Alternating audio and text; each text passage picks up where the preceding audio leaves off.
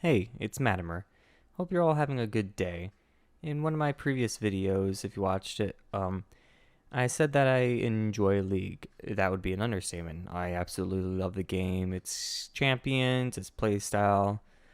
But what I love especially about the game is its lore. I am a big lore fanatic. I love especially the Void. I love Noxus. That's my favorite region with Darius and Swain and all that stuff. So I thought, why don't I do a little challenge for myself? I would like to read every single champion lore up to date.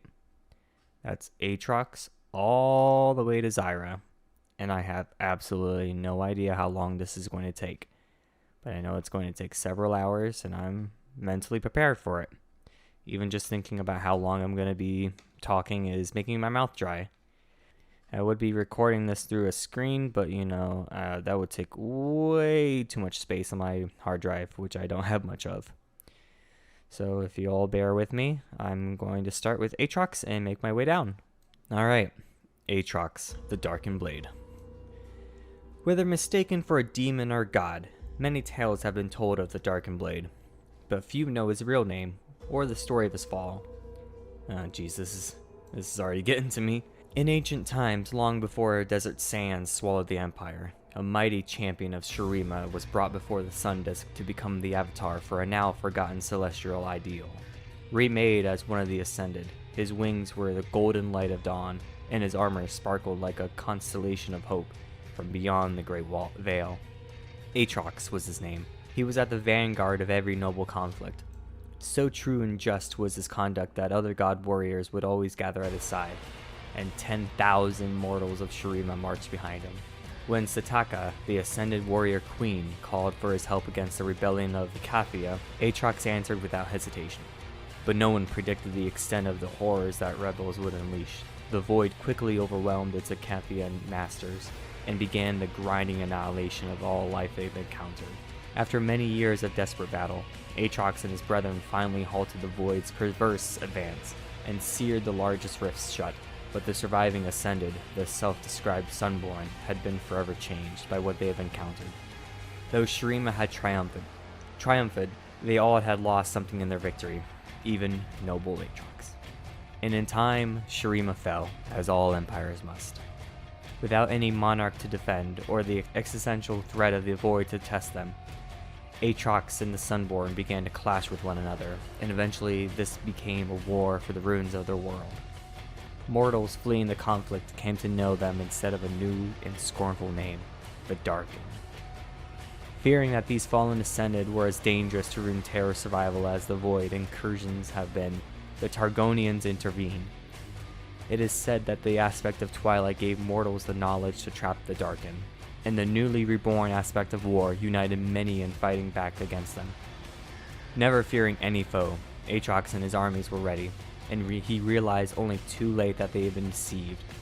A force greater than 1,000 dead suns pulled him inside the sword, and he had been carried into battle countless times, and forever bound his immortal essence to it.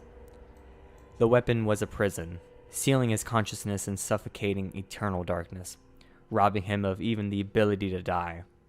For centuries he strained against this hellish confinement, until some nameless mortal was foolish enough to try and wield the blade once more.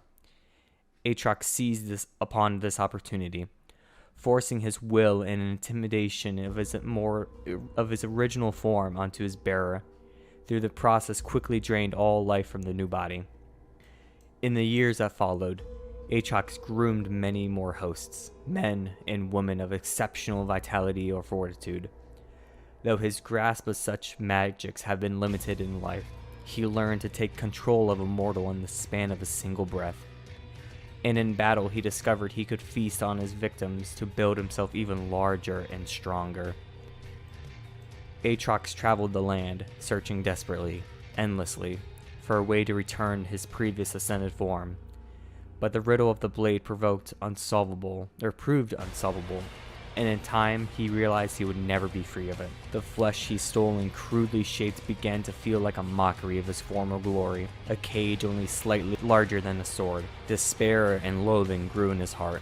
The heavenly powers that Aatrox had once embodied had been wiped from the world in all memory. Raging against this injustice, he arrived at a solution that could only be born of a prisoner's desperation.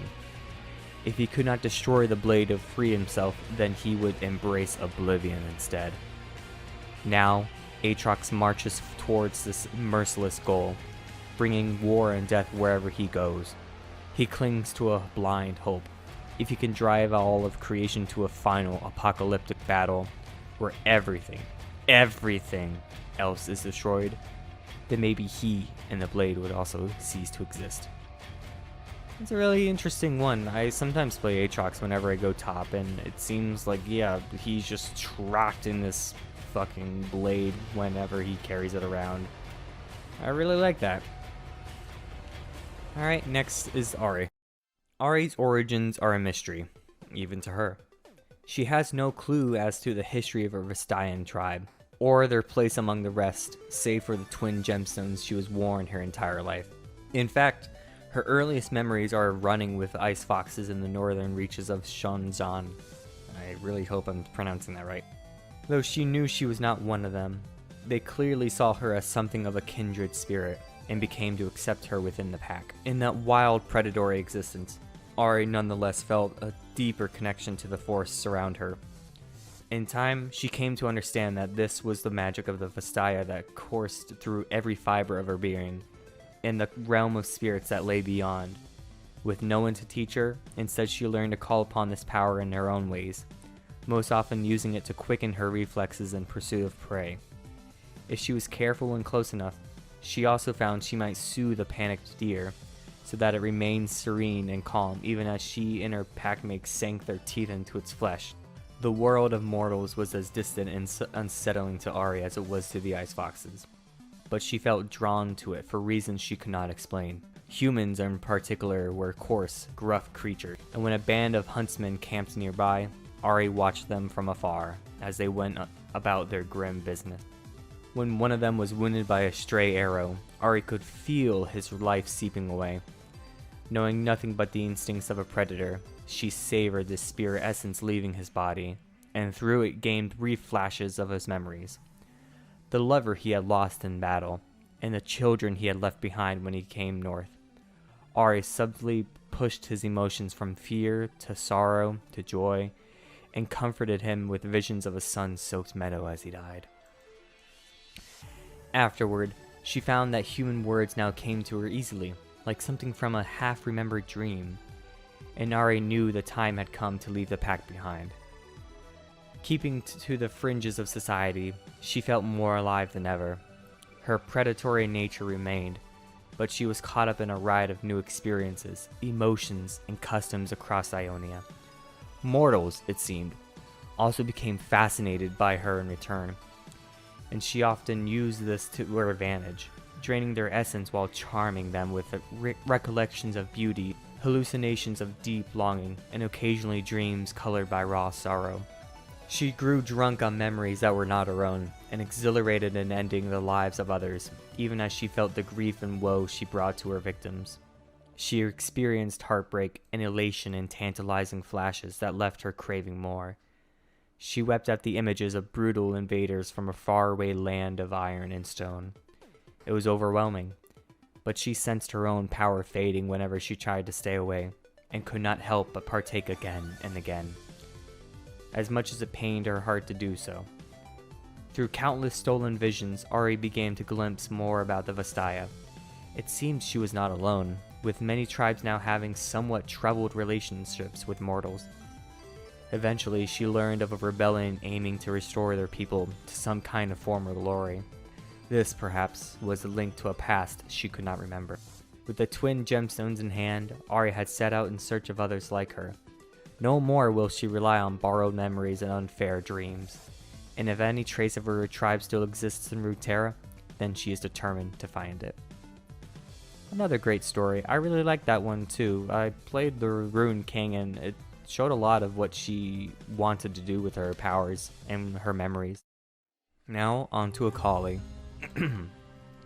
Ionia has always been a land of wild magic, its vibrant people and powerful spirits seeking to live in harmony. But sometimes this peaceful equilibrium does not come easily. Sometimes it needs to be kept in check. The Kinku are the self-appointed keepers of Ionia's sacred balance. The Order's loyal acolytes walk the spirit and material realms, meditating conflicts between them, and when necessary, intervening by force. Born among their ranks was Akali, daughter of Mayim Johim Tethli, the renowned Fist of Shadow. Mayim and her partner Tauno raised their daughter within the Kinku Order, under the watchful leadership of the great Master Kusho, the Eye of Twilight. Whenever her parents were called away, her members of the Order stepped in as Akali's surrogate family. Kennen, the heart of the Tempest, spent many hours with the young girl, teaching her shuriken techniques and empathizing speed and agility over strength. Akali was a precocious child and soaked up the knowledge like a sponge. It all became clear to all that she would follow her parents' path, along with their great master's son and appointed successor, Shen. She would lead a new generation dedicated to preserving Ionia's balance. But balance can be fleeting. The Order found itself divided. A wayward acolyte named Zed returned and clashed violently with the Kusho, wresting power in a bloody coup. Akali fled into the eastern mountains along with the Mayim, Shen, Kennen, and a handful of other acolytes. Sadly, Tadno was not one among them. Zed's transformation of the Kinku into the merciless Order of Shadow was almost complete. But as the new Eye of Twilight, Shen intended to rebuild what had been lost. They would return to the Kinku's three fundamental philosophies: the pure impartiality of the watching of the stars, the passage of judgment and cursing the sun, and the elimination of imbalance by pruning the tree. Even though they were now few, they would train neophytes to restore and regrow their numbers once more. When Akali came of age of 14, she formally entered her Kinku training, determined to succeed her mother as the new Fist of Shadow. She was a prejudiced fighter and mastered Kama and Kunai, a handheld sickle and throwing dagger. Though she did not possess the magical abilities of many of her fellow acolytes, she proved to all that she was worthy of the title, in time allowing her mother to step down and help mentor the young neophytes. But Akali's soul was restless, and her eyes were open. Though the Kinku and the Order of the Shadow had come to an uneasy accord in the wake of the Noxian invasion of Ionia, she saw that her homeland continued to suffer. She questioned whether they were truly fulfilling their purpose. Pruning the tree was meant to eliminate those who threatened the sacred balance, yet Shen would always urge restraint. He was holding her back. All the mantras and meditations would quiet her spirit, but such platitudes would not defeat their adversaries. Her youthful precociousness turned to outright disobedience.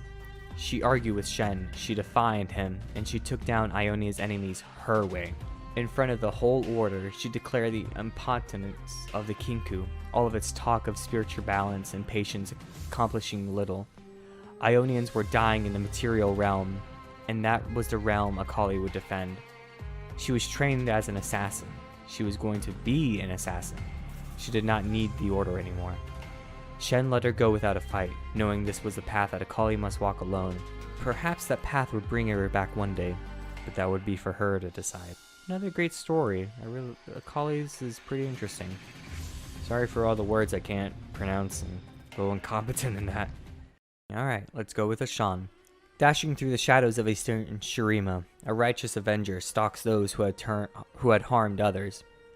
His punishment was swift, certain, and exacted by a curious weapon that rights the wrongs of his foes. Raised on the streets of the city of Marwi, Akshan was introduced to injustice at birth, in a place where local landlords took what they wanted.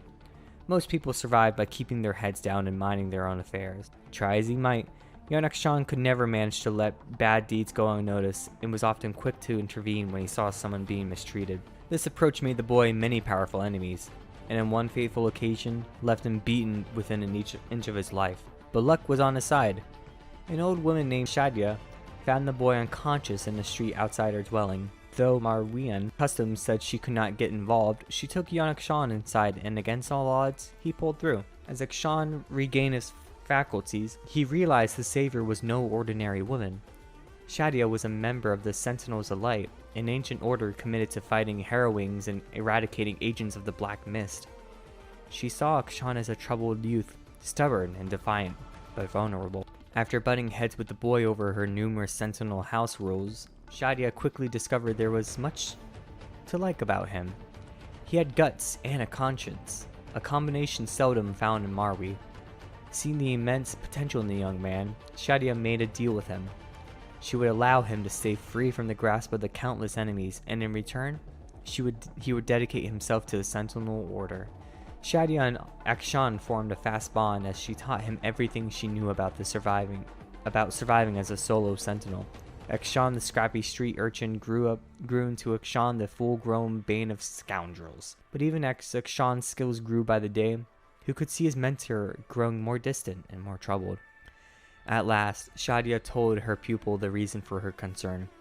A harrowing was coming, bigger than any the world had ever seen, bearing an army of wraiths and ghouls from the Shadow Isles. Their only hope of stopping the cataclysm rested with the ancient sentinel weapons that lay buried within Shurima's crypts and tombs. If the world was to be saved from ruination, they needed to collect these weapons, and quickly. To Shadia's dismay, she found that the ancient weapons had already been plundered by the local warlords. She pleaded with them to relinquish the artifacts for the fight against the inevitable harrowing, but the warlords refused, determined to unlock the weapons' mysterious powers for themselves. With time running out, Akshan and Shadia were forced to make do with what they had. As they took stock of their arsenal, Akshan discovered a particularly striking gun hidden away in the base's vault. Alarmed, his mentor snatched it away and forbade Akshan from ever using it. The weapon, known as the Absolver, was imbued with an ancient enchantment that granted it a strange, unspeakable power. It could take the life of a killer and, by doing so, restore their most recent victims to life. It must not be wielded by anyone, said Shadia.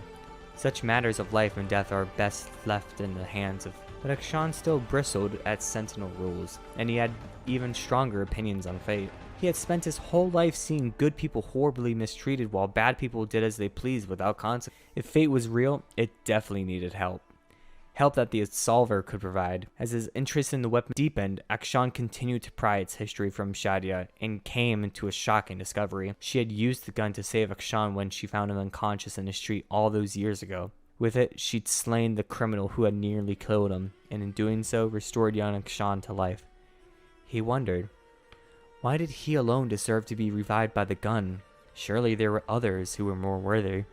While Akshan questioned the antiquated rules of his order, his mentor continued to press the warlords to turn over their stolen weapons. Tensions between the two parties built until one tragic day, Akshan returned home to find Shadia murdered in the street, almost exactly where he had fallen all those years ago. Akshan knew what he had to do.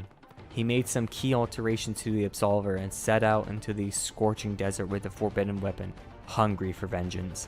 Though he could not determine which of the warlords had killed his mentor, he knew one way to be certain. He would pick them off one by one until Shadia was returned to Runeterra. I mean, I got most of the stuff from the Ruination light novel. That was a fun ride for Riot, to be sure. His story is also pretty interesting. All of these, and I'm possibly going to say that each time.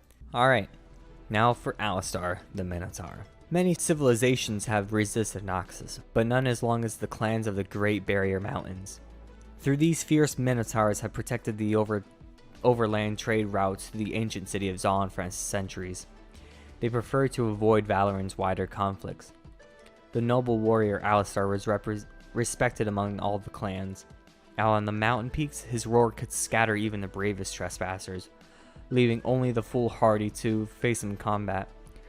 Even so, in the moot halls, he would always urge his kin to forge greater bonds with other mortal races. Many saw Minotaurs as little more than beasts, which soured any interactions and kept them firmly as outsiders. Then Noxus came, promising something better. Their emissary, the matriarch of House Tiwain, proclaimed that the Empire was poised to take Basilich, a coastal city to the east. However, she pledged that they would not do this without the support of the great clans of the mountains, and called for parley on neutral ground. Many of the Minotaurs were eager to accept her offer. This was a way to gain the power and recognition they sought, by joining with Noxus. But Alistar remained skeptical. He had encountered many Noxian scouts in recent years, and knew them to be duplicitous and cunning people. For this reason, his clan sent him to meet Tywin, along with 50 of their mightiest warriors, to reject any alliance. The other clans could do as they wished, but Alistar would not accept the rule of some distant great general, or grand general. Oh, that's Darius, I think. Under the banners of truce, he and his kin were betrayed. The larger clans had already pledged themselves to Noxus, and their representatives turned against him as soon as he made his position known. The battle was swift and bloody, and Alistar himself crushed Lady Tywin's skull with his bare hands. Oh god. But soon enough, he and his surviving warriors found themselves bound in chains, headed for the distant Noxian capital, accused of inciting rebellion. Hey, they're the ones that did it first. These unfortunate Minotaurs found themselves cast into the reckoning arenas of the capital, as part of a grim gladiatorial festival known as the Fleshing. Alistar was appalled by the chanting of the bloodthirsty spectators. He implored his clanfolk not to fight back, not to give these Noxians the monstrous display they so craved. When the festival ended 21 days later, Alistar was the only member of his tribe left. Pelted with pebbles and rotten fruit from the crowd, dragged out to face reckoner after reckoner, he was driven to fight like a beast, and to think like one. He killed and killed until even his memories of home became stained with blood. Alistar had fallen far by the time he met Ayala, a servant girl of the arenas.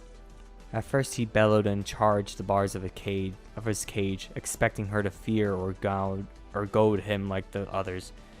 But Ayala didn't neither. She returned every day and spoke with him with gentle respect, and eventually Alistar answered in kind. Ayala's homeland had also been claimed on Noxus, and seeing his suffering had convinced her that they should leave this hateful city together.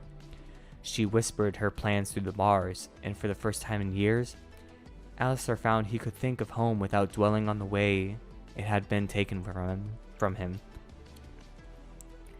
One night, Ayala brought Alistar the key to his cell. She had sacrificed much to arrange his escape, and he swore he would repay her tenfold. They hurried to the river, where a cargo barge awaited them. However, as they boarded, Noxian agents burst from the shadows. Alistar hurled himself into battle. His vision tunneled with rage, and although Ayala called out to him again and again, he did not hear. By the time Alistar had slain their attackers, the boat was gone, and Ayala with it. So he fled south on foot instead. He searched everywhere for the servant girl, but found nothing. Had she been captured? Killed? It seemed there were no clues left to find. Weeks later, a political coup shook the empire to its dark foundations, and the arena Minotaur's escape was quite forgotten. Alistar now travels alone, as quietly and anonymously as he can, encouraging resistance in Noxian-held territories, and fighting on behalf of the downtrodden and abused. Only when he had cleared the shame from his heart, repaying every cruelty and every kindness, will Alistar return to the mountains and leave his rage behind. And in every city he passes through, he asks after Ayala. Huh. I knew he was a prisoner, but I never knew about this Ayala person. And he's also related to Xin Zhao. Neat. Alright, to Amumu now. A lonely and melancholy soul from the ancient Shurima, Amumu roams the world in search of a friend.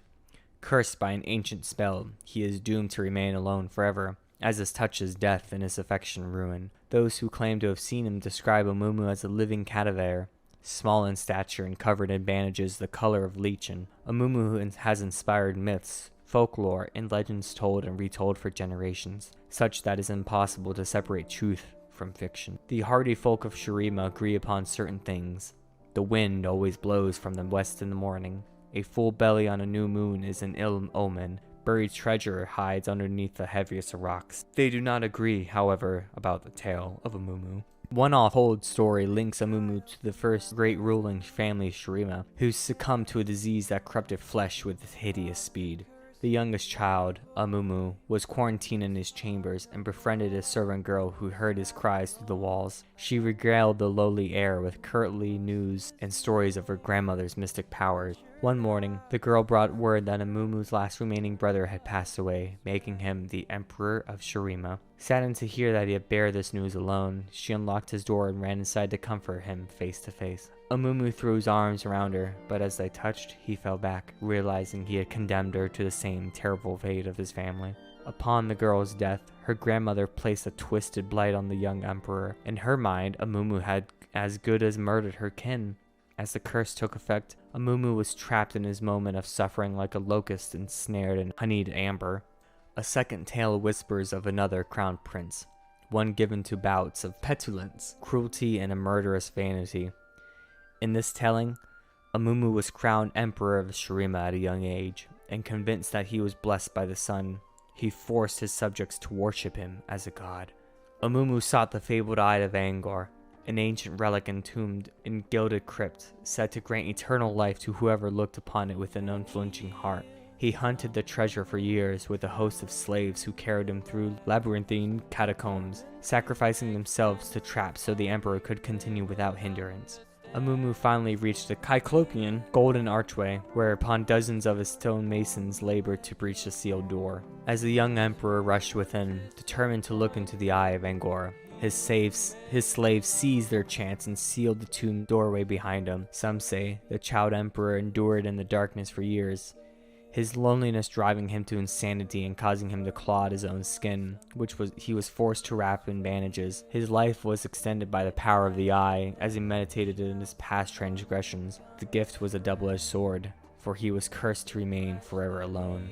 When a series of devastating earthquakes shattered the foundations of his tomb, the emperor escaped with no knowledge of how much time had passed, seeking to undo the suffering he had caused in life. Yet another story of Amumu tells of the first and last Yordle, ruler of Shurima, who believed in the innate goodness of their human heart. To prove his detractors wrong, he had sworn an oath to live as a beggar until he made one true friend. Convinced his people would rally to help their fellow Shuriman, though thousands walked by the disheveled Yordle, not one stopped to offer a helping hand.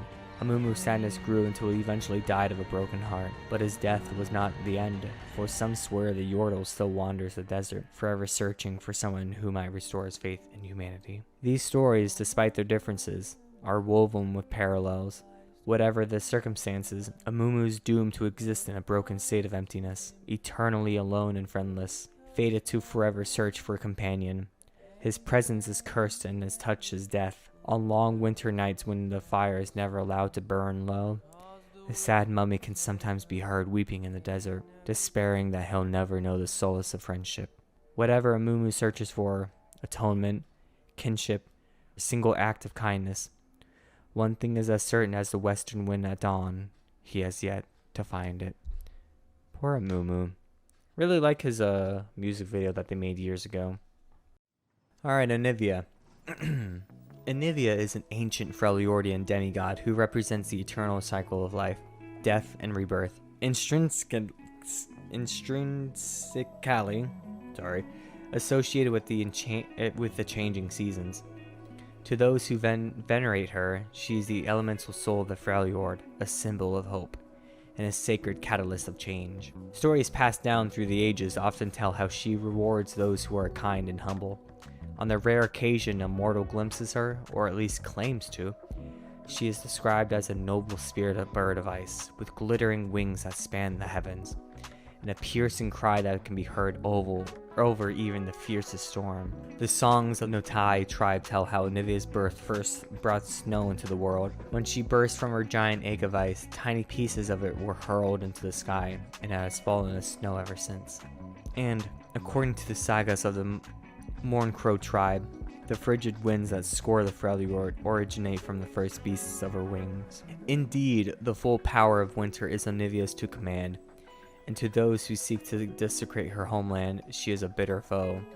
When roused to anger, she can cleave fortresses and mountains, and her screech can summon blizzards cold enough to shatter steel. One of the most enduring and respected beliefs is that Anivia's greatest gift to the Freljord was the creation of true ice. Infused with elemental magic, this unmelting substance is pure and potent, and the greatest seers of ice mages have long strived to use shards of true ice to amplify their might, while weapons that have even a tiny silver forged into them are deadly beyond belief.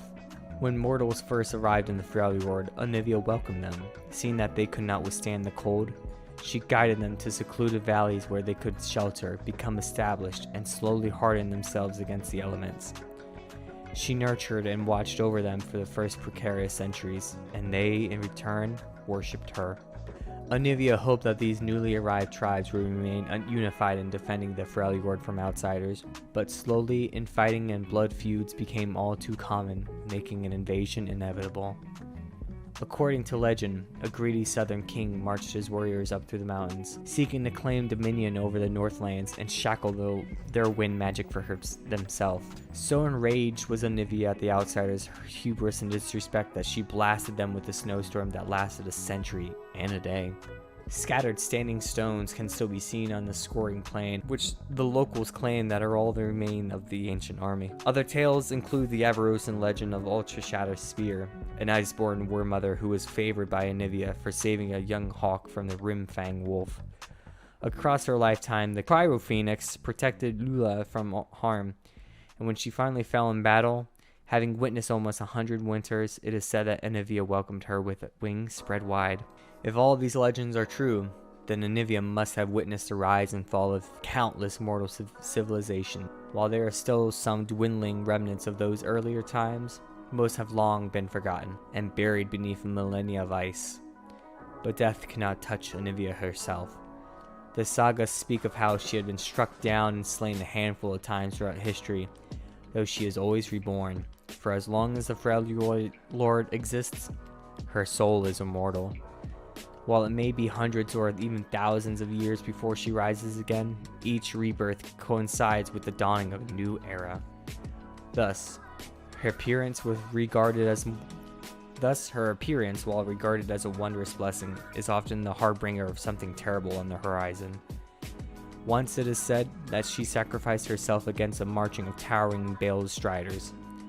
Anivia knew she could not slay these colossal creatures, and so she plunged into the ice beneath her feet, shattering her own body in order to entomb them. Recently, some claim Anivia has hatched from an egg once more, and that she has appeared before the new leader of the Avarosans, the War Mother Ashe. And perhaps Anivia sees one who may be able to finally reunite the Freljord. Yet, if the Cryo Phoenix had indeed returned, as more and more shamans and spirit walkers proclaim, then it must be asked, what great threat has she come to face? I'm not really a big fan of Anivia, but it sounds really cool. Alright, time for Annie. Really liked her video they made a couple years ago. Kinda wish they updated her model. Annie, the Dark Child. Braum Darkwill's last years on the throne were a time of great uncertainty for Noxus, and many with an aptitude for magic left the capital for the relative peace of more distant provinces. Gregory the Grey and his wife, a witch by the name of Amoline, preferred to demonstrate their Noxian strength by taming the borderlands, rather than partaking in the political intrigue of the noble houses. The young couple claimed a piece of land beyond the Iron Spike Mountains to the north, finishing their small home just before winter and the arrival of their first child. During their journey, other colonists' tales of the great shadow bears that once roamed the territory had captivated Amoline. Now heavily pregnant, she passed the time sitting near the fireplace, creating a toy version of the protective creatures. Just as she finished sewing the last button eye to the stuffed bear, the quickening of labor overcame her. Gregory remarked later that his daughter was eager to play with her new toy, for there, on an ember-warmed heart, Emmeline brought Annie into the world. When Annie was still a toddler, she and her father took ill. As night fell, Annie began to burn with fever, and soon she was so hot she could no longer be held in her mother's arms. Emmeline grew desperate, deciding last to fetch icy water from the nearby river. The next morning, Gregory awoke weak and groggy from his sickness, In the crib, a now healthy Annie played with her stuffed bear, Tibbers, but Ameline was gone. Naively, Annie believed her mother would one day return. Gregory would often find the girl sitting in her mother's rocking chair near their hearth, hugging Tibbers and staring into the cackling fire, where she was sure that there had been nothing but cold ashes. Or where he was sure there had nothing but cold ashes. He chalked up those slips of the mind to the burden of parenting a child alone. Years passed, bringing more colonists to the region, and in time, Gregory met Liana, a woman seeking a new life outside the capital with her own young daughter, Daisy. Like Iron. Annie was eager for a playmate, but spoiled by the indulgence of being an only child, so acclimation to her no-stepfather's family was difficult.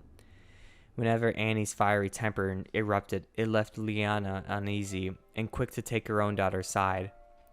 It fell to Gregory to keep an uneasy peace between the three, unused to the dangers of the untamed borderlands. Daisy's playing ended in catastrophe for the family. Liana, of course, blamed Annie for the loss of her daughter, focusing her rage and grief on her stepdaughter's most prized possession, Tibbers. Annie was horrified as the last physical memory of her mother was threatened. The girl's terror grew into an unbridled rage, releasing her latent and powerful pyromancy, and the stuffed bear was brought to life in a maelstrom of protective fire. When the flames died down and the swirl of ash settled, Annie was left orphaned and alone. Believing most city adults to be like her stepmother, Annie was kept to the wilder parts of her frontier homeland. On occasion, she will use her disarmingly adorable exterior to be taken in by some pioneer family long enough to be offered new clothes and a hot meal. However, fire and death awaits anyone foolish enough to try partaking Annie from the stuffed bear at her side. Kept safe by Tibbers, she wanders the dark forests of Noxus, oblivious to danger, and the dangers posed to others by her own unchecked power, hoping one day to find someone like her to play with. Alright, Aphelios. The moon looms over the towering slopes of Mount Targon, distant yet impossibly close.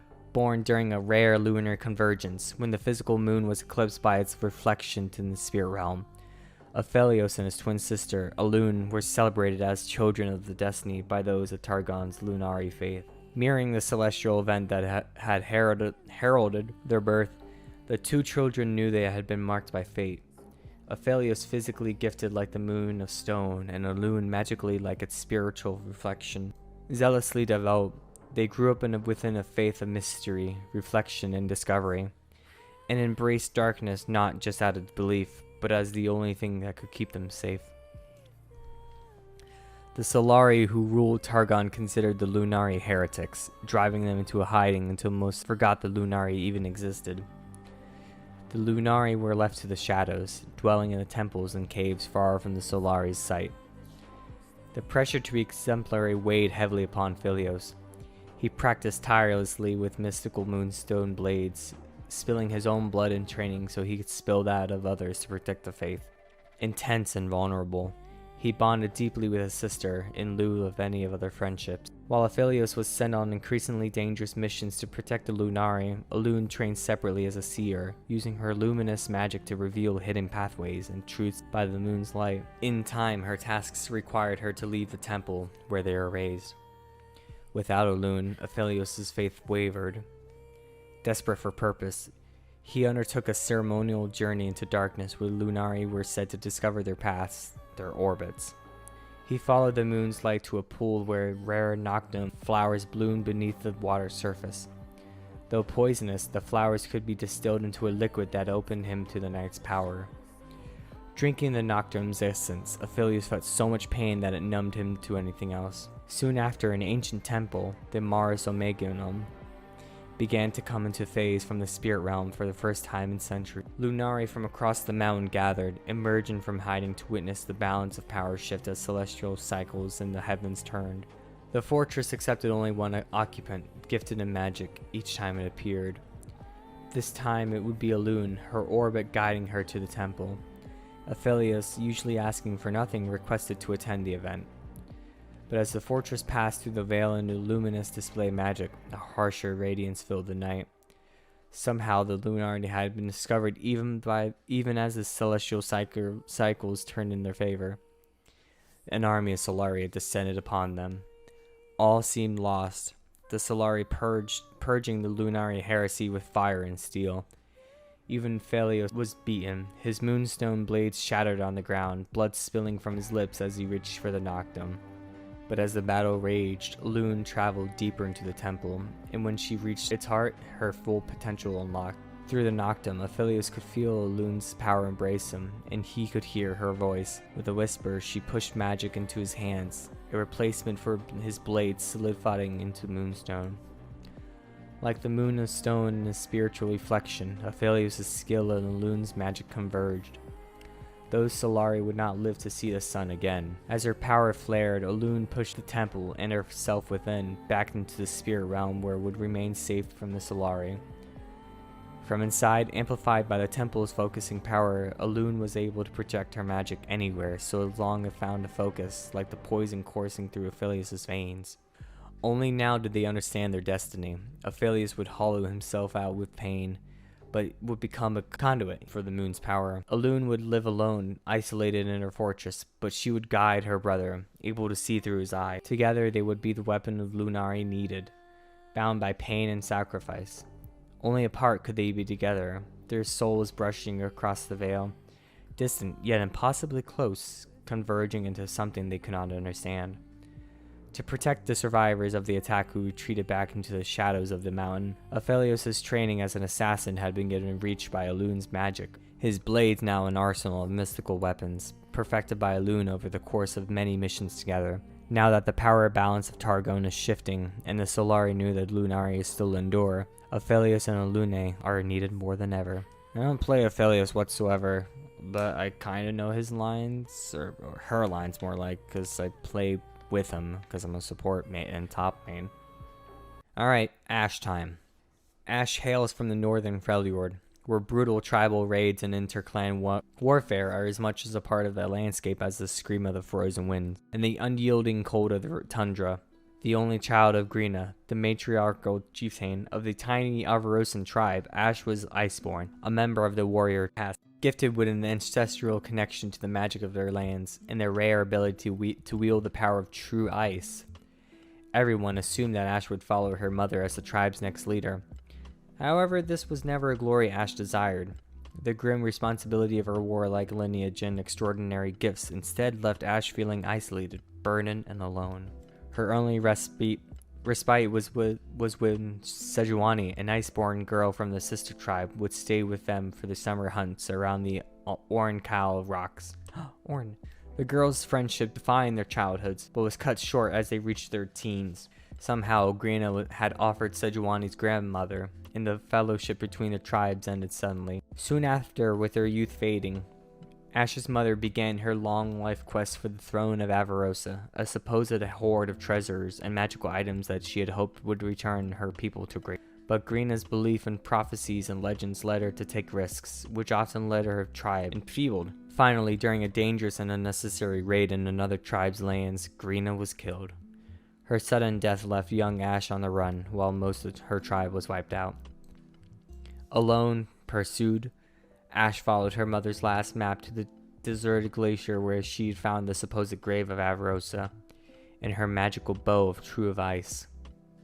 Ashe used the weapon to avenge her mother's death, then turned west. Whether it was out of duty or loneliness, Ashe gained a reputation by protecting many scattered heartbound tribes she encountered. She spurred the custom of taking thralls, and instead chose to adapt these desperate people as full members of her new tribe. And her fame grew quickly. Soon many began to believe that she did not just carry the weapon of Avarosa. Ashe was the legend herself, reborn and destined to reunite the Freljord. But tall tales would not feed her followers, and their long march south left the tribe on the verge of starvation. So, Ashe leveraged the myths surrounding her, using them to form alliances with the powerful and land-rich southern tribes, promising to unite them into a nation capable of challenging neighboring kingdoms. These new alliances brought new dangers, and Ashe quickly found herself at the center of a political feud. A war mother, as Freljordian tribe leaders are known, was expected to wed, and taking a husband from one of the major tribes would anger the others. Ashe could take several husbands, but this would only bring the conflict to a boil within her own household. An ensuing bloodshed would shatter the alliances she had fought to build. Her answer was impoverished vagabond from a mountain clan that she had been nearly wiped out, the warrior Tryndamere. He was neither a spirit walker nor blessed with any elemental powers, but upon his arrival in Ashe's new capital, Tryndamere had thrown himself into every dueling ring he could find. He fought with abandon, desperate to prove the destitute survivors of his clan were worthy of adoption by one of the stronger tribes. But even for the Freljord, his brutal fighting style and extraordinary vitality were unsettling, and many suspected he was touched by dark magic. Ignoring this, Ashe offered to adopt his people as her own, if he became their first and only bloodsworn. Tryndamere accepted reluctantly, though political marriage, the attraction they felt for each other was palpable, and slowly a true affection blossomed.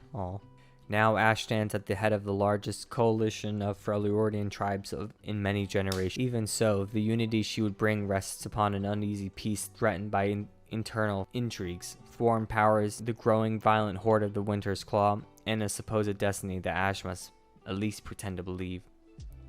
We're getting through the A's. Aurelion Sol, Azir, and then we're on to the B's. Alright, Aurelion Sol. The appearance of a comet in the night sky is often said to portend of upheaval and unrest. Under the auspices of such fiery harbingers, new empires rise, old cultures fall, and even the stars themselves may vanish from the heavens. The truth is perhaps more unsettling.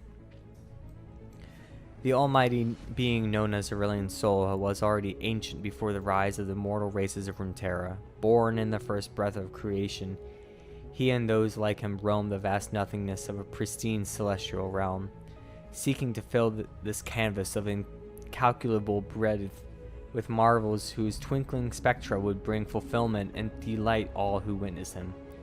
As he wandered, Aurelion's soul seldom encountered many equals. The eternal aspects were dispassionate and incurious things, contributing little to existence, content only to compose amusingly self-centered prophecies on the nature of creation. But then, bathed in the light of a fairly and remarkable sun he had crafted eons earlier, he discovered something, a world, new realms. He did not know who had created this world or why, only that it had not been him.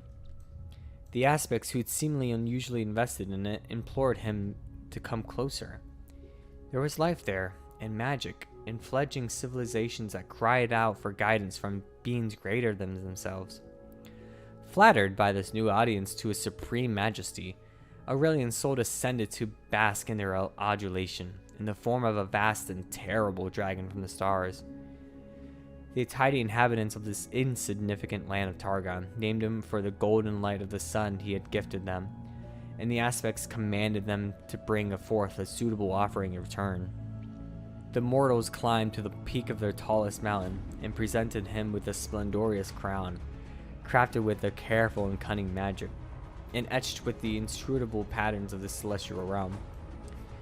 From the moment it touched Aurelion's soul's brow, he knew this was no gift at all. The accursed thing clamped in place with unimaginable force, enough that even he could not remove it, and he could feel his knowledge of the sun and its creation being stolen and scrutinized by intelligences vastly inferior to his own. Worse still, the power of the crown hurled him back into the heavens and prevented him from getting any closer to that world again. Instead, he was forced to watch as the duplicitous aspects of Targon set the mortals to work in the construction of a great gleaming disk. With this, they channeled his celestial power to raise up immortal god warriors, for some unknown conflict that was apparently still to come. Outraged, Aurelion's soul could see other stars fading across the firmament for lack of care and maintenance, and he strained to break free of the crown's control. It was he who had birthed their light into the universe. Why must he be shackled, now by the aspects in their loathly pawns? He roared with glee when the sun disk failed. only to see for a second a more powerful one take its place. Eventually, resigned to his fate, he saw the god warriors cast down their rivals, then chittering creatures of pure darkness, and eventually each other. Then, in little more than the blink of a star dragon's eye, the world was ravaged by a succession of scornous catastrophes. And Aurelion Sol finally knew that Targon and the hatred aspects were all but defenseless.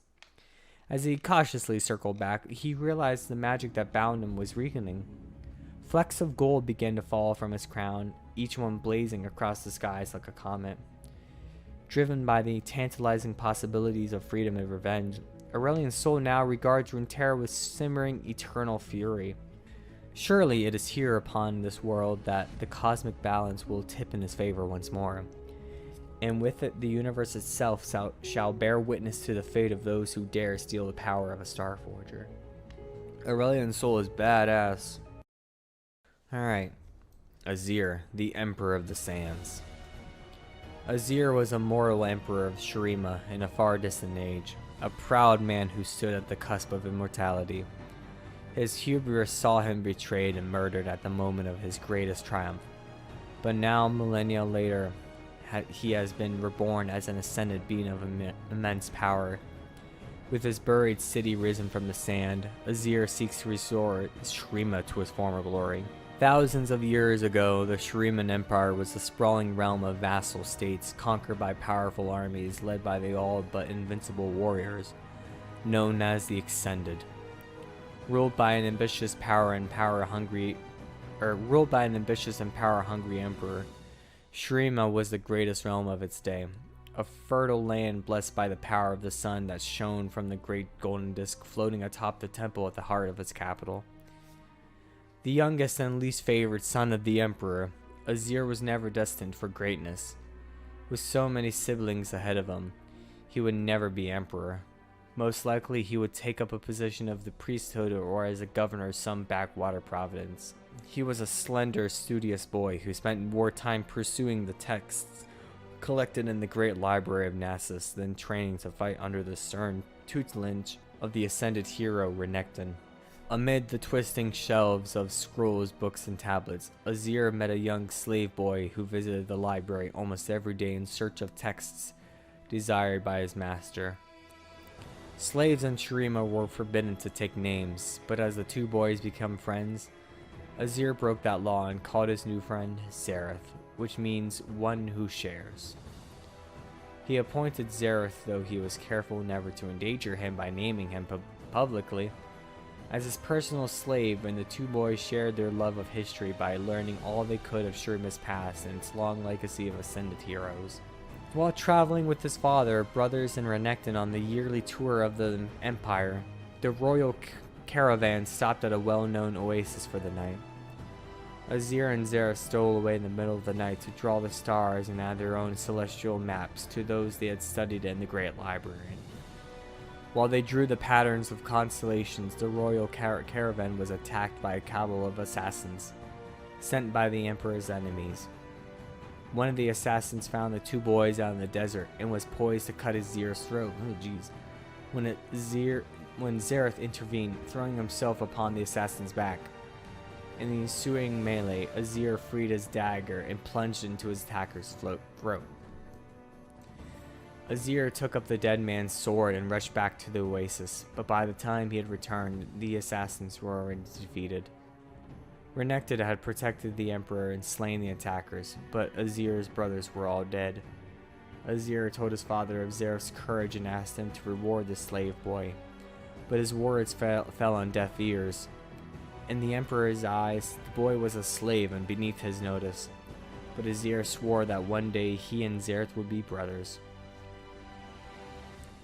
The Emperor returned to his capital, with the 15-year-old Azir now as heir, and unleashed a merciless campaign of bloodshed against those he believed had sent the assassins.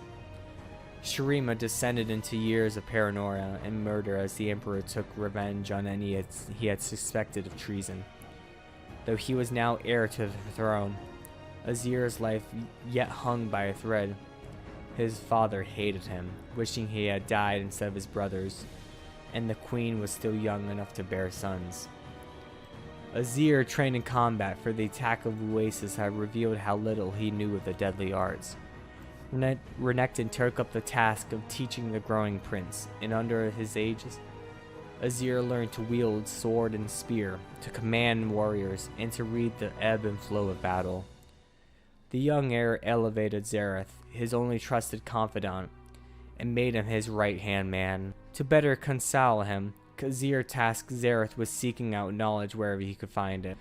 Years passed, but the queen was never able to carry a child to term, every conceived infant perishing before it could be born. So long as the queen remained barren, Azir's life was relatively safe. Some around the court believed a curse was at work, and a few even whispered of the young heir's name in connection with this. Though Azir claimed innocence and even executed some who dared voice such accusations openly. Eventually, the queen bore a healthy son, but on the night of his birth a terrible storm engulfed Shurima. The queen's chambers were struck again and again by powerful bolts of lightning, and in the subsequent blaze both the queen and her newborn son were killed. It was said the emperor went mad with grief and took his own life upon hearing the news. But the tales soon spread of how he and his guards had been found lying in pieces on the palace floor, their bodies little more than charred skeletons. Azir was shocked by their deaths, but the empire needed a leader, and with Xerath at his side, he took control of Shurima as his emperor. Over the next decade, he expanded Shurima's borders and ruled with a harsh but just hand. He instituted reforms to better the lives of slaves and privately developed a plan to overturn millennia of tradition and eventually free them all. He kept his plans secret, even from Xerath, and the issue of slavery would prove to be a continual bone of contention between them. The empire had been built on the back of slavery, and many of the great noble houses depended on the enforced labor of their vast wealth and power. Such monolithic institutions could not be overturned overnight, and Azir's plans would be undone were they to become common knowledge. Despite Azir's desire to name Xerath his brother, he could not do so until all Shurima's slaves were free. Though these years, Xerath protected Azir from his political rivals and guided the expansion of the empire. Azir married and fathered numerous children, some by wedlock, others by will-advised license with slaves and harem girls. Xerath stoked the emperor's grand vision of an empire greater than any the world had ever known. But to stand as ruler over the entire world, Xerath convinced Azir that he would need to be all but invincible, a god amongst men, an ascended being. As the kingdom reached on its zenith of his power, Azir announced he would undertake the Ascension ritual, that the time was right for him to take his place alongside Nasus and Renekton and their glorious forebears. Many questioned this decision. The Ascension ritual was highly dangerous and intended only for those near the end of their lives, those who had devoted their lives to Shurima and whose service was to be honored with Ascension. It was for the Sun Priest to decree who would be blessed with Ascension, not the hubris of an emperor to bestow it upon himself. Azir would not be dissuaded from his rash course of action, for his arrogance had grown along with his empire, and he ordered them to comply on pain of death. The day the ritual finally came and Azir marched toward the dais of Ascension, flanked by thousands of his warriors and tens of thousands of his subjects. The brothers Renekton and Nasus were absent, having been dispatched by Xerath to deal with an emergent threat, but still Azir would not turn from what we saw of his great destiny. He climbed to the great golden disc atop of the temple at the heart of the city, and in the moments before the Sun Priests began the ritual, he turned to Xerath and finally freed him, and not just him, but all slaves. Xerath was stunned into speechlessness, but Azir was not done yet. He embraced Xerath and named him his eternal brother, as he had promised he would all those years ago. Azir turned as the priests began the ritual to bring down the awesome power of the sun. Just like Capri's son. Azir was unaware that Xerath had studied more than just history and philosophy in his quest for knowledge. He had learned the dark and arts of sorcery, all the while nursing a desire for freedom that had grown like a cancer into a burning hatred. At the height of the ritual, the former slave unleashed his powers and Azir was blasted from his place of the dais. Without the protection of the runic circle, Azir was consumed by the sun's fire as Xerath took his place. The light filled Xerath with power, and he roared as his mortal body began to transform. But the magic of the ritual was not intended for Xerath, and such awesomely powerful celestial energies could not be diverted without dire consequence. The power of the Ascension ritual exploded outward, devastating Shurima and laying waste to the city. Its people burned to ash and its towering palaces fell to ruin as the desert sands rose up to swallow the city. The sun disk sank from the sky, and what had been taken centuries to build was brought to ruin in an instant of one man's ambition and another's misplaced hate. All that remained of Azir's city were sunken ruins and echoes of his people's screams on the night winds. Azir saw none of this. For him, all was nothingness. His last memories were of pain and fire. He knew nothing of what befell him atop of the temple, nor what had become of his empire. He remained lost in timeless oblivion until thousands of years after Shurima's doom, the blood of his last descendant spilled onto the temple ruins and resurrected him. Azir was reborn, but yet incomplete. His body little more than an animate dust-given form, held together by the last vestige of his indomitable will. Gradually resuming his corporeal form, Azir stumbled through the ruins and came across the corpse of a woman with a treacherous knife wound in her back. He did not know her, but saw in her features the distant echo of his bloodline. All thoughts of empires and power were forgotten as he lifted this daughter Shurima and bore her to what had been the Oasis of the Dawn. The oasis was empty and dry, but with every step Azir took, clear water began filling the rocky basin. Azir immersed the woman's body in the restorative waters of the oasis, and as the blood washed away, only a faint scar remained where the blade had pierced her. And with that act of selflessness, Azir was lifted up in a column of fire as the magic of Shurima renowned him, remaking him as the ascended being he was meant to become.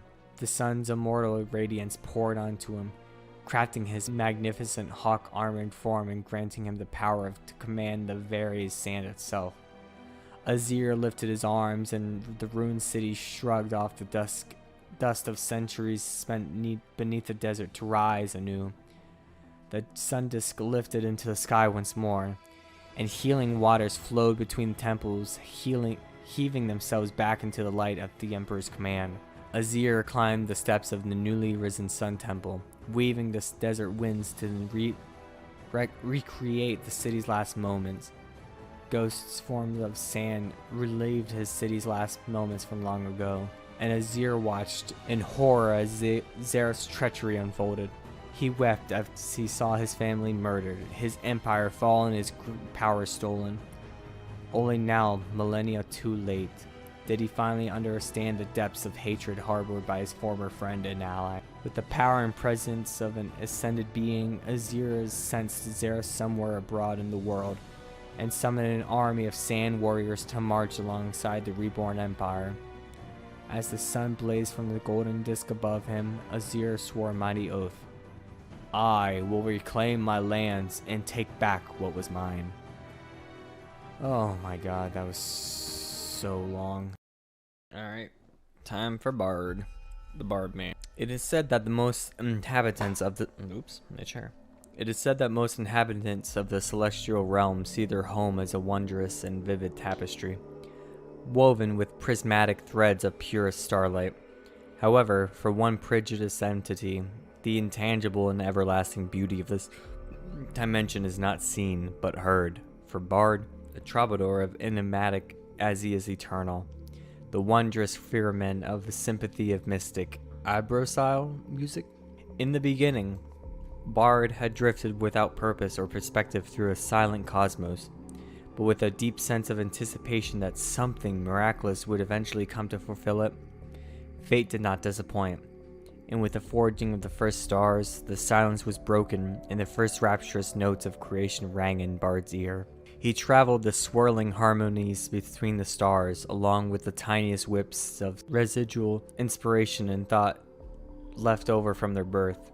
These sentimental, incomplete motes of energy, or meeps, were drawn to him whenever he added his own voice to the cosmic opus, forever ringing in one perfect accord. This was not his masterpiece, yet he gloried in all of the same. But after a measureless interval, the dissonance began to creep in. It was so small at first, Bard might have missed it, but the ever-doubting meeps drew his attention to a failed dynamic shift here, an unexpected syncopation there, and even the growing absence of sound where before sound had been.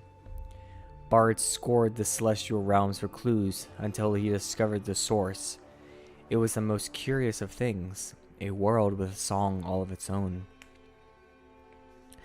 Driven by an unknown magic, the music produced by Runeterra was as primitive, unevolved, and chaotic as the mortal beings that lived there.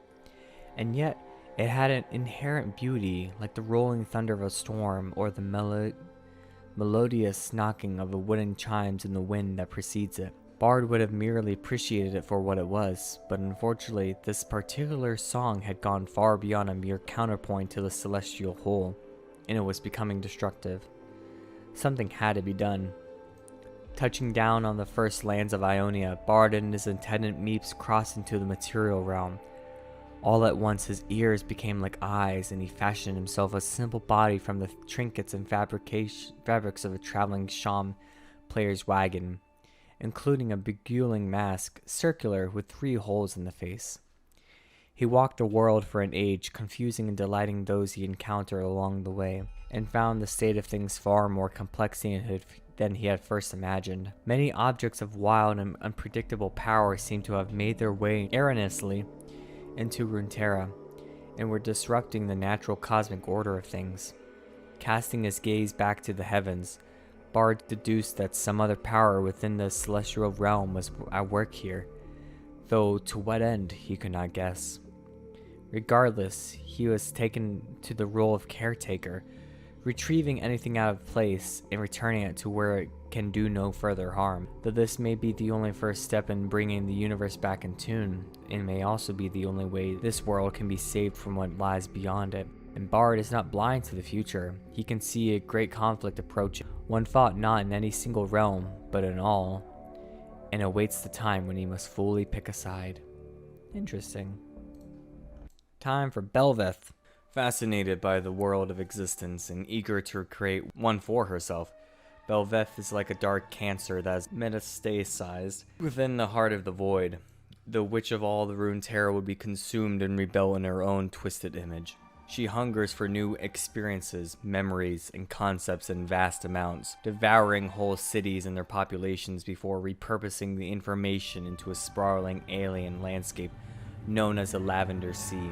Yet even the void is not safe from her voracy, as she spreads it with it like a primordial ocean, forcing all before her to submit to her world of want or be destroyed. Though Bel'Veth is new to Runeterra, just like the champion, her birth is untold millennia in the making, the end result of an allergic reaction between the void and a nascent reality. The once pristine dimension of peaceful nothingness was irrevocably shattered when existence came into being, and forcibly individualized void entities lashed out for eons in an attempt to defend themselves from the shock and pain. Erasing everything they consumed, they were named by virtue of what they left behind, a void. But the beings within were changed each time they touched the world, mutating from their once perfect forms into hedonistic, violent animals. So too did the void change with them. After every battle, every incursion, something more sinister grew deep within a hidden womb inside the darkest recesses of a void-born tunnels, buildings, sunlight, proto-humanoid limbs reaching toward nothing, a jigsaw puzzle where none of the pieces fit. The void had taken a new, hideous shape, in time fueled both by humans opening rifts before war and the Watchers attempting to invade the Freljord. This blasphemous pocket of uncreation grew to embrace the opposites of the old void: desire, want, and need. Soon enough, it craved a leader. Someone or something who could write a horrific new chapter in the worlds above and below. A leader who can interface with these humans. Tell them what was to come, and harvest their emotions and memories as they fought a bitter, fruitless war until the last fires of civilization died and a new era spawned. This leader is Bel'Veth, a terrifying empress born from the combined memories, experiences, and emotions of an entire devoured port city in its unlying ocean.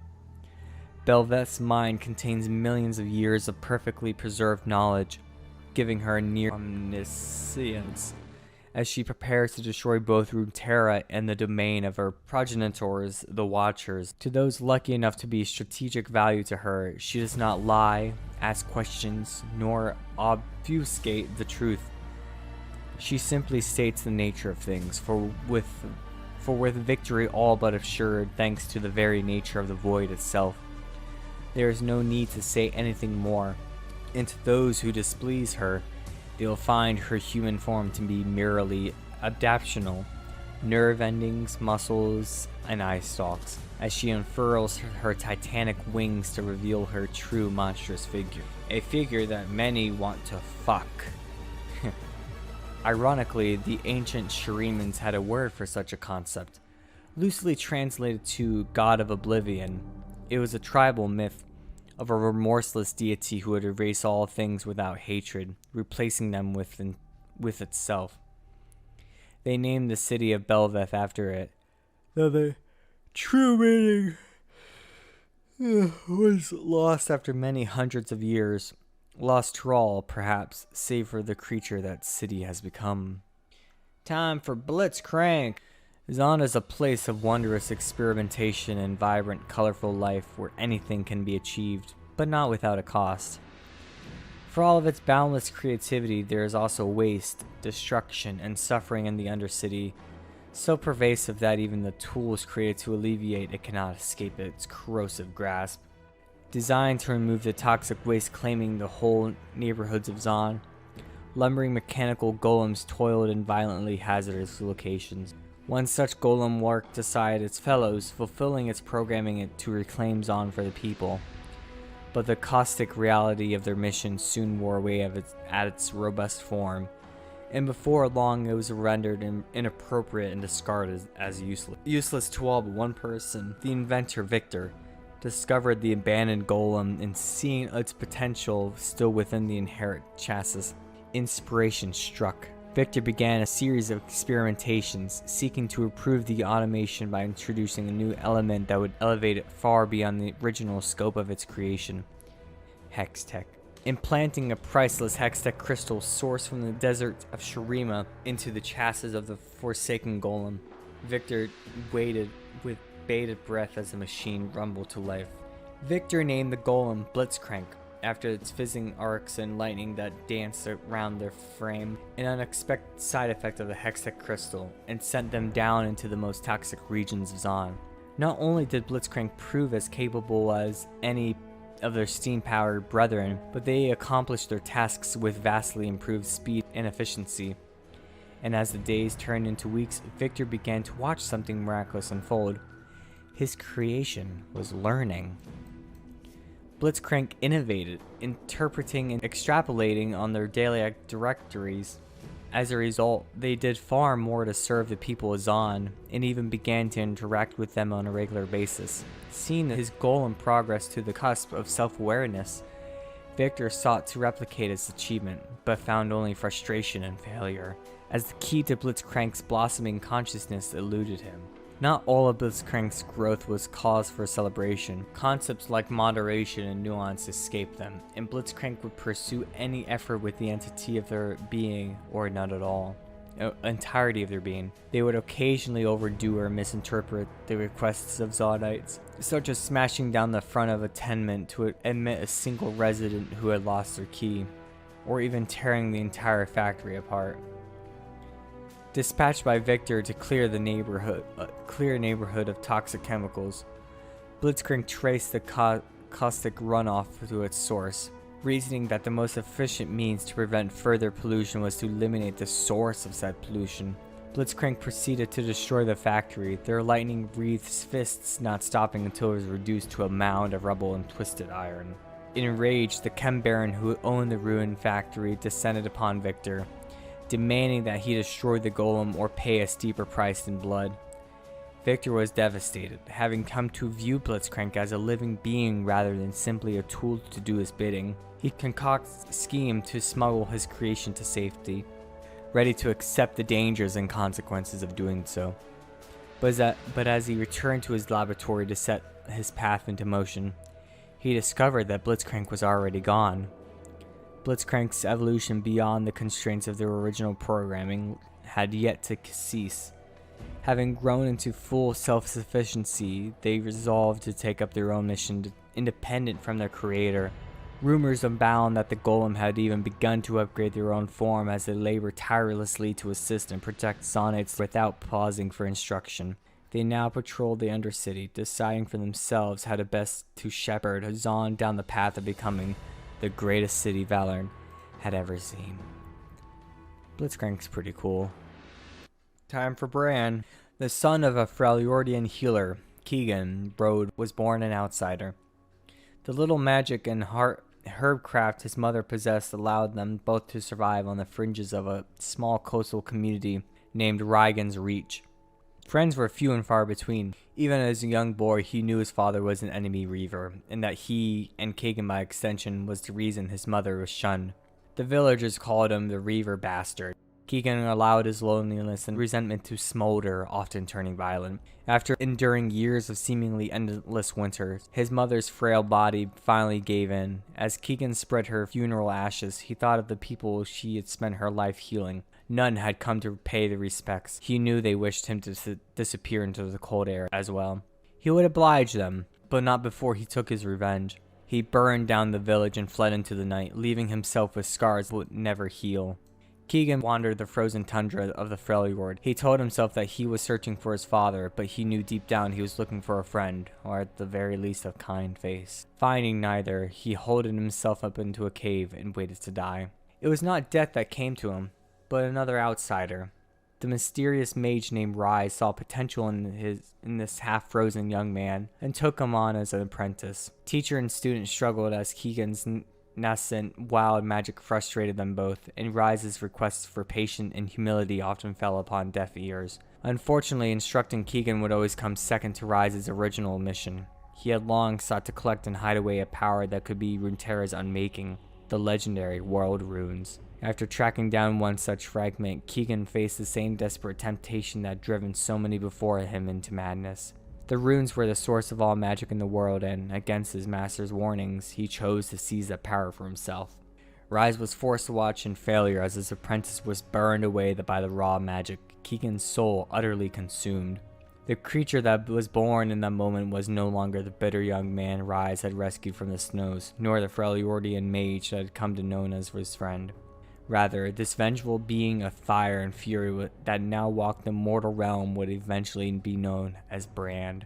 Cursing his former master and every other living being that would ever come between him and the runes, Brand lashed out with magical flames, and Rise barely escaped out with his life. Over the centuries since that day, Brand had lived on an Antarctic wildfire existence, taking over and never giving anything back to the world. At times, he blazes across the heavens like a comet. At others, he seeks into the cold earth and slumbers, waiting for an unmistakable scent of magic that will lead him to another world rune. And should he find one, there are precious few in Runeterra with the power to stop him. Braum, the heart of the Freljord.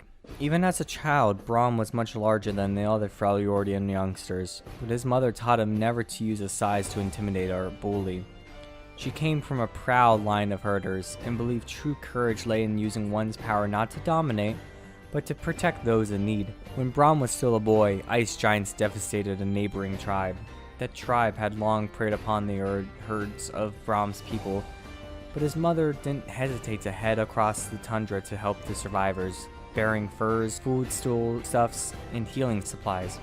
At first, Braum didn't understand why she would aid their rivals, but after her actions saved many lives, they became lifelong allies. He finally understood what his mother meant when she said that all the Freljord's people were a family, and from that day forth, he pledged to bring that family together. As Braum grew, it was clear he was one of the revered Iceborn, though even among their number, his strength and ability to endure the elements were legendary. He became a local hero, rescuing children who had slipped into icy ravines, saving travelers stranded in blizzards, and protecting families from ravaging wildclaws. Whenever he appeared, people knew help had arrived. He was a figure of hope, known for his liveliness and laughter, and the easing way he made friends. Eventually, Braum realized he was needed beyond the valleys and tundra, where he had been raised. Bidding his mother a tearful farewell, he set out to travel the Freljord. Over the years, countless stories spread of Braum's mighty feats and good deeds. While most had at least a kernel of truth, they grew increasingly far-fetched and mythic, such as the legend of how he chopped down an entire forest in a single night, only using his bare hands, or how during a volcanic eruption he saved an isolated farmstead by picking it up and carrying it to higher ground. A more recent tale spoke of how Braum found his immense ram-headed shield. As the story went, it was an enchanted vault door, forged in ancient times and set into a mountain. Braum heard cries from within, but he couldn't break the door down. Undeterred, he punched his way through the mountain's bare rock, rescuing a troll boy who was trapped inside. He ripped the unbreakable door off its hinges and had borne it ever since. As with many legends about him, Braum laughed uproariously when he first heard this particular tale. But far from refuting such stories, he embraces them. Why let the truth get in the way of inspiring others to act of generosity and kindness? No matter how he actually found his shield, soon after Braum made his way into the sacred site of Rakostake, where many tribes had gathered to hear the words of the Avarosan warmother Ashe, said to be the reincarnation of Avarosa herself. There, he witnessed the barbarian Tryndamere, desperate to prove his worth, savagely beating anyone who faced him. As Braum watched, he saw that Tryndamere was growing increasingly unhinged. During one duel, he was so lost in his fury that it seemed certain he would kill his opponent, despite having already prevailed. Deciding things had gone far enough, Braum planted himself in front of the downed fighter, shield raised, and Tryndamere hacked and smashed against the impenetrable bulwark. When the barbarian's rage finally subsided, Braum's good humor won him over, and before long the pair were laughing and drinking to each other's health. Some even say that was Braum who first introduced Tryndamere to Ashe. The barbarian would later marry her, becoming her only bloodsworn. Braum doesn't hold any particular tribal allegiance, for his views all within the Freljord as brothers and sisters. Even so, he sees in Ashe someone who can end these centuries-old feuding among the Freljord's tribes, and the Avarosans had informally adopted him into their number. Braum's dream, as he often tells adoring children, is that someday the Freljord will be united in one big family, and then he can retire to become a humble poor old herder. Though Braum counts no one as his enemy, he has few run-ins with the Frost Guard since he started carrying his shield. He doesn't understand why they have a grudge against him, nor why they seem so interested in what he now bears. Braum is so freaking cool. I love playing him as a support. Caitlyn, the Sheriff of Piltover. Born into a wealthy and influential merchant clan, Caitlyn Kiraman swiftly learned the social graces of life in Piltover, but preferred to spend her time in the wilder lands outside it. Equally adept at mingling with the moneyed elite of the City of Progress or stalking a deer through the mud of the forest, she could confidently track a bird on the wing of the merchant districts, or put a shot in the eye of a hare at 100 paces with her father's repeater musket. Caitlyn's greatest assets, however, were her intelligence and willingness to learn from her parents, who reinforced her understanding of right and wrong, even within a life of comfort and privilege. Her mother was one of the highest controllers in Clan Kiraman, and would always warn Caitlyn of Piltover's seductions and its guile promises that would harden the kindest hearts. At first, Caitlyn paid little heed to her. Piltover was a place of beauty and order that she cherished after each trip into the wild. All that was to change one Progress Day some years later. Caitlyn returned to find her home ransacked and emptied. Their family retainers were all dead, and there was no trace of her parents. Caitlyn secured the house and immediately set out to find them. Tracking within the confines of a city was very different from hunting in the wild, but one by one, Caitlyn located the thugs who had invaded her family home. The trail eventually led to a hidden safe house where her mother and father were being tortured for information. Jeez. She rescued them under a cover of darkness and alerted the Piltover wardens, though not one of the kidnappers they arrested knew the identity of the individual who had hired them, only a proxy with the initial C. Caitlyn and her parents began to rebuild their lives, but something fundamental had changed. Her mother in particular could no longer face the politics and duplicity of clan life, and she gave up her prestigious role, leaving something of a vacuum in the Kierman leadership. And though she loved her parents dearly, Caitlyn had no desire to take her mother's place, nor to learn of her father's trade as an artificer.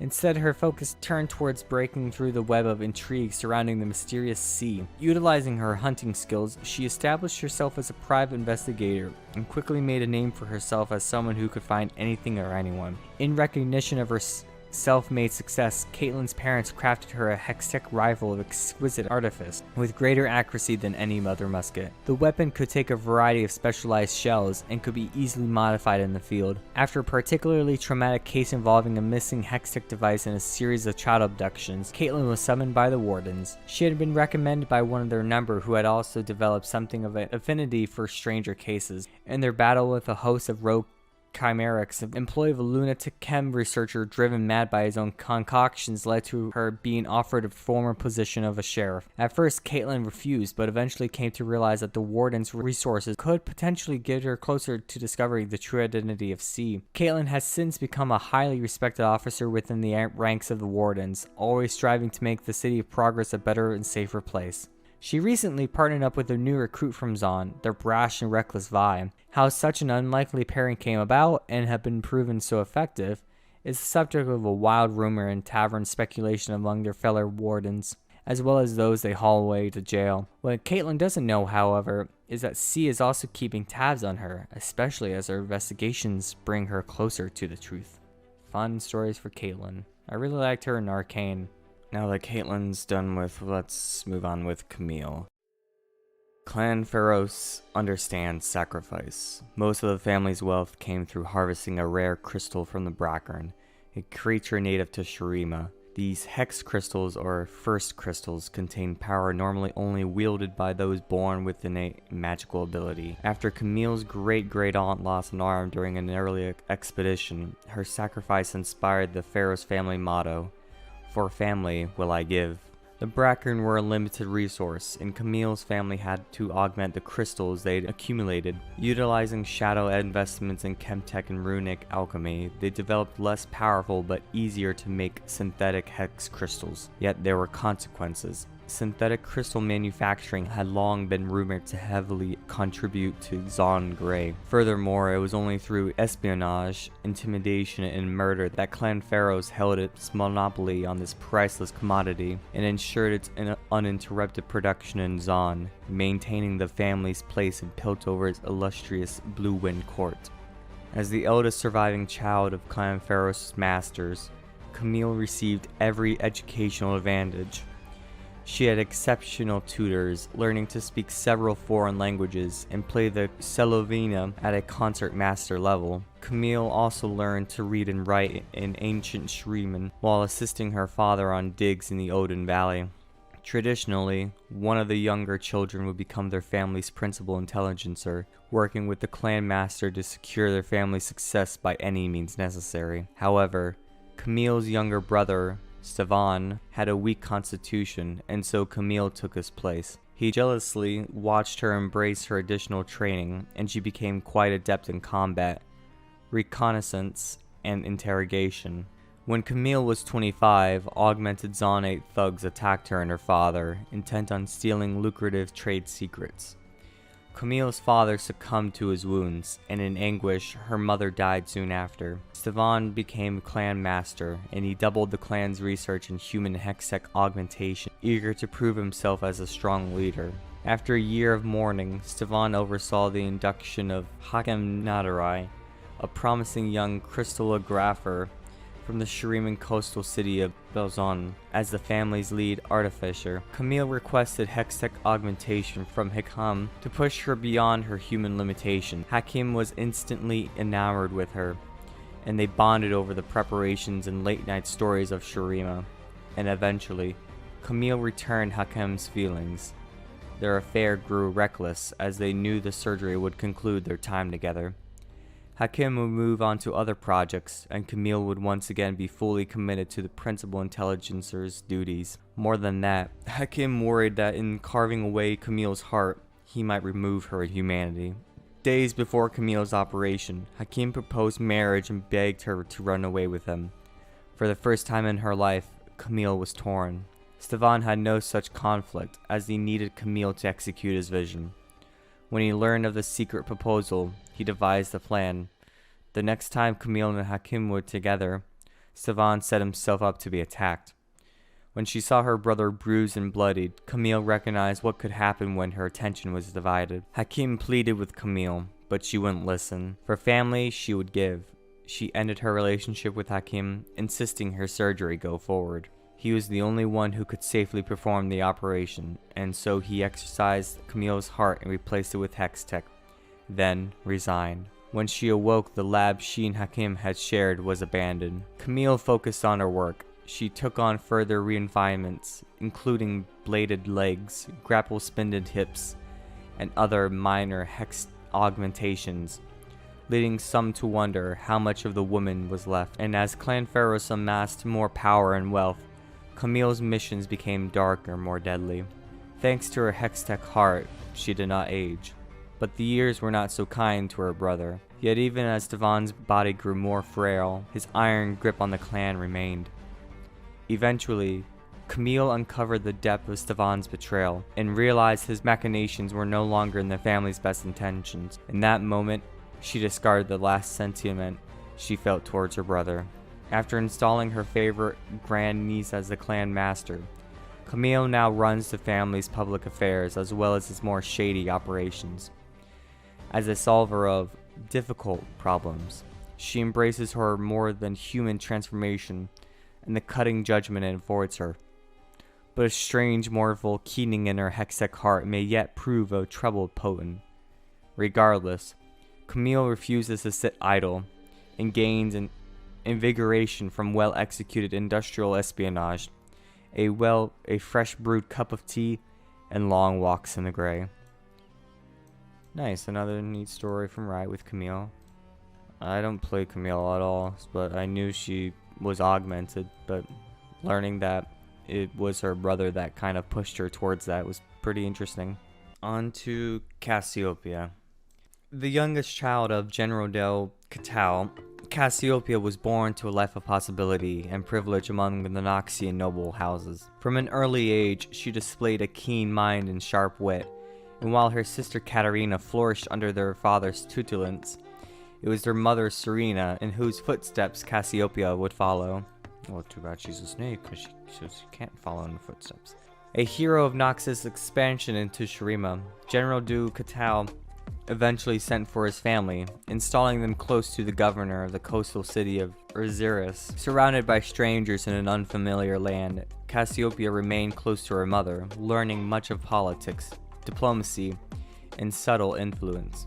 As she grew, Cassiopeia could not help but glimpse other hidden concerns within Serena, beyond those of the Empire.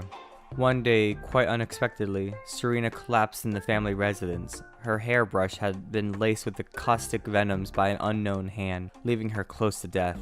General Du Catal was well versed in the ways of an assassin, and so he had all the household staff removed, leaving his wife and daughters alone in an empty house. Still little more than a child, Cassiopeia never left her mother's bedside.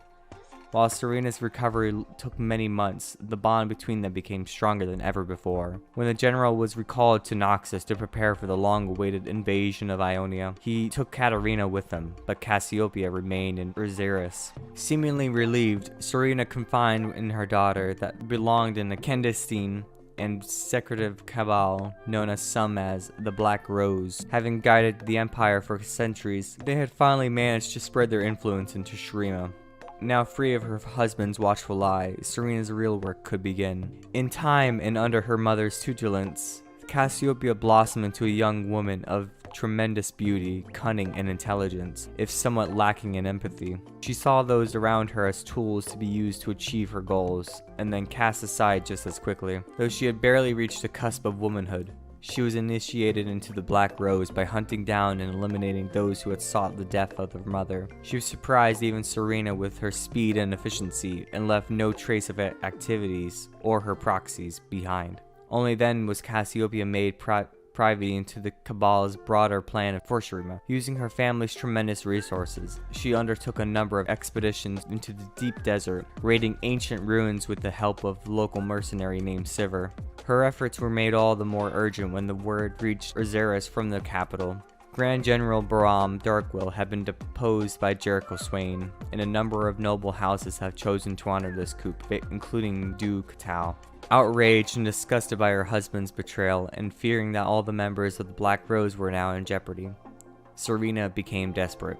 She dispatched Cassiopeia to seek out the godlike power that had been the key to Shurima's supremacy in past ages. Cassiopeia swore she would return with a weapon ready for the looming secret war, or not at all. Fulfilling this oath would leave her changed forever. Upon unearthing a long-lost tube of the mythical Ascended, she knew this was the threshold of the power she sought, and intended to dispatch all witnesses from her expedition before claiming it. The guide Sivir was the first to fall to Cassiopeia's blade, but then an ancient stone tomb guardian reared up and bruised its fangs onto her flesh. Overcome by its arcane toxins, she was carried back through the desert by her hired soldiers, screaming as her body twisted into something new and unspeakable. Cassiopeia locked herself in the disused crypt of the Aziris residence and endured the untold agonies of this transformation. Gone was the brilliant and beautiful daughter of Serena del Catau, replaced by a monstrous, slithering creature that sulked in the shadows, spitting poison and crushing stone as easily as glass. For weeks she wept and howled, grieving her lost life, until the day she could weep no more. She dragged herself up from the depths of despair, determined to accept, maybe even someday embrace, her fate. It was not the ascension she had hoped for, but Cassiopeia had unearthed the magic of dead Shuriman gods. She would turn it into the schemes of the Black Rose, just as she and her mother had planned, and she could feel this power growing within her day by day, though into what, even she could not guess. I don't know much about the Black Rose, but it's pretty interesting. Cho'Gath. There is a place between dimensions, between worlds. To some it is known as the outside, to others it is the unknown. To those that truly know, however, it is called the Void. Despite its name, the Void is not an empty place, but rather the home of unspeakable things. Horror is not meant for minds of men. Cho'Gath is a creature born of the Void, a thing whose true nature is so awful most will not speak its name. Its fellows have been poking at the walls that divide dimensions for a crack, a way into Runeterra, where they can visit their own personal paradise of horror upon the world. They are called the Voidborn, creatures so ancient and terrible that they have been removed from history altogether. It is rumored that the Voidborn command vast armies of unspeakable creatures on the other worlds, that they were once driven from Runeterra by powerful magic lost to antiquity. If such tales are true, then the rumors that follow must be equally true, that one day the Voidborn will return. Even now, something dark stirs in Acathia. Cho'Gath, an alien creature of malice and violence, causes all but the most stalwart to cringe in fear. Cho'Gath even appears to feed on its predations, growling and swelling as it gorges itself. Worse yet, the creature is intelligent, perhaps greatly so, hinting at the sentient horror of the Void. I play Cho'Gath sometimes, he's pretty neat. Next up on the list is Corki, the daring bombarder. When Heimerdinger and his Yordle colleagues migrated to Piltover, they embraced science as a way of life, and they immediately made several groundbreaking contributions to the tech-magical community. What Yordles lacked in stature, they made up for in industrialness.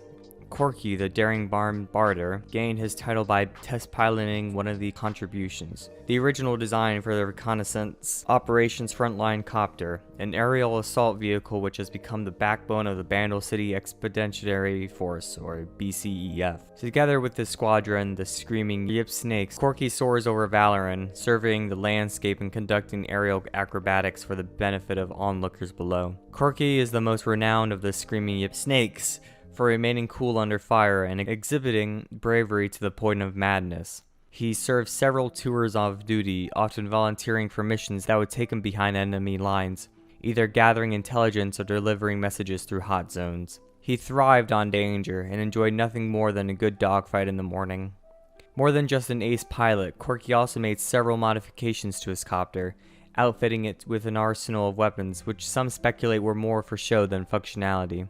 When open hostilities ceased, Corki was forced into retirement, which he felt cut the engines and clipped the wings. He tried to make do with stunt flying and canyon running, but it was never the same without the refreshing smell of gunpowder streaking through the air around him. Nice short little story about Corki. I wish they made more about him. And updated his model. Looks like a PS1 model. Please, Riot, please. Alright, next up, one of my favorite champions. Darius, the Hand of Noxus. Darius and his brother Draven grew up as orphans in the port city of Basilisk. Darius struggled to provide for them both, constantly fighting with gangs of older urchins and anyone else who threatened his little brother, even the city guard. Every day on the streets was a battle for survival, and Darius earned more scars by his 12th summer than some soldiers do in a lifetime. After Basilisk was seized by the expanding Noxian Empire, the victorious commander Cyrus saw the strength in these defiant brothers, and they found a home within the ranks of his war host. Over the years, they fought in many grueling campaigns of conquest, from one end of the known world to the other, as well as crushing a number of rebellions against the throne. Within the Empire, anyone could rise to power, no matter their birth, culture, or background, and none embraced this ideal more fervently than Darius. From humble beginnings, he rose steadily through the ranks, always putting duty before all else, and garnering a great respect for his aggression, discipline, and refusal to ever take a backward step. On the blood-soaked fields of Dalmar Plain, even he beheaded a Noxian general after the coward ordered a retreat. Roaring in defiance and hefting his bloodied axe overhead, Darius rallied his scattered warbands and won a great and unexpected victory against a far more numerous foe. He was rewarded with a senior command of his own, attracting many thousands of eager recruits from across the Empire. Darius turned the majority away, accepting only the strongest, most disciplined and iron-willed.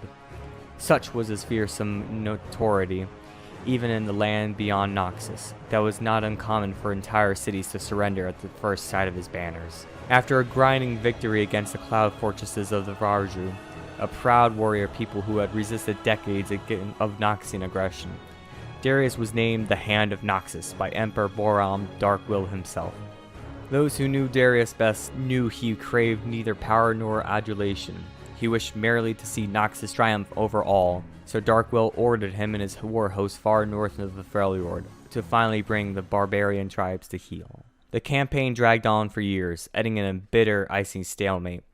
Darius narrowly survived assassination attempts, ambushes, and even capture by the vicious Winter's Claw. He was growing weary of endless wars of attrition, and returned to Noxus to demand a reconsolidation of the military. He marched his veterans into the capital, only to find that the Emperor was dead, killed in a coup led by Jericho Swain. The act had been supported by many allies, including Darius' own brother, Draven. This was a difficult position. As Hand, many of the noble houses would expect Darius to avenge Darkwill, but he had known and greatly respected the disgraced General Swain, and had spoken against his discharge after the botched offense in Ionia some years earlier. The oaths of the Hand were to Noxus, not to any particular ruler, and Swain was a man who spoke honestly of his new vision for the Empire. Darius realized this was a leader he prepared to follow, but Swain had other ideas. With the establishment of the Tripharics, 3 individuals will rule Noxus together, which each embodying one principle of strength: vision, might, and guile. Darius gladly accepted his place on this council, and pledged to raise a new elite force, the Trifarian Legion, the most loyal and prestigious warriors the Empire could produce. and lead the armies of Noxus into a glorious new age of conquest. Man, Darius' lore is one of my favorite in all of League. Just getting started on the D's. Next we have Diana. Diana did not belong on Mount Targon. A group of Solaria hunters discovered her swaddled between her Frostclaimed parents, strangers to this land who had clearly traveled a long way. The hunters brought her to their temple, dedicated her, and raised her as a member of the tribes of the Last Sun, known to many as the Rakor. Like all of the Solari faith, she underwent rigorous physical and religious training. However, unlike others, Diana was determined to understand why the Solari act like the way they do, and the reasoning behind their beliefs. She spent her evenings digging through the libraries, devouring texts with only pale moonlight to read by. Paradoxically, this pursuit provided more questions than answered, and her teacher's aphrostic replies did little to sate her inquisitive mind. When Diana began to notice tomes had whole chapters torn from them, and all references to the moon seemed missing, the teachers assigned harsh punishments, intending to exhaust her into the devotion. Likewise, her fellow acolytes distanced themselves from her and her questioning. There was one shining beacon in the years of confused, frustrated isolation, Leona. The most devout of Diana's peers, they often found themselves in impassioned debate. Though one never swayed the other in the long and frequent conversations, they developed a close friendship. Then, one glorious night, Diana discovered a hidden alcove deep within the mountain. Moonlight spilled against its walls, revealing imagery of the sun, of soldiers armored in gold alongside silver-clad warriors, and matching imagery of the moon, atop Targon's greatest peak. Delighted, Diana raced to share this clear message with Leona. The sun and moon were not enemies after all. Leona did not react with joy. She urged Diana to put this heresy from her mind entirely, warning of the punishments that may befall her if she were to voice such thoughts to others. Diana had never seen her serious friend quite so grave. Frustration gnawed at her. She had reached the end of the Solari's knowledge, yet not even Leona would take this new discovery into account. What were the Solari hiding? Increasingly, Diana felt certain there was only one place she could go for answers: the top of Mount Targon. The climb tested her in every way imaginable, and time seemed to stand still as she scaled the peak. To survive, she focused her thoughts on her lone companion, and the answers that would make the Solari better, more whole. The summit greeted her with the brightest, fullest moon she'd ever seen. After a rapturous moment, a pillar of moonlight slammed onto her, and she felt the presence taking hold of her, sharing glimpses of the past and of another Rakor faith called the Lunari. Diana realized this presence could only be one of the legendary aspects, and she had been chosen as its host. When the light dissipated, her mind was again her own. Diana found herself clad in armor, holding her crescent blade, and Heroine's dark hair now gleamed silver. She turned to find she was not alone. Leona stood at her side, similarly beckoned in shining golden battleplate, a sunbreak bright shield and sword in her hand. Diana was overjoyed to share in this revelatory moment with her friend, but Leona thought only of returning to the Solari. Diana begged her not to, desperate that they face this new future together. But Leona refused, and their disagreement quickly turned into a titanic battle, erupting with moonlight and sunfire. Fearful of losing herself to the aspect's power, Diana ultimately fled down the mountain, but, vindicated in her search, she felt more certain than ever that she had been right to question the Solari's teachings. It was time to confront them and show the error of their ways. Pushing past the Rahrak guardians, Diana burst into the chambers of the high priests. They listened with mounting horror as she told of what she had learned of the Lunari, and then they denounced her as a heretic, a blasphemer, and a peddler of false gods. Rage filled Diana, amplified by the aspect within, and she embraced it in terrible bursts of moonlight. Startled, she fled the temple, leaving a trail of death in her wake.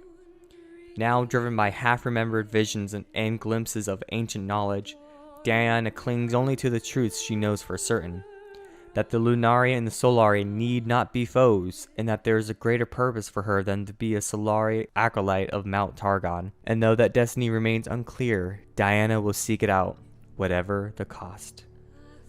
Nice. I'm glad that they changed it so that Leona's more of a part of it. Alright, on to Dr. Mundo. In the wards of Zaun's infamous asylum, a single monstrous figure roams the halls. His methods are bold, his bone saws sharp, and his patients are terrified. For this man is no doctor at all, except in the fancy of his own mind, though his true name has been lost to both time and memory. Dr. Mundo was once an enforcer for one of Zaun's most powerful chem barons. Known for his boisterous affability, he is remarkably good-natured for a man who made his living off physical intimidation. He was always quick with a familiar nickname and a friendly clap on the back, and often blissfully unaware of the toes he was stepping on. It wasn't long before he had stepped firmly on the toes of his boss. Determined to make an example of his underling, the chem baron had him committed to Oswald Asylum, a place well known for its inhumane treatment and questionable cures. The Baron watched with satisfaction as his enforcer was placed in restraints and dragged away to the padded confines of the asylum's most secure cell. As months went by, the enforcer suffered unspeakable horrors at the hands of his supposed caregivers. Experimental treatments were rendered without concern for the patient's well-being. Nerves were prodded, lobes were severed, and unproved medicines were administered in large quantities. The enforcer began to change, his large frame gaining more muscle by the day. His brain, however, suffered a far worse fate. As he lost all memory of his past life, the enforcer struggled to make sense of the cruel world around him. He looked down at his old restraining jacket. It almost resembled the white coats of the medical professionals that surrounded him. Misreading the words on his own uniform, he began to assume a new name and a new profession for himself. I must be a doctor too. Why else would I be in this wretched asylum, he reasoned. And all these other people must be my patients. At last, the day came when the chem baron arrived to discharge his enforcer from the asylum. To his surprise, there were none to greet him in the lobby. The halls were empty and dead silent, save for the faint incoherent babbling of a deranged patient in a room at the end of the hallway. The baron entered the room to a horrifying sight. Scattered across the floor were countless bodies, staff and patients alike, dismembered beyond recognition. Standing above them, a hulking purple monstrosity blathered unintelligently as a large blue tongue lolled out the side of his gaping mouth. Muscles bulged grotesquely beneath its undersized garments, and its fist tightened around the handle of a surgical saw. The Baron turned pale as his gaze found the face of the monster, and recognized as his old enforcer. The enforcer, who recalled nothing of his old boss, saw only another patient in desperate need of treatment. The purple thing lumbered toward the Chem Baron, wagging his bone saw in anticipation. The Baron drew his Chem Tech pistol and fired. The shot tore through the looming mass in front of him, staggering the monster, but only for a brief moment. The hole in the creature's flesh quickly closed as new slabs of muscle rapidly grew over the wound. The monster paused, eyed the Baron quizzically, and uttered, "You sick? Need help?" Mimicking what he had seen performed countless times by the asylum's former practitioners, the enforcer threw the man onto a nearby gurney, strapped his arms into the restraints, and prepared his instruments for surgery. The Chem Baron turned pale as he realized the grim fate that awaited him. The ensuing surgery, like so many before and after it, was not successful. The begoning doctor added the remains of his latest patient to the pile on the floor. Though he was saddened he could not save him, he knew he had done all he could. Besides, he would have other chances. Zaun was full of sick people just waiting to be cured. With a smile returning to his face, he left the hospital and set out into the streets to find more patients. Mundo's such a cool guy. Such a Chad. On to Draven, Darius' brother, the glorious executioner. Even as an orphan on the streets of Basilich, Draven was headstrong and full of bravado, frequently getting into vicious brawls with older street children and shading underworld thugs. While supremely confident in his own ability, some would say overconfident, it is unlikely he would have survived childhood had it not been for his older brother, Darius, who invariably finished the fights that Draven started. When Basilich fell to the were-host of Noxus, the brothers came to the attention of a captain named Cyrus, after Draven made an ill-considered attempt on his life. Impressed with their fighting spirit, Cyrus allowed them to join the Noxian ranks. For years, the brothers fought as a part of Cyrus's war host. Yet while Darius took to his life easily, Draven grew steadily more bored. His martial skill was beyond question, but the daily drudgery of soldiering felt like too much effort for far too little reward, and not enough personal glory. Darius inevitably rose to command his own warband, and Draven joined him. However, if he thought it would be easier or a way to achieve greater individual recognition, he was sorely disappointed. Some say Draven chose to leave Darius' command, some say he was forced out. Either way, his skills were highly sought out as a champion and duelist, and he was enticed to join a succession of warbands during the occupation of Ionia. before ending up with a fairly respectable contract in the Reckoning Pits. For centuries, the gladiatorial reckoners have performed a vital role in Noxus, punishing criminals and settling disputes between the noble houses, and Draven was determined to receive the riches, adoration, and renown he felt he deserved. However, with long, protracted wars on many fronts, the spectacle was beginning to lose its appeal for the common citizen. As the attention of the crowds drifted, Draven fell into a slump, spending more and more time in the seedier drink halls and gambling dens of the capital. He was washed up and broke when the former General Jericho Swain found him. Swain had a plan to reclaim Noxus's lost glory, and needed Draven's help to achieve it. Perhaps Swain only enlisted him as a way to ensure his brother Darius' support after the fact. Regardless, Draven proved integral to Swain's plan to dispose the Grand General himself, Braum Darkwill. Standing triumphant with Swain, Draven smiled for the first time in months as the cheers of the Noxian people washed over him. But duty called. In the days and weeks followed this unprecedented coup, many among the noble elite refused to honor Swain's succession, so they were sentenced to death in the arena. One condemned man escaped his handlers ahead of his execution, operating on pure instincts, as was ever his wont. Draven leapt from the high balcony and hurled a pair of axes at the fleeing man, cutting him down in a heartbeat. After a moment of stunned silence, the crowd roared their approval. Draven retrieved his axes, spinning them high in the air, playing to his new fans, and savoring their rapturous applause. Thus, Draven became the glorious executioner, turning routine bouts into grand spectacles that drew ever larger crowds. Soon enough, an enterprising and diminutive promoter, tired of paying to house, feed, and train reckoners only for them to die in front of the dwindling audiences, approached Draven with an idea. What if the drama of the classic pit fights could be combined with Draven's natural showmanship? The Reckoners quickly became entertainers as much as combatants, each with their own carefully constructed backstory, fighting style, and flamboyant personality. The fights were often bloody. This was still Noxus, after all, but far less often ended in death. The rivalries, trash-talking, and intrigue between the best-known Reckoners became the stuff of legend throughout the Empire, but none were talked about more than Draven. For a time, he lived the high life, receiving invitations to a never-ending stream of parties and banquets, mixing with the healthy and influential of Swain's new Noxus. He even reconciled with Darius, and would occasionally still march out with the war hosts, defeating enemy champions and generals in single combat. Nevertheless, Draven has started to grow restless once again. He has all that he could ever imagined, and more, but now dreams of the day when the whole world knows his name. Sweet! I never knew that about Draven. I knew he, obviously, brother of Darius, and they were fighting to keep alive, and he joined the troops.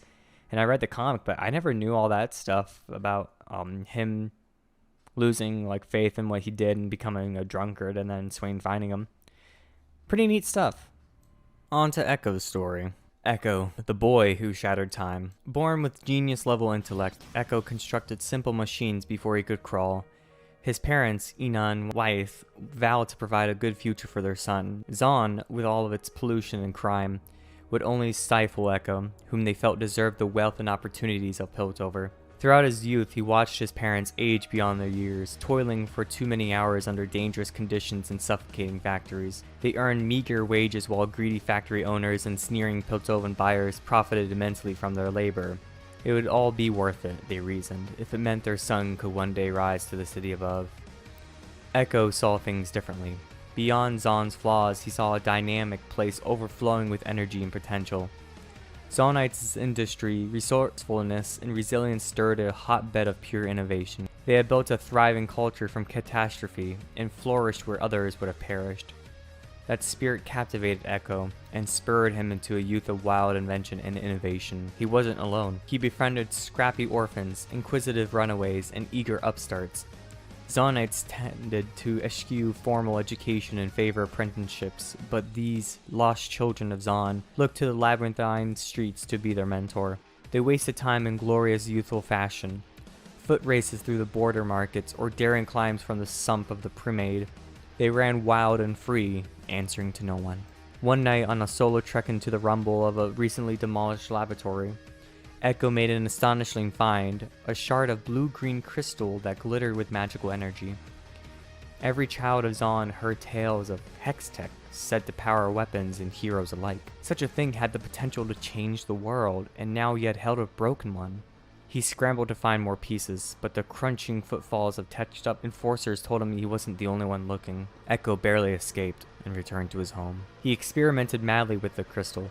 During one less than scientific attempt, the gem exploded into a vortex of shimmering dust, triggering eddies of temporal distortion. Ekko opened his eyes to see several splintered realities and several Ekko versions of himself, staring back in sheer panic amid the fractured continua. He'd really done it this time. After some tense coordination between Ekko and his products, they managed to contain and repair the hole he had torn in the fabric of reality. Eventually, he harnessed the shattered crystal's temporal powers into a device that would allow him to manipulate small increments of time, at least in theory. On his name day, his friend badgered him into climbing the ancient clock tower known as the Old Hungry, so Ekko brought the untested device along with him. The lost children climbed, stopping occasionally to paint an obscene caricature or two of prominent pilates. They were near the top when a handheld gave away, sending one of Ekko's friends tumbling to certain doom. Instinctively, as he had done 1,000 times before, Ekko activated his device. The world shattered around him, and he was wrenched backward through swirling particles of time. Then Ekko was back, watching his friend reach again for the same rotting plank. The plank broke, the boy fell, but Ekko was ready this time. Diving to the edge and grabbing him by the shirt, Ekko tried to swing him to safety, but his friend became caught in a tower's clockwork gears and... rewind. Several attempts later, Ekko finally saved his friend's life. But to his crew, Ekko's supernatural reflexes had saved their friend before anyone even realized the danger. He told them about the crystal and made them swear to secrecy. Instead, they dared each other to new heights of foolishness, knowing Ekko had the means to pluck them out of danger. With each trial and so much error, the time-warping device, which Ekko dubbed the Zero Drive, grew more and more stable.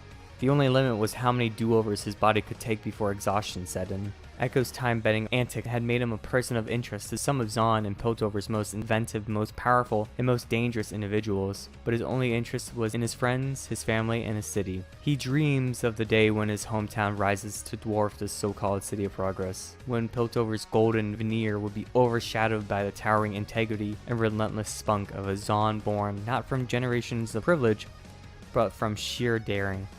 He may not have a plan yet, but he's got all the time in the world. After all, if Ekko's Zero Drive can change the past, how hard can it be to change the future? Elise, the Spider Queen. The Lady Elise was born centuries ago in House Kythera, one of the oldest bloodlines of Noxus, and swiftly learned the power of beauty to influence the weak. When she came of age, she entertained the courtship of Berhalt, heir to House Zavan. Their union was opposed by many, since it would strengthen Kythera at Zavan's expense. But Elise worked hard to beguile her intended husband, and manipulated her distractors to secure betrothal. Unbeknown to her, this political marriage had been planned for many years by shadowy forces working behind the scenes throughout the Empire, with Berhalt Zavan a mere pawn in a much larger game. Even so, it was an unexpected twist that Elise should dominate him so completely, and while he remained the face of his house, it was clear who was in charge. As time passed, his resentment grew. One evening, over a typically frosty dinner, Berhalt revealed that he poisoned her wine and demanded Elise withdraw from society and allow him to take up the reins of power. Knowing he would have the antidote about his person, Elise played the role of a remorseful wife, weeping and begging her husband's forgiveness. Just as it seemed he might be convinced, she snatched up a knife and plunged it into his heart. Even with the antidote, Elise was bedridden for weeks, and it was then that the pale woman approached her. The enigmatic mistress of the Black Rose spoke of a secret society where hidden knowledge and sorcery were shared among those who could be trusted, and kept from those who could not.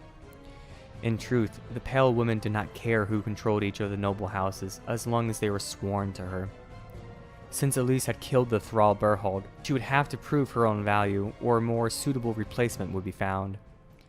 Seeing a path of greater power, Elise took to the Cabal like few before her. She met often with the most prominent members, trading influence and thwarting her rivals in a complex web of tangled schemes. With the wealth of two houses, there were not many who could oppose her, and she became even more adept to persuading others to do her bidding. Eventually, she learned of an object that held great significance for the Black Rose, the skull of an ancient warlord known as San Uzal. rumored to have been hidden long ago in the Shadow Isles. Keen to gain the pale woman's favor, Elise found a desperate, debt-ridden captain willing to bear her and a handful of devotees to this cursed city of Hylia. They came ashore on a beach of ash and sand, and were tormented by spiteful wraiths as they searched in vain for the lost vault. But Elise found something she had not anticipated. A creature of the long-forgotten past had made its home in the lightness depths beneath the city. This bloated, chitinous monster was the spider god Vilemaw, and it erupted from the darkness to devour the intruders before sinking its fangs into Elise's shoulder. She fell, howling and convulsing as the venom wrought terrible changes upon her body. Her spine rippled with undulant motion, and an arachnoid legs pushed out of her flesh. Ugh. Finally, breathless with the agony of transformation, Elise turned to find her new master looming above her. An unspoken understanding passed between them in that moment, and she scuttled back to the beach, untroubled by the Isles' spirits as she weaved in and out of the twisted tree line. Hey, just like the game that they took out. Some weeks later, when her ship arrived back at the Noxian capital in the dead of night, Elise had regained her human form, though she was the only living thing left aboard. Though no evidence was ever found of the warlord's skull, the pale woman saw Elise's dangerous new gift for what it was: a means to come and go safely between Noxus and the Shadow Isles. An accord was struck, wherein the Black Rose would provide Elise with endless unwitting sacrifices to offer up to the Spider God, and in return she would recover any artifacts of power she could from those benighted, forbidding shores. Elise once again took up residence in the neglected halls of House Savan, carefully cultivating a reputation as a seductive yet unreachable recluse. Few had ever guessed her true nature, yet fanciful rumors abound, wild tales of her ageless beauty, and a terrifying, ferocious creature said to lair in the bowels of her dilapidated, dust-wreathed palace. Though centuries have passed, whenever Elise feels the summons of her god, she returns to the land of the Black Mist with a hapless suitor in tow, or some other easily swayed soul. And none who accompany her ever return. Evelynn. Agony's Embrace. Within the dark seams of Runeterra, the demon Elise searches for her next victim. She lures and prey with the voluptuous facade of a human female. But once a person succumbs to her charms, Evelynn's true form is unleashed. She then subjects her victims to unspeakable torment, gratifying her with their pain. To the demon, these liaisons are innocent flings. To the rest of Runeterra, they are ghoulish tales of lust gone awry and horrific reminders of the cost of wanton desire. Evelynn was not always a skilled huntress. She began eons ago as something primordial, shapeless, and barely sentient. This nascent wisp of shadow existed, numb and unaroused by any stimulation for a century. It might have remained so had the world not been impended by conflict. The Rune Wars, as they would come to be known, brought an era of mass suffering to the world had ever known. As people across Runeterra began to experience a vast array of pain, anguish, and loss, the shadow stirred. The nothingness it had known for so long had been replaced by the manic vibrations of an agonized world. Their creature quivered with excitement. As the Rune Wars escalated, the world's torment grew so intense that the shadow felt as if it might burst. It drank in all of Runeterra's pain, which it experienced as boundless pleasure. The sensation nourished the creature, and over time, it transformed into something more. It became a demon, a ravenous spiritual parasite that fed on the possessed of human emotions. When the wars finally ended, the world's suffering waned, and the demon found itself growing desperate. The only pleasure it ever known was born of other creatures' misery. Without their pain, it felt nothing, just as it had in its earlier days. If the world would not provide the suffering the demon needed to thrive, it would have to make its own. It needed to inflict pain on other beings so that it would experience that elation again. At first, catching prey was a challenge for the demon. It could move undetected in its shadow form, but to touch a human, the creature needed to manifest as something tangible. It made several attempts to fashion a physical body from its shadow flesh, but each result was more monstrous than the last, scaring off the prey. The demon realized it needed a shape that was pleasing to humans, one that would not only lure them right into its claws, but would offer them ecstasy born of their own desires, so that their pain would be that much sweeter. From the shadows, it began to study those it sought to prey upon. It tailored its flesh to their liking, learned to say what they wanted to hear, and to walk in a manner they would find alluring. In a matter of weeks, the demon had perfected her physique, leading dozens of enamored victims to be tortured to death at her hands. Though she relishes the exquisite pain of each of her victims, she always finds herself wanting more. Each human's desires are so small, and they always expire too soon. Their pain, too fleeting to give her anything more than tiny morsels of pleasure, is just enough to tide her over to the next feeding. She yearns for the day she can plunge the world into utter chaos, so she can return to an existence of pure, rapturous ecstasy. Born and raised in a wealthy neighborhood of Piltover, Ezreal was always a curious child. His parents were renowned archaeologists, so he became used to their long absences from the family home, often fantasizing about joining them on their travels. He loved hearing tales of high adventure, and shared their desire to fill in the blank spaces on every map. He was often left in the care of his uncle, the esteemed Professor Lemire. The professor did not enjoy having to wrangle such a rash and unruly child, and assigned to the strictest tutors to teach him subjects including advanced cartography, hextech mechanics, and the ancient histories of Runeterra. But the boy had a knack for simply absorbing information and found studying a waste of time. He passed assessments easily, with little or no preparation, infuriating his uncle and giving him more time to roam the university grounds. Ezreal took great pleasure in evading the campus wardens, navigating the tunnels beneath the lecture halls as easy as the library rooftops. He even practiced lockpicking, sneaking into his teachers' offices and rearranging their belongings for his own amusement. Whenever Ezreal's parents returned to Piltover, his father in particular would tell him all they had seen and their plans for future expeditions.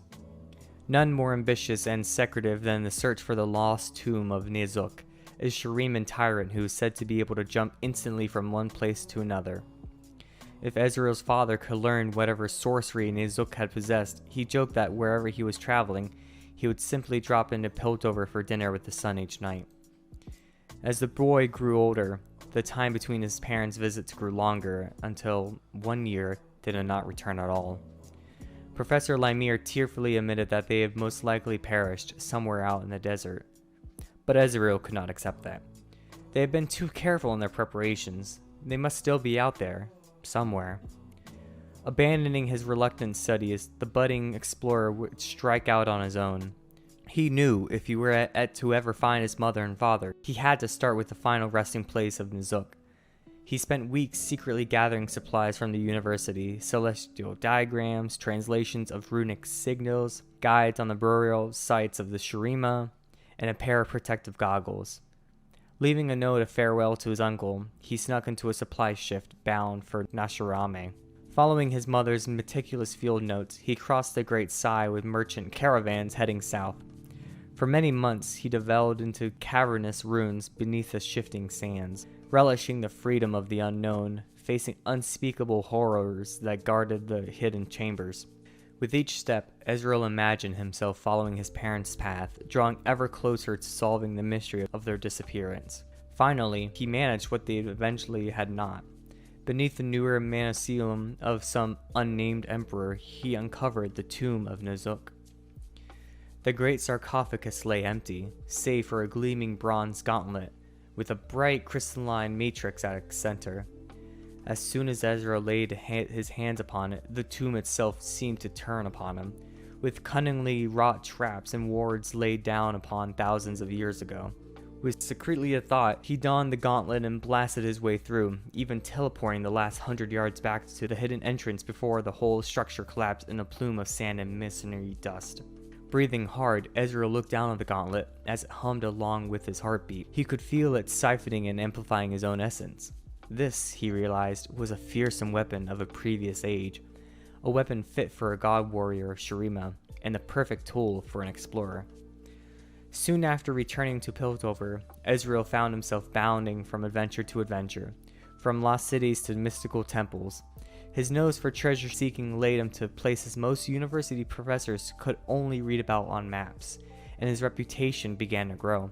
Naturally, to Ezreal's mind, these tales rarely conveyed the true scope and scale of his exploits, but they did give him an idea.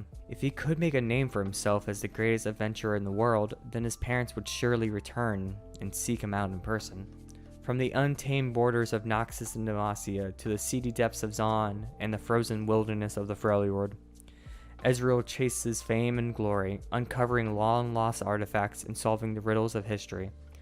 While some may dispute the details of his anecdotes or call his methods into question, he never answers his critiques. After all, they're clearly just jealous. I really like Ezreal's lore. I kind of wish they would, further that in the game instead of him just being like a cockslinging alpha male, but whatever. We can get to it eventually. Now we're on to the Fs. Fiddlesticks, the ancient fear. Long, long ago, in a tower by the edge of the sea, a foolish mage summoned something into the world that he was not prepared to control. What stepped before the boy was something older than recorded history, something darker than a yawning starless night, something the world had desperately tried to forget, and in an instant, the mage, the creature, and the tower itself were lost to all of time. At least, that's what the stories say. In the Freljord, children frighten each other around the fire of tales of a monster that raises itself from the untended graves in the ice. Its body a shambling mass of helmets, bucklers, furs, and wood. In Bilgewater, drunken sailors trade accounts of something standing alone on a tiny distant atoll from which no one has ever returned. An old Targonian legend speaks of how a child of Twilight stole the only joy from a ragged, whispering horror, Zoe, while veteran Noxian soldiers prefer the fable of a lonely farmhand who was blamed for a poor harvest and fed to the crows, later returning to the world as a demon. Demacia, Ixtal, Piltover, Ionia, Shurima, in every corner of Runeterra, these myths persist, reshaped, respun, and passed down by countless generations of storytellers. Stories of a thing that looks almost human and stalks places thick with fear. But these are simply fables to frighten young children. No one would ever be afraid of a silly old monster called Fiddlesticks. Until now. Something has awoken in the Demacian hinterlands, drawn by the climate of rising fear paranoia. Royal protectorates, separated from the capital by hundreds of miles of farmland, are emptying in the mere days. Travelers vanish from the old footpaths. Guard patrols fail to report back from the edges of the kingdom, and wild-eyed survivors claw at their faces from the safety of roadside taverns. Wailing of crows that aren't crows, sounds that aren't sounds, and a lopsided horror in the shape of a scarecrow that croaks in the stolen voices of the dead. Most blame rogue mages. Such accusations are common in these days of rebellion. Yet, the truth is far worse. Something has returned. Just as it had in the fictitious tale of the young mage in his seaside tower. An evil gone from the world for numberless centuries, long enough that the warnings of a nascent humanity passed into rumor, then myth, then legend, until all that remained were simple fables. An entity so utterly alien that it defies almost all contemporary knowledge of magic, so impossibly ancient that it has always been, so universally feared that even animals grow nervous when someone speaks its name. In the wake of this revival, another tale, nearly lost to memory, has seen a resurgence throughout the hinterlands. A legend of a great evil that has no form, no thoughts, and no understanding of the world it inhabits, instead building itself onto the crude shape of those that fear it. The terror of all living things, given life in that first terrible scream of creation. A demon before demons were known. At least, that's what the stories say.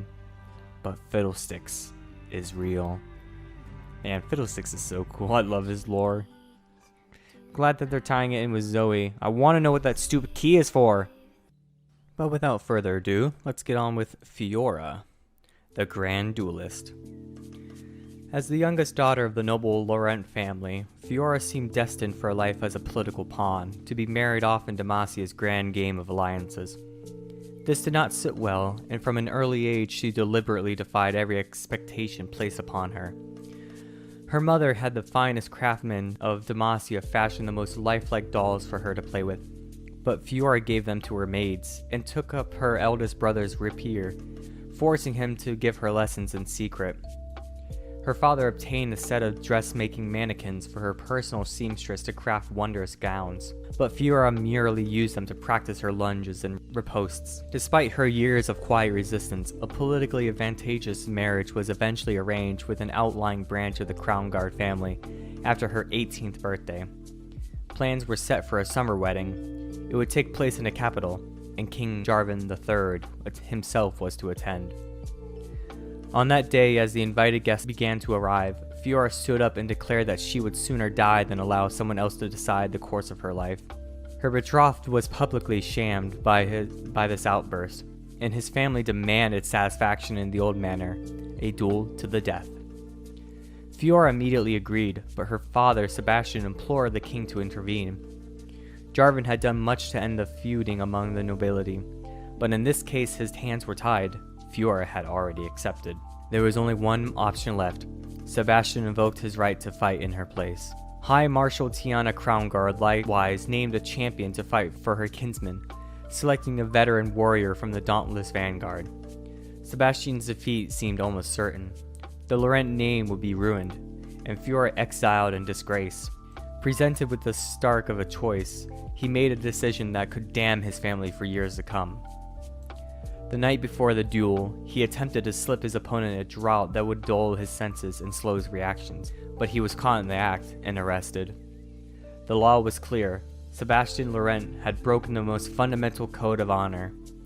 He would be humiliated upon the executioner's scaffold, hanged like a common criminal. On the eve of his death, Fiora visited his cell, but what passed between them remains a secret only known to her. The next day, Fiora approached the king's dais in full view of the crowd. She knelt before him and offered up her blade. With his blessing, she could claim the Laurent name from her father, and justice would be served. The duel was blindly swift, a dance of blades so exquisite that those present would never forget what they witnessed. Fiora's father was a fine swordsman in his own right, but he was no match for his daughter. They said farewell in every clash of steel, but in the end, Fiora tearfully buried her rapier in her father's heart. Solemnly, King Jarvan ruled that Sebastian had paid for his crimes in full. Fiora would be his successor. The quarrel between the families was resolved, and that would be an end to it. Even so, such scandals are not easily forgotten. Fiora took to her new duties at court with her customary clarity and directness, but found that rumors and gossip continued to follow her at every turn. She had absurd her brother's claims to the family name. What could this arrogant child bring to the great city of Demacia but more strife and bloodshed, if she would not take a husband? Rather than demand more justice at the edge of her sword, Fiora instead turned to her wider family, cousins and more distant relatives, with many renowned swordmasters among them, and silenced her critics by granting noble status to all in her household. Together, they were dedicated to the refinement of bladecraft within the kingdom. Dueling was an ancient art, but need not always end in death. And if any cared to disgrace that notion, Fiora would be only too happy to test the strength of their conviction in combat herself. Nice. Really like that story. Yeah, there's not really much to say. It's pretty neat. On to Fizz. Fizz, the title trickster. In ages past, the oceans of Runeterra were home to civilizations far older than those in the land. In the depths of what is now the Guardian Sea, a great city once stood. It was here that the Yordle Fizz made his home. He lived alongside the artisans and warriors of that proud, noble race. Even though he was not one of them, they treated him as an equal. And his playful nature and tall tales of adventures in the open sea made him welcome at any gathering. But the world was changing. The oceans were growing warmer, emboldering fierce predators to rise up from the deepest trenches. Other settlements had fallen silent, but the rulers of the great city would still not agree on how to deal with the threat. Fizz pledged to roam the seas in search of survivors, or anyone who knew what had happened. Then, one dark day, the Gigalodons came. These huge dragon sharks stunned their prey with fell shrieking, and the avenues of the great city were soon clouded red. Thousands died in a matter of hours, the immense bulk of their killers crushing towers and temples in a monstrous feeding frenzy. Scenting blood in the water, Fizz raced back, determined to join the fight and save the city. He was too late. There was nothing left of the city to save. When the debris finally settled, not a single living creature remained, nor any stone upon another, and the ravenous shoal had moved on. Alone in the cold depths, Fizz sank into a mournful despair. As his Yordle magic began to fade, he let himself be carried by the currents, drifting in a catonic torpor, dreaming away the millennia. It was only chance that reawakened him. A handful of copper coins fell from above, scattering to the seabed in the wake of a huge wooden fish that swam upon the surface.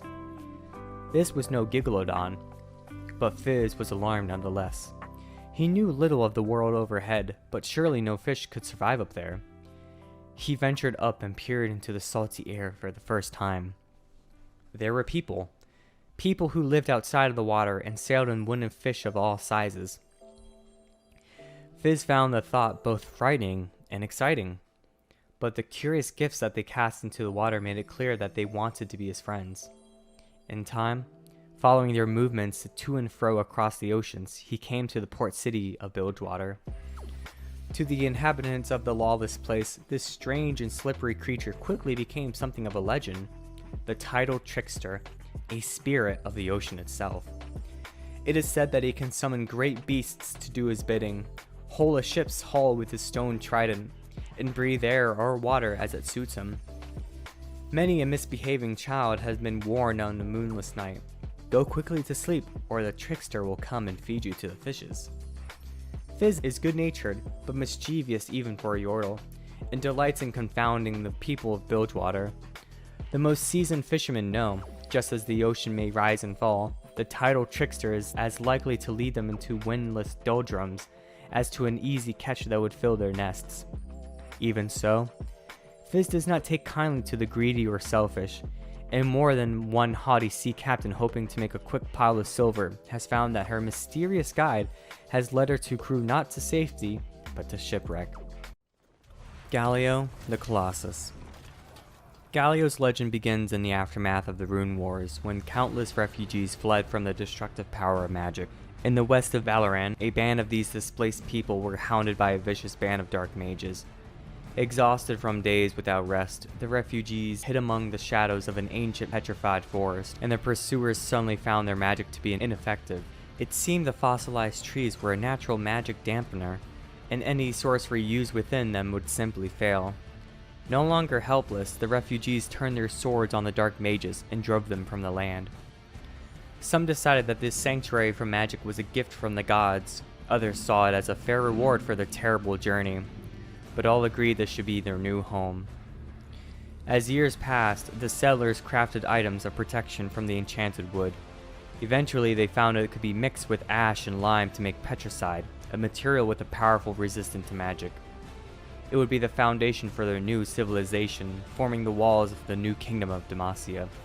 For years, these petricide barriers were all the Demacians needed to feel secure from the threat of magic within the borders of their homeland. In the rare event that they needed to settle a conflict abroad, their military proved fierce and formidable. But when their enemies employed sorcery, Demacia's roaming army had little recourse. Somehow, they needed to take the security of their magic dampening walls into battle.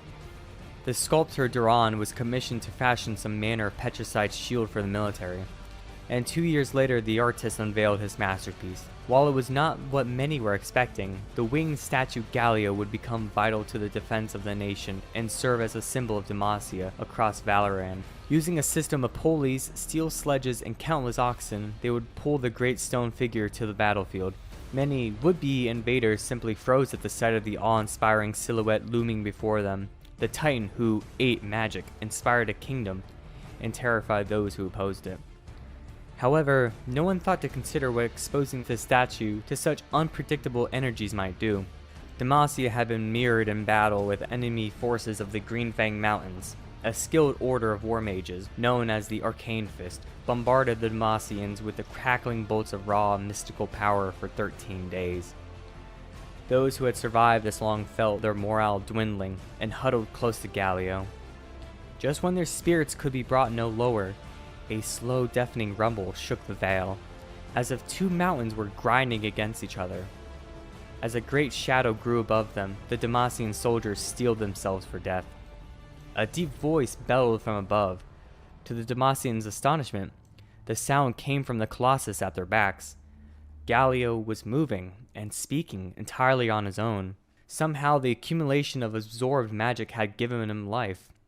He threw himself in front of the Demacians, shielding them from attack after attack, absorbing each fresh bolt into his massive stone frame. Then Galio turned, bounded up the mountainside, and crushed every last one of the arcane fists into the craggy soil. The Demacians cheered. They were eager to thank the petrified sentinel that had saved them.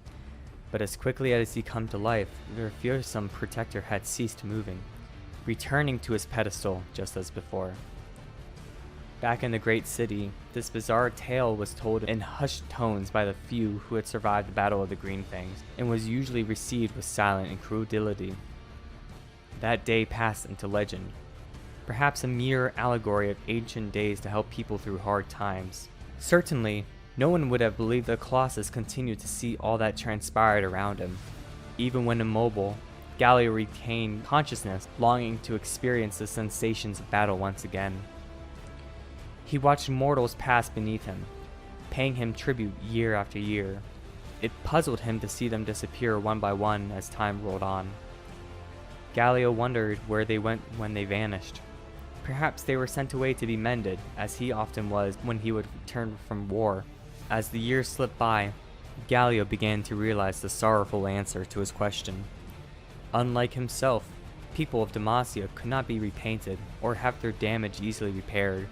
Mortals were frail, inferior creatures, and he now understood just how badly they needed his protection. Fighting had been his passion, but the people were now his purpose. Even so, Galio had been called to battle only a handful of times in all the centuries since. Demacia had begun to look inward, with magic becoming rarer in his world than it was once. And so the petrified Colossus remains dormant, observing the world through the murk of his waking dreams. The statue's great hope is to be blessed by a magic so powerful that he will never be forced to sleep again. Only then will Galio be able to truly serve his purpose, to stand and fight as Demacia's protector forevermore. Pretty neat. Gangplank, the saltwater scourge. Pretty short. As unpredictable as he is brutal, the Brethren Reaver King known as Gangplank is feared far and wide. Where he goes, death and ruin follow. And such is his infamy and reputation that the mere sight of his black sails on the horizon caused panic among even the hardiest of crews. Having grown rich preying upon the trade routes of the 12 seas, Gangplank has made himself many powerful enemies. In Ionia, he incurred the wrath of the deadly Order of the Shadow after ransacking the Temple of the Jagged Knife, and it is said that the Grand General of Noxus himself has sworn to see Gangplank torn asunder after the pirates stole the Leviathan, Swain's personal warship and the pride of the Noxian fleet. Oh, cool, he did that? While Gangplank has incurred the wrath of many, none have yet been able to bring him to justice.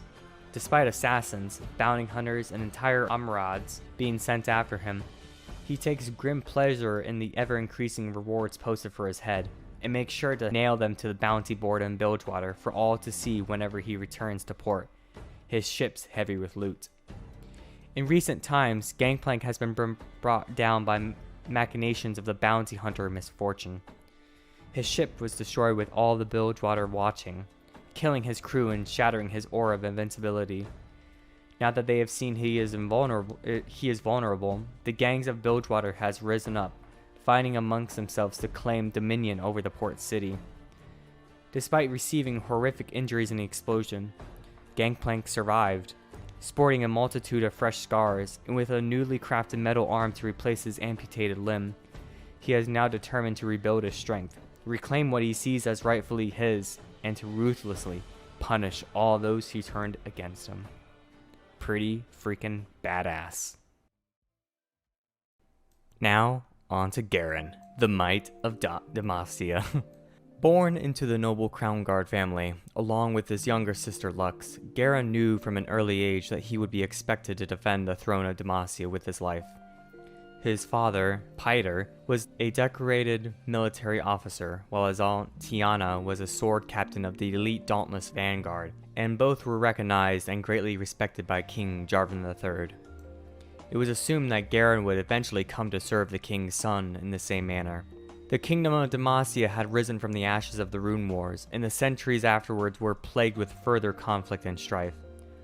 One of Garen's uncles, a ranger knight in the Demacian military, told young Garen and Lux his tales of venturing outside the kingdom's walls to protect its people from the dangers of the world beyond. He warned them that, one day, something would undoubtedly end this time of relative peace, whether it be rogue mages, creatures of the abyss, or some other unimaginable horror yet to come. As if to confirm those fears, their uncle was killed in the line of duty by a mage before Garen turned 11. Garen saw the pain this brought to his family, and the fear in his young sister's eyes. He knew then, for certain, that magic was the first and greatest peril that Demacia faced, and he vowed never to let it within their walls. Only by following their founding ideals and by displaying their unshakable pride could the kingdom be kept safe. At the age of 12, Garen left the Crown Guard home in High Silvermere to join the military. As a squire, his days and nights were consumed by training and the study of war, honing his body and mind into a weapon as strong and true as Demacian steel. It was then that he first met young Jarvan IV, the prince who, as king, he would one day serve, among the other recruits, and the two became inseparable. The years that followed, Garen earned his place in the shield wall as a warrior of Demacia, and quickly gained a fearsome reputation on the battlefield. By the time he was 18, he had served with honor in campaigns along the Freljordian borders, played a key role in purging Fetid cultists from the Silent Forest, and fought alongside the valiant defenders of White Rock. King Jarvan III himself summoned Garen's battalion back to the great city of Demacia, honoring them before the royal court in the Hall of Valor. Tiana Crownguard, recently elevated to the role of High Marshal, singled out her nephew in particular, and recommended him for the trials necessary to join the ranks of the Dauntless Vanguard. Garen returned home in preparation, and was greeted warmly by Lux and his parents, as well as the common people living in his family's estate. Though he was pleased to see his sister growing into an intelligent, capable young woman, something about her has changed. He had noticed it whenever he visited, but now Garen wrestled with a real and gnawing suspicion that Lux possessed magical powers, though he never let himself entertain the idea for long. The thought of a crown guard being capable of the same forbidden sorceries that had slain their uncle was too unbearable to confront. Naturally, through courage and skill, Garen won his place among the vanguard. With his proud family and his good friend the prince looking on, he took his oaths before the throne. Lux and her mother spent much more time in the capital, in service to the king as well as the humble order of the Illuminators. Yet Garen tried to keep his distance as much as possible. Though he loved his sister more than anything else in the world, some small part of him had a hard time getting close to her, and he tried not to think about what he would be forced to do if his suspicions were ever confirmed. Instead, he threw himself to his duties, fighting and training twice as hard as they had before. When the new sword captain of the Dauntless Vanguard fell in battle, Garen found himself put forward for command by his fellow warriors, and the nomination was unopposed. To this day, he stands resolute in the defense of his homeland against all foes. Far more than Demacia's most formidable soldier, he is the very embodiment of all the greatest and most noble ideas upon which it was founded. Next up is Gnar, the missing link. I love Gnar, he's such a cute little guy. Alright, let's begin. Before the ice had given the Freljord its name, there existed a land brimming with wonder. That is, if one could see the world through the eyes of Gnar. A young Yordle with boundless energy, Gnar and others like him live openly among the hardy tribes of the Northlands. Though barely big enough to leave footprints in the snow, his temper rivaled that of beasts 10 times his size, and he would erupt with a babble of curses the moment anything went amiss. For this reason, he felt more kinship with the greater and wiser creatures who kept their distance from mortals. To Gnar, they looked like overgrown white-furred Yordles, and that was good enough for him. While the tribes foraged across the tundra, gathering wild berries and tasty moss, Gnar collected more essential items, like rocks, pebbles, and the muddy remains of dead birds. His greatest treasure was the jawbone of a Druvask. When he tugged it from the cold earth, he squealed with glee and flung it as far as he could. It landed 2 hops away. Thrilled by this early success, Gnar carried his boomerang wherever he went. The world would try its best to offer him new delights, shiny lint, sweet nectar, round things, but none could match the pure joy he felt in throwing and catching his cherished weapon. He now considered himself a hunter and trailed herds of wild beasts that paid him no mind. But even he could sense change was coming to the land. The sky seemed darker, the winds felt colder. The mortal tribes who once forged together now appeared to hunt each other. The big white Yordles wouldn't know what to do. Gnar would go to them. Using all of his hunting skill, he tracked them into the snow-capped peaks of a vast mountain range, much farther than he had ever wandered before. As he approached the unseen, he also saw more mortals than he could count. This was exciting, but no one else seemed too happy about it. Then the ground shook and split apart. For the first time in Gnar's life, it seemed as though everyone else was throwing tantrums. The mortals yelled, the big Yordles roared, but the monster's arrival silenced them all. Heaving itself up the newly opened abyss, it bore huge horns, whipping tentacles, and a single eye. Wait, Vel'Koz? Burning with strange light that made the fur on Gnar's back crawl. While some mortals fled at the sight, he began to feel an odd pain in his chest. It was like the thought of losing his boomerang or never being hugged again. This horrible thing wanted to hurt his new friends, and this made him angry. In the moment, Gnar truly raged. All they could see was the monster. In a flash, he was in the air, leaping toward it. In one paw, he grasped a snowball, or so he thought. In fact, it was a boulder plucked from the mountainside, for Gnar had grown as large as the big white Yordles. He would send this monster back where it came from, by walloping its face. But the blow never landed. Gnar felt a chill colder than any winter, one that seemed to turn the air itself into ice. Truly, this elemental magic froze him in place, biting through his shaggy fur. Everything, including the monster, became quiet. The Yordle's strength and anger melted away. A deep tiredness crept into his limbs, and he fell softly asleep. Gnar napped for a long time. When he finally awoke, he shook the frost from his shoulders, breathing heavily.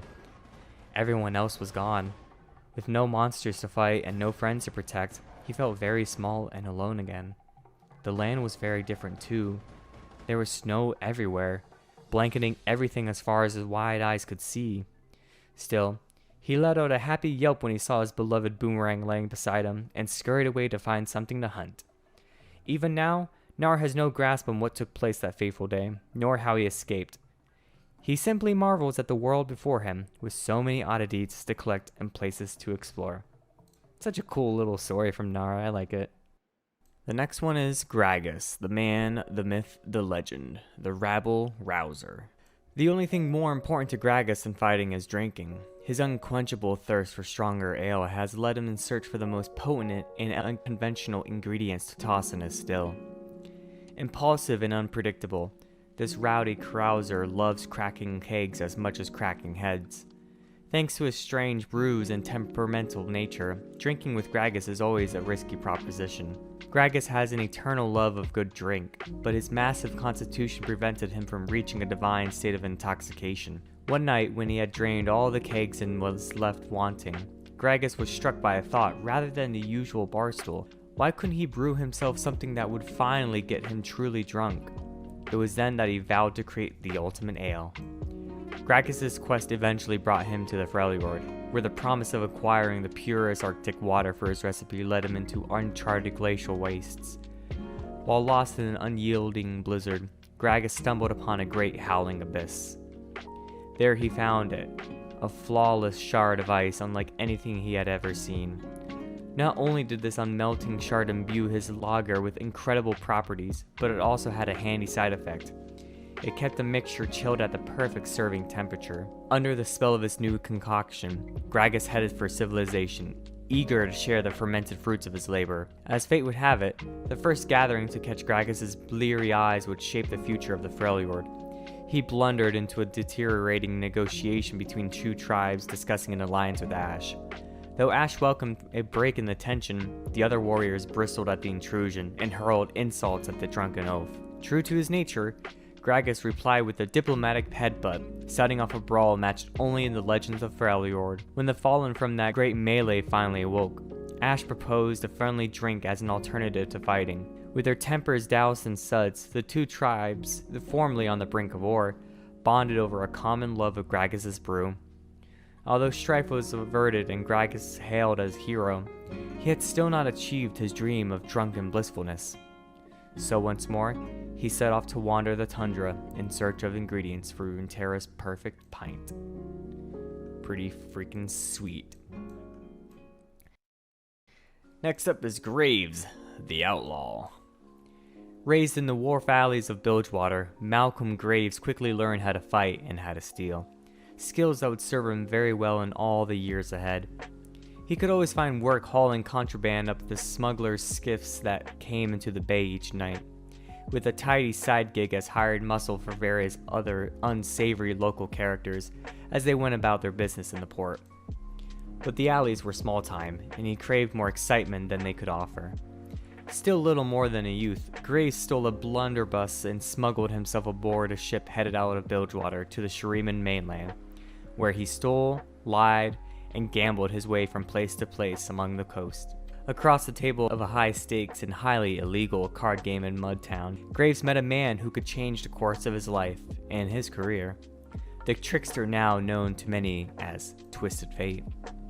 Each immediately saw in the other the same reckless passion for danger and adventure, and together they formed a most lucrative partnership. Between Graves' raw brawn and Twisted Fate's ability to talk his way out of, and occasionally back into, almost any situation, they were an unusually effective team from the outset.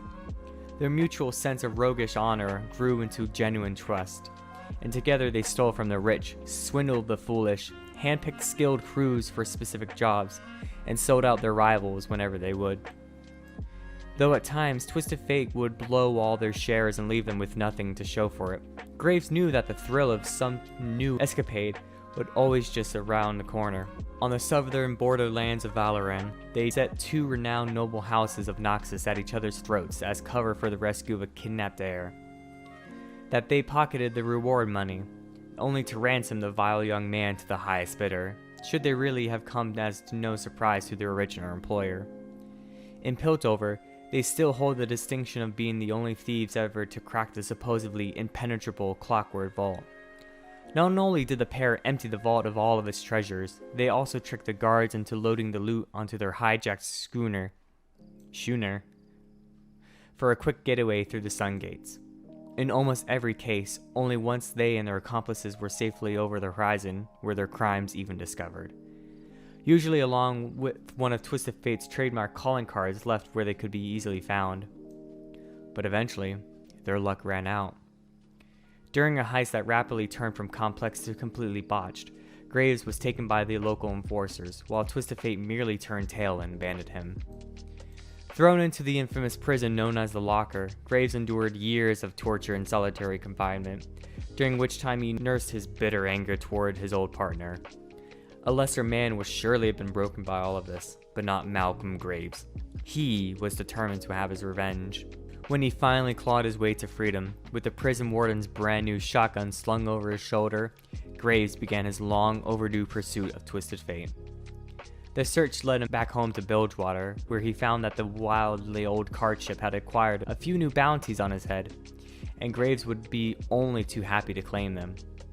However, just as he got Twisted Fate in his sights, they were forced to put aside their differences in order to escape almost certain death in the ongoing conflict between their Reaver King Gangplank and his rival ship captains. Once again, Graves found himself escaping his hometown, only this time, he had his old friend in tow.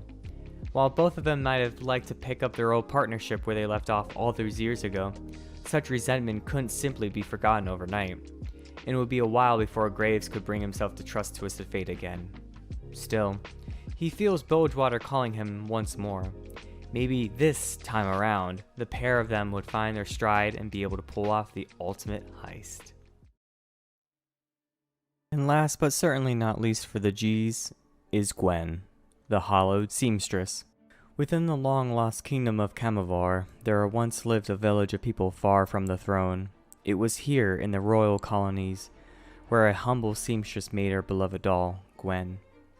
What Gwen couldn't remember of her past, she remembers with love. The seamstress and the doll spent their days crafting, scissors resting in Gwen's still hands as her maker stitched nearby with needle and thread. At night, the two could be found crouched under the dinner table, the seamstress challenging Gwen to makeshift duels, the clash of silverware against scissors echoing in the candlelit kitchen. In time, the game stopped, and the lights faded.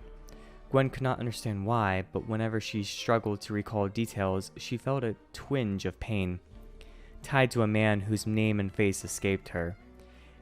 As her memories washed away with the ocean tide, Gwen lay still for centuries, quiet and forgotten. Then one night, her eyes opened. Gwen awoke for the very first time on a shadowy beach far from her home. By magic unbeknownst to her, she had been transformed into a living girl who could move her hands and feet, all on her own. Gwen took to life with joy. She skipped across the land, amazed by how far her eyes could see, how wondrous every pebble was to her touch, and how incredible the wind felt on her back. Along the coast, scattered debris left abandoned for a millennium caught her attention. Laying beside broken chests were all the familiar tools: scissors, needles, thread. Gwen recognized them immediately. Those were her maker's tools. When her fingers touched them, a burst of mist glinting with light flowed from her hands. To her, it felt safe and warm, like the soothing embrace of a hallowed past. But Gwen was not the only one drawn to this magic. Lurking in the aisles, a different mist swarmed. Black in color, it coiled and twisted, forming into fearsome wraiths. Something within Gwen's newfound presence attracted them, something they hungered for with obsession. As the wraiths came for her, Gwen was undeterred. She thrust her scissors at them. To her delight, more of her mist filled the air, enchanting the size and strength of her tools, and turning them from mere steel into spectral magic. But the wraiths were relentless. They swelled in number, fueled by ever-growing black mist. Gwen began to feel a tragic, strangely familiar pain. Surrounded by wraiths, suppressed memories surfaced. She recalled images of her maker, sick and wounded, lying in anguish. Near her was a man whose face finally returned to Gwen, Viego. Remembering his name brought Gwen to her knees. Wistfully, she reflected on the bygone moments spent with her maker, a happier, simpler time, and stole one final glance at her scissors. It was then Gwen realized something amazing. Her maker, victim to that man's twisted vanity, was not fully gone. The seamstress' tools, the very tools that first sewed and stitched Gwen together, were now in her hands. Gwen believed this was no accident. She knew, deep down, her maker was still with her, still fighting. This was a gift Gwen could not take for granted. Grasping needles and thread, she spun clouds of howled mist to push back the swarming wraiths. Her scissors slashed hard and fast, reminiscent of those blissful nights when her maker imagined grand battles beneath her kitchen table. Soon, the wraiths were no more. Though triumphant, Gwen recognized this was only the beginning. She could sense these wraiths and Viego were linked, both responsible for the spread of immense pain. With no time to lose, she resolved to track the black mist and stop it at any cost. Gwen expected this endeavor to be strenuous, yet she reveled in every second of being alive, for who knew how long this blessing would last. Having been given a unique chance at life, Gwen chooses to be an indomitable positive force against all odds. She journeys across Runeterra, determined to restore joy to those who are hurt and suffering. To Gwen, each moment is precious, and each step driven with purpose. Pretty neat stuff, and I liked her in the light novel that they had, even though it was kind of all over the place. Alright, Hecarim, the Shadow of War, the Horsey Man. Born into an empire long since gone to dust and forgotten, Hecarim was a lieutenant of the Iron Order, a brotherhood sworn to defend their king's lands. As Hecarim won victory after victory from the back of his mighty warhorse, the commander of the Iron Order saw him in a potential successor, but also a growing darkness. His obsessive hunger for glory was eroding his honor, and over time the Knight Commander came to realize this young lieutenant must never lead them. When he was told this, Hecarim was furious. Even so, he bit back his anger and continued in his duties. When they next rode to war, the commander found himself surrounded by enemies and cut off from his fellow knights. Hecarim, seeing his chance, turned away and left him to die. At the battle's end, the Iron Order, oblivious to what Hecarim had done, knelt on the bloody ground and swore allegiance to him. Hecarim rode to the capital to take his formal oaths and met with Callista, the knight's most trusted general. She recognized his prowess and leadership, and when the queen was wounded by an assassin's poisoned blade, Callista was confronted to know the Iron Order would remain with the king while she sought to cure.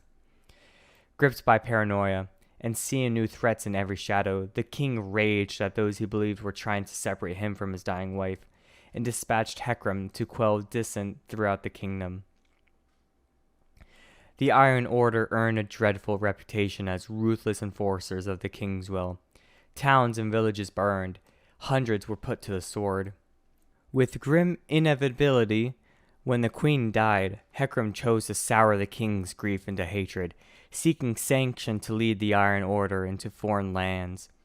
He would avenge her death, while earning yet more dark renown for himself. But before they could ride out, Callista returned. She had found what she had sought upon the distant Blessed Isles, and yet it was now too late. The king would not believe this, and had Callista imprisoned as a traitor. Intrigued by what he had heard, Hecarim visited her cell, and they spoke of the pale mists that protected the islands from all invaders, and also of the inhabitants' immense wealth, including the legendary Waters of Life. Knowing only Callista could lead them there, Hecarim eventually persuaded her to guide the king's fleet through the veil that concealed the Blessed Isles from mortal sight. They landed at the city of Ayla, with the queen's body and soul in procession. The Iron Order led the way, only to be met by the city's masters, who now refused to help. Enraged, the king ordered Callista to kill them, but she refused, and Hecarim smiled as he made the decision that would damn him for eternity. He drove a spear through Callista's back and ordered his knights to ransack the city, looting its vaults of arcane treasures. Amid the chaos, a lowly custodian agreed to grant the king access to the Waters of Life, but not even this could distract Hecarim from the reverie of bloodshed, and so it was that the ruination of the Blessed Isles would take him almost completely by surprise. A blast wave of magical force tore across Hilea, shattering every last building and leaving the fragments suspended in searing unlight. In its wake came the black mist, a billowing hurricane that dragged every living creature it touched into its shrieking, roiling embrace. Hecarim tried to rally the Iron Order, hoping to make it back to their ships, but the mist claimed them one by one as they fled. Alone and defiant to the end, the Knight Commander was taken by the shadows. He and his mighty steed were fused into a monstrous spectral abomination that reflected the darkness in Hecarim's heart, a brazen creature of fury and spite, at one with the black mist and yet utterly enslaved by it. Bound forevermore to these shadow isles, Hecarim has spent centuries in a sinister mockery of his former life, cursed to patrol the nightmarish lands he once intended to conquer. Whenever the black mist reaches out beyond their shores, he and the otherworldly host of the Iron Order ride out to slaughter the living, in memory of glories long past. Cool. Next up is Heimerdinger, and his is incredibly short. Heimerdinger, the revered inventor. A brilliant yet eccentric Yordle scientist, Professor Cecil B. Heimerdinger is lauded as one of the most innovative minds and esteemed inventors Piltover has ever seen. Relentless in his work to the point of neurotic obsession, he is fascinated by mysteries that have confounded his contemporaries for decades, and thrives on answering the universe's most impenetrable questions. Though his theories often appear opaque and esoteric, Heimerdinger believes knowledge should be shared and is devoted to teaching all who desire it. And that's it with Heimerdinger. Cool. Illaoi is next on the board. She is the Kraken Priestess. Illaoi's powerful physique is dwarfed only by her indomitable faith. As the prophet of the great Kraken, she uses a huge golden idol to rip her foes' spirits from their bodies and shatter their perception of reality. All who challenge the truth-bearer of Nakage Boros soon discover Illaoi never battles alone. the god of the Serpent Isles, fights by her side. All who encounter Alawi are struck by her presence. An intense woman, the priestess is fully committed to the experience of living. She takes what she wants, destroys what she hates, and revels in everything she loves. However, to truly know Alawi, you must understand the religion she has devoted her life to. Boros is the deity of her faith. Is usually depicted as an enormous serpent head with tentacles spiraling around it in endless motion, with no beginning and no end. Also called the Mother Serpent, the Great Kraken, or even the Bearded Lady, Boros is the Serpent Isles god of life, ocean storms, and motion. The literal translation of his name is the unending monster that drives the sea and sky. Central to the religion's theology are three tenets. Every spirit was born to serve the universe. Desire was built into every living being by the universe. The universe only moves towards its destiny when living creatures chase their desires.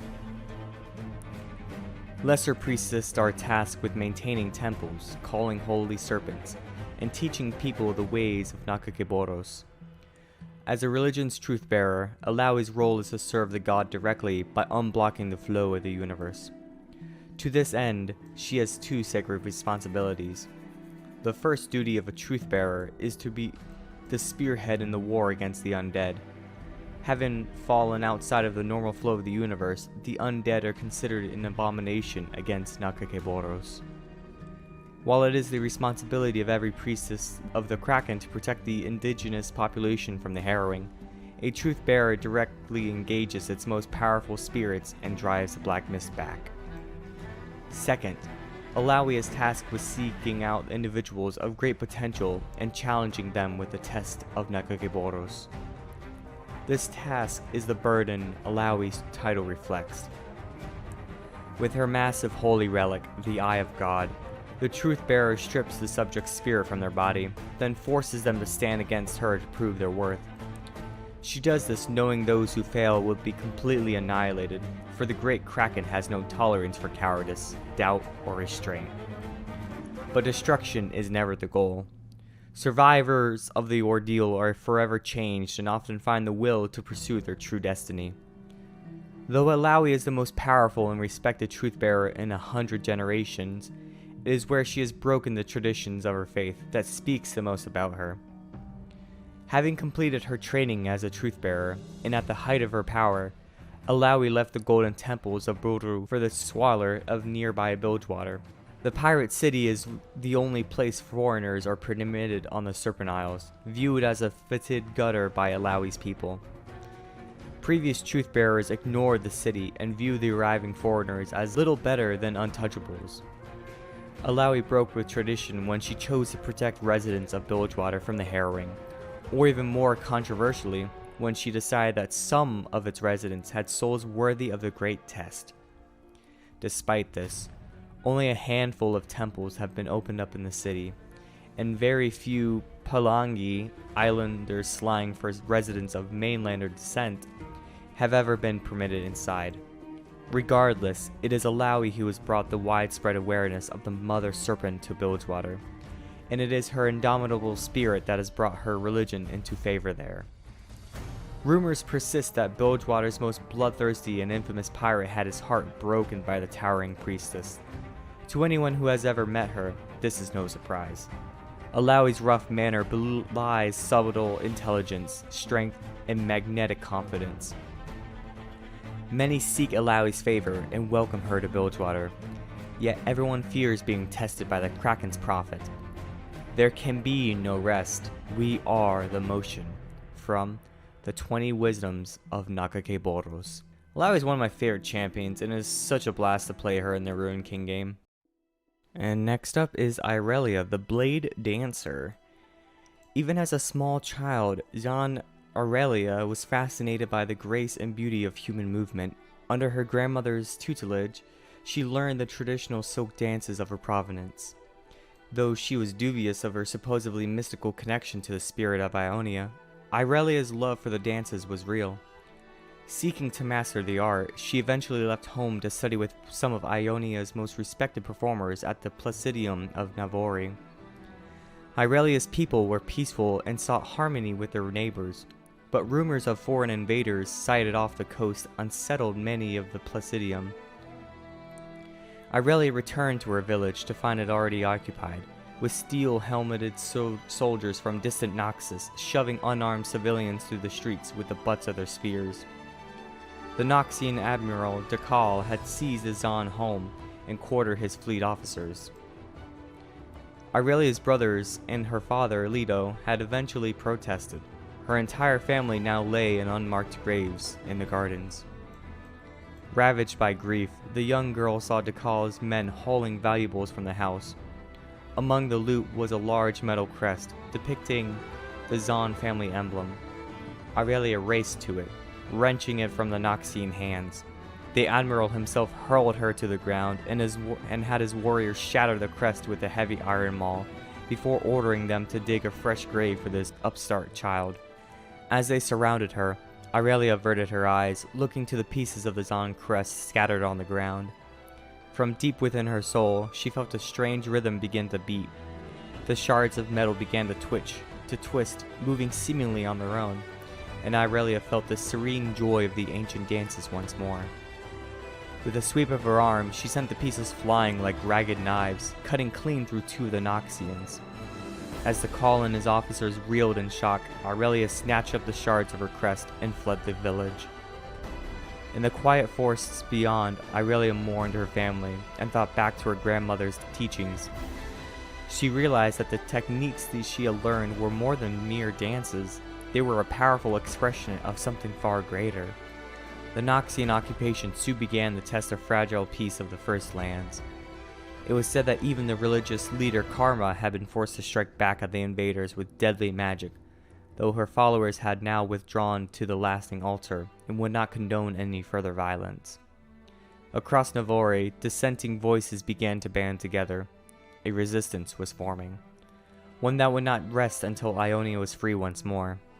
Aurelia joined their ranks, performing her cherished dances for them in the woodland camps to preserve some vestige of their vanishing culture. She was barely 14 years old when she found herself back at the Placidium.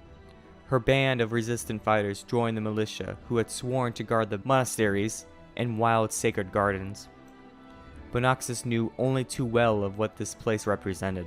A particularly cunning general named Jericho Swain captured the Placidium and took its defenders hostage, hoping to lure the inevitable reinforcements into a trap. It was in this moment that Aurelia rose to meet her destiny. Freed from her bonds, she unleashed the full potential of her ancient blade dance, lashing out with graceful zeal.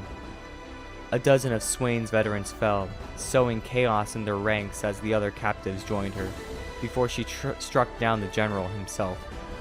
The sight of this rebellious girl hefting his severed arm over her head would be the turning point of the war.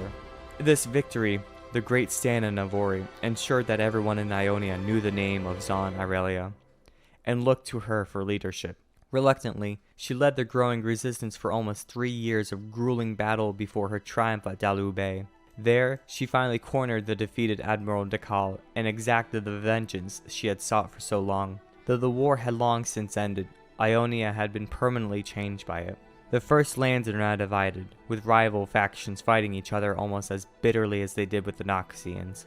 Many continue to look to Aurelia for answers, but while others might welcome such power, Aurelia remains uneasy with it. At heart, she still yearns only to dance alone. And last but not least, Ivern, the Green Father for the Eyes. Ivern the Cruel was renowned as a fierce warrior. In the latter days of the ancient Vorjard, his clan followed the most warlike of the old gods, and would not kneel before the upstart Three Sisters, like so many others had. However, the dark sorcery that strengthened their armies was undeniable. Ivern and his kin plotted long and hard to overthrow these hated Iceborn, eventually setting sail into the east, in search of the land where the sun first rose, from where it was said that all magic flowed into the world. If Ivern could see such power for his own, then he could surely break any foe. As his fleet sailed over the horizon, they passed out of memory and into myth, for they were never seen in their homeland again. In truth, Ivern the Cruel landed on the shores of Ionia, after cleaving through a dozen coastal settlements, he and his warriors discovered a sacred grove known as Omakailon, the heart of the world. And there, in that strange and verdant garden, they met the fiercest resistance. Chimeric beings, half human, half beast, came at them again and again beneath the twisted branches. Undeterred, Ivern pressed on, until the battered remnants of his expedition reached what the Ionians held so sacred, the legendary god Willow. Ivern was transfixed, even as the fighting raged around him. It was a truly colossal tree, dripping with long, gossamer leaves that shimmered with golden and green light. It was magic like nothing he had ever felt before, and it was clear these inhuman creatures would die to protect it. Seeking to shatter their resolve, he took up his war axe and roared with hatred as he struck at the god Willow over and over again. The great tree fell. In a riot of life energy, Ivern the Cruel was instantly undone. Detached, drifting, he saw the battle was over. The flesh of the fallen fed Charon birds and insects alike, or decayed under bursts of colorful mushrooms. Bones rotted into fertile soil, and seeds within it budded and sprouted into trees bearing fruit of their own. Leaves and petals pulsed like colorful hearts. From the depth that surrounded him, life exploded forth in ways too numerous to believe. Never had Ivern beheld such beauty. Life, in all of its forms, was tangled together like an impossible knot that didn't want to be untied. He wept, and those dew-dropped tears fell upon his changed body. He was taller than he remembered, his limbs rough with bark and leaves. The magic of an entirely different world coursed through him. He did not know why or how, but he was all that now remained of the god Willow. With that realization, he heard the bawling of hills, the howling of trees, and the dripping tears of moss. He reflected on the mistakes he'd made, the cruelty he'd visited on others. Remorse washed over Ivern, and he cried out for forgiveness.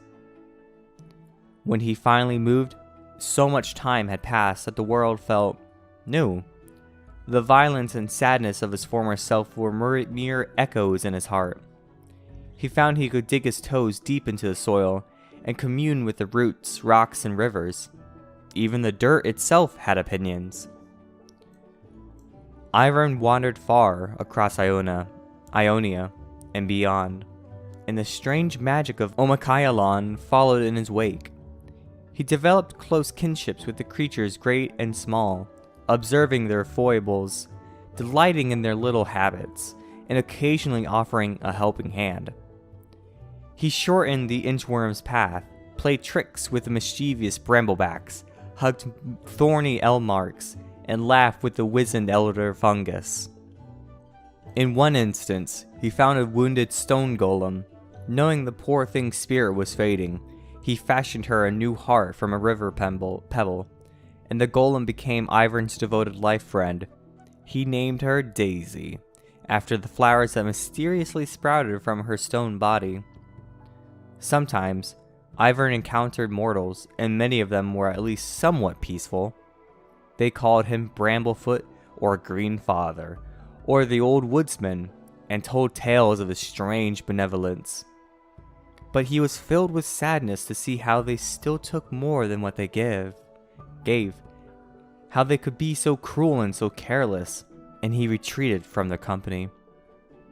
If he bore the god Willow's legacy, he needed to cultivate humanity, help them watch, listen, and grow. Being mortal once himself, Ivern knew this would be difficult, so he smiled and challenged himself to complete this task before the final sunset. He knew he would have time. Next we start in the J's with Janna, the Storm's Fury. Since ancient times, there have been those who pray to the winds. From sailors seeking good weather to the downtrodden calling on the winds of change, mortals have placed their hope in the tempests and gales that sweep across Runeterra. Surprisingly, the winds sometimes would seem to answer. Seafarers might spot a bright blue bird just before a healthy tailwind billowed at their sails. Others could swear they'd heard a whistling in the air right before a storm, as if to warn them of its approach. As words of these omens spread, sightings of the bird grew more common. Some even swore they had seen the bird transform into a woman. With tempered ears and flowing hair, this mysterious maiden was said to float above the water and direct the wind with a flick of her staff. The faithful called this wind spirit Jaharam, an ancient Shuriman word meaning guardian, for she always seemed to appear in moments of great need. As time went on, she came to be known more simply as Janna. Her name spread across the Shuriman continent's coasts, and the seafaring people of Ashra Zavan were her most fervent believers. They depended on calm seas for the trade ships that traveled through the city's ports. Statues and shrines were raised in gratitude for Janna's benevolence. After the Shuriman Empire enveloped the city, these displays of devotion continued for a time. When the Emperor issued decrees suppressing false idols, Janna's statues were torn down. Yet, despite the growing worship of the ascended god warriors, many still offered quiet prayers to Janna, for what could god warriors do to protect ships from storms? These mortals often wore amulets with the image of a blue bird, smaller, more personal tokens in Janna's honor. Through all of this, Janna continued to aid the vulnerable who called upon her. In a region rife with upheaval, she remained constant. Those with an eye toward history might appreciate the irony of winds of change being the only thing that did not. After the great empire fell, once verdant lands became a desert as the remaining ascended brought a war and chaos. Yet Janna shielded the city, now known as Zaun, from the turmoil. Over the centuries, Janna watched as Zaun's ambitions grew. While the city was still a robust trade port, its denizens inspired for more. They dreamed of cutting a canal through the isthmus on which they lived, opening a path that would unite the sea surrounding Valoran and Shurima. The city poured great effort, wealth, and time into the constructions. Prayers to Janna waned as mortal dreams focus on mortal machinations. However, the canal's excavation made great portions of Zaun unstable. On one cataclysmic day, entire districts on the River Pelt collapsed below the western sea level, and thousands suddenly found themselves fighting for their lives against the clashing currents. As these unfortunate souls faced their doom, they prayed for salvation. They called out the name of their ancient protector, Janna. Though these mortals had seemingly forgotten her until now, Janna did not hesitate to help them. An immense gale swept over the city as she took corporal form. Impossible walls of air held flooding waters at bay as people fled the drowned ruins of their homes. Ferocious gusts of wind cut through the suffocating smoke from fires caused by the destruction. Yet while she saved many, thousands still perished that day, but all who survived witnessed Janna's benevolence. Never again would the city's people forget their savior. To this day, through the rise of Piltover and the ongoing struggles of modern Zaun, Janna's faithful wear bluebird medallions and show reverence to the winds. And through it all, Janna stands steadfast by the humble and the meek. Zaunites all know that whether they fight for breath amid the toxin clouds of the Zaun Grey, stand against the brutality of violent Chem-Barons, or fed off other threats, Janna would not abandon them. Next up we have Jarvan IV, the Exemplar of Demacia. He's got a big one, so hang in there. Soon after King Jarvan III's coronation, he addressed the people of Demacia. Even though there were still many foes beyond the borders of their proud kingdom, several of the noble families had begun to feud with one another, some even raising private militias to seek the favor of their new king. This would not stand. Jarvan would not allow such dangerous rivalries to develop, and declared his intention to end the feuding by marriage. His bride, the Lady Catherine, was much beloved by the people, and courtly gossip had long held that the two shared some secret fondness for one another. The bells of the great city rang for a day and a night in celebration, and by year's end came the announcement that the royal couple were expecting their first son. But all joy was forgotten when Catherine died in childbirth. The infant, named for his father's line, was declared heir apparent to the throne of Demacia. Torn between grief and elation, Jarvan III swore never to take another wife, and that all his hopes and dreams for the kingdom's future would live on in his son. With no memory of his mother, the young Prince Jarvan was raised at court, groomed and guarded every moment of his life. The king insisted that he receive the finest Demacian education, learning from an early age the moral value of charity, the solemn burden of duty, and the honor of a life spent in service to one's people. As he grew, he was also introduced to the history and politics of Valoran by his father's seneschal, Zhenzao. Hailing from distant Ionia, this loyal protector taught the prince about the world's more spiritual philosophies, as well as the myriad arts of war. During his military training, Prince Jarvan found himself facing a brash youth of the Crown Guard family named Garen. The two were of similar age, and became a quick pair. Jarvan admired Garen's sheer determination and fortitude, and Garen looked up to the prince's tactical instincts. When Jarvan came of age, his father rewarded him with the honorary rank of general.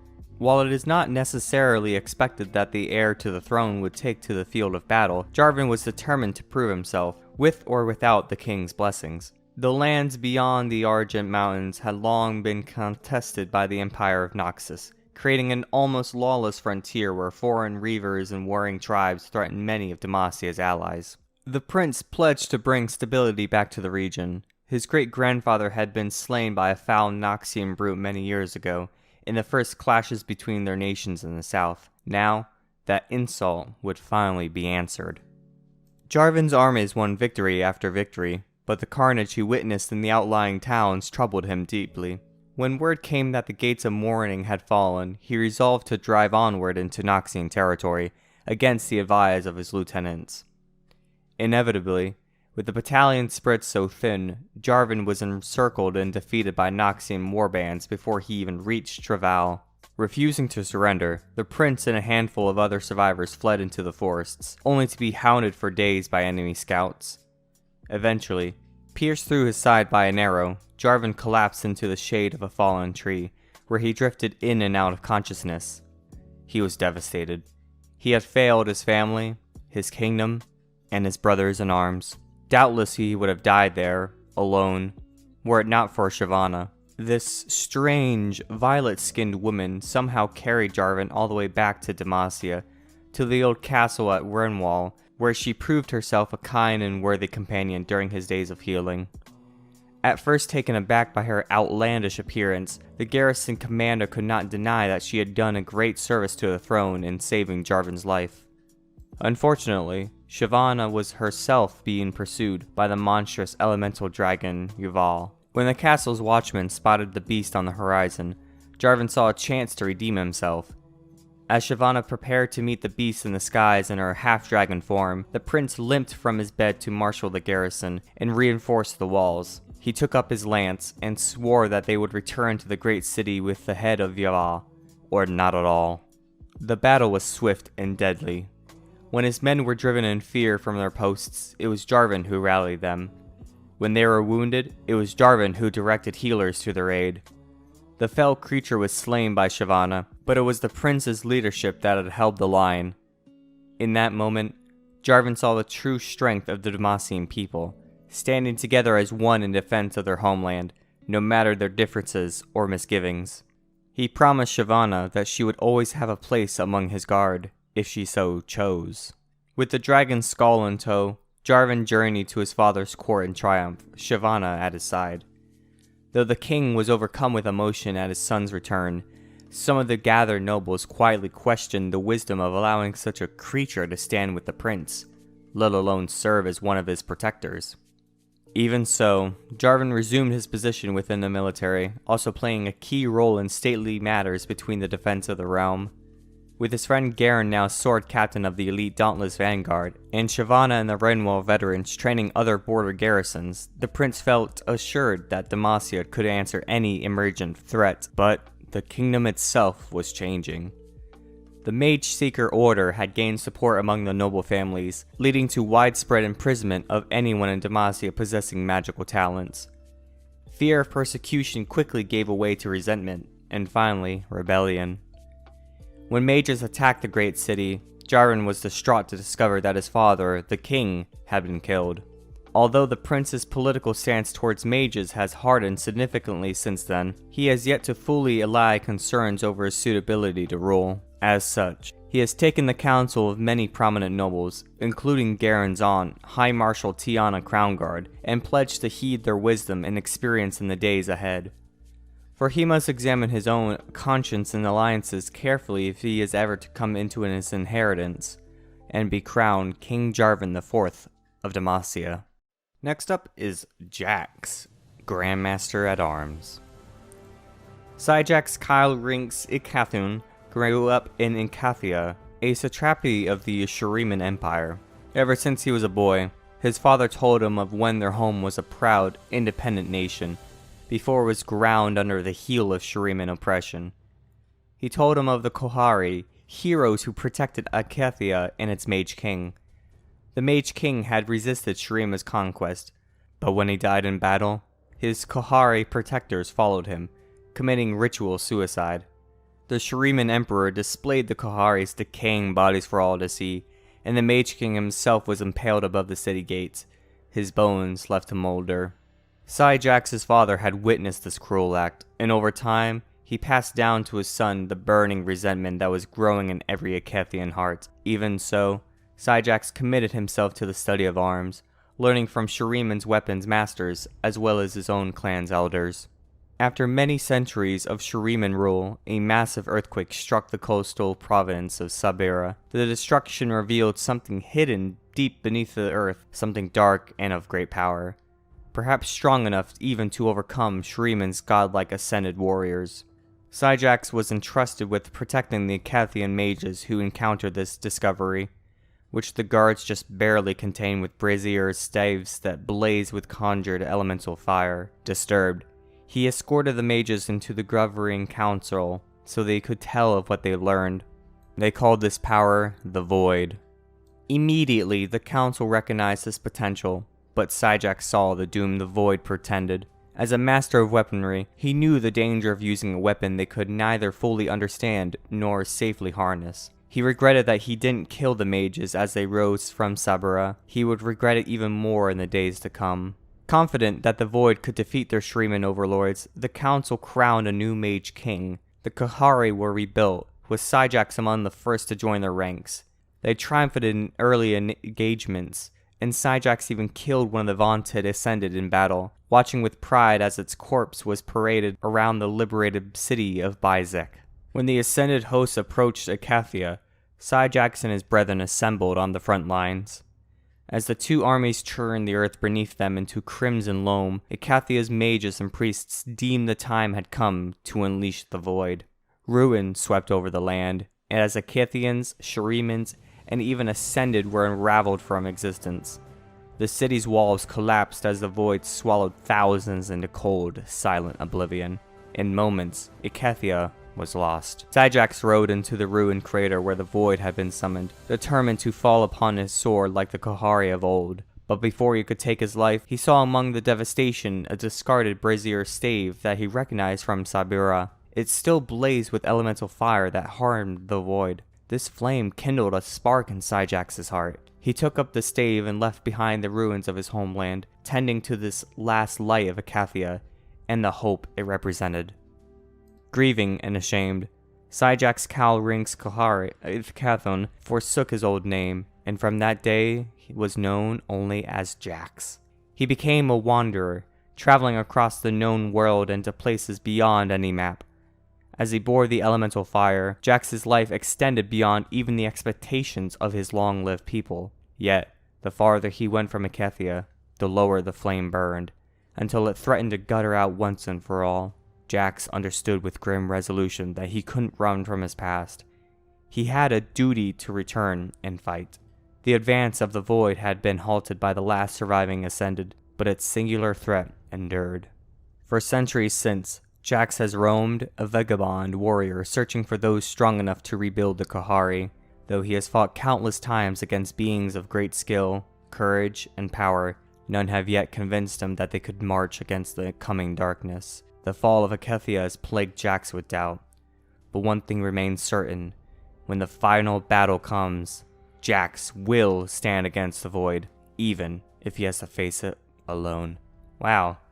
I never knew about Jax's history. I knew about the fire that it harms the Void, but all of this, that's pretty fucking badass. Next up is Jace, the Defender of Tomorrow. And holy hell, is his entire lore so long. Victor, get your fucking boyfriend's story shorter, please. Without further ado, let's begin. Jace is a brilliant inventor who has pledged his life to the defense of Piltover and its unyielding pursuit of progress. With his transforming Hextech hammer in hand, Jace uses his strength, courage, and considerable intelligence to protect his hometown. While revealed throughout the city as a hero, he hasn't taken well to the attention it brings. Still, Jace's heart is in the right place, and even those who envy his natural skills are grateful for his protection in the City of Progress. A native son of Piltover, Jace was raised to believe in the principles that made the city great. Invention, discovery, not going to Zon if you could help it. With a knack for understanding machinery, Jace earned the honor of being the youngest apprentice to ever be offered patronage by Clan Giopara, one of Piltover's most respected ruling clans.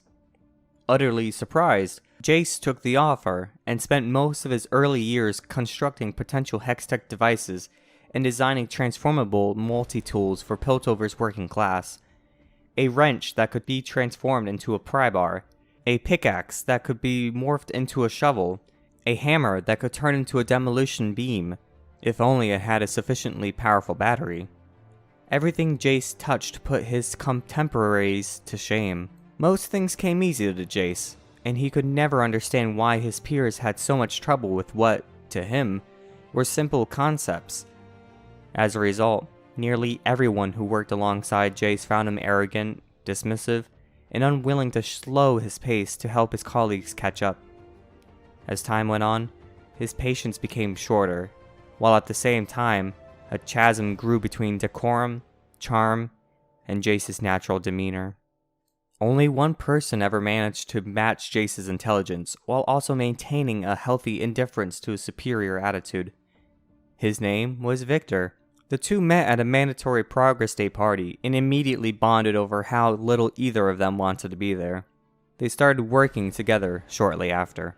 Victor expanded Jace's intellectual horizons and challenged many of his assumptions. While Jace sought to improve humanity via versatile technology, Victor sought to solve problems inherent to humanity itself, such as physical decay or logical prejudices. They constantly argue with one another, but their conflicts never got personal. Though their methods were different, the two colleagues knew their ultimate goals were very much the same. More than that, they both knew what it was like to be ostracized by their colleagues. Victor because of his unconventional thinking, Jace because of his rudeness. Together, Jace and Victor invented a mechanized construction suit for Piltover's dockworkers, something hardy enough to enhance the wearer's strength, but light enough that its wearer would immediately drown upon falling overboard. However, the two reached an impasse when Victor's design for the next version of the suit included a chemtech implant that would increase the wearer's strength output by tenfold, while also preventing them from getting tired, panicking, or disobeying instructions from their superiors. While Victor considered this feature a brilliant means of reducing the frequency of construction accidents, Jace found its indifference towards free will immoral. The two nearly came to blows over the design, and ultimately, after Jace warned the Academy of Victor's invention, Victor was stripped of his honors and ostracized from Piltover's scientific community. Victor was the closest thing Jace ever really had to a friend, and distraught over their falling out, went back to working on his own. He grew more insular. His patience towards others grew even thinner. As Jace studied in solitude, Clan Gilpara's explorers discovered a raw blue crystal deep within the Shriman Desert. Though Jace volunteered to experiment on it, specifically by suggesting the clan's other scholars wouldn't be smart enough to get anything out of it, his lack of tact in doing so prompted Clan Gilpara to give it to their better-mannered scholars as a form of punishment. Yet, after many months, the scholars reached an unanimous conclusion: the crystal was worthless. Damn, they really quote-unquote found this blue crystal and they deemed it worthless, even though it's just basically Skarner's entire ancestors and his brothers, sisters, friends, and his entire family. A power-drained hunk of rock. The disappointed clan leaders finally handed the crystal over to Jace, assuming that he, with his remarkable intelligence, wouldn't be able to learn anything from it. Something inside the crystal called to Jace. No, more than that, it sang to him. He couldn't explain why, but he knew the Shriman gem still held mysteries yet to be discovered. He spent many months running every variety of test on the crystal. He braced it into a cogwheel contrivative. He superheated it and deep froze it. He tinkered and observed and hypothesized and beat his head against a copper pantograph. Quite simply, Jace wasn't used to working hard. This damned crystal was the first thing that had ever resisted his considerable mental aptitude. For the first time, he realized how his peers must have felt, trying so hard to solve a problem, only to bump against your own limitations. It felt frustrating. It felt unfair. And it probably felt much, much worse if you were working alongside an arrogant inventor who dismissed your every effort. Jace realized how, despite how dismissive he'd been toward his fellow scholars, none of them ever gave up. None of them ever stopped seeking the very things that define Piltover: progress, discovery. If they wouldn't give up, Jace decided he wouldn't either. And maybe he tried to be nicer. Maybe. Jace approached the problem from a completely different angle. Rather than trying to experiment on the crystal as a whole, he wondered, why not run more invasive experiments on a smaller shard?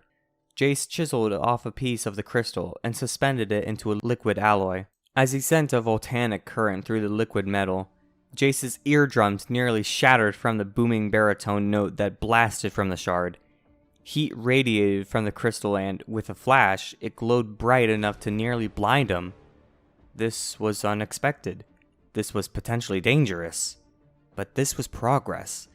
Jace couldn't erase the smile from his face as he worked well through the night, into the dawn.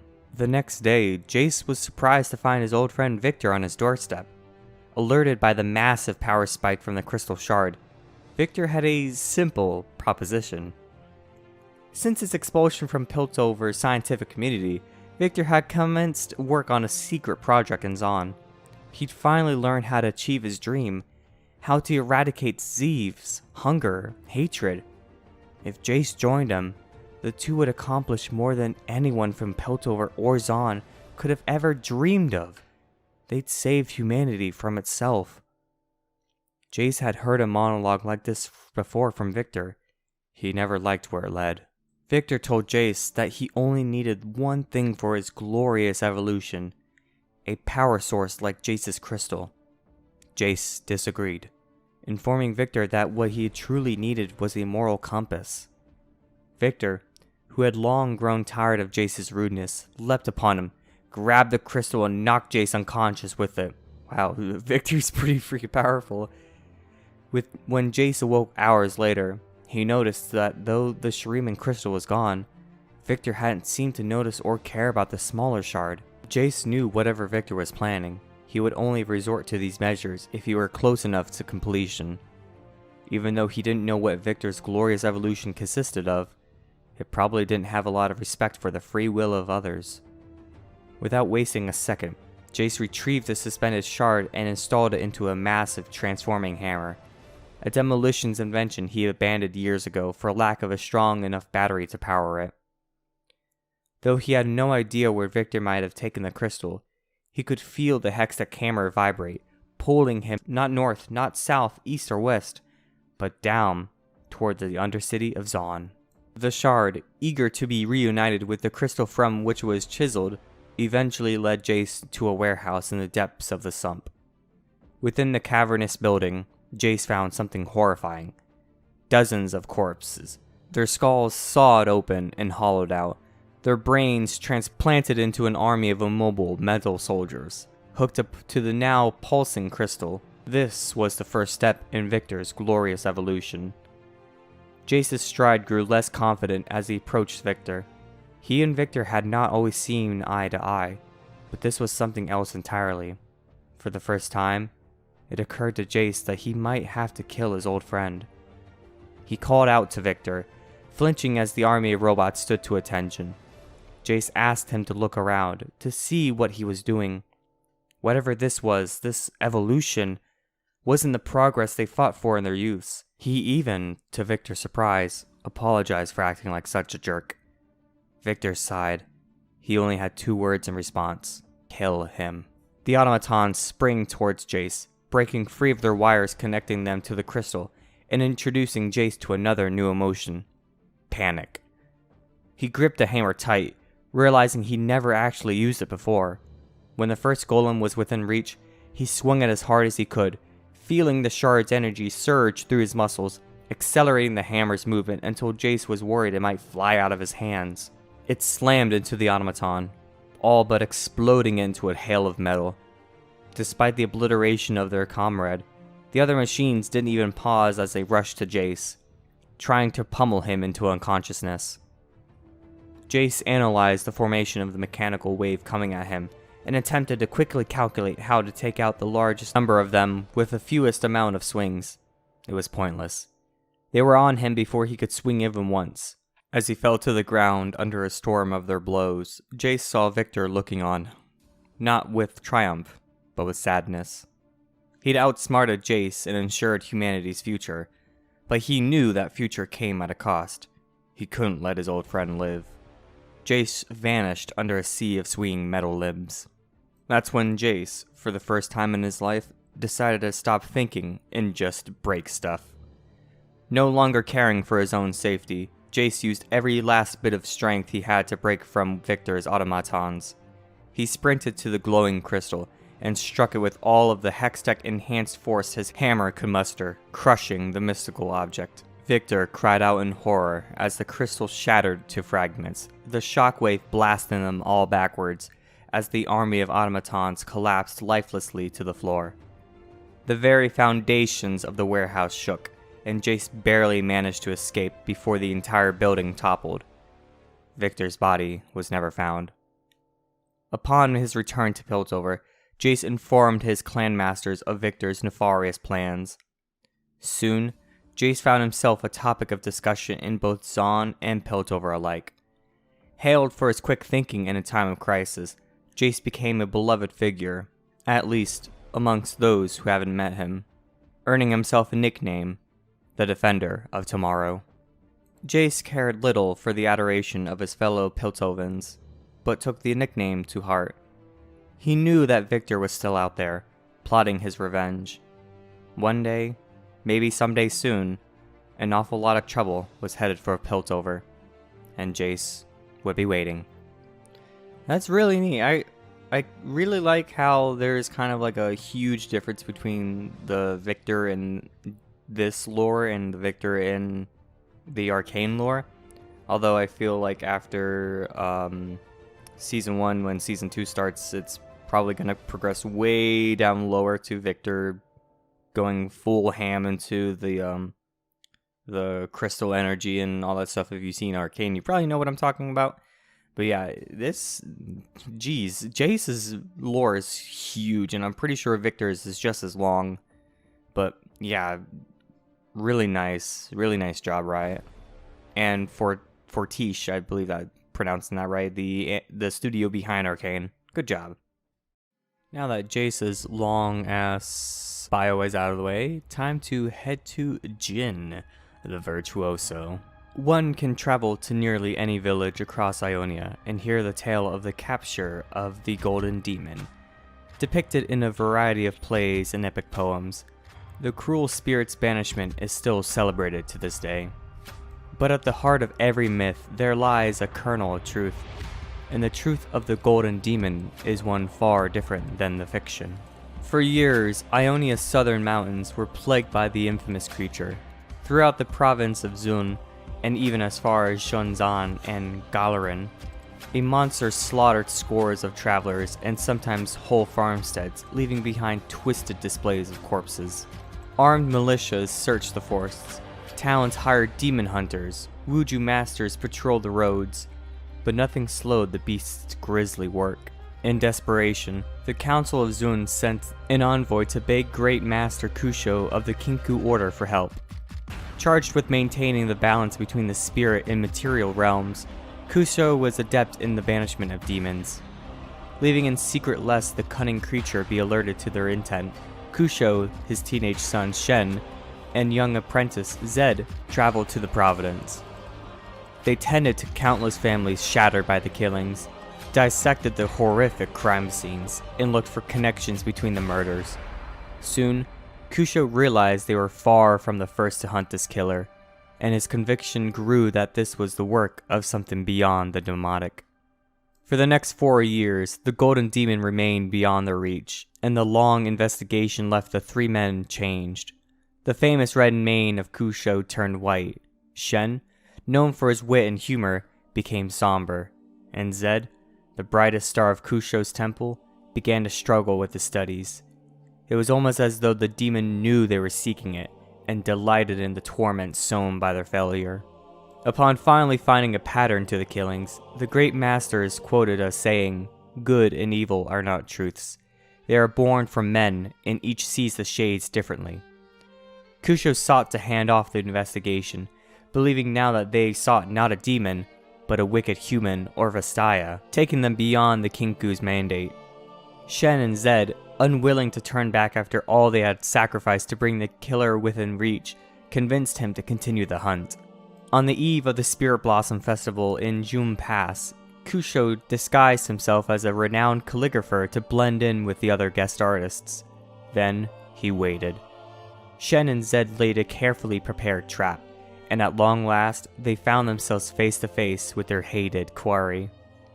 Kusho was proven right.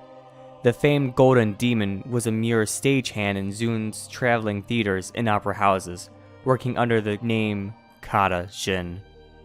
After they caught Jin, young Zed made to kill the cowering man, but Kusho held him back.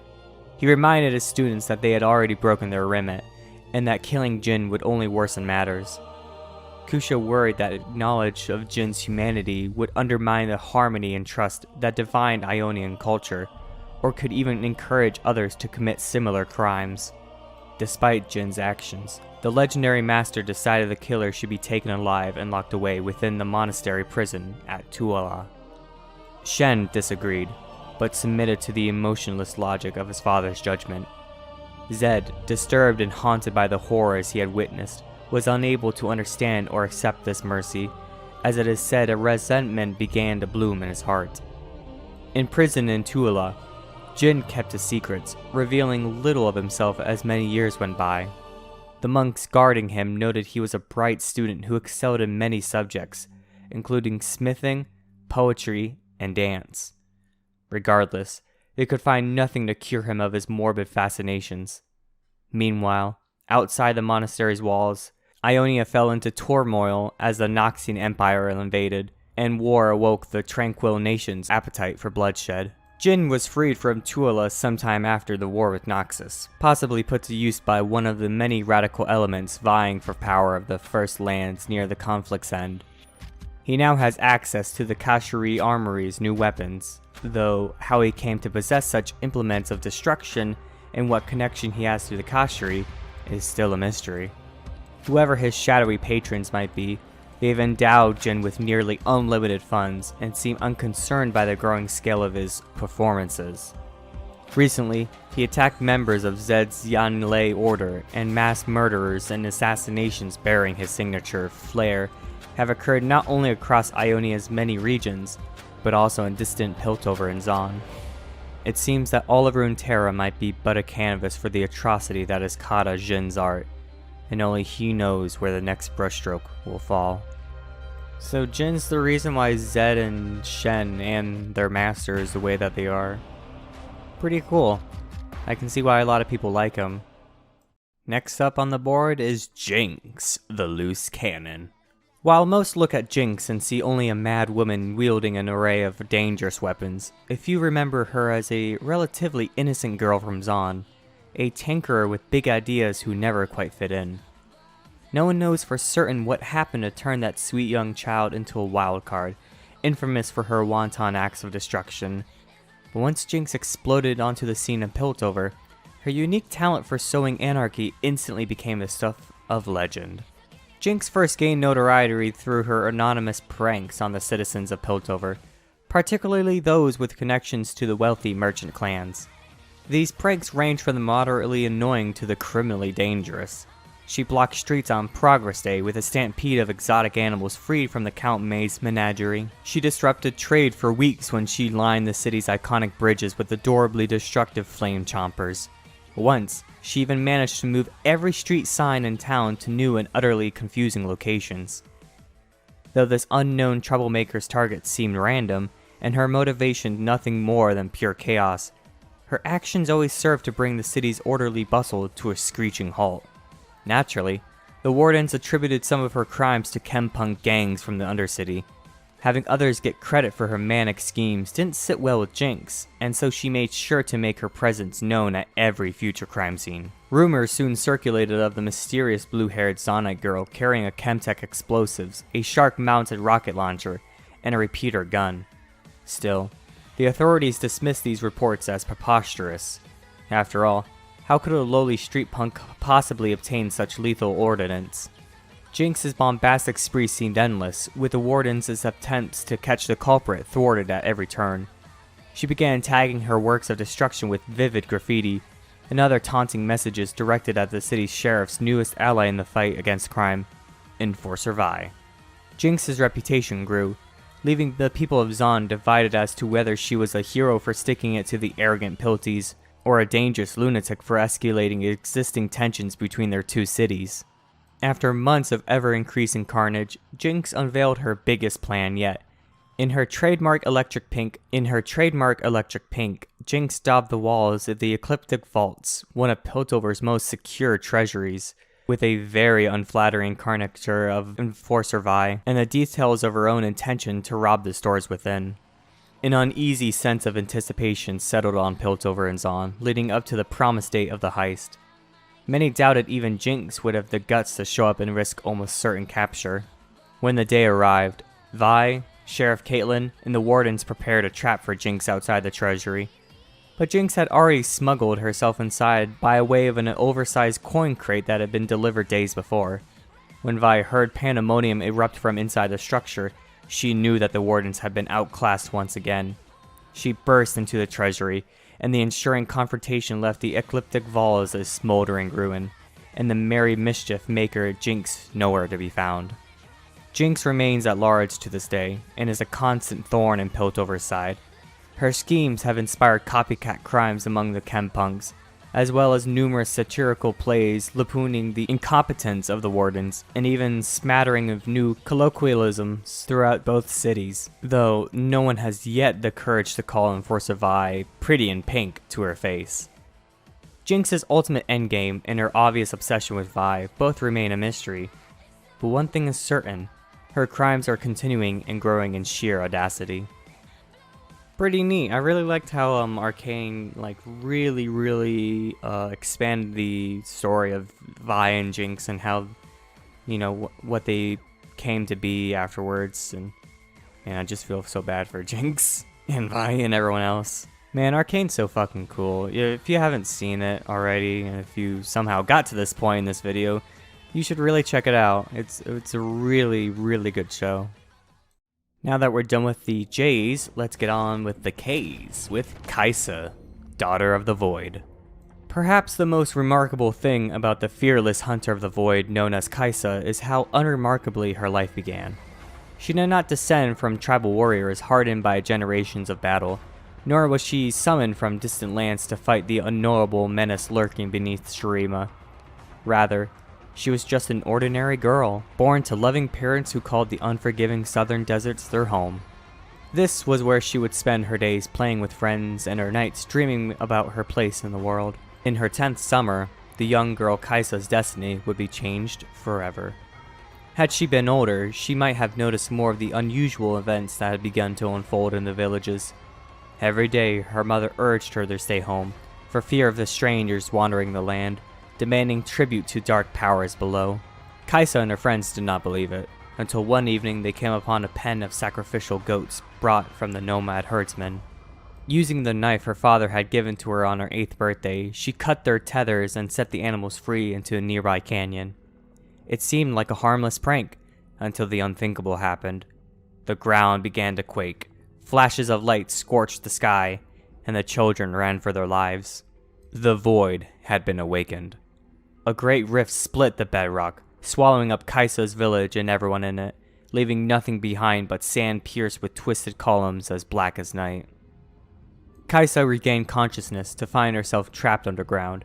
She was filled with crippling fear, but there was still hope. She could hear the faint cries of other survivors. They called out to each other feebly, repeating their names one by one like a mantra. Sadly, by the 3rd day, hers was the only voice left. Her friends and family were all gone. She was alone in the darkness.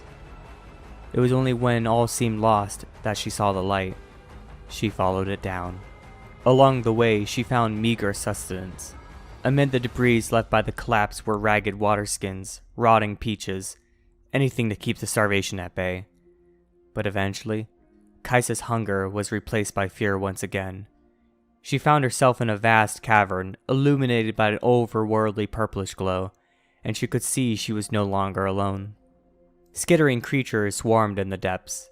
The first that came for Kaisa was no bigger than her, and she clutched her knife in both hands, ready to defend herself. The voidling horror knocked her to the ground, but she drove the blade into its pulsing heart, and the two of them tumbled deeper into the abyss. The creature was seemingly dead, but its unnatural skin had taken a hold upon the flesh of her arm. The dark shell tingled, but was hard as steel to the touch. In a panic, Kaisa broke her knife trying to remove it, but when the larger beasts came, she used it as a shield to make her escape. Soon enough, she realized the shell was becoming part of her.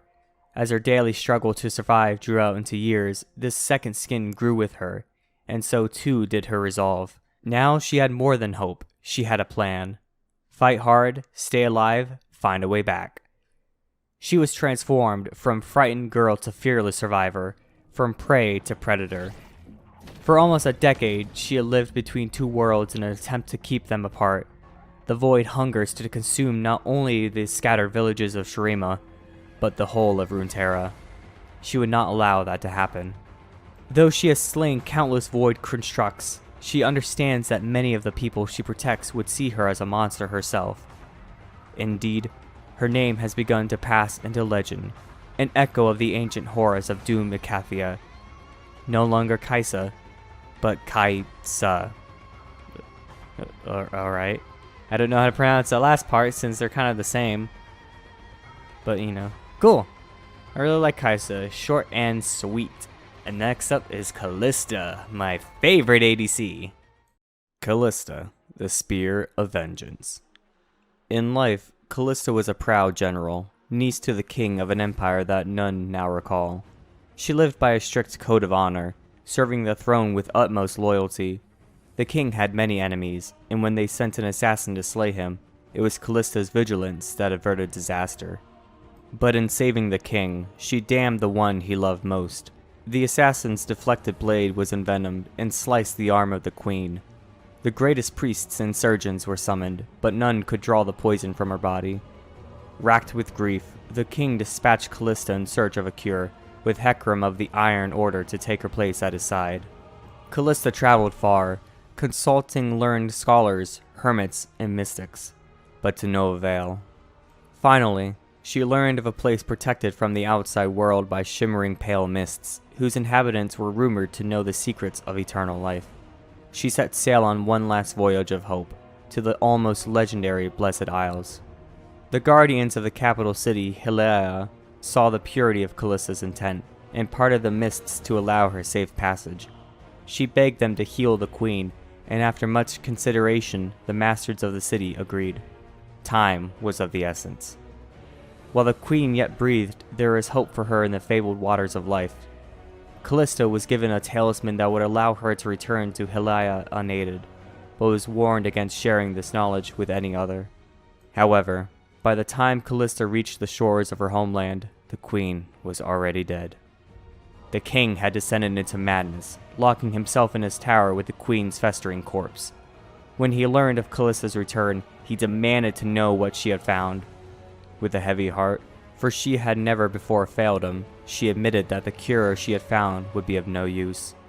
The king would not believe this, and condemned Callista as a traitor to the crown.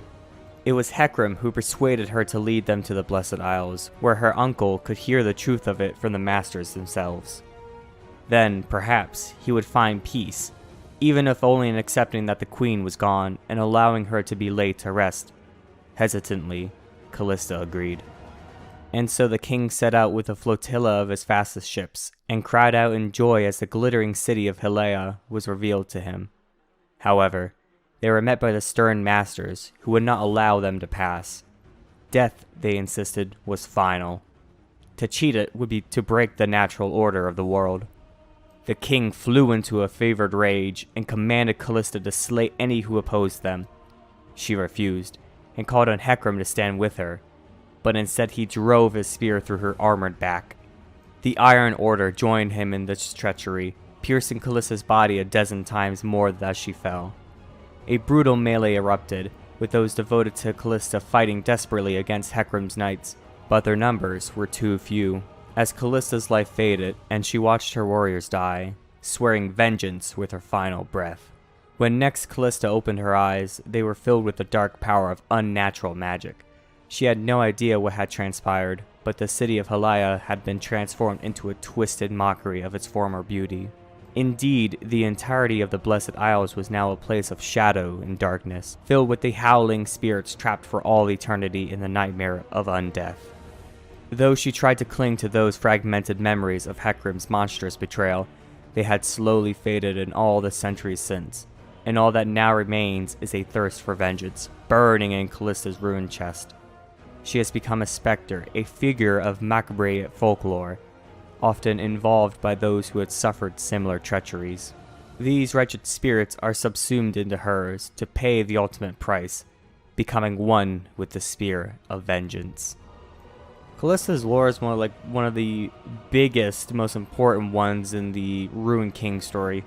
Yet Riot didn't add her or Hecarim or Maokai or any of them into the Sentinels of Light visual novel. But I understand, COVID and all that stuff happened. So, but kind of wish that adding her would be a necessity. But I digress. Callista is freaking cool.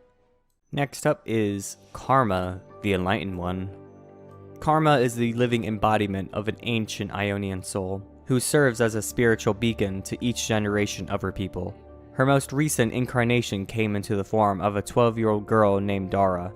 Raised in the northern highlands of Shozan, she was headstrong and independent, always dreaming of a life beyond her provisional village. But Dara became to suffer strange, fitful visions.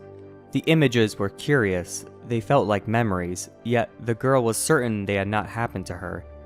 At first, the problem was easy enough to conceal, but the visions grew in intensity until Dara was convinced she was descending into madness.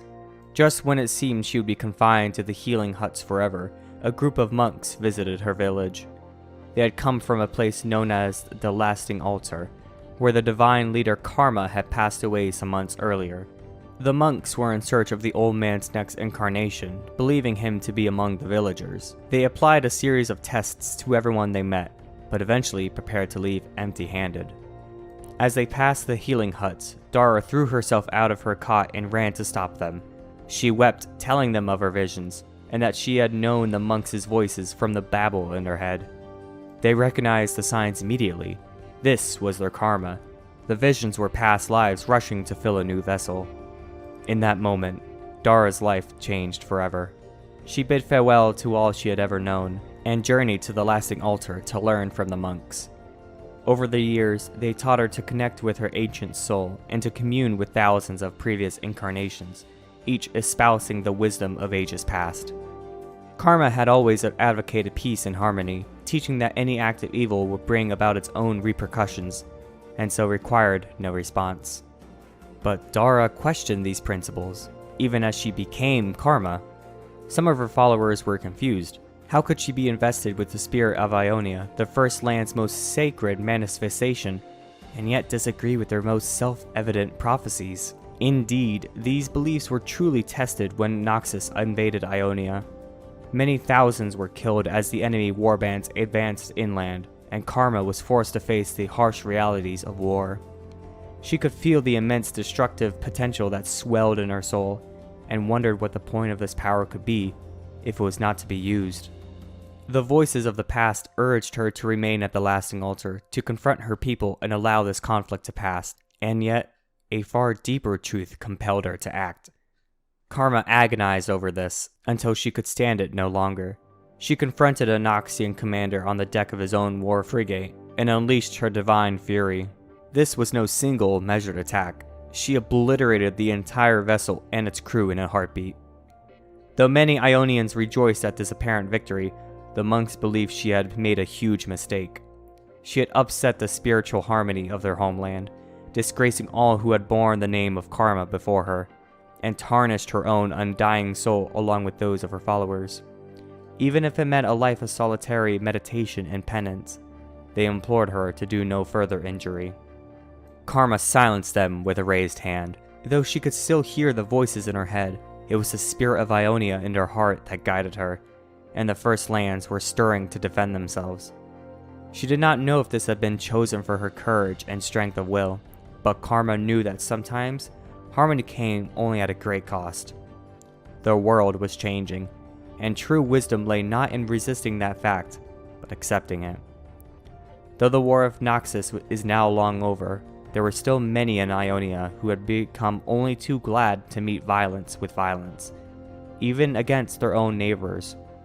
Karma has pledged to guide as many of them as she can to a more enlightened path, to peace when possible, to action when necessary.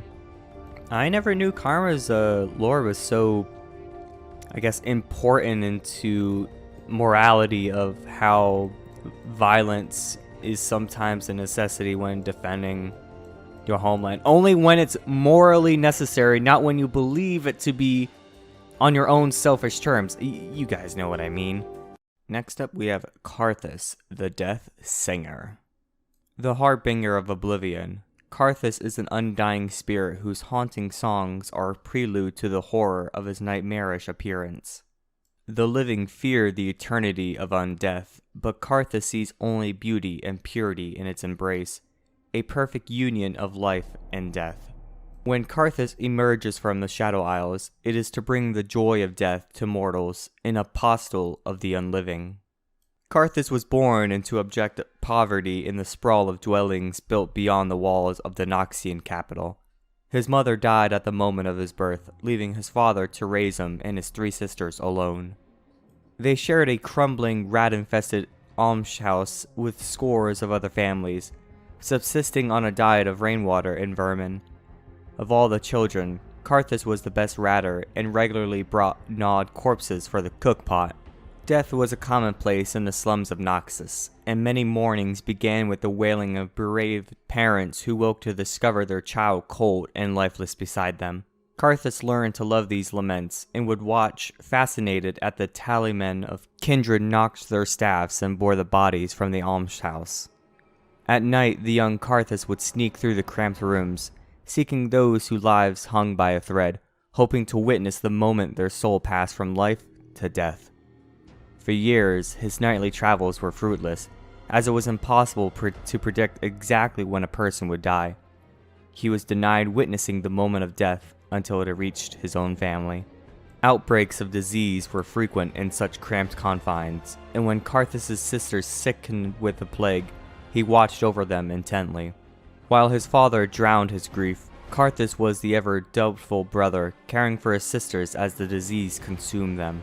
He watched each of them as they died, and a sublime connection seemed to reach him as the light faded from their eyes, a yearning to see what lay beyond death and unlock the secrets of eternity. When the tallymen came for the bodies, Karthus followed them back to their temple, asking them question after question about their order and the workings of death. Could a person exist at the moment where life ends, but before death begins? If such a liminal moment could be understood and held, might the wisdom of life be combined with the clarity of death? The Tallymen quickly recognized Karthus' sustainability for their order, and he was inducted into their ranks, first as a digger of graves and pride welder, before ascending to the ranks of corpse collector. Karthus guided his bone cart around the streets of Noxus to gather the dead every day. His dirges quickly became known throughout Noxus, mournful laments that spoke to the beauty of death, and the hope that what lay beyond was something to be embraced.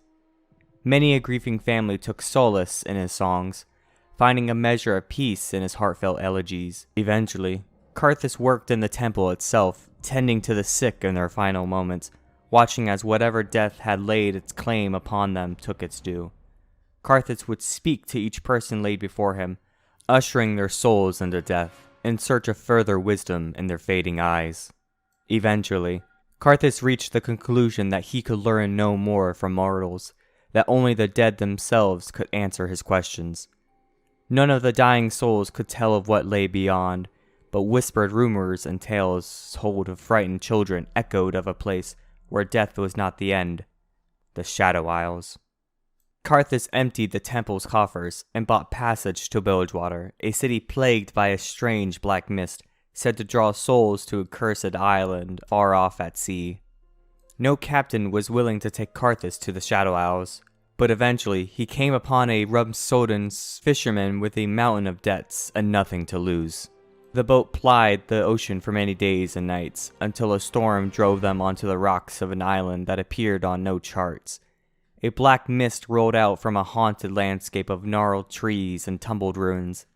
The fisherman freed his boat and turned its prow in terror for Bilgewater, but Karthus leapt into the sea and waded ashore.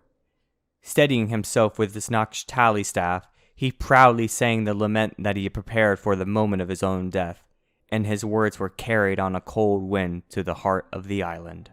The black mist flowed through Karthus, ravaging his flesh and spirit with ancient sorcery, but with such the force of his desire to transcend mortality that it did not destroy him. Instead, it remade him, and Karthus was born anew in the waters of the island as a fleshless revenant. Revelation filled Karthus as he became what he always believed he should have been, a being poised at the threshold of death and life. The beauty of his eternal moment filled him with wonder as the wretched spirits of the island rose to behold his transformation, drawn to his passion like predators scenting blood in the ocean. Finally, Karthus was where he belonged, surrounded by those who truly understood the boon undeath truly was. Filled with righteous zeal, he knew he had to return to Valoran and share his gift with the living, to free them from petty moral concerns. Karthus turned, and the black mist bore him over the waves to the fisherman's boat. The men fell to his knees before Karthus, begging for his life, and Karthus granted him the blessing of death, ending his mortal suffering and raising him up as an immortal spirit as he sang his lament for passing souls. The fisherman was the first of many such souls Karthus would free, and soon the death singer would command a legion of unliving wraiths. To Karthus' awakened senses, the Shadow Isles was in a state of apathetic limbo, where the blessings of death were squandered. He would galvanize the dead in a crusade to bring the beauty of oblivion to the living, to end the suffering of mortality and usher in a glorious age of undeath.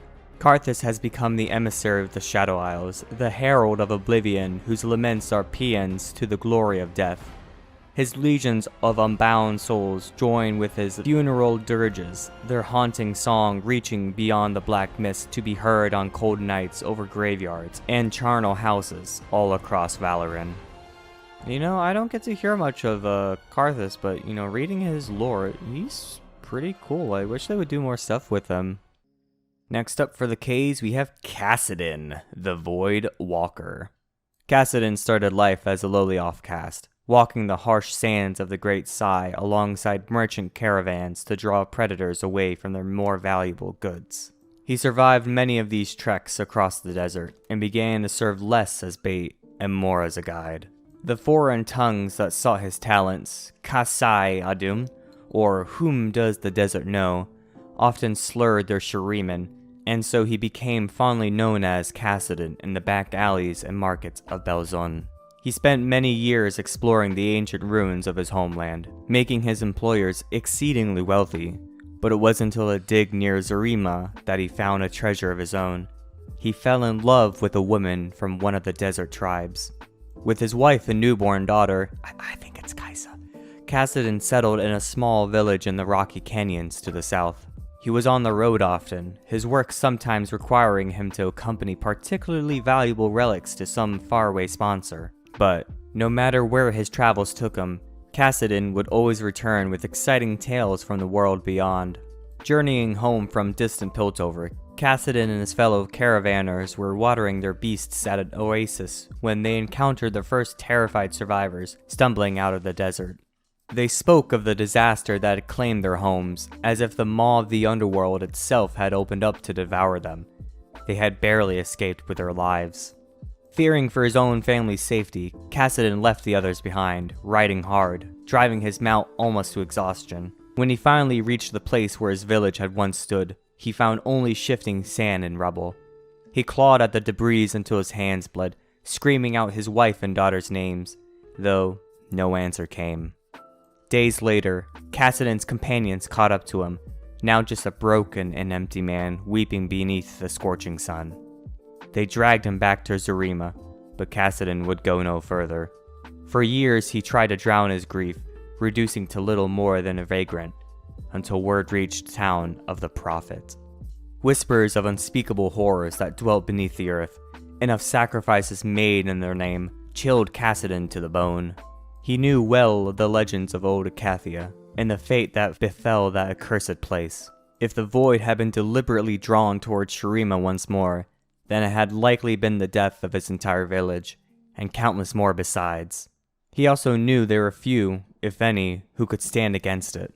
In that moment, Kassadin swore that he would avenge his wife and daughter, by destroying this insidious prophet and the source of his abyssal power. He was a man who had made his living by finding safe paths through the most dangerous places, and resolved to arm himself with the most arcane and esoteric weapons ever known to Valoran, fused with Zonite ingenuity and blessed by Ionian spirit healers. He called in every favor he could, from scholars of antiquities to common smugglers, for their help in acquiring what he sought. Many called him a madman, believing this was the last time they would ever see their old friend alive. Kassadin merely thanked them for their concern and bid them farewell. He would face the void alone. Last of all, he stole the infamous nether blade of Horok, the sword that had slain 1,000 deceivers in the latter days of the Empire.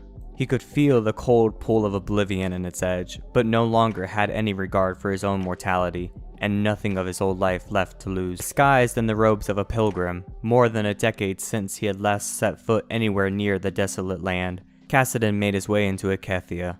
He would go where no man was ever meant to walk. He would have his vengeance, even if it killed him. Pretty cool. I don't play Kassadin. I hate fighting against him, but really cool story for Kassadin. Next up is Katarina, the Sinister Blade.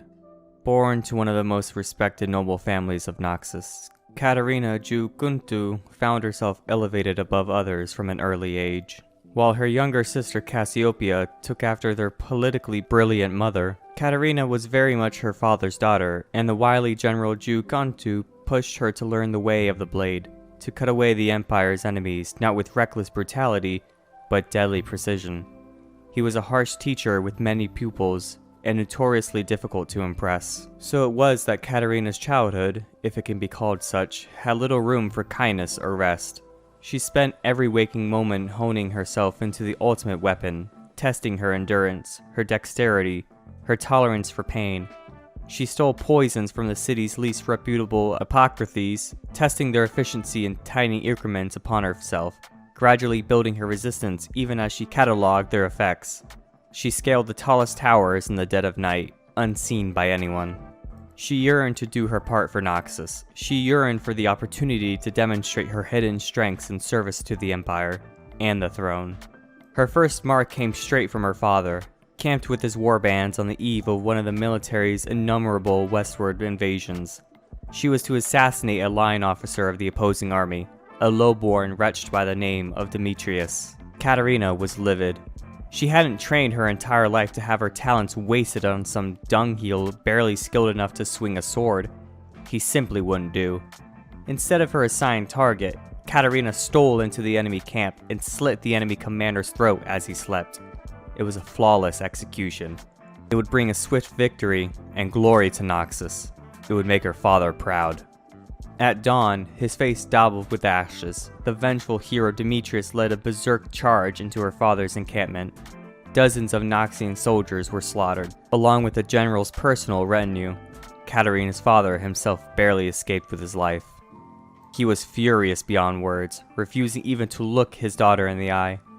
She had shamed him, and their family name. The greatest assassins do not seek recognition or glory, he reminded her. They do not expect to occupy a place of honor at their master's right hand. Overwhelmed, Katarina struck out into the wilderness, alone. She would complete her original mission. Demetrius would pay with his life. Even so, her mind swam. Could she even forgive herself? How could she have been so foolish? She was so distracted, she didn't see her attacker until he'd nearly taken her eye out. For Katarina's failure, General Jukantu had sent another of his prodigies after her, a nameless whelp dragged up from one of their lesser assassins' guilds. But even with blood streaming down her face, the years of rigorous training kicked in, and her blades were in her hands in an instant. 6 hours later, she tossed Demetrius' severed head at her father's feet. She told the general she had considered taking his head instead, but eventually decided, as much as she hated to admit it, that he had done the right thing in ordering her death. She had failed, not just as an assassin or as a daughter, but as a Noxian. And failure must have its consequences. She ran her fingers along the raw, deep gash over her left eye, and thought of the price others had paid for her arrogance. She knew she had lost her father's favor, and could never regain it. He would raise others in her place, simply to spite her. Still, she vowed to redeem herself, no matter the cost. To rededicate her talents to the Empire, and to become the sinister weapon she always intended to be. Pretty kick-ass. I don't have much to say about Katarina. I mean, I play her sometimes mid, and I just spam QWER most of the time, but it's pretty sweet. I like that she has, a falling out with her father, and she's like, fuck you, I'm gonna kill him anyway. Next up, we have Kayle, the Righteous. Just the Righteous. Neat. As the Rune Wars raged, Mount Targon stood as a beacon against the oncoming darkness. Kayle and her twin sister Morgana were born beneath that light. Their parents, Mihira and Kilam, began the perilous climb in search of the power to save their tribe from destruction. Even when Mihira learned that she was with child, she pushed onward. At the mountain's summit, she was chosen as a divine vessel for the aspect of justice, wielding a sword that blazed with a fire brighter than the sun. Not long after, the twins were born. Kayle, the elder by a breath, was as bright as Morgana was dark. But Mihira had become a fearsome warrior, far greater than any mortal. Kilam began to fear her new divinity, and the sorcerous enemies that were drawn to her light. He resolved to take the girls out of harm's way, journeying across the Conqueror's Sea to a settlement where the land itself was said to offer protection against magic. In their new homeland, Kilam raised the twins, their temperaments growing more different with each passing day. Kayle was precocious, often arguing with the settlement's leaders about their rules. She had no real memory of her mother's powers, but knew the laws were meant to keep them all safe. Her father rarely spoke of such things, but Kayle was certain Mihira had saved them by ending the Rune Wars on some distant battlefield. When the twins were teenagers, a streak of flame split the sky. A sword smoldering with celestial fire struck the ground between Kayle and her sister, breaking in two.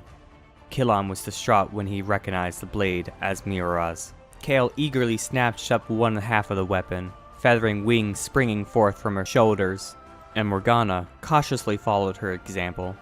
In that moment, Kayle felt more connected to her mother than ever, certain that this was a sign she was alive and wanted her daughters to follow the same path as her. The people of the settlement believed the girls had been blessed by the stars. destined to protect the fledgling nation of Demacia from outsiders. These winged protectors became symbols of light and truth, and were revered by all. Kayle fought in many battles, flying at the head of the growing militia and imbuing the weapons of worthy within her own sanctioned fire. But in time, her pursuit of justice began to consume her. Seeing threats within and without, she founded an adjudicator order to enforce the law, and hunted down rebels and reavers with equal fervor. But there was one person she softened her judgment toward. To the dismay of her followers, Kayle allowed Morgana to rehabilitate wrongdoers who appeared humble enough to admit their guilt. Kayle's protege, Ronas, was the most disapproving of all. He swore to do what Kayle would not, and attempted to imprison Morgana. Kayle returned to find the people rioting, and Ronas dead. Consumed by rage, she looked down upon the city, and summoned her divine fire to cleanse the city of its sins. Morgana flew up to meet her, raising her blade. If Kayle was to purge the darkness she saw in mortal hearts, she would have to start with her own sister. The two battled across the heavens, each matching the other's terrible blows, and striking the buildings beneath them to rubble. Abruptly, the fight was halted by their father's anguished cry. Kayle watched Kilam die in her sister's arms, a senseless victim of the violence that had overtaken the city that day. Then, she held the two halves of her mother's sword in her hands, and vowed she would never again let mortal emotions rule her. As she leapt back into the sky, soaring high above the clouds, she felt she could almost see Mount Targon beyond the horizon, its formidable peak bathed red by the settling sun. There she would seek perfect celestial clarity. There she would stand at her mother's side and fulfill her legacy to the aspect of justice. Though she had been absent from Demacia for many centuries, Kayle's legend has inspired much of the kingdom's culture and law. Grand statues and icons of the winged protector give strength to the heart of every warrior who marches to illuminate the night and banish all shadows from their land. In times of strife and chaos, there are many who cling to the hope that Kayle might eventually return, and others who pray that such a day will never come. Pretty neat. I really like Kayle and Morgana's story. I knew mostly about them when they got reworked, and I think I read it before. But yeah, pretty cool. Next up, we have Kayn, the Shadow Reaper, or the one who I fucking hate the red version, who heals for 1,000,000 health, with Yuumi especially. Please, Riot, please do something about that champion. Noxian by birth. Sheeta, Kayn, and others like him were conscripted as child soldiers, a cruel practice employed by only the most devious commanders in Boram Darkwill's empire. Following the disastrous battle of Placidium of Navarre, the invasion was deliberately reformulated into a protracted war of attrition. Ionian compassion was a weakness to be exploited. Their warriors would hesitate before striking down a supposed innocent. Thus, barely able to lift the blade he had been given, Kayn's first day in a battle was also expected to be his last. Striking against the province of Barl, Noxian forces landed at the mouth of the Epole River. Kayn and the others were a reluctant vanguard, facing disorganized bands of locals defending their home from these returning invaders. While his young comrades were cut down or fled the battlefield, Kayn showed no fear. He dropped his heavy sword and snatched up a fallen sickle, turning to face the shocked Ionians just as the Noxian regulars swept in from the flank. The carnage was staggering. Farmers, hunters, even a handful of Astaya were all butchered without ceremony. 2 days later, after word had spread throughout the southern provinces, the Order of Shadow came upon the grisly scene. Their leader, Zed, knew this area had no tactical significance. This massacre was intended as a message. Noxus would show no mercy. A flickering glint of steel caught his eye.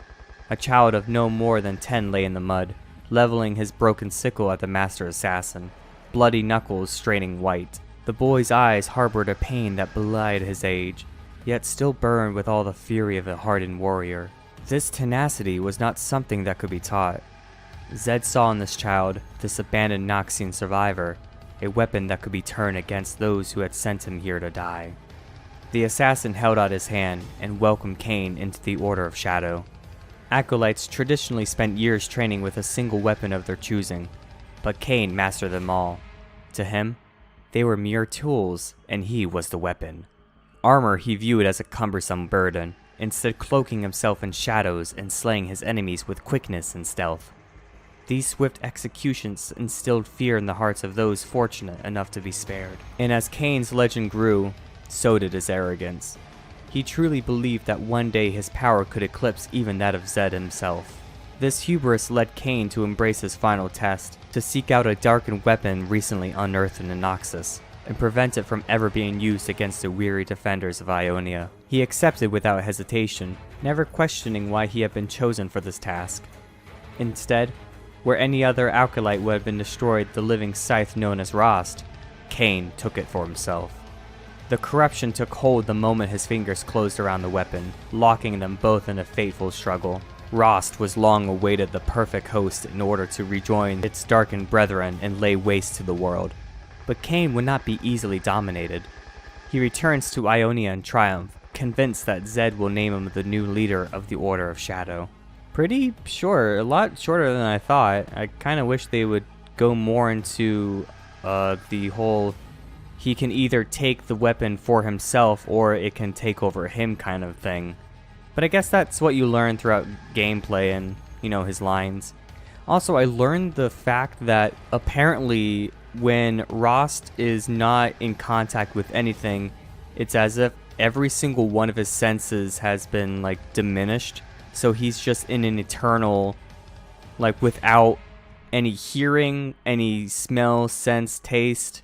He can't, like, touch anything. It's just absolutely agonizing for him, which I really wish they would put that into his lore, but I think you probably learned that through the comic, but I read that somewhere, so I'm going to take it as fact, because it sounds pretty real. And I think that's the same thing with Aatrox, unless I'm getting the two mixed up. Oh well, it's probably the same for both. Next up for the Ks, we have Kennen, the Heart of the Tempest, or the Electrocute Rat. A riotous domain of constant transformation, Bandle City was no place for a Yordle like Kennen. Searching for harmony and balance, he ventured out from the spirit realm millennia ago. He explored the material realm with boundless curiosity, traveling great distances in a heartbeat, but he was drawn in particular to Ionia. In the First Lands, he witnessed ancient wars that none now remember, and a land struggling to rebuild afterward. Kennen grew fascinated by a people seeking balance for themselves and their home. Over time, he returned to Bandle City less and less, choosing to remain in Ionia, where Yordles were respected as creatures of the spirit realm. Though he did not age as beings of the material realm did, Kennen embraced mortals, studying them for generations. He admired how, despite their fragile lives, they were diligent protectors of the sacred balance. Even so, there were threats to the tranquility of Ionia. Malevolent entities of the spirit realm traversed the land with ill intent. Kennen battled these disturbances alone for years, enjoying the fun each challenge brought. But in the end, he understood he was doing little to address why the incursions were happening. Imbalance. He discovered a fledgling order whose members actively pursued balance between the realms, who, after careful observation, would judge what needed to be done to restore it. They called themselves the Kinku. Kennen was intrigued by the order, led by a distant Eye of Twilight and a vindictive Fist of Shadow. He realized that the Kinku's leadership required another aspect, a consensus builder, one who would prevent the warlike Fist from demiring over the introspective Eye, and likewise keep the Eye's tireless authorization from paralyzing the Fist. As a creature of both the spirit and material realms, Kennen proposed that he was uniquely suited to be an arbiter. The Order accepted Kennen's wisdom, and he became the Kinku's first Heart of the Tempest. As part of the new Triumvirate with the Eye of Twilight and the Fist of Shadow, Kennen passed judgment on how best to preserve balance, and his affability and diplomacy kept the Kinku in harmony. Moreover, Kennen noticed a rift that had grown between the Order and the people around them, as judgments were carried out swiftly, mysteriously, and without chance for appeal. Again, the Yordle realized he could fill a need for the Kinku. With his fantastic speed and compassion, he was the ideal representative to communicate the judgments of the Order to those affected by them. He'd seen how the Kinku distanced themselves from the people, wearing masks over their faces, and took care to remove his to connect with those he sought to protect. Yet, there was another side to Kennen, a far more serious aspect as Heart of the Tempest. Charged with coursing the sun, he addressed challenges to the Kinku's judgments, and not always with words. For sometimes, the cost of bounds was the blood of the offender, and Kennen's shuriken and summoned maelstorms were quite capable of silencing all dissent. There have been many threats to the Kinku over the centuries, but none as grave as the Noxian invasion and its aftermath. When Noxus invaded the First Lands, Kennen opposed joining the resistance, even as the war threatened to tear the Kinku apart. In their darkest hour, after a coup led by a former acolyte named Zed, the Yordle guided the order while the new Eye of Twilight, Shen, struggled to lead. Kennen urged the Fist of Shadow, Mayim, to look to her daughter, Akali, whom he trained since childhood, and see her as a successor, but even he couldn't find the words to stop Akali from eventually leaving the Kinku, frustrated at the Order's failure to act against Ionia's enemies. Recent events have tested Kennen, a new age of disruption and violence that has thrown Ionia into chaos. Come what may, he will protect the fractured Kinku Order, fighting alongside Shen to defend the balance of the First Lands. Do not let Kennen's diminutive appearance fool you, for the heart of the Tempest is this calmest part, but when it turns its eye upon you, its force is never more than a moment behind. Cool, pretty neat stuff for Kennen. Next up we have Kha'Zix, the Void Reaver. Pretty short story. A vicious void predator, Kha'Zix infiltrated Valoran to devour the land's most promising creatures. With each kill, he absorbs his prey's strength, evolving to grow more powerful. Kha'Zix hungers most to conquer and consume Rengar, the one beast he considers his equal. When Kha'Zix crossed over into this world, he is fragile and ravenous. The animals he first encountered were too small to fuel the rapid evolution he craved. Kha'Zix focused his hunger on the most dangerous creatures he could find, risking his life to satisfy his need. With each kill, he feasted and changed, becoming a stronger, faster predator. Kha'Zix soon chased his prey with unrestrained aggression, believing he was unstoppable. One day, while savoring a fresh kill, the predator became the prey. From cover, a creature pounced in a blur of fangs and steel, tackling him to the ground. It roared in his face, slashing and clawing, and Kha'Zix felt his blood spill for the first time. Screeching in fury, he sliced at the brute's eye, driving it back. They fought from sunset to sunrise. Finally, near death, they reluctantly separated. As his wounds closed, Kha'Zix burned with anticipation at the idea of devouring one who could match the Void's strength. He resumed his search for powerful prey with renewed vigor. Someday, Kha'Zix will feast on Rengar. Short and sweet and to the point. Next up, for the Ks, we have Kindred, the Eternal Huntress, another short one. Separate, but never parted. Kindred represents the twin essences of death. Lamb's bow offers a swift release from the mortal realm for those who accept their fate. Wolf hunts down those who run from their end, delivering violent finality within his crushing jaws. Though interpretations of Kindred's nature vary across Runeterra, every mortal must choose the true face of their death. Kindred is the white embrace of nothingness and the gnashing of teeth in the dark. Shepherd and the butcher, poet and the primitive, they are one in both. When caught on the edge of life, louder than any trumpeting horn, it is the hammering pulse at one's throat that calls Kindred to their hunt. Stand and greet Lamb's silver bow, and her arrows will lay you down swiftly.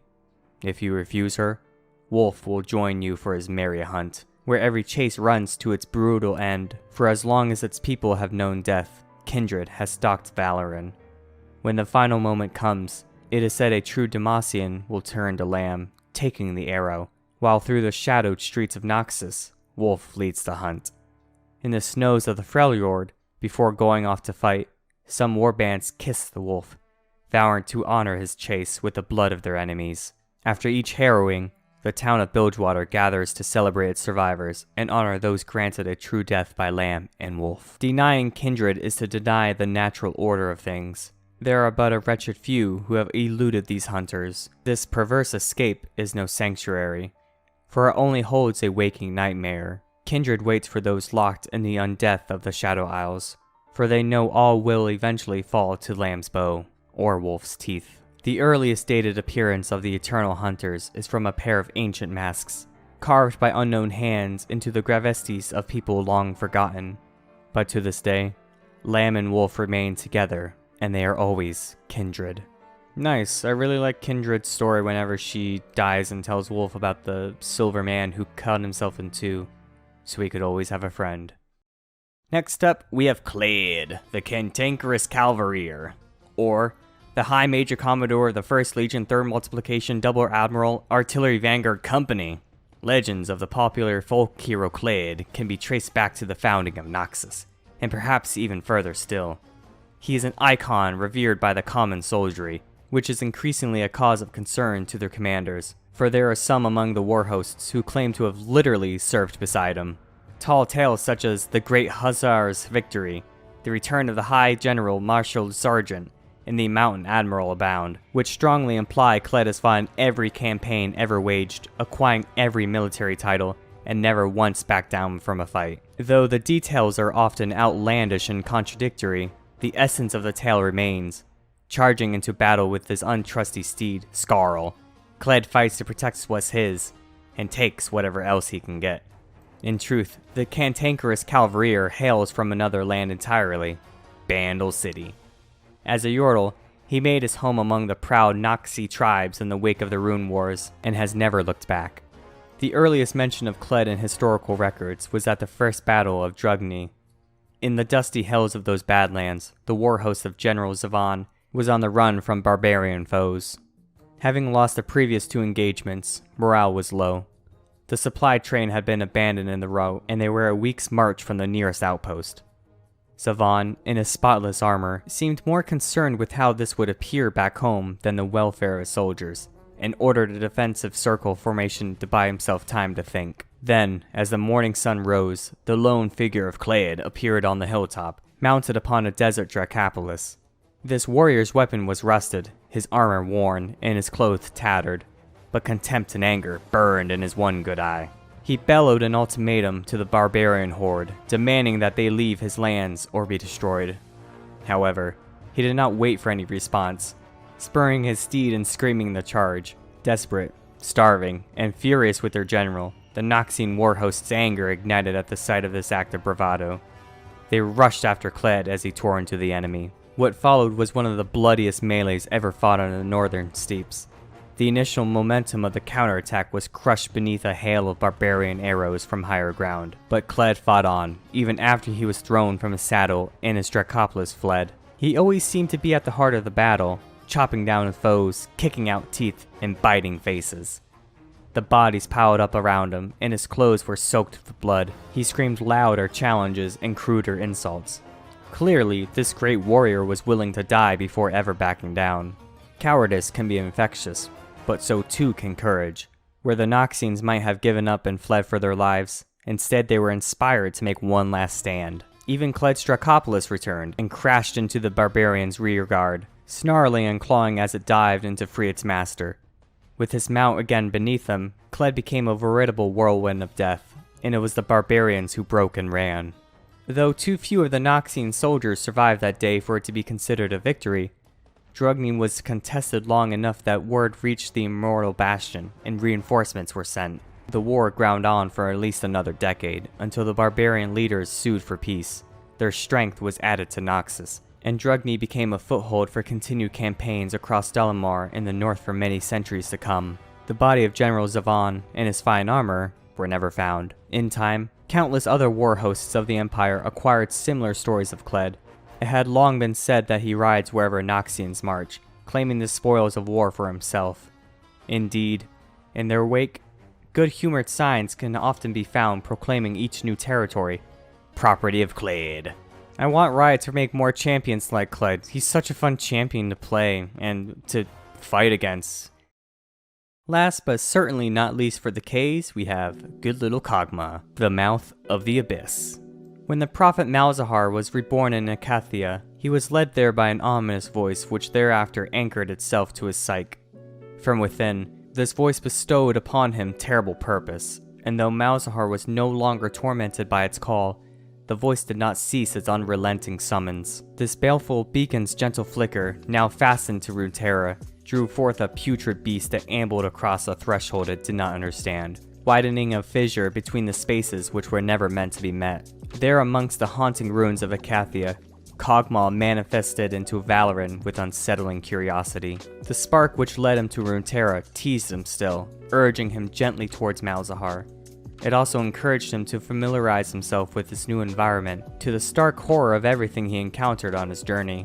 The enchanting colors and aromas of Runeterra intoxicated Kog'Maw, and he explored the fruits of the strange world that only way he knew how, by devouring them. At first, he sampled only the wild flora and fauna he happened across.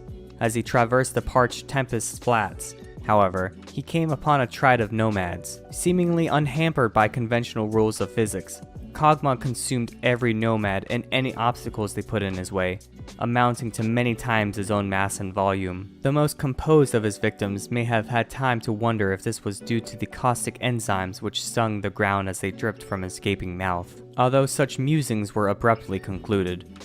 Even this feeding frenzy did nothing to satiate Kog'Maw's appetite. His swath of destruction continues still as he is inexorably drawn towards Malzahar. What happens when he finds him is anyone's guess. What a cute little guy. I like playing with him as Lulu, because it's so fun to see him just absolutely shred them like melted cheese. Let's start the L's with LeBlanc, the Deceiver. Matron of the Black Rose, LeBlanc's identity is as intangible as the whispers that describe her, as ethereal as illusions that give her shape. Perhaps it is unknown even to herself after so many centuries of mimicry and deception.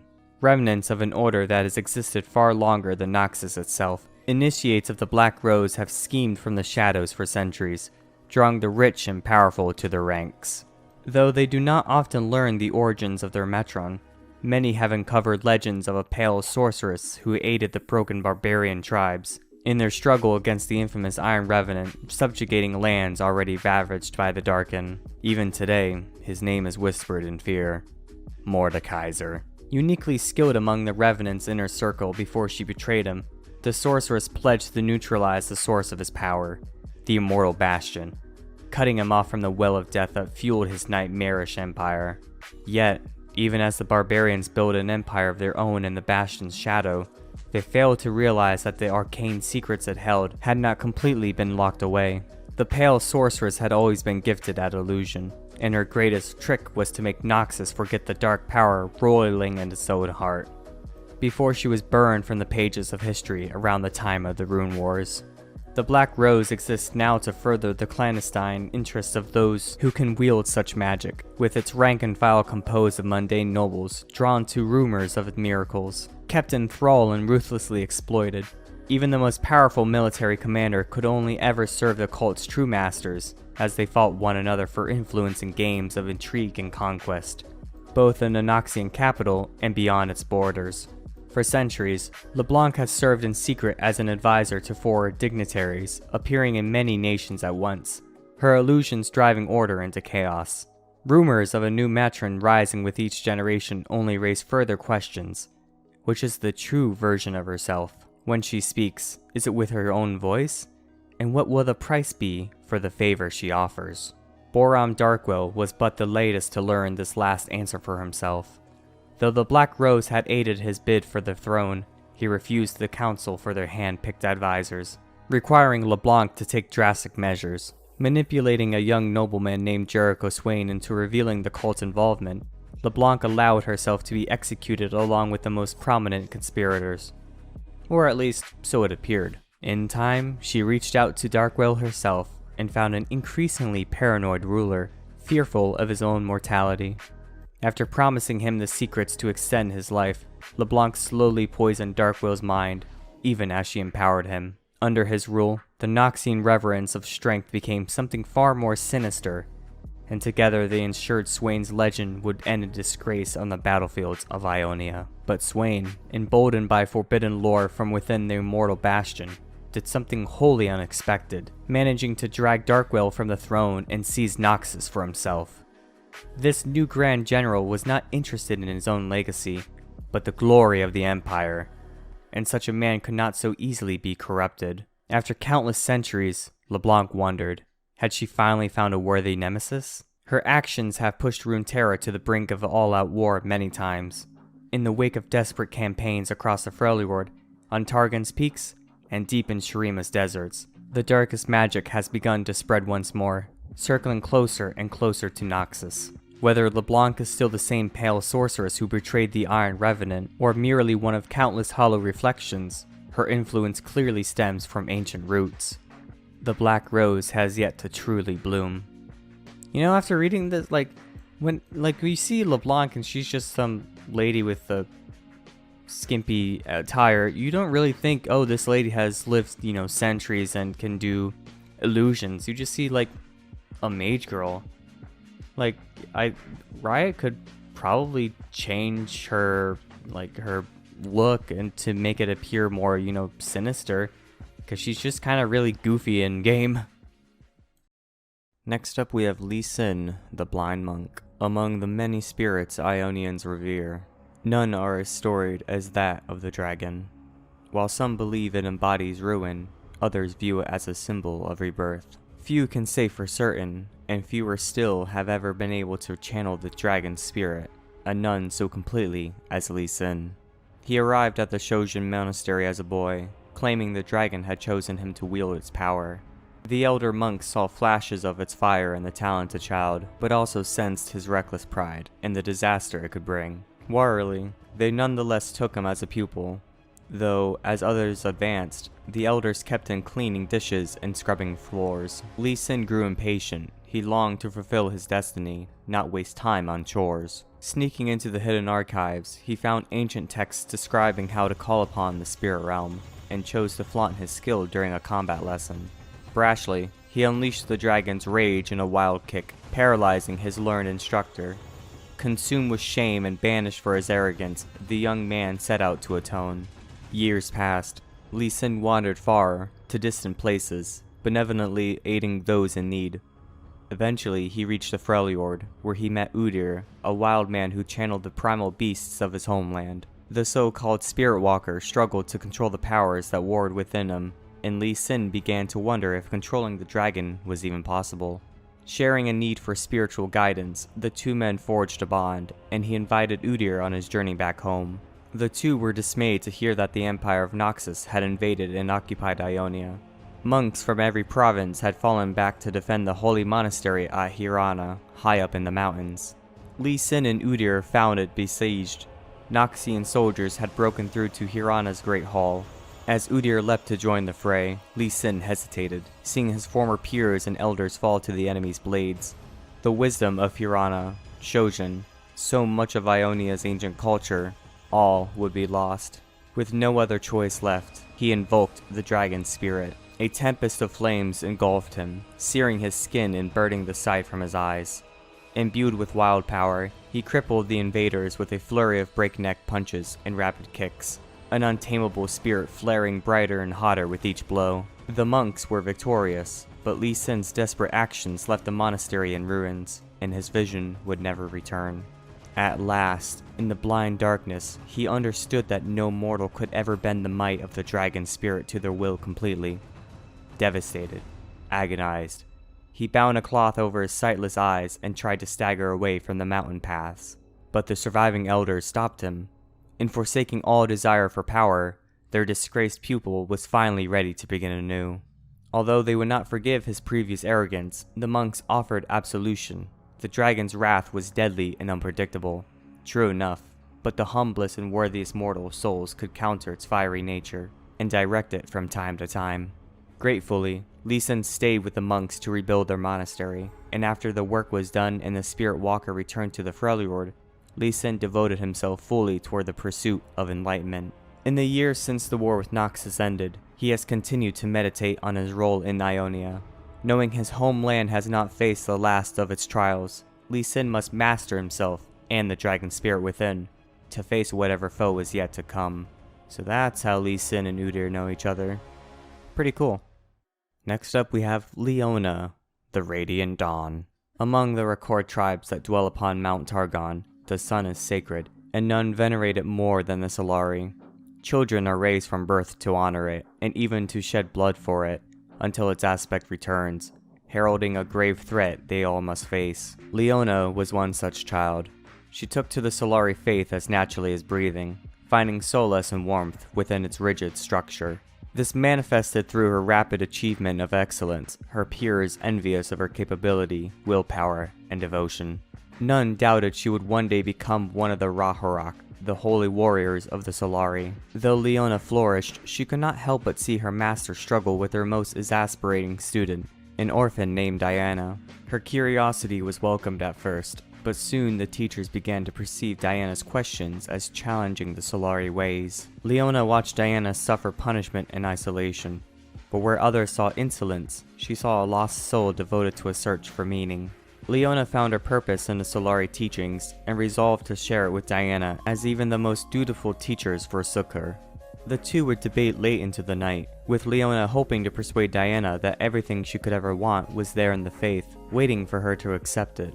Though she failed to win Diana over, Leona did find a friend. One night, Diana confided a secret to Leona. She spoke of discovering a hidden alcove in the mountain, an ancient place where the walls were etched with depictions of strange symbols in forgotten societies. When Diana mentioned climbing the summit of Mount Targon to learn more, Leona urged her to stop. Seeking to protect her from the ire of the other Solari, Leona made Diana promise to abandon the search. Reluctantly, Diana agreed. Time passed, and the two never spoke of Diana's discovery again. Leona believed her friend had finally come to her senses. Her belief was shattered late one night, when she glimpsed Diana slipping out of the temple. While her first instinct was to tell the elders, Leona thought instead of protecting her friend, wrestling her back from the edge. Resolved, Leona set off after Diana, to the summit of Mount Targon. The ascent was a trial unlike any Leona had ever endured, straining every fiber of her being to its limit, and beyond. Her training, willpower, and concern for Diana was all that drove her on. The unblinking eyes of bodies frozen into the mountain slopes watched her climb, their own journeys forever incomplete, but not even they could deter her. After what seemed an eternity, and much to her own amazement, Leona reached the peak. Exhausted, she beheld an uncanny landscape and found Diana engulfed in a coruscating column of silver light. Leona saw her friend's silhouette writhing in agony, the air rippling from her screams. Horrified, Leona rushed to her aid, when a golden radiance slashed down from the heavens to envelop her. The sensation was indescribable, but rather than incinerating Leona, the illumination coursed into her, suffusing her with incredible power. She clung to her consciousness, fighting the current seeking to sear away her very being. Ultimately, her indomitable will triumphed, and with that control came understanding. With control came understanding. Leona was forever changed, imbued by the aspect of the sun. Destiny had selected her, and it was her duty to protect the Solari in times to come. It was then that Leona saw Diana, clad in gleaming silver warplate, a strange reflection of the golden armor she discovered herself now wearing. Diana begged Leona to join her, to seek out answers the Solari could not offer. Leona demanded they return home and present themselves for the priest's judgment. Neither conceded, and they finally felt the weight of the weapons in their hands. Their combat was swift, a blistering clash between sun and moon, ending with Diana's crescent blade at Leona's throat. But, rather than delivering the killing blow, Diana fled. Devastated, Leona descended Targon and hurried to her elders. When she arrived, she found slaughter. Many Solari priests and their Raharok guardians were dead, seemingly slain by Diana's hand. The survivors were awed by the presence of two aspects now in their midst, and Leona was committed to helping them navigate this new reality, the guiding light to her people, just as the sun had always been. She has sworn to find Diana, to preserve the dominance of the Solari, but also to help her old friend control the moon aspect's power before it destroys her. You know, now finally reading Leona's lore after Diana, it's pretty interesting to see both sides believe that they're right, and how that kind of way of thinking kind of clashes with one another. It's pretty interesting. Next up we have Lilia, the Bashful Bloom. In Ionia, magic is woven into the land. Forests spread vibrantly, and trees often boast nearly as many colors as leaves, touched by the wonders of the spirit realm. But there is one forest, hidden away, that draws on a different kind of magic. A garden with a tree at its heart that gathers humanity's dreams in its blooms. The dreaming tree grew from a seed of the god willow, which towered over the ancient grove of Omekayalan. Cast loose when the god willow was tragically felled, the seed took root in what came to be known as the Garden of Forgetting. Nurtured by the Green Father, Ivern, as many of the descendants of Omekayalan were, the dreaming tree spiraled up, spreading the magic of humanity's desires each time the dream-laden buds bloomed. Lilia was born when one of the tree's own dreams were captured in a bud that fell to the ground before it could bloom, something that had never happened before. Sprouting into an awkward fawn creature with the flower buds still on her head, Lilia's only company was her mother tree and the dreams that drifted to the garden each night. Lilia helped tend the buds and learn about humanity through them. Enchanted by the people and places she glimpsed, she spent every waking moment experiencing a swirl of emotions and desires that mortals could only see when they closed their eyes. In caring for the dreams, Lilia also cared for the dreamers. She came to consider each of them a new friend, wanting nothing more than to one day greet the people who imagined such wonders. Lilia wanted it so badly that her own desires eventually gathered in a bud on the tree. But when Lilia finally did meet humans, it wasn't like remembering a familiar dream. It was more like waking up. Something was happening in the world outside Lilia's forest. War blazed like a fire through the land, and in time, fewer dreams began to reach the garden. The tree itself grew sick and became infected with burls, writhing tangles in its trunk, which oozed darkness. Lilia did her best to nurture her mother tree and the dreams that remained in its buds, but it was not long before the garden became so weak that the violence of the world spilled in. One night, warriors entered the forest and chased a lone figure all the way to the dreaming tree. With a single errant blade slash, the branch containing Lilia's unrealized dream came thudding to the ground. Lilia panicked and forced them all to sleep, shocked at the difference between the mortals she thought she knew and the ones she had found. They were so afraid, more tangled than sparkle. They were like the burls. But as the warriors slept and Lilia wept, a dream emerged from the lone figure the others had been chasing. Weakly, it floated toward the broken branch on the ground and moved into the burl's bud. Lilia picked it up. She could feel the dream. As she whispered to it and soothed it, it glowed even brighter, and so did she. The bud upon her head unfurled, and magic swirled around like sparkling pollen. In that moment, swept up in possibility and wonder, Lilia herself bloomed, until, with a sneeze, she sent the magic curling into the surrounding forest. The humans awoke one by one, unable to remember what had brought them to the forest, or what they had done. None noticed the timid fawn behind the tree.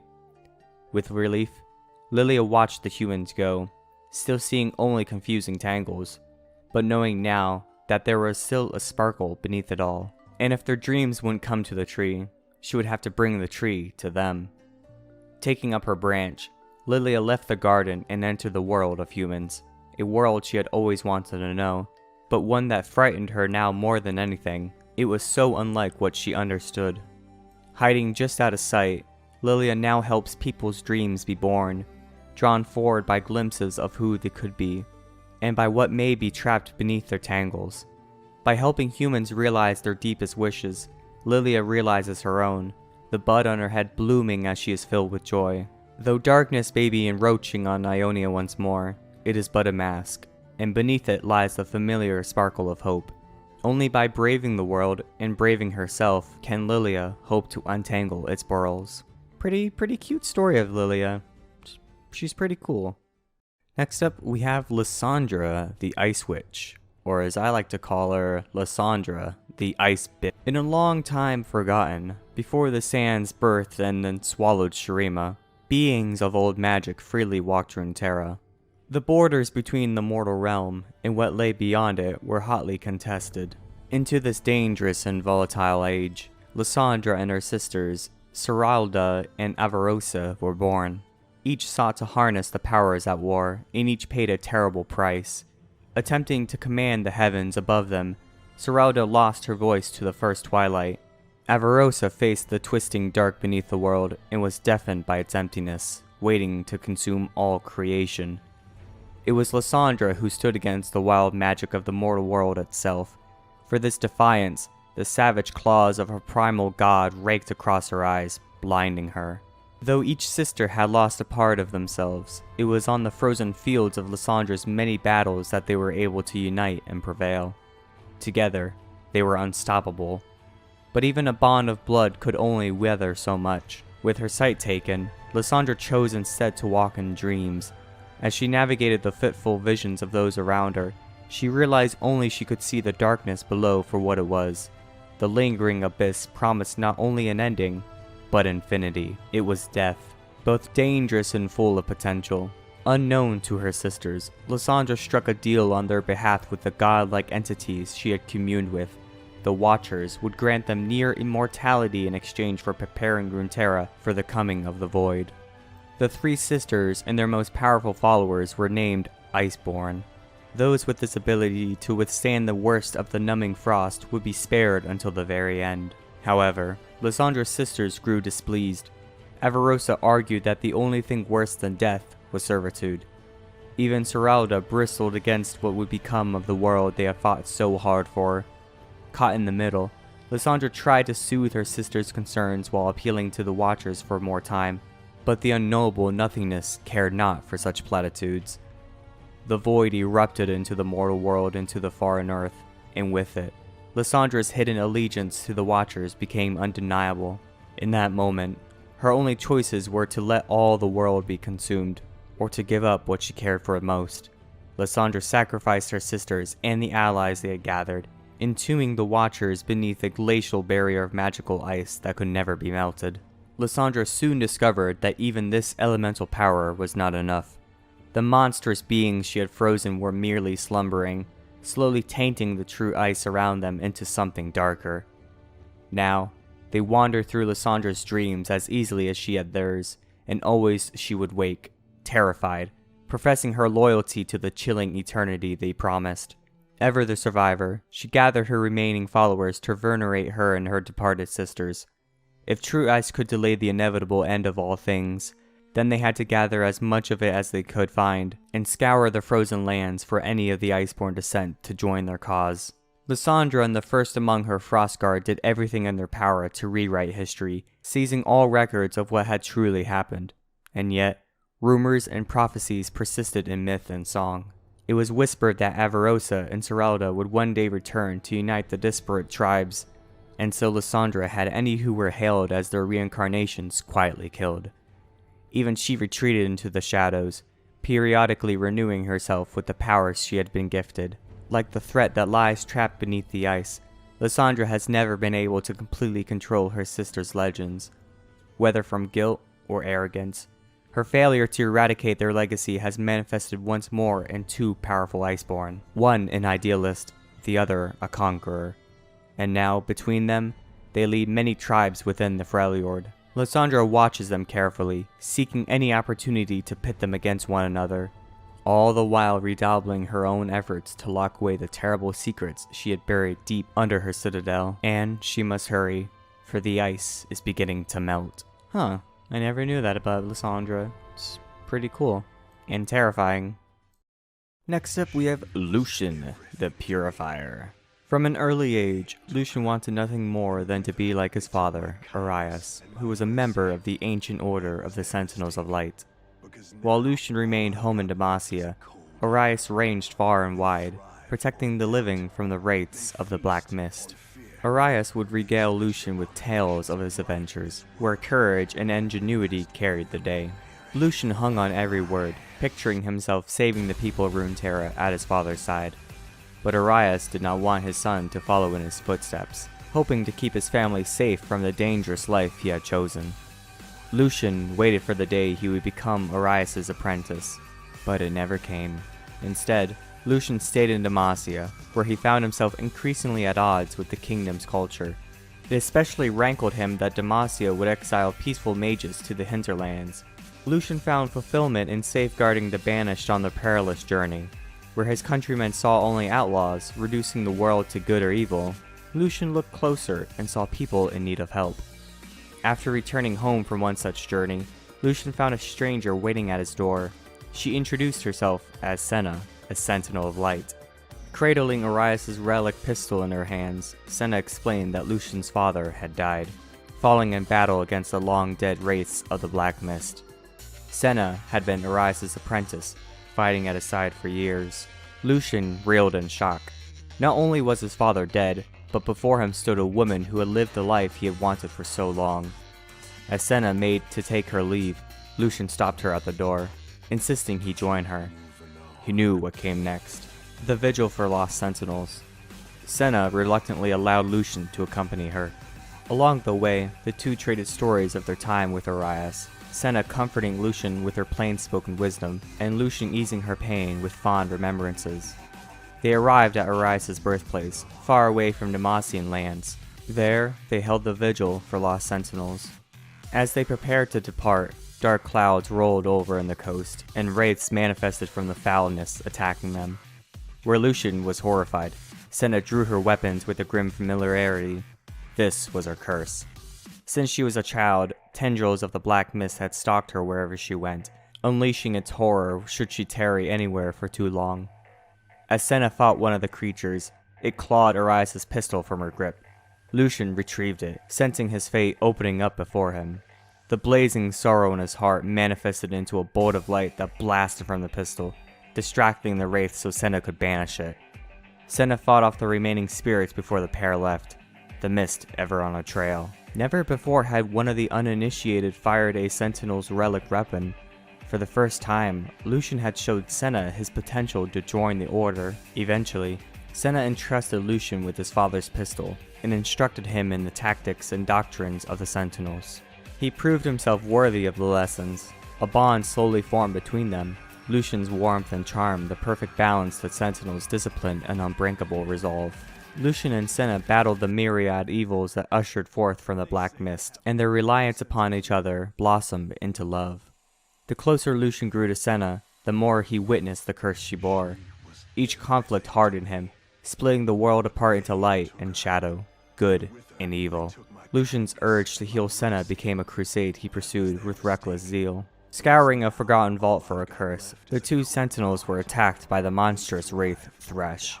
The goalless Chain Warden was a dangerous foe, and when Senna called to withdraw and regroup, Lucian refused to turn back. Throwing himself blindly into the attack, Lucian realized his mistake as Thresh gained the upper hand. Senna stepped into Thresh's path, imploring Lucian to run. As the dust settled, Senna lay dead before him, her soul claimed by Thresh's eldritch lantern. Senna's sacrifice was nearly Lucian's undoing. For years he stalked Runeterra, a husk of the man he once was, his former warmth replaced with anger and bitterness. Wielding both his pistol and Senna's, Lucian hunted Thresh in the hope of destroying the lantern and granting oblivion to his captive love. On the day that battle finally came, Lucian shattered the lantern, but instead of finding her eternal rest, Senna re-emerged. Lucian and Senna's love is a bond even death could not sever.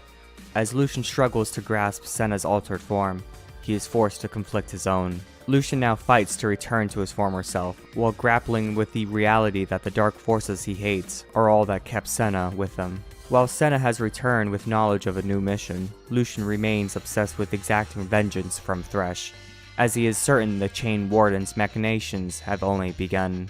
To tell you that I was excited when watching the Senna trailer is a complete understatement. I was so fucking excited to see her become a champion. Good job Riot and everyone who works there on that trailer. Really, really nice. Next up is one of my favorite champions, Lulu, the Fey Sorceress. Lulu was always a caring and deeply empathetic Yordle, who lived as much in her whimsical daydreams as in reality. One day, while wandering in the material realm, she came upon what appeared to be a bird with a broken wing. She ran to help, at which point the bird turned into a tiny, mischievous Fey spirit. Before she could react, the fairy grabbed her walking stick and took off. Giggling, Lulu gave chase. The spirit led her far into the forest. They went over boulders, under logs, and around ancient overgrown stone circles. The fairy darted into a cave hidden behind a waterfall, and Lulu went after it. It flittered ahead, always just out of reach. Down and down and down they went. Lulu tumbled and scrambled around twisted roots and glowing mushrooms, and at some point they crossed over into the spirit realm without her realizing it. Their surroundings became progressively stranger and more disorienting. Up became down, forward became backward, big became small. Finally, after what seemed forever, Lulu caught up with the fairy, whose name, she discovered, was Pix. With a click of his tiny fingers, Pix turned her humble walking stick into a spiraling staff and tossed it back to her. It sprouted leaves and flowers, making Lulu gasp in delight. So began their forever friendship, built of mischief, fun, and love of nature. Pix had led her to the glade. Bandle City, Lulu's home, was a bizarre, magical place that defied logic, where time was meaningless, and the natural laws of the material realm did not wholly apply. And yet the glade was a place stranger still. It existed long before Yordles came into the world, and it was perhaps from the glade that Bandle City itself sprung, a place of raw, primordial magic. It was hidden away so deeply that no Yordle had ever found it, until now. Here, Lulu's own magic became wildly magnified. Laughing joyfully, she discovered she could reshape her surroundings at will, as well as alter her form to whatever she wanted. Everything and anything from her overactive imagination came to life. Lulu didn't know if Pix had brought her here because he saw in her a kindled soul and simply wanted someone to play with, or if the glade needed her for some other purpose. But she fell in love with it instantly. Her life became one of endless creation and play, and she soon forgot anything else existed. When she finally remembered, it was like waking up from a dream. She found herself back in the material realm, not knowing if a single day had passed, or 1,000 years. To her surprise and joy, she found that some of her newfound power had come with her, allowing her to make small things large, change colors to those more pleasing to her, and cause creatures to fall spontaneously asleep. To Pix's endless amusement, she turned the mightiest beasts into tiny, bewildered frogs or squirrels with a flick of her staff. Nevertheless, she began to miss the glade. She decided to go back, but realized she didn't remember the way. Pix was no help, claiming to have forgotten as well, though it was possible he just didn't want to return quite yet. Unperturbed, Lulu set out anyway. She was certain the route back to the glade was always shifting, making one way as good as another. She simply picked whatever direction took her fancy at any particular moment, and even threw herself into seemingly terrible danger whenever it looked fun. Her travels took her far and wide, and magic, mayhem, and mishap tended to follow wherever she went. In Demacia, she freed a group of children from their boring history lessons and led them off into a nearby meadow. Her game resulted in them being turned into toadstools for a full turn of the moon, while their desperate parents and the local militia searched for them in vain. It wasn't quite what Lulu had intended, but fun nonetheless. When the children finally returned home and told everyone what had happened, no one believed them. In the borderlands of the Freljord, Lulu thought it would be hilarious to change the weapons of two rival tribes into flowers just as they clashed, which resulted in absolute chaos and confusion. More recently, she found herself happily lost in Ionia, playing in the glowing everblooms of Caitlyn, and playing pranks on bewildered acolytes of the Order of Shadow, who she thinks are far too serious for their own good. While Lulu seeks to return to the glade, and misses it, she is happy, for every day brings more opportunity for adventure and fun. And besides, she has come to realize that she carries a part of the glade in her heart, wherever she goes. I can't thank Riot enough for making such a fun and unique champion such as Lulu. Next up, we have Lux, the Lady of Luminosity. Luxana, or Lux as she prefers to be called, grew up in the Demacian city of High Silvermere, along with her older brother, Garen. They were born to the prestigious Crown Guard family, which had served for generations as protectors of the kings of Demacia. Their grandfather saved the king's life at the Battle of Storm's Fang, and their aunt Tiana was named commander of the elite Dauntless Vanguard regiment before Lux was born. Garen took to his family's role with fervor, joining the military when it was still little more than a boy. Lux, in his absence, was expected to help run the family's many estates, a task she resented, even as a young child. She wanted to explore the world, to see what lay beyond the walls and borders of Demacia.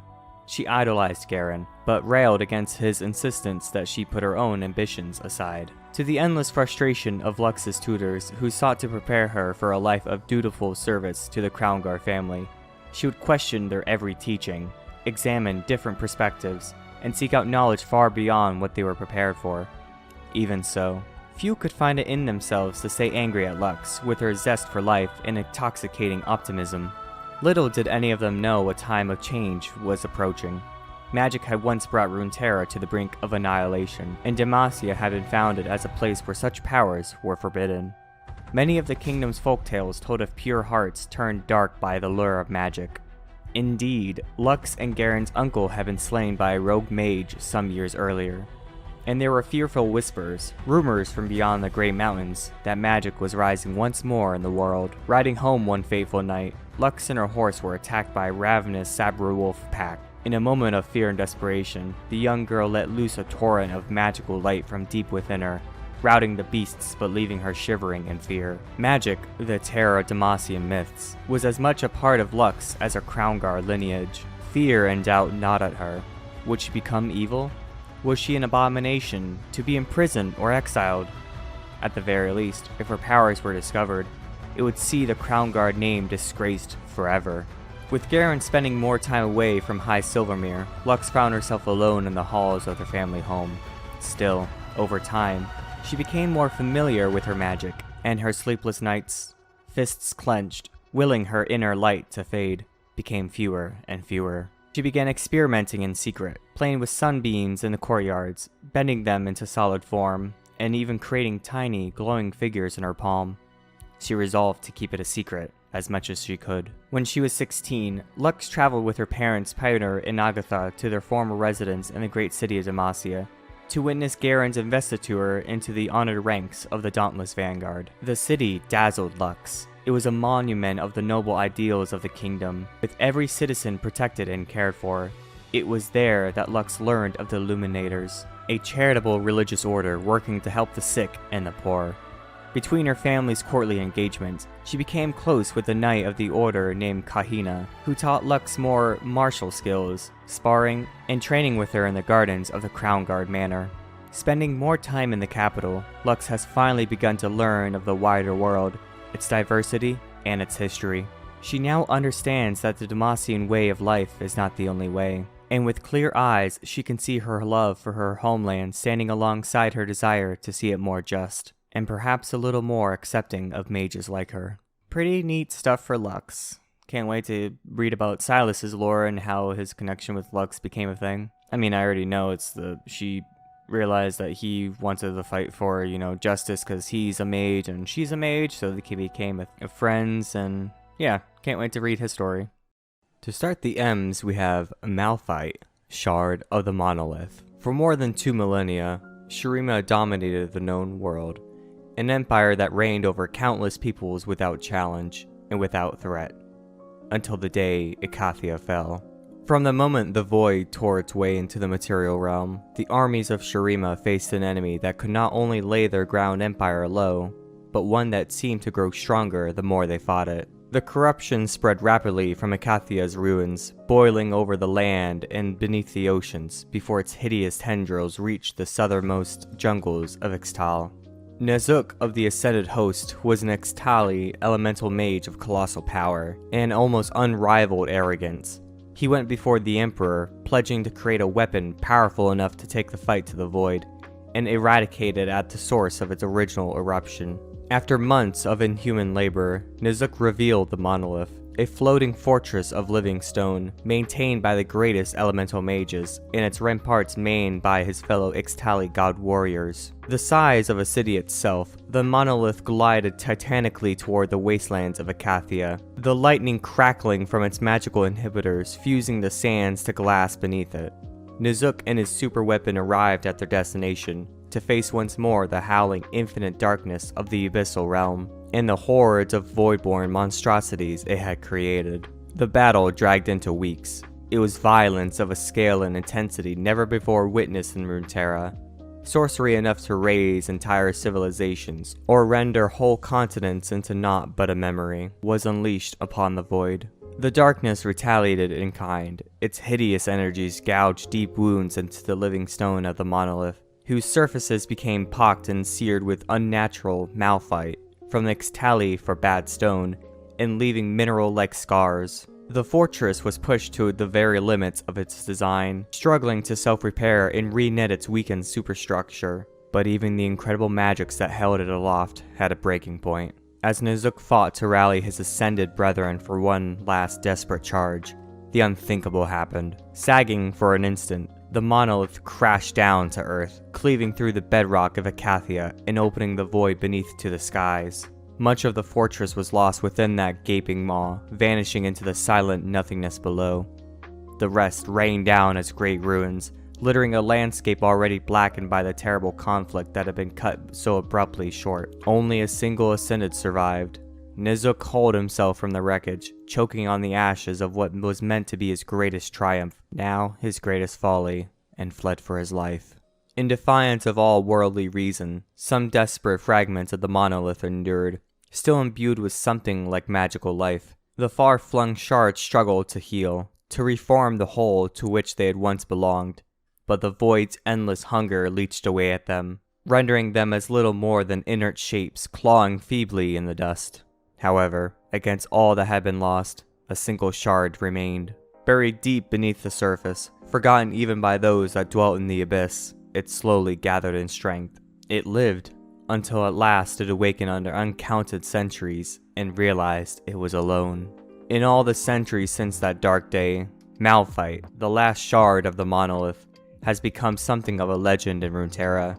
It has reputably been sighted everywhere, from Targon to Zaun, heard sometimes in a tectonic roar in the deepest caverns, and sometimes as a quiet voice, humming to itself, that it might still remember the sounds of the world it once knew. Despite the enormous span of its existence, the overwhelming drive enkindled by Nizuk's creation of the monolith has not wavered.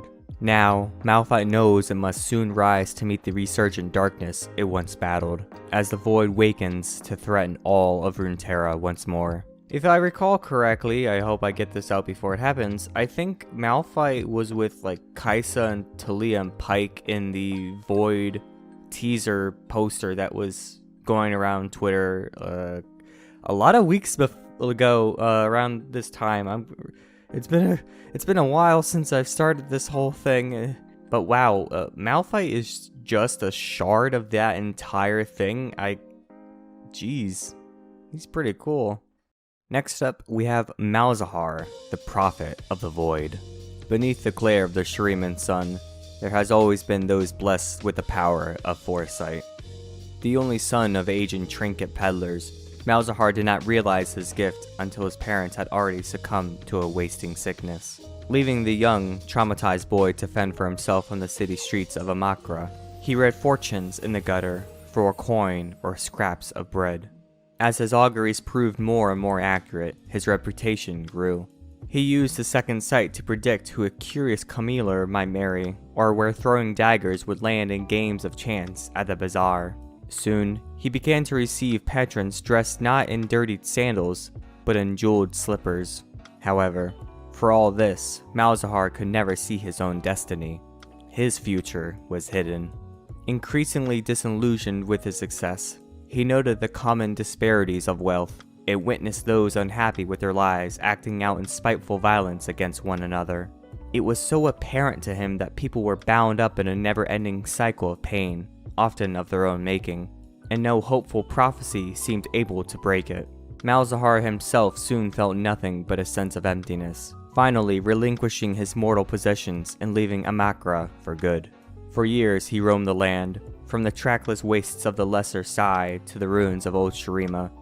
By distancing himself from others, he was alone with his thoughts at last. He divined not only how callous people could be, but also how corrupt the world might yet become. Feverish visions began to plague his waking hours, along with otherworldly whispers of war and strife, and endless suffering. He wandered far, until the sands turned to salt.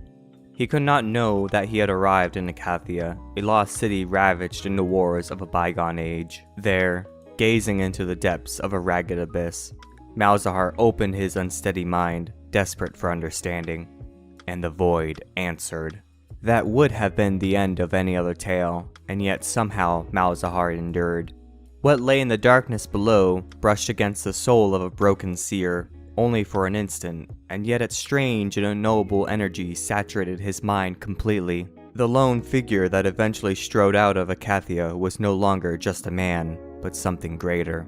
Malzahar had seen in the abyss an end to all the suffering he had witnessed in his mortal lifetime. He realized the future he had believed hidden from him all this time was in fact a vision of his true calling.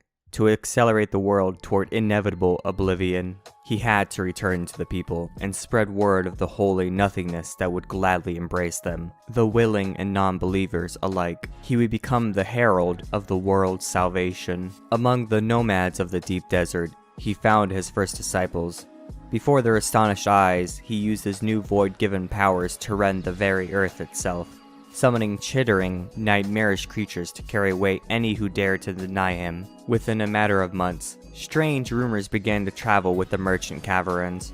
Rumors of men and women gladly sacrificing themselves to unseen powers, and of powerful quakes opening up the bedrock of Shurima in new fault lines hundreds of miles long. In the years since, Malzahar's legend has spread even to the northern ports. As followers of the Prophet grow in number, nearby settlers are said to experience malefic visions grasping at their hearts, and fear gives rise to superstition. Even the hardy villagers of the far wastes now make offerings of livestock to appease the voidling creatures below. Little do they know, this only helps Malzahar in shepherding the coming of the end.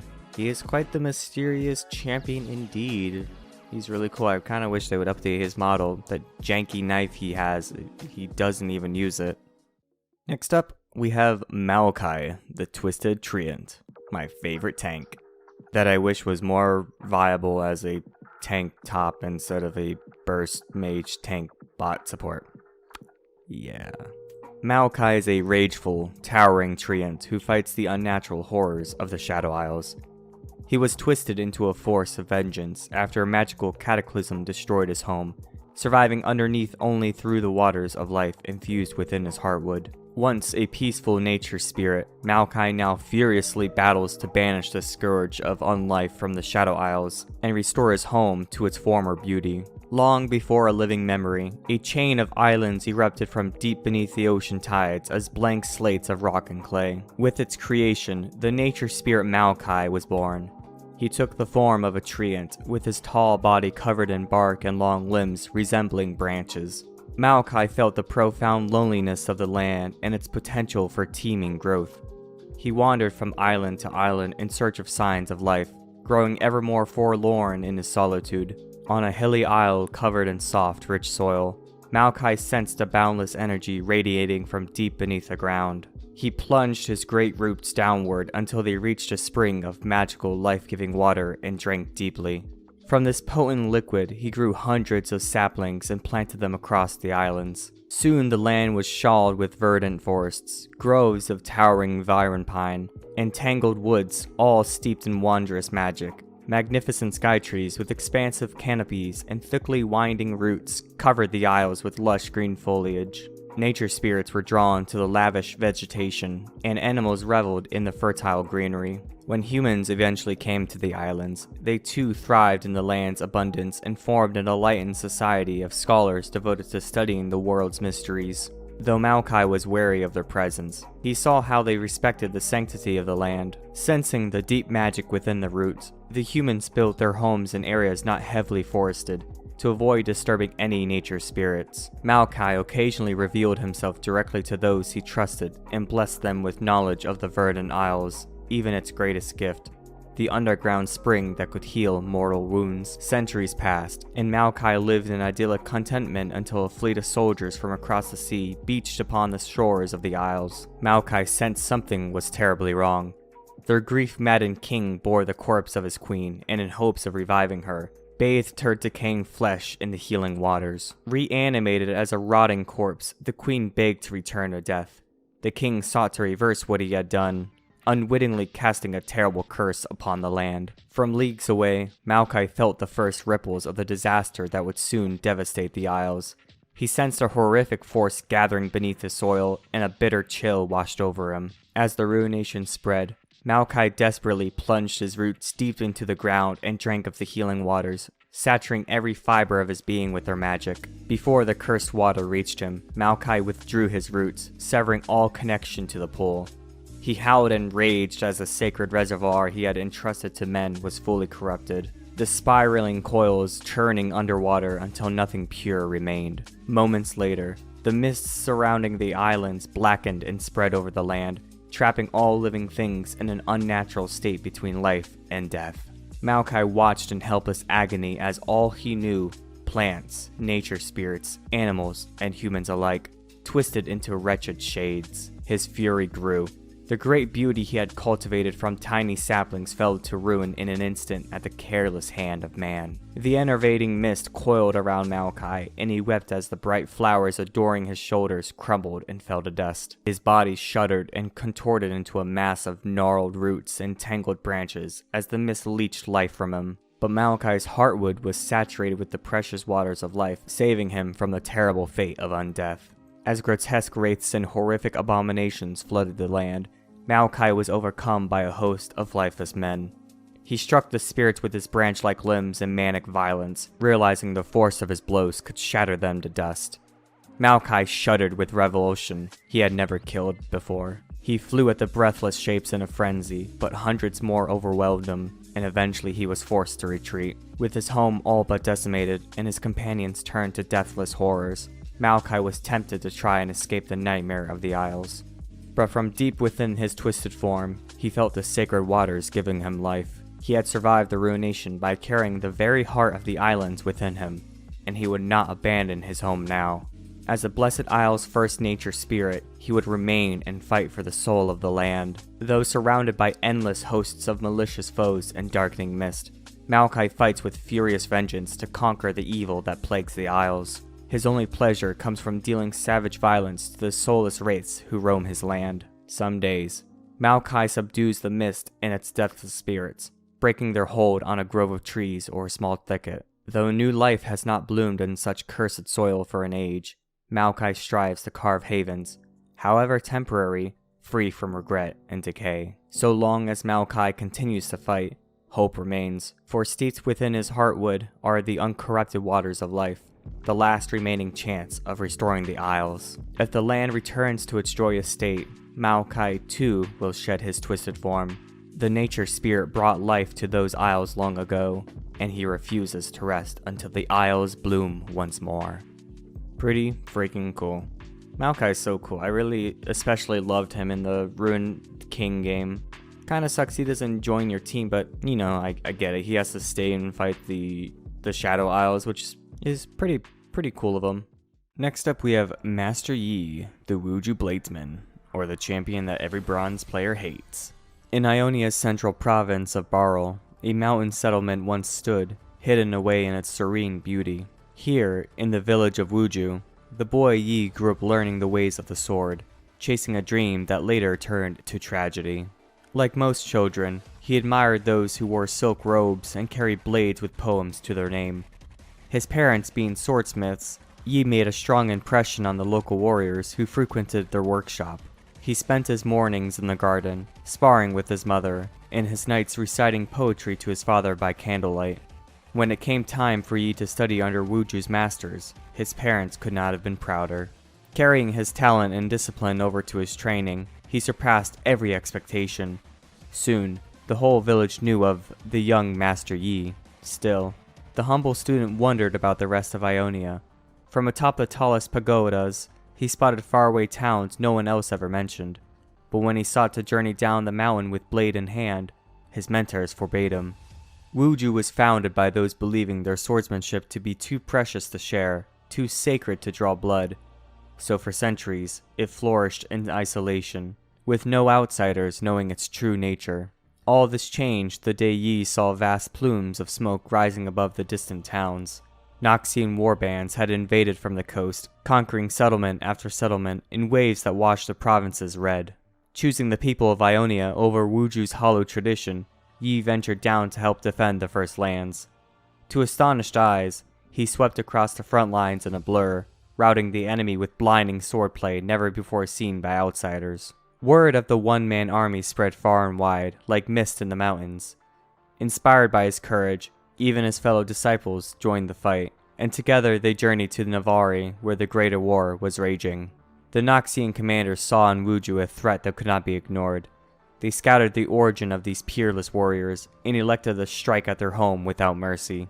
In a single night, the entire village was destroyed, its people and culture obliterated by chemical fire that no steel could hold back. After the war finally ended, Yi returned as the only surviving disciple, to find nothing but ruins. The very magic of the land had been defiled, and everyone he had known and loved was no more. Slain in spirit, if not in body, Yi became the attack's final casualty. With no other practitioners of Wuju left alive, he realized the title of master was his to bear alone. Grief-stricken, he chose seclusion, training obsessively to bury the guilt of his survival. But the wisdom of bygone masters seemed to fade with the haze of time. He began to doubt if one man could preserve an entire heritage, until he encountered the least expected of individuals. A curious, monkey-like Vastaya challenged him to a duel. Reluctantly, Master Yi entertained the creature's demands, defeating him with ease. But the Vastaya refused to give up, returning day after day with increasingly clever tricks that forced Yi to react and improvise. For the first time in years, Yi felt the spirit of Wuju once more. The two clashed for weeks, until the bruised stranger finally knelt to the ground and introduced himself as Kong, of the Shaman tribe. He begged to learn from Yi, who saw in his reckless but determined fighter the makings of a new disciple. Through teaching, Yi found his purpose restored. He would pass on the ways of Wuju, and gifted his pupil an enchanted staff and an honorific as a sign of this vow. From that day onward, Kong was known as Wukong. Together, they now travel the First Lands, as Yi seeks to honor the legacy of his lost home, allowing him to fully embody the master in his name. I don't have much to say about Yi. I mean, I don't play the champion. I hate fighting against him, especially when he's fed, but pretty cool story. Next up, we have Misfortune, the Bounty Hunter. Like most who rise to notoriety in the twisting, salt-crusted labyrinth of Bilgewater, Sarah Fortune has no shortage of blood on her hands. Beloved daughter of the renowned gun dame Abigail Fortune, Sarah spent much of her happy childhood in the forge of their island settlement just off the coast, learning to file wheel locks, set trigger pulls, and even cast batches of custom pistol shot. Her mother's skill in crafting firearms was legendary, and her bespoke handguns were to be found in the collections of many a wealthy merchant captain. But oftentimes, they were coveted by those with more meager means and darker hearts. One such individual was an up-and-coming Bilgewater Reaver, known to his crew as Gangplank. Cocksure and certain of his power, he demanded a pair of fortune pistols, the like of which no other man could hope to possess. A reluctant deal was struck, and a year later to the day, Gangplank returned.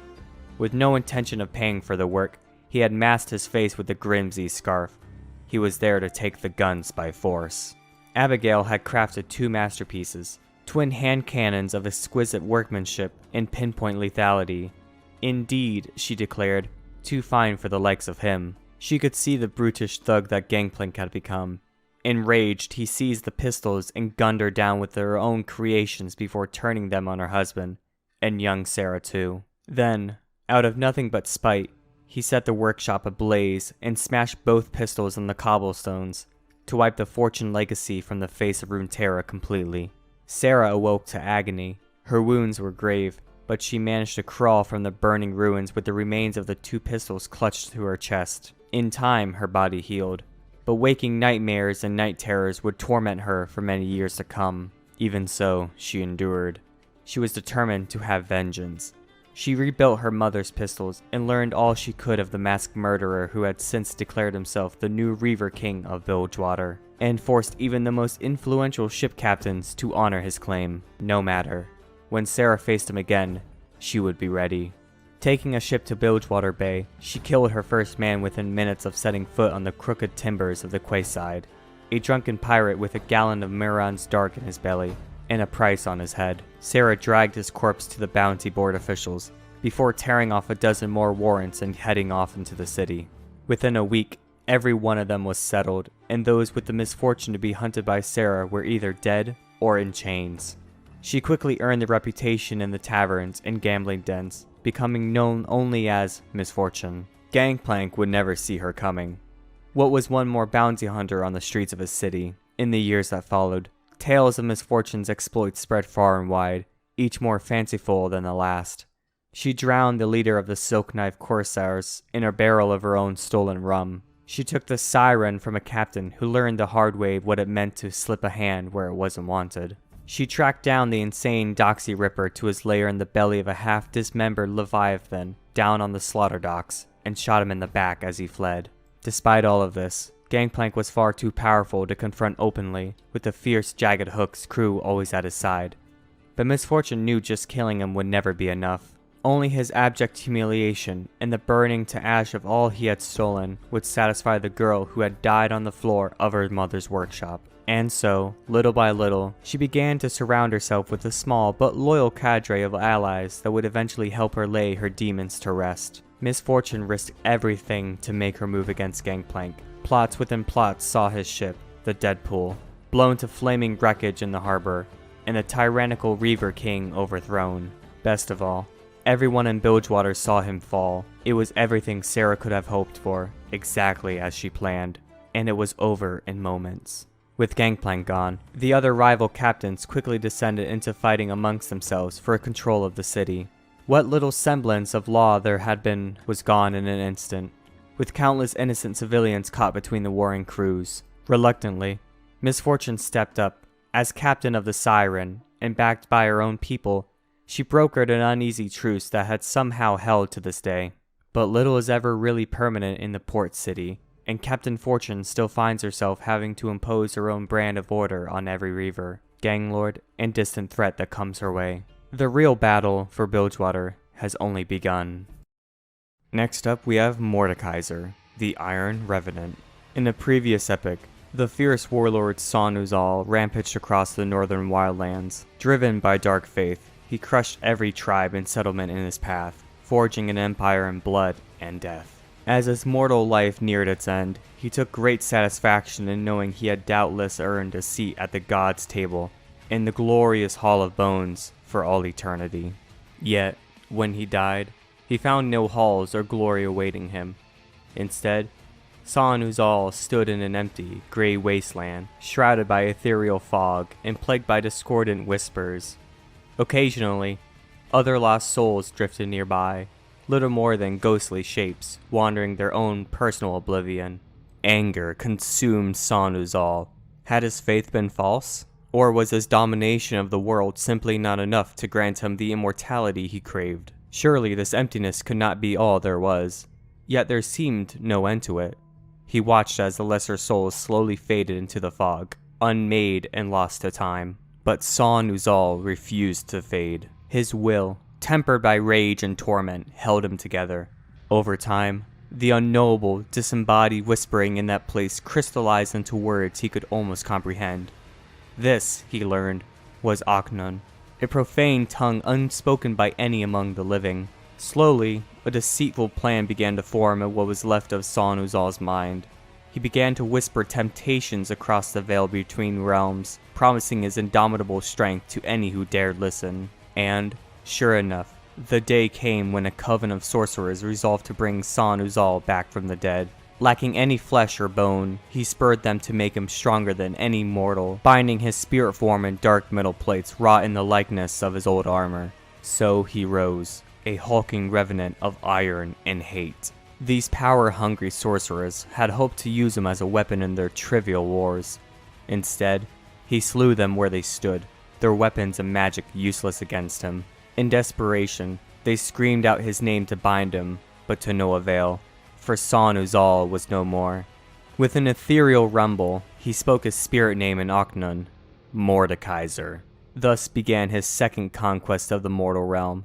As before, his ambitions were great, only now empowered by necromantic sorceries he could never have previously imagined. From the fearful, dissipating souls of the sorcerers, Mordekaiser forged a weapon fit for an emperor of death, his brutal mace, Nightfall, and seized control of the army they had raised. To his foes, it seemed he cared only for massacre and destruction. Entire generations perished under his relentless campaigns. However, there was far more to Mordekaiser's plan. He raised the immortal bastion at the center of his empire. While most assumed it was merely a seat of power, some came to know of its secrets it held. Mordekaiser hungered for all the forbidden knowledge of spirits and death, and a true understanding of the realm, or realms, beyond. Such tyranny could only bring him enemies.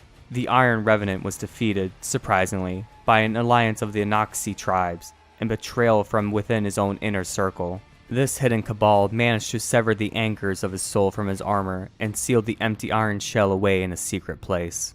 And so, Mordekaiser was cast out of the material realm. However, unbeknownst to anyone, he had planned for this. Indeed, it was a pivotal part of his design. Domination and deceit had carried him far, but he knew that a destiny far grander than the Hall of Bones awaited him. There, in the once empty wasteland, all those who had died under his latest reign were waiting. Perverted by dark sorcery, their spirits would never fade. The strongest became his devout, eternal army, bound to his will, but even the weak were given purpose. From the subtle matters of their souls, Mordekaiser would forge a new empire. They would be the building blocks and mortar of his afterworld. Centuries have passed on Runeterra, and another empire has arisen around the immortal bastion. Mordekaiser's name is still whispered in fear and awe by those who study the old histories, and remembered unkindly by the few ancient souls who knew him.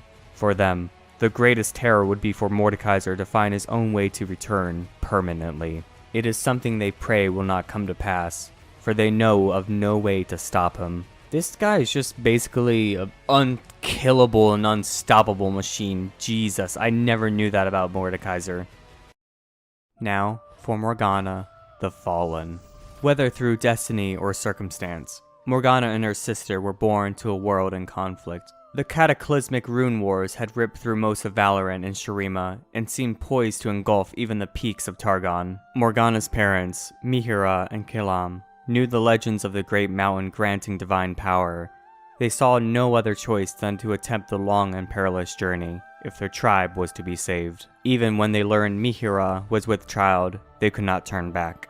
Finally, where Runeterra touches the stars, Kilam watched in wonder and fear as Mihira was chosen to embody the aspect of justice. The couple returned not only with the salvation they sought, but twin daughters, Morgana and Kayle.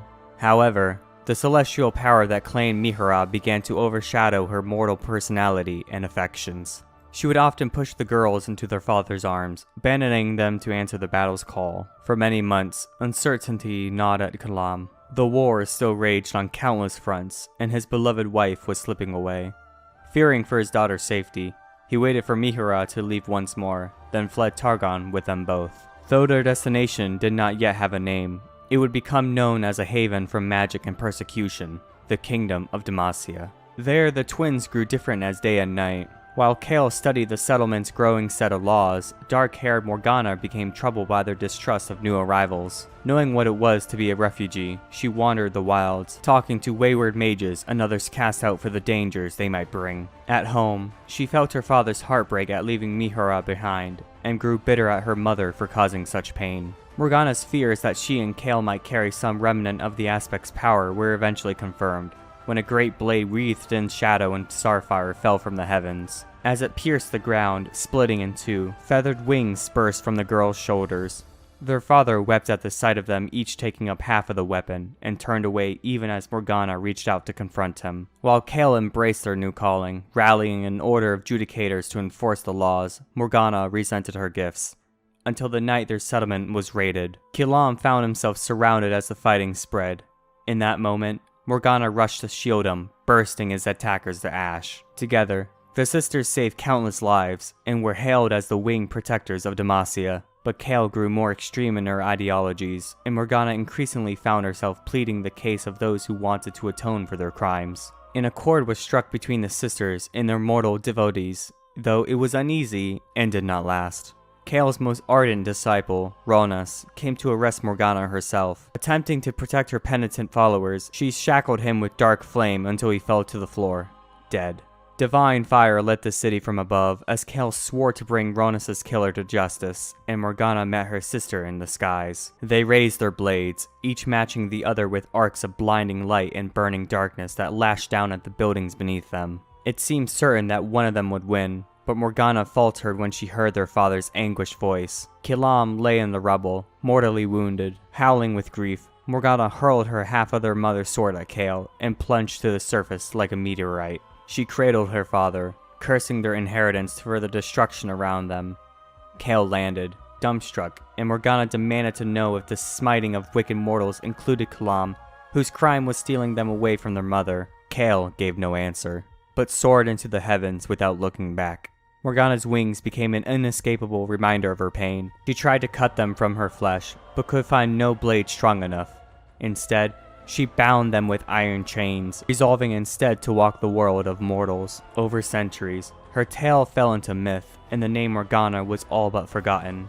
To this day, the people of Demacia venerate the Winged Protector, but recall only the glory and truth of one sister, while Morgana's dark outbursts and belief in personal redemption became the mysteries of the Veiled One. Through all of this, she still refuses to abandon those who would seek her aid.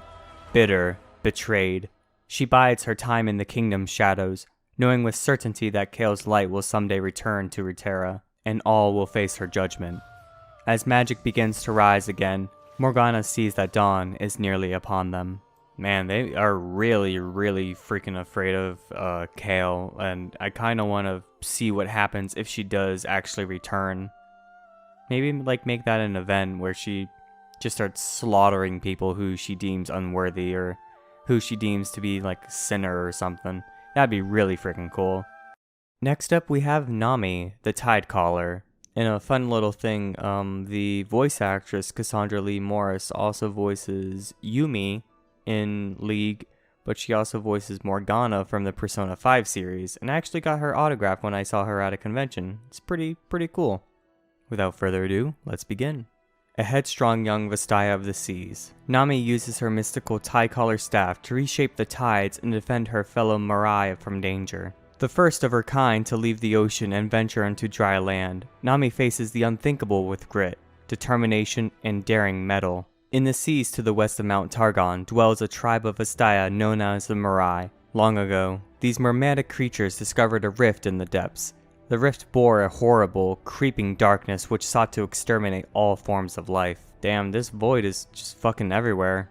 At the center of their village, the Mirai placed a glowing rock known as the Moonstone, which is said to be infused with the celestial magic of the heavens. Its haunting, ethereal light protects the Mirai from the creatures that crawl from the abyss. Every 100 years or so, the Moonstone's light begins to dim. At that moment, the tribe chooses their fiercest warrior and bestows upon them the title of Tidecaller. The Tidecaller must plunge into the icy darkness of the rift, survive the horrors within, and retrieve an abyssal pearl. If successful, the Tidecaller rises the shore where a luminous wanderer from Targon's Peak awaits with a Moonstone to trade for the pearl. It is an arduous ritual that holds the fate of many in its elusive hands, but the exchange has kept the creatures of the dark contained. In the past, the Mirai had sent troops of their most elite warriors to collect the pearl, but they learned the more forces they sent into the rift, the stronger the monsters became, as if it fed on their energy. While an army would be annihilated by the abominations below, a single scout, armed with a legendary Mirai staff capable of controlling the tides, could potentially elude the dangers of the deep long enough to escape with the pearl. Nami had always wanted to be the Tidecaller, but she was impulsive and young. A fierce fighter, she was known amongst the Mirai for her stubborn determination, which often got her in trouble. In Nami's adolescence, the Moonstone once again dimmed for the first time in a century. Nami attempted the trial of the Tidecaller. Due to her impulsiveness, however, the elders chose Rasho, a prudent warrior known for his level head in battle, as their Tidecaller. Rasho dove into the depths of the abyss. A week passed, then another. An entire month the Mirai waited for their Tidecaller's return, but there was no sign of Rasho. No Tidecaller had ever failed to return. The elders waited and argued while the Moonstone grew faint, but Nami knew someone had to take up the mantle of Tidecaller soon, or all would be lost. It might as well be her. Nami grabbed her mother's Bathy staff and plunged into the abyss. After several days, she returned with the pearl, the fallen Tidecaller's staff, and a look of quiet horror in her eyes. Though furious at her impertinence, the village elders nonetheless admired Nami's bravery and officially designated her a Tidecaller. Nami ascended to the surface and rode the tide to shore to meet the landwalker. The stone bearer, however, was nowhere to be found. Instead, an elderly woman waited on the beach. The woman, whose grandparents bore witness to the last Tidecaller exchange, explained that there were no moonstone. The aspect of the moon was the only being who could conjure a moonstone, but she had fled Targon. Nami was unwilling to accept this. She vowed to find the aspect and retrieve the moonstone. The lives of her people depended on it. Using the power of the mystical Tidecaller staff to summon a perpetual pool of moving water beneath her fins, Nami took to land to continue her quest. Determined, the Tidecaller swam into a brand new world. Next up we have Nasus, the curator of the Sands. Nasus's brilliance was recognized long before he was chosen to join the ranks of the Ascended. A voracious student, he memorized and critiqued the greatest works of Shuriman history and philosophy before he was 10.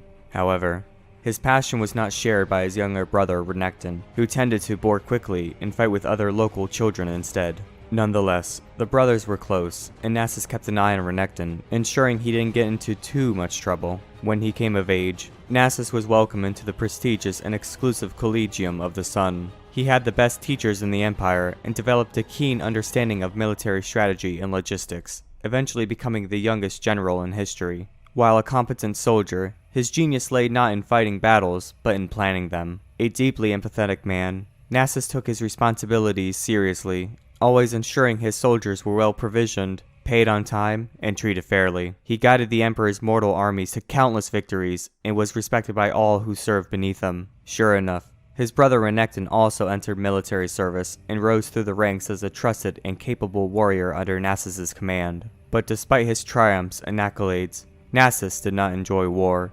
He understood its importance, for now at least, in the Empire's rapid expansion, yet firmly believed his greatest contribution to Shurima was the knowledge that they could gather and preserve in the wake of each conquest. At his urging, all the books, scrolls, and teachings of the cultures they defeated were added to the libraries and repositories throughout the Empire, to bring wisdom and enlightenment to generations still to come. After decades of dutiful service, Nasus was cruelly struck by a terrible wasting sickness, and his physicians solemnly declared that the general would be dead within a week. The people of Shurima were bereft, for Nasus was their brightest star and beloved by all. The Emperor himself pleaded with Sataka of the Ascended Host for the great man's deeds to be weighed before the sun disk. After a day and night, Setaka's emissaries confirmed that Nasus would be blessed with ascension. He would have to undergo the rituals at once, despite his infirmity. Renekton, now a war leader in his own right, raced home to be with his brother.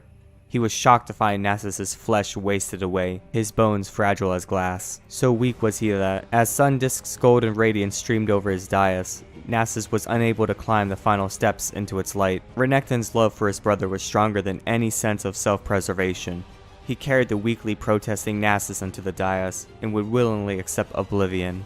However, Renekton was not destroyed as expected. When the light faded, not one but two god warriors emerged. Both brothers had not only survived, but flourished. Nasus stood as a towering, jackal-headed avatar of wisdom and strength, while Renekton was a muscled behemoth in the likeliness of a crocodile. Nasus having gifted powers far beyond mortal understanding.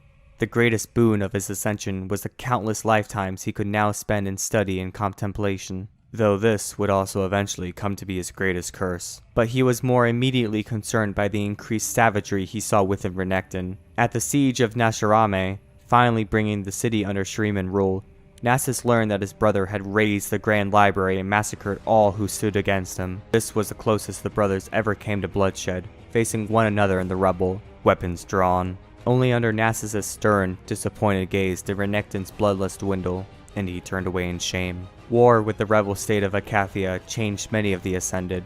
The horrors they witnessed left them hollow and quicker to anger.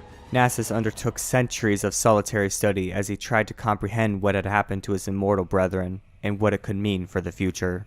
When the ascension of Emperor Azir went terribly wrong, Nasus and Renekton were both far from the capital, and returned with all haste. But they were too late. Over the bodies of countless Shuriman dead, they fought Xerath, that twisted, malevolent being of pure energy who had betrayed Azir, yet were unable to slay him. Filled with rage, and perhaps seeking to atone for Nashirame, Renekton wrestled Xerath into the tomb of the emperors beneath the city, bidding Nasus seal them in. Nasus refused, desperate to find any other way, but there was none. With a heavy heart, he committed Xerath and his brother to the fathomless darkness for all eternity. Drained of its power by Xerath's sorcery, the Sundisk fell, and every remaining god warrior felt its loss in their mortal heart. The divine waters flowing from the city's oasis ran dry, bringing death and famine to all Shurima. For a time, the other Ascended tried to hold the fractured empire together before their countless rivalries led them to fight amongst themselves. Withdrawing entirely, Nasus bore a heavy burden of guilt, stalking the empty ruins that were slowly being swallowed by the desert, and lamenting everything that had been lost. Centuries passed, and Nasus all but forgot his former life and purpose, until the moment when the Tomb of the Emperors was rediscovered by mortals and its seal broken. He did not know how, but he knew Xerath was free. Ancient vigor reawakened in Nasus, and yet even he was stunned to see Azir reborn, and the sun disk raised once more from the sands. Though Xerath was still a great threat, Nasus knew the new God Emperor would have great need of guidance and counsel in the years ahead, and hope stirred within him for the first time in millennia. Did he dare believe he might also be reunited with his beloved brother Renekton? That was quite the story.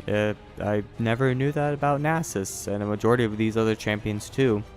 Shurima is really cool. I really wish they would expand more on it, with like the Ascension and all that stuff. And here I thought Nasus was this just giant god being of destruction, but he just seems like a cool scholar and a nice brother to his brother Renekton.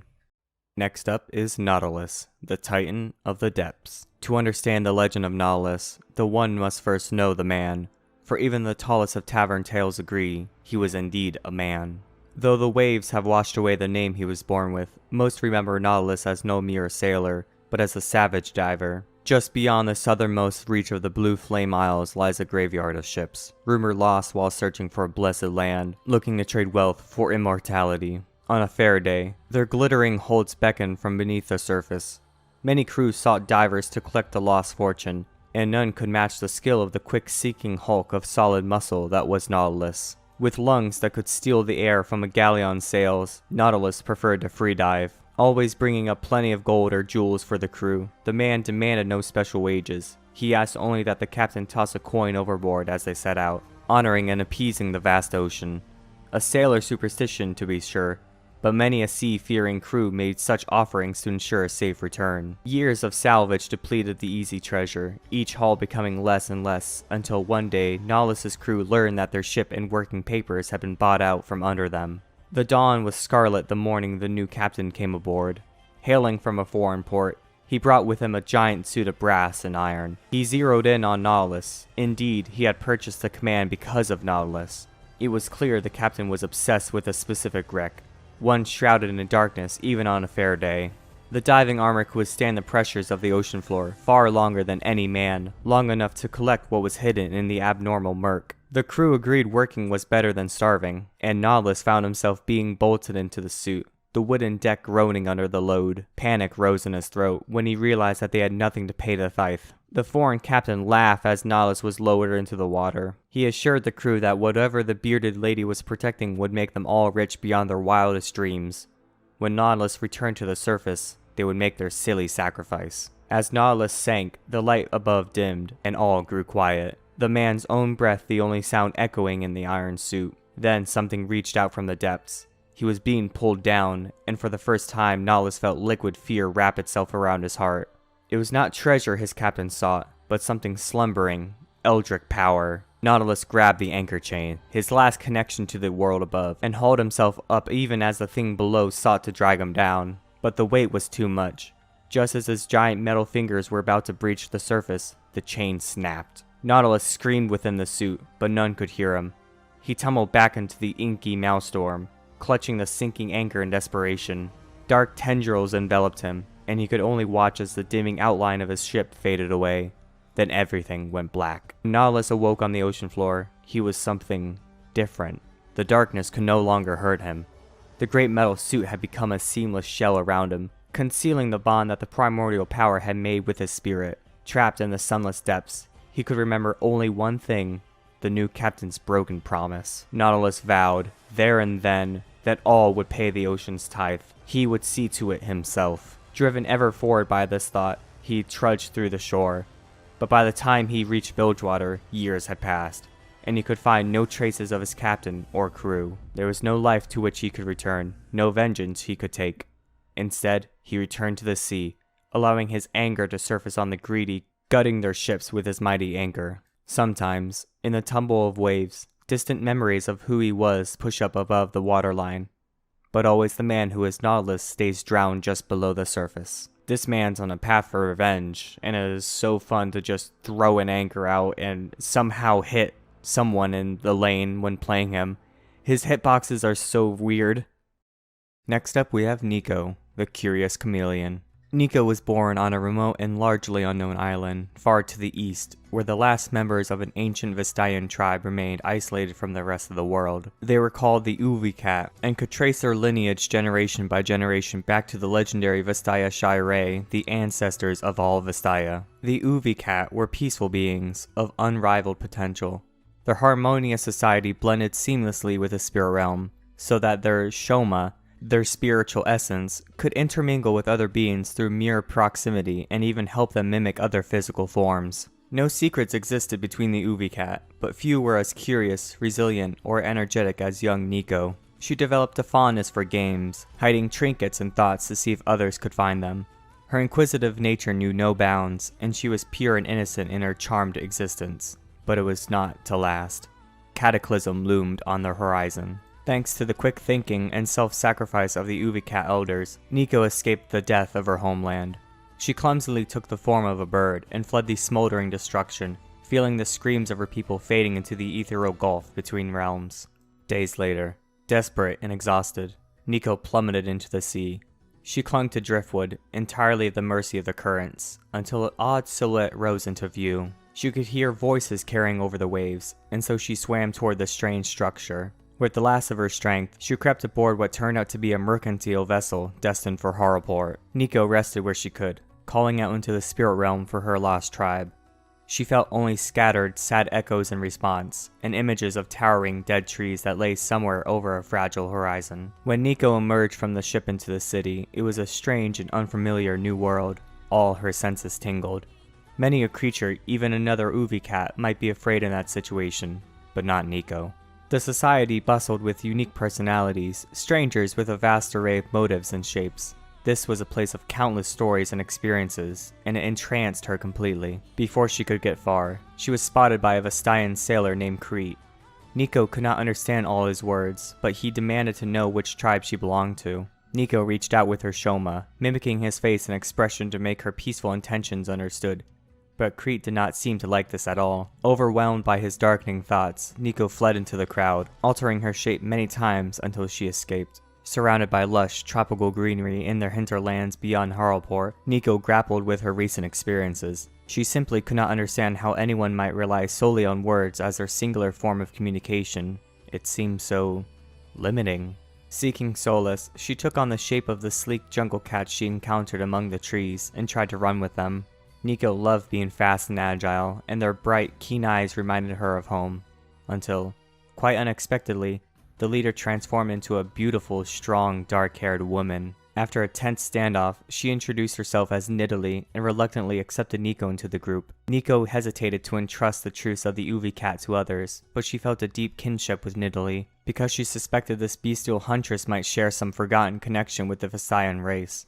Their friendship blossomed, and for many months they roamed the wilds together. But the towns and cities, with all their flaws, still called to Nico. Her ancestors came to her in dreams, showing her the pale branches of those dead trees over and over. The trees needed color to bloom again. Of that much, Nico was certain. She asked her friend to join her on this new journey, but Nidalee could not be persuaded. Crestfallen, but determined, Nico set out alone. Her old life among the Uvicat might be lost forever, but Nico envisions a magical future, a larger tribe of like-hearted Vestaya, Yordles, humans, and whatever other creatures might share her dream. As far as she's concerned, everyone has the potential to find a place in her new tribe. She has pledged to seek those souls out, to befriend them, and defend her Shoma with her life. To know Nico is to love Nico, and to love Nico is to be Nico. I've never played her, not even in any random games, but it's really fun to listen to her voice lines because she's so silly. It's really fun. Next up we have Jungle Cat Nidalee, the bestial huntress. Far, far from the harsh deserts of the Great Sai, over savanna plains and mountain steeps, lie the great eastern jungles of Shurima. Swathed in mystery, they are home to wild, fantastical beasts and dense forests blooming with life. But while there is overwhelming beauty to be found there, danger and death lurk nearby in equal measure. No one knows how Nidalee came to be alone in the heart of the jungle. Dressed in little more than rags, the infant child sat alone on the leafy soil, her cries echoing between the trees. Undoubtedly, that was what brought the cougars. A mother, roaming with her cubs, approached the abandoned girl, perhaps catching the scent of something familiar. or at least something worth saving. She accepted Nidalee without hesitation, half leading, half dragging her back to their den. The girl lived in the company of beasts, scrapping and playing alongside her new siblings, with no connection to her own kind, or mortal society at large. The Cougars raised Nidalee as a creature of the forest, and as the years passed, she grew into a capable huntress. But where her guardians favored tooth and claw, Nidalee learned to take advantage of her surroundings. She worked up healing salves from hunting fruit, sought out curiously glowing flowers to illuminate the night, and even used explosive seeds to send territorial merc wolves flying. Even so, at times Nidalee began to lose control of her own body. Without warning, her hands and feet flickered between human and bestial forms. Occasionally, she would stumble from the den, delirious with fever. Following the hazy silhouettes of two strange figures, they whispered after her, their voices jumbled but sweet. They brought Nidalee a sense of comfort and warmth, even though the Cougars had taught her to be wary of outsiders.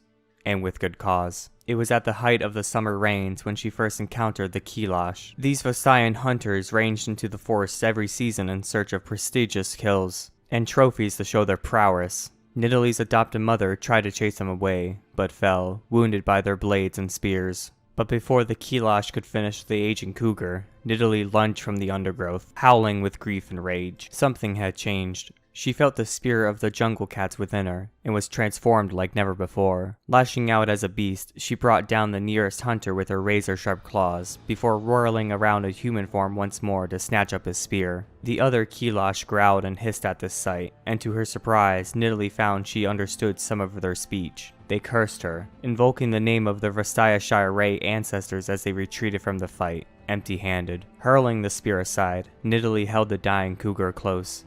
Her siblings approached warily, but with the passing of their mother, they came to accept this shape changer as their new leader. From that day forth, she vowed to defend her adopted home against any who would seek to plunder it. Over time, she learned to better control her powers, eventually shifting between both forms with ease. Perhaps it was a yearning to find others of her kind that led her to the chameleon-like wanderer Nico, but the two became inseparable for a time.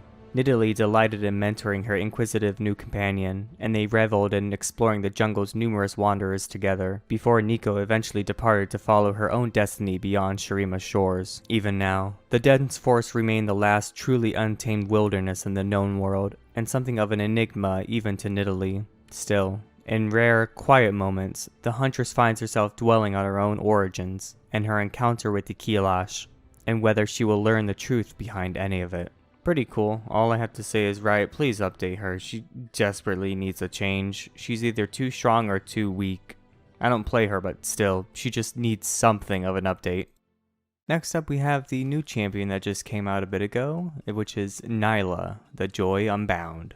A confident and joyful woman who always wears an eerie smile, Nilah's sudden arrival in Bilgewater has sent the city into an uproar. Her duels with rampaging sea serpents defy the limits of human ability. Racing across the surface of the open ocean with a whip blade formed from glittering prismatic water, she scales the great beasts before dramatically slaying them, pausing only to thank her, worthy enemies, for their efforts. Any threat taller than a house is guaranteed to draw her into combat, and the deadlier and physically larger that threat is, the more determined she becomes to challenge and destroy it. Her strength and origins are shrouded in mystery. Yet the truth, known only to Nilah, is that she once had a different name and lived a very different life. The precocious child of a large Cathcani family, the girl who would become Nilah was not a warrior at all. Rather, she was a lanky bookworm with an interest in myths and legends. Cathcon had known relative peace since its neighbor Camivores collapsed almost 1,000 years prior, and had no further need for great warriors or storied heroes. Or at least, that's what Nilah believed. Wishing the age of heroes had never ended, she collected and obsessed over colorful tales of old epics of great beasts and shining warriors who clashed beneath the eyes of the gods, back when the world was young and humanity's enemies were 1,000-fold. She read of the Mad King Viego and its tragic fall, the genesis of the first dragons, and the foundation of the universe in the Cathcon tradition. Nilah memorized each in turn, knowing in her heart that their color and magic were more than simple fiction. One story, in particular, was her favorite, The Cycle of Ashleish. It spoke of the fantastical Lord of Joy, Ashleish, a many-limbed beast who menaced the world along with its 9 ferocious siblings. Hungering for primal joy, Ashe attempted to consume the realm of the gods, but the gods struck the monster down, trapping it deep below the earth in an endless shimmering lake within the 7th layer of the underworld. There, it would be guarded by a mythical order of heroes. An order of heroes that, after unraveling the story's many riddles, Nyla realized was beneath her very feet in the heart of the Cathcani capital. Overcome with excitement, she struck out to find this hidden order, to learn its secrets and perhaps even stand among the heroes as an equal. And then, she was gone. All knowledge of the girl she was, her face, her voice, her true name, was erased from living memory. Records curled and evaporated. Writing vanished from walls and texts, and words faded on the tongues of her friends and family. It was as though Nyla had never been born at all. The woman who resurfaced 10 years later was a stranger to her homeland, unbound from the world she knew, yet possessed of a strange smile and an unending, ceaseless joy. Whatever happened to her during her long absence, she would not say. Perhaps she met the mythical order after all, and they trained her in the arts of magic and war. Perhaps she stood face to face with the primordial demon Ashe, battling in the apocryphal darkness for a decade before finally emerging triumphant. Perhaps this wasn't the girl at all, but a pretender wearing her flesh. Or maybe the truth was somewhere in between. Whoever or whatever she was, she began calling herself Nyla, the name of the legendary River of Fate. And then her work began. Possessed of weary acrobatic strength and wielding a liquid blade of incalculable might, she embarked on a conquest of the greatest threats of ancient myth. Grandmother Viper, the invincible progenitor of all Cameroran dragons, Imago, the demon of change, and scourge of the Carnelian Valley, the mad demigod Nabavelicus, perpetrator of countless atrocities. Each new foe rises against Nyla in challenge, and each is snuffed out in a ferocious battle of color and fury, dazzling all witnesses. Nyla's own legend grows with every victory, and with it, an epic tale has begun to take shape, following her journey through strange lands near and far.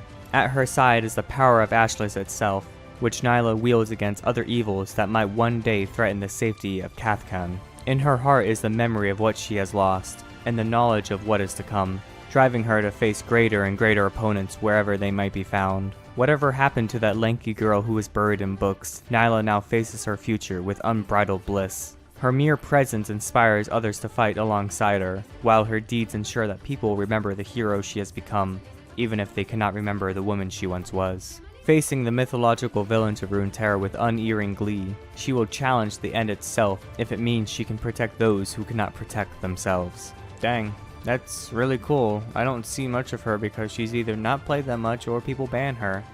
But seems like she just wanted to be a hero, and whatever she encountered just changed her entirely. Neat. Next up we have the Spooky Man, Nocturne, the Eternal Nightmare. While all magic can be dangerous and unpredictable, there are some forms or disciplines that even the most skilled mages and sorcerers will shun, and with good reason. For centuries, the practice of shadow magic was all but forbidden across Runeterra, for fear of reawakening the horrors it once unleashed upon the world. The greatest of those horrors has a name, and its name is Nocturne. Towards the end of the Rune Wars, desperate for victory, cabals of warrior mages sought any advantage they could find over their foes. Although no record names the first of them to cast off their flesh and enter the spirit realm, it is known that they came to stalk one another not only on the battlefield, but in landscapes shaped by their own subconsciousness, thoughts, and emotions. Unconstrained by the laws of physical reality, they fought in ways that more mundane minds could scarcely comprehend, even conjuring subtle, etheric assassins to do their bidding. Shadow mages seemed particularly skilled at such things, and so it was, for a time, that they came to dominate the spirit realm, casting it into twilight. The thoughts of mortals everywhere were touched by this darkness. It sapped their morale and infected their dreams, with nameless fears hounding them day and night, driving some to commit ever more horrendous acts against their own kin. No one can say for certain whether all this suffering created Nocturne from nothing, or if it merely corrupted a lesser assassin, constructed into something more willful and deadly.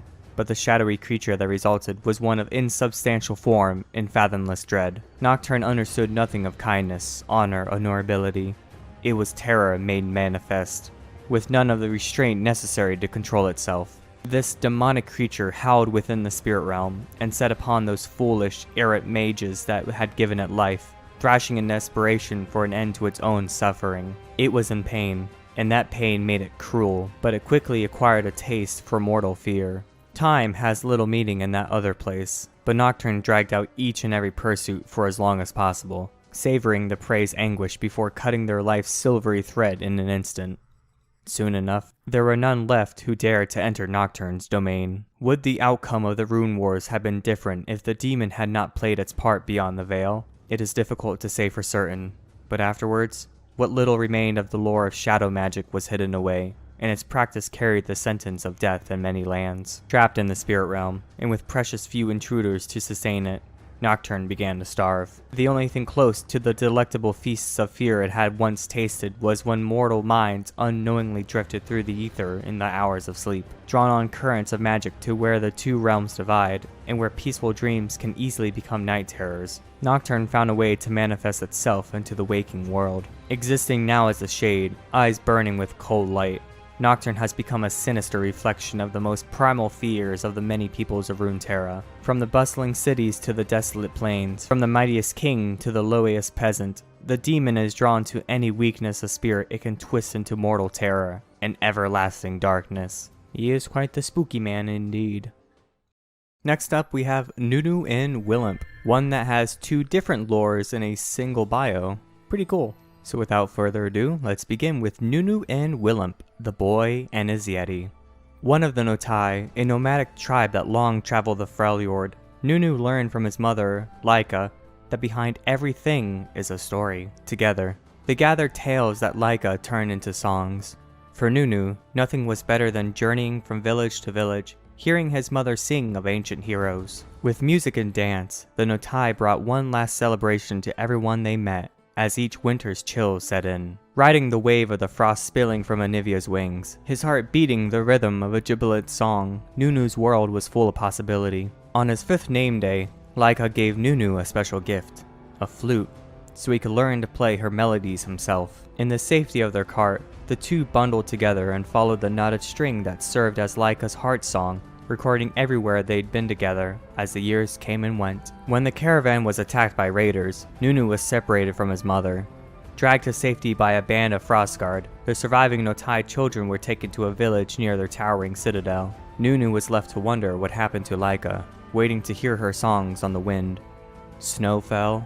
Weeks passed. Nunu missed his mother desperately, but the Frostguard assured him no child could safely search for her. They weren't even impressed when he showed them the flute he now called Svilsonger, the name of a mighty blade existing only in his imagination. Nunu spent more and more time alone, escaping into his mother's songs, the legends and heroes of old. He yearned to be one of these heroes, a warrior like the Frostguard, who could have saved his mother. He met their leader, Lysandra, who asked countless questions about his mother's stories, always seeking information about one particular song. Well, that's cool that he knew Lysandra before she became, the thing that she became. No one believed Nunu could be a hero, not even the other Notai children, who teased him for his flute when they now had daggers. But Nunu knew the songs in his heart, and one night, he realized how he could prove himself and earn the Frostguard's help to find his mother.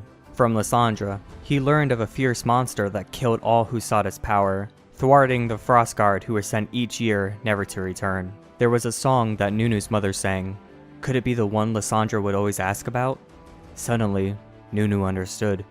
Lysandra wanted to know about the Yeti. Nunu could name the beast. It would answer his challenge and feel the wrath of Svelsonger. Using his flute to tame the herd of Elker, Nunu snuck out into the snow. One lonely child traveled to face a monster, finally living out a legend that not even he could imagine. Now on to Nunu's story. An ancient and noble race that once ruled over the mountains of the Freljord, the Yeti civilization was destroyed in a cataclysm of ice. Forced to watch his brethren descending into savagery after being stripped of their magic, one Yeti swore to protect what remained of their power, a gem that swirled with the frozen dreams of any mortal mind nearby. As the last magical Yeti, the Guardian was also shaped by perception. Though he had been chosen to safeguard the magic until it would be needed again, he could find no worthy vessel.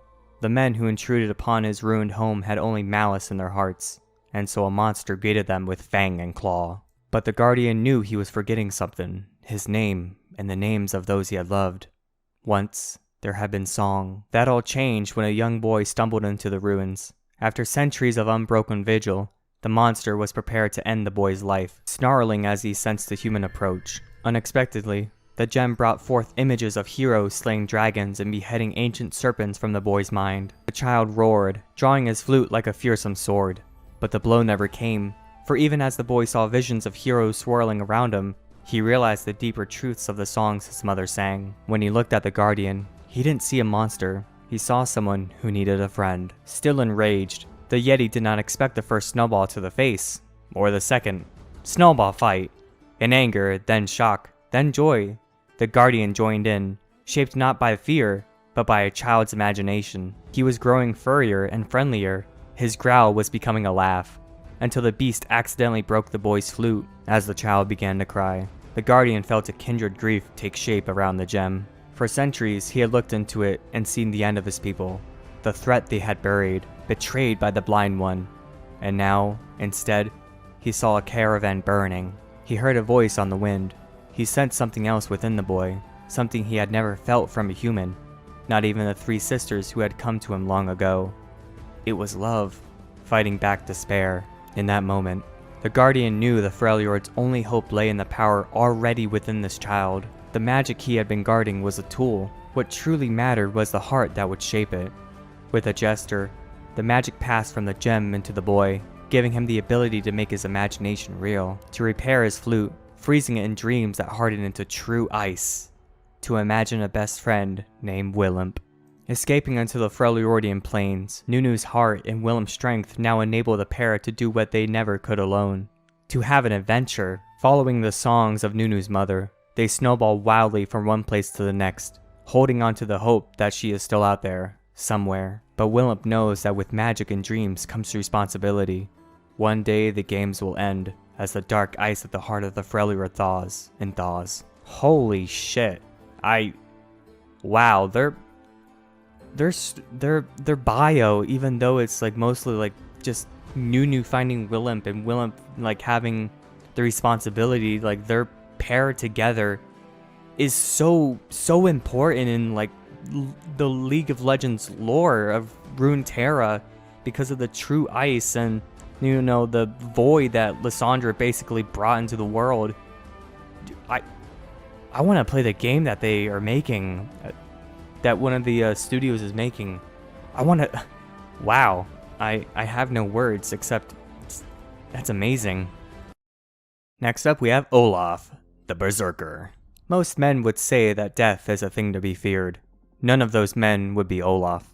The Berserker lives only for the roar of a battle cry and the clash of steel. Spurred on by his hunger for glory and the looming curse of a forgettable death, Olaf throws himself into every fight with reckless abandon. Surrendering to the bloodlust deep within his being, Olaf is only truly alive when grappling with the jaws of death. The coastal peninsula of Lokfar is among the most brutal places in the Freljord. There, rage is only fire to warm frozen bones. Blood is the only liquid that flows freely, and there is no worse fate than to grow old, frail, and forgotten. Olaf was a warrior of Lokfar, with no shortage of glories and no hesitation to share them. While boasting one evening with his clansmen over the burning embers of a razed village, one of the elder warriors grew tired of Olaf's bluster. The old fighter goaded Olaf to read the omens and see if Olaf's fortunes matched his gloating. Emboldened by the challenge, Olaf mocked the aged raider's envy and tossed the knuckle bones of a long dead beast to predict the heights of glory he'd achieve in death. All mirth left the gathering as the clansmen read the portents. The bones spoke of a long life and a quiet passing. Oh jeez. Infuriated, Olaf stormed into the night, determined to prove the prediction false by finding and slaughtering Lokfar's feared frost serpent. The monster had consumed thousands, man and ship alike, in its long lifetime, and to die in battle with it would be a fitting end for any warrior. As Olaf hurled himself into the blackness of its maw, he fell deeper into the blackness of his mind. When the shock of freezing water roused him from the dark, there was only the butchered carcass of the beast to float beside him. Thwarted, but not defeated, Olaf set out to hunt every legendary creature with claws and fangs, hoping that the next battle would be his last. Each time he charged headlong towards his coveted death, only to be spared by the frenzy that washed over him while on its brink. Olaf concluded that no mere beast could grant him a warrior's death. His solution was to take on the most fearsome tribe in the Freljord, the Winter's Claw. Sejuani appeared amused by Olaf's challenge to her warband, but his audacity would earn him no mercy. She ordered the charge and sent scores of her warriors to overwhelm Olaf. One by one, they fell until he lost himself in the bloodlust once again, effortlessly cutting a path to the leader of the Winter's Claw. The clash between Olaf and Sejuani rocked the glaciers with its force, and though he seemed unstoppable, Sejuani battled the Berserker to a standstill. As they stood deadlocked, Sejuani's glare penetrated Olaf's Berserker haze in a way no weapon ever could. His frenzy abated long enough for her to make him an offer. Sejuani swore that she would find Olaf his glorious death if he would lend his axe to her campaign of conquest. In that moment, Olaf vowed he would carve his legacy into the Freljord itself. Cool. Such a badass. Next up, we have Orianna, the Lady of Clockwork. Nestled among the eclectic storefronts of Piltover sat the workshop of the renowned artificer Corrin Revik. Famous for his masterful craft and artificial limbs, Corrin's intricate brass designs made the prosthetics both breathtakingly beautiful and often superior to the originals. His daughter, Orianna, served as his apprentice. Friendly and inquisitive, she was a natural fit to run the shop, and blossomed into a capable artisan in her own right. Orianna had an adventurous spirit, but her father, fearing for her safety, never allowed her to venture beyond their neighborhood. Instead, he took her to the theater, where dancers, through leaps and pirouettes, told stories of distant lands. Orianna dreamed of visiting these strange and marvelous places, and would scurry home to build clockwork dancers of her own. News of disaster in the undercity of Zaun made its way to their shop. An explosion had ruptured a chemical line, venting clouds of poisonous gas. Orianna insisted they help the victims, but Corrin forbade it. Zaun was far too dangerous. So, with as many supplies as she could carry, Orianna snuck away in the night and rode the Hexdraulic Descender into the depths. The devastation was overwhelming. Debris still filled the streets, and Zaunites walked through the toxic haze, faces covered with little more than oily rags. Night after night, Orianna repaired respirators and installed exofilters. She even gave her own mask to a child who could scarcely breathe. Her father was furious, but soon after her return, Orianna fell gravely ill. Her lungs were ravaged past all hope of recovery. Refusing to accept this, Corrin threw himself into his most ambitious project yet, a fully functional set of artificial lungs. After weeks of sleepless nights, he completed his desperate task and carried out the surgery himself. To keep her from ever venturing too far again, the lungs were wound with a special key Corrin kept in his safe. Orianna returned to work, and yet the poison continued to spread throughout her body. Father and daughter worked feverishly to develop new implants and prosthetics, replacing each of her organs as they failed. Piece by piece, Orianna's body was transformed from mortal to mechanical until only her healthy heart remained. This long and expensive process cost Corrin his fortune, forcing him to relocate their businesses on. But he saved his daughter's life, and, for a time, they were happy. Gradually, Orianna began to feel disconnected from who she had been before. Old memories felt like stories. Even her creativity began to fade, and her beloved clockwork dancers became more like masterfully turned mechanisms than works of art. But even as time seemed to stand still for Orianna, it marched onward for her father. Long, lean years brought Corrin agonizing chest spasms that meant he could no longer work, and Orianna was forced to provide for him. She'd become profoundly adept at crafting her figurines, even if she took only distant pleasure in recalling what once inspired their creation. The miniature dancers brought in good coin and barter, but never enough to afford the one thing she believed could save her father. For that, she turned to a local chem baron. Orianna never asked how the man came by a hextech crystal. She simply paid what he asked. Even so, before she could use it, the chem baron returned demanding a second payment, then a third. When the money ran out, Orianna knew his next visit would end in violence. She looked to the crystal device, still incomplete, too unrefined and powerful for a human body. She saw the logical solution.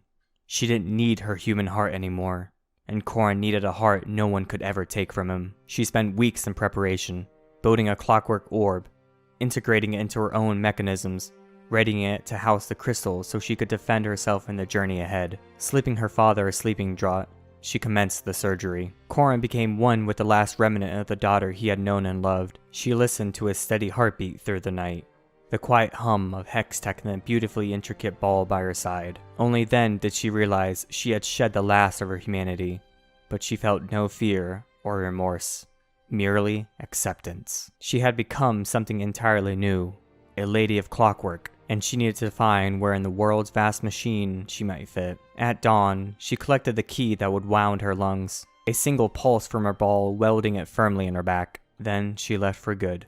Corrin woke to find his workshop filled with hundreds of figurines, but among them was one he vowed never to sell, pirouetting to an endless ballet, a golden dancer that needed no key.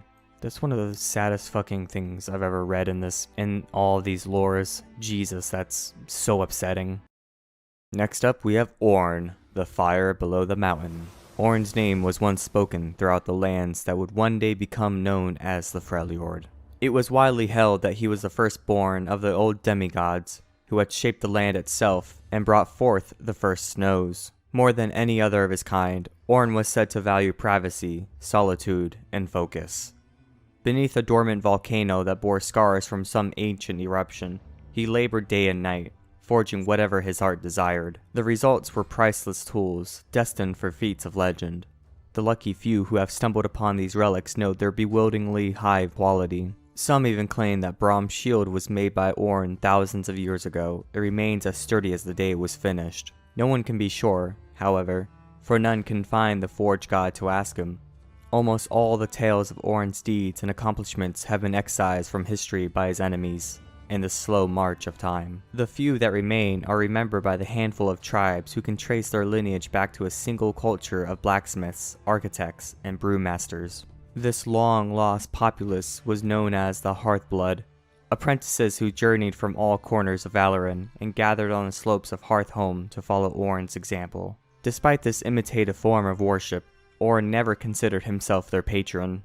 He would only give them curt nods or frowns when they offered up their work, and yet the Hearthblood accepted this and were determined to own their skills. As a result, they came to create the finest tools, design the sturdiest structures, and brew the tastiest ales the world had ever beheld. They believed Ornn secretly approved of their perseverance, and the fact that they were always looking to better themselves in their craft, but in one catastrophic night, all the Hearthblood had accomplished was destroyed when Ornn battled with his brother Volibear at the mountain's peak, for reasons no mortal could comprehend. The resultant cataclysm was a storm of fire and ash and lightning so intensely violent that it was seen 10 horizons away. When the dust settled, Hearthhome was a smoldering caldera, and the Hearthblood were reduced to scattered bones and cinders.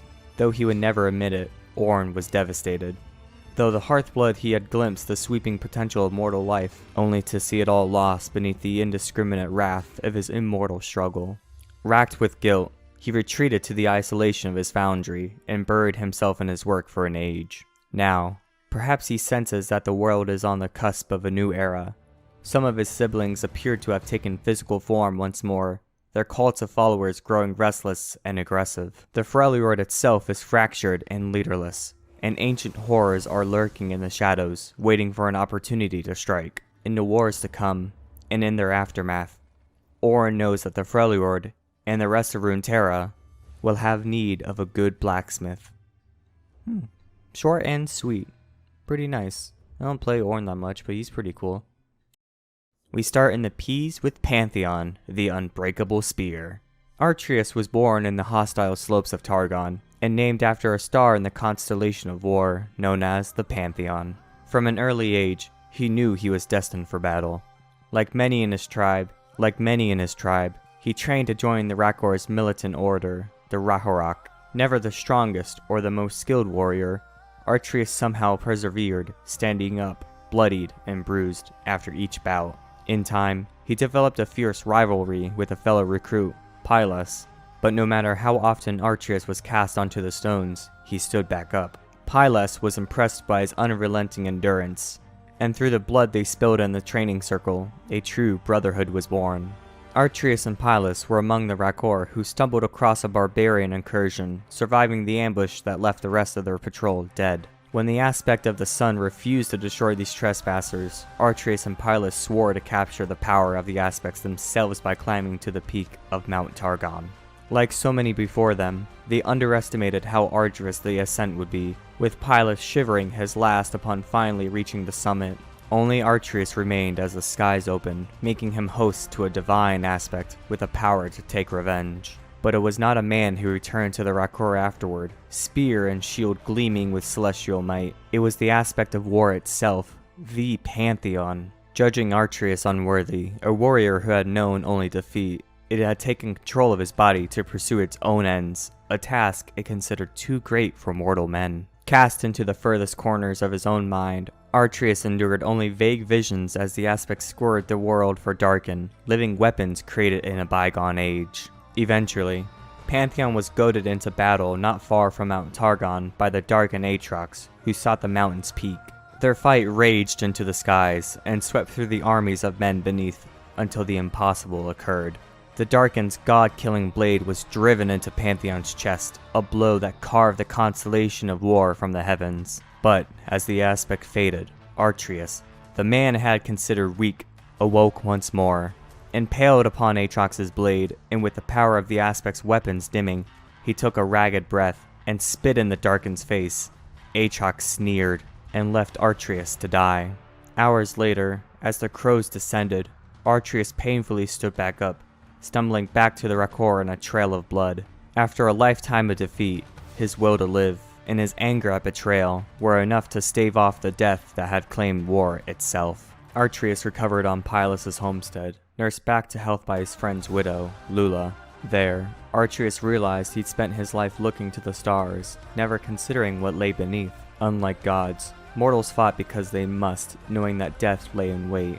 It was a resilience he saw in all life, the threats unending. Indeed, barbarian invaders now threatened the Rakor's northern settlements, including Lula's farm. Though it was months before he could lift a spear, Atrius was determined to end this scourge himself, and eventually set out with the aspect's dulled weapons in hand. Yet, when he arrived, he found his sworn enemies already under siege. He knew from their cries, from the overwhelming stench of blood, they faced Aatrox. It was Aatrox who had driven the barbarians into Targon, Atrius realized. Though he'd consider them his foes, they were much like the Rakor, mortals who'd suffer in the conflicts between greater powers. Atrius felt a cold rage at both the Darken and the Aspects. They were no different. They were the problem. Atrius put himself between the barbarians and Aatrox. Recognizing the battered shield and spear of the fallen Aspect, the Darken mocked him. What hope had Atrius now, without the Pantheon's power? But even though Aatrox's blows cast him to his knees, Atrius' own will reignited the Aspect's spear upon hearing the cries of the people around him, and with a mighty leap, he struck a blow that severed the Darken's sword arm. Both Blade and Darken fell to the ground. Only Atrius still stood and watched his namesake's star blaze back to life in the heavens. Though he often yearns to return to Lula's farm, Atrius vowed that day to stand against Aspects, Ascended, demons, and any who wield powers so great it can only destroy. Forsaking his own name, he has become a new Pantheon, the Aspect's weapons fueled by the will to fight that can only exist in the face of death. For with the divine Pantheon gone, war must be reborn in man. Pretty cool. Next up, we have Poppy, Keeper of the Hammer. Runeterra has no shortage of valiant champions, but few are as tenacious as Poppy. Bearing a hammer twice the length of her body, this determined Yordle has spent untold years searching for the hero of Demacia, a fabled warrior said to be the rightful wielder of her weapon. As legend describes it, this hero is the only person who can unlock the full power of the hammer and lead Demacia to true greatness. Though Poppy has searched the furthest corners of the kingdom for this legendary fighter, her quest has proven fruitless. Each time she has attempted to pass the hammer onto a potential hero, the results have been disastrous, often ending in the warrior's death. Most people would have abandoned the task long ago, but most people do not possess the pluck and resolve of this indomitable heroine. Poppy was once a very different Yordle. For as long as she could remember, she had been in search of a purpose. Feeling alienated by the chaotic whimsy of other Yordles, she preferred to soak up stability and structure where she could find it. This drive brought her to the human settlements of Western Valoran, where she gazed in wonder at the caravans stripping the countryside in an endless file. Many of the people there looked tattered and weary, but they stumbled on in pursuit of some ephemeral better life that might lie just beyond the horizon. One day, however, a different sort of caravan passed through. Unlike the other travelers, these people seemed to move with purpose. They all awoke at the exact same time each morning, roused by the sound of a watchman's horn. They took their meals together every day at the same hour, always finishing within a few minutes. They set up their camps and took them down with remarkable efficiency. While Yordles used their innate magic to fashion extraordinary things, these humans achieved equally astounding feats through coordination and discipline. They acted in concert, like the cogs of a gear, becoming something much larger and stronger than any single person could ever be. To Poppy, that was more marvelous than all the magic in the world. As Poppy watched the camp from the safety of her hiding place, her eyes caught the gleam of armor emerging from a tent. It was the group's commanding officer, wearing a brigandine of gleaming steel plates, each piece overlapping, each an integral part of the whole. The man's name was Aurelion, and his presence seemed to stir the souls of everyone there. If someone became discouraged, he was there to remind them of why they pressed on. If someone collapsed from exhaustion, he inspired them to get up. It reminded Poppy of certain Yordle charms, though again, without magic. Poppy crept in for a closer look. She found herself following this shining commander, as if drawn to him by fate itself. She observed Aurelion as he led his soldiers in training exercises. He was not a large fellow, yet he swung his massive battle hammer with surprising alacrity. At night, Poppy listened intently to his hushed discussions with the elders of the camp. She heard them making plans to pull up stakes and head west to build a permanent settlement. Poppy's mind was overwhelmed with questions. Where was Aurelion going? Where did he come from? How did he assemble this meticulous band of travelers, and was there a place for a Yordle in it? At that moment, she made the most important decision in her life. For the first time ever, she would reveal herself to a human, as this was the first time she'd ever felt a connection to one. The introduction was a jarring one, with Aurelion having just as many questions for Poppy as she had for him, but the two soon became inseparable. He became a mentor to her, and she became a devotee to his cause. In the training grounds, Poppy was an invaluable sparring partner, the only member of Aurelion's battalion who was unafraid to strike him. She was never obsequious, questioning his decision with an almost childlike innocence, as though she didn't know she was supposed to meekly follow orders. She accompanied him to the site of the new settlement, an ambitious new nation called Demacia, where all were welcome, regardless of station or battleground, so long as they contributed to the good of the whole. Aurelion became a beloved figure throughout the kingdom. Though few had actually seen him wield his hammer, he always bore it on his back, and the weapon quickly became a revered icon for the fledgling nation. People whispered that it had the power to level mountains and tear the earth itself asunder. Aurelion passed the hammer to Poppy on his deathbed, and with it, his hopes of an enduring kingdom.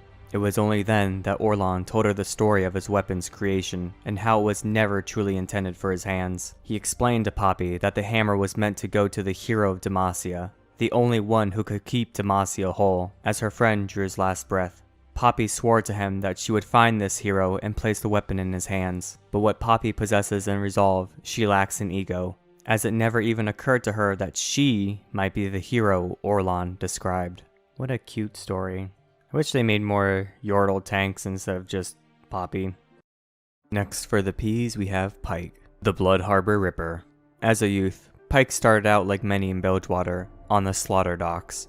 All day, every day, monstrous creatures of the deep were hauled in for rendering in the butcheries that lined the waterfront. He found employment in a district known as Blood Harbor, as even the tide itself was not strong enough to wash away the red slick that ran constantly down its wooden slips. He became well acquainted with the trade, both through gruesome work and meager paychecks. Over and over, Pike watched heavy purses of gold being handed to captains and crews in exchange for the daunting carcasses that he and his fellows would hack into salable chunks. He became hungry for more than a few copper sprats in his pocket, and managed to talk his way onto a captain's crew. Few individuals dared to hunt in the traditional Serpent Isles manner, launching themselves at their targets to secure tow hooks with their bare hands, and beginning to butcher the creatures while they yet lived. Fearless and highly skilled in this regard, Pike soon cut a name for himself as the best harpooner a golden kraken could buy. He knew meat was worth pennies compared to certain organs from the larger, more dangerous beasts, organs that needed to be harvested fresh.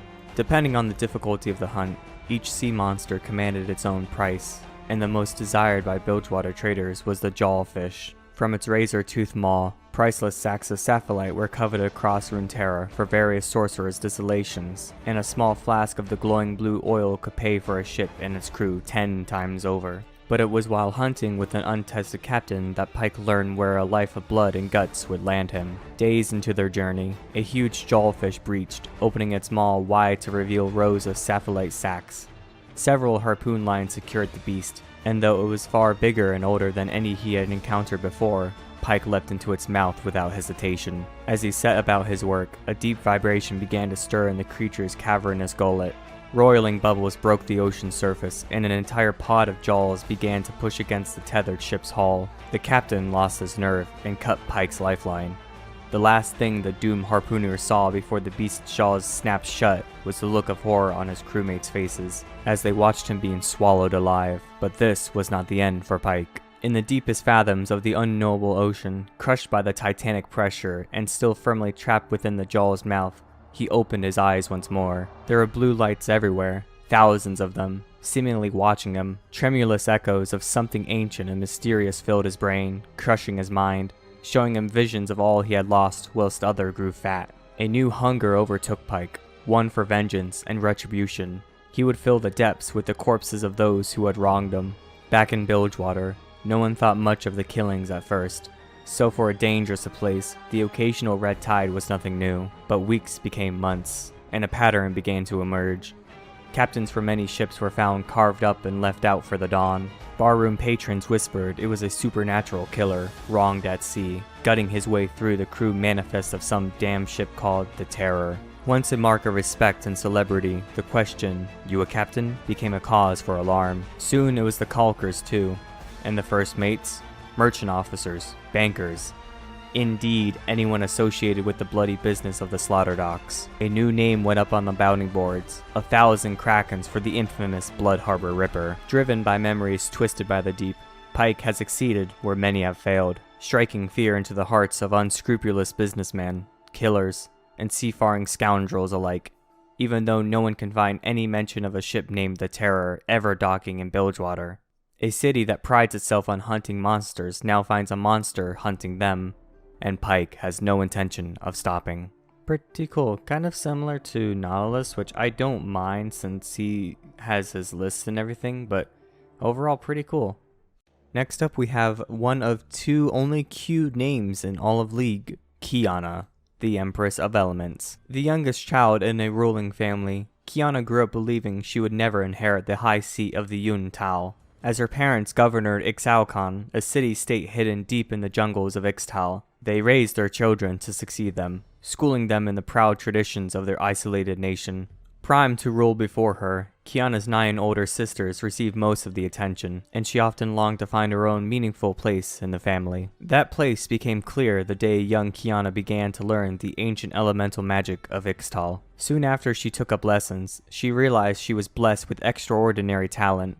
Though Qiyana was only 7 years old, she mastered advanced techniques within weeks, while some of her older sisters had yet to grasp the basics after years of study. One by one, Qiyana surpassed her sisters in the elemental arts, and the more she progressed, the more resentful she became. Why did her parents waste so much effort grooming her inferior siblings? Each time they were chosen to preside over the grand rituals that shrouded Ixtal from the outside world, Qiyana lashed out in frustration, picking fights to prove her worth. It wasn't long before Inessa, the eldest sister and the immediate successor, became the target for Qiyana's aggression. Rather than diffusing the conflict, Inessa bristled at the disrespect from her sister, who was 12 years her junior. As both grew older, their words became increasingly heated, culminating in physical threats from Inessa and a challenge from Qiyana.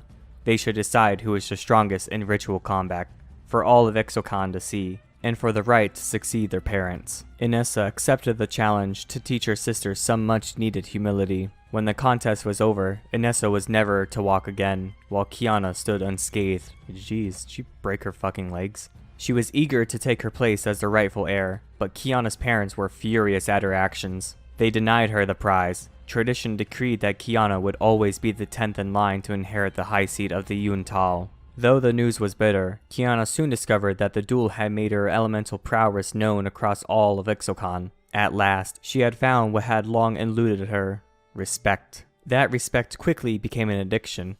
Qiyana felt a burning need to be recognized for her exceptional skill. In fact, all of Ixalcan should stand proud with her, and put the world in its place with her powerful elemental magic. Instead, They were hiding from foreign explorers and miners who were uprooting the jungle on their borders. In her parents' court, Qiyana laid out her ambitions to drive off the miners and restore the lands. Qiyana's parents rejected the idea.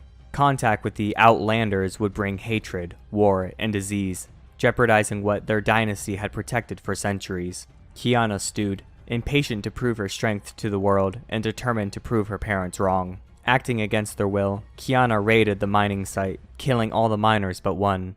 As the man's eyes shone brightly with fear, Qiyana knew he would spread her message. He would tell everyone in his Piltover about the grand elementalist who destroyed their mine. In Ixocan, Qiyana gladly took credit for the slaughter, infuriating her mother and father. They told her the Piltovan merchants were sending fresh miners and armsmen into the jungle. Qiyana's parents would not risk their insubordinate daughter drawing even more outlanders toward their borders, and regretfully ordered her imprisoned for her crime. Just as she was detained, several elementalists of the court came to Qiyana's defense. The elemental talent displayed in the jungle was unheard of, and they convinced her parents that Qiyana should aid them in powering and defending the city. Qiyana was released once she swore renewed fealty to her elders and vowed to never cross paths with an outlander again. As a growing number of admirers throw their support behind Qiyana, she has finally realized her true place in the world. She holds a power stronger than tradition, and she will climb the ladder of succession by any means necessary. She is the greatest elementalist the world has ever seen. She is the inevitable ruler of Ixocan and the future empress of all Ixtal. Okay, so if I read her lore as she came out, I probably would have liked her more, but it kind of seemed like she was like the typical mobile game ad. Like you probably seen the memes of, you know, the mobile game ad kind of looking figure that she had. But after reading it, it sounds pretty nice. I want to see more of Ixtal. She's like the only one from there, and I want to see like her sisters and stuff, like as champions or something part of it. She hasn't grown since, I mean, as far as I know. Last for the queues, we have Quinn, Demasia's Wings. Quinn and her twin brother Caleb were born in Uwendale, a remote mountain hamlet in northeastern Demacia. It was a thriving village of hunters and farmers, protected by rangers who patrolled the wilderness and drove off any dangerous creatures wandering down from the high peaks. When the twins were still young, King Jarvan III visited Uwendale on a tour of his kingdom. Quinn and Caleb thrilled at the pageantry of the knights and his entourage, resplendent in their gleaming armor. Their father, a weaponsmith in the village, later saw them pretending to bravely defend the land themselves and fashioned simple weapons for them to play with. But as they grew, they spent every moment they could outdoors with their mother, a warden among the local rangers. She taught them how to survive in the wilds, how to track beasts, and most importantly, how to fight.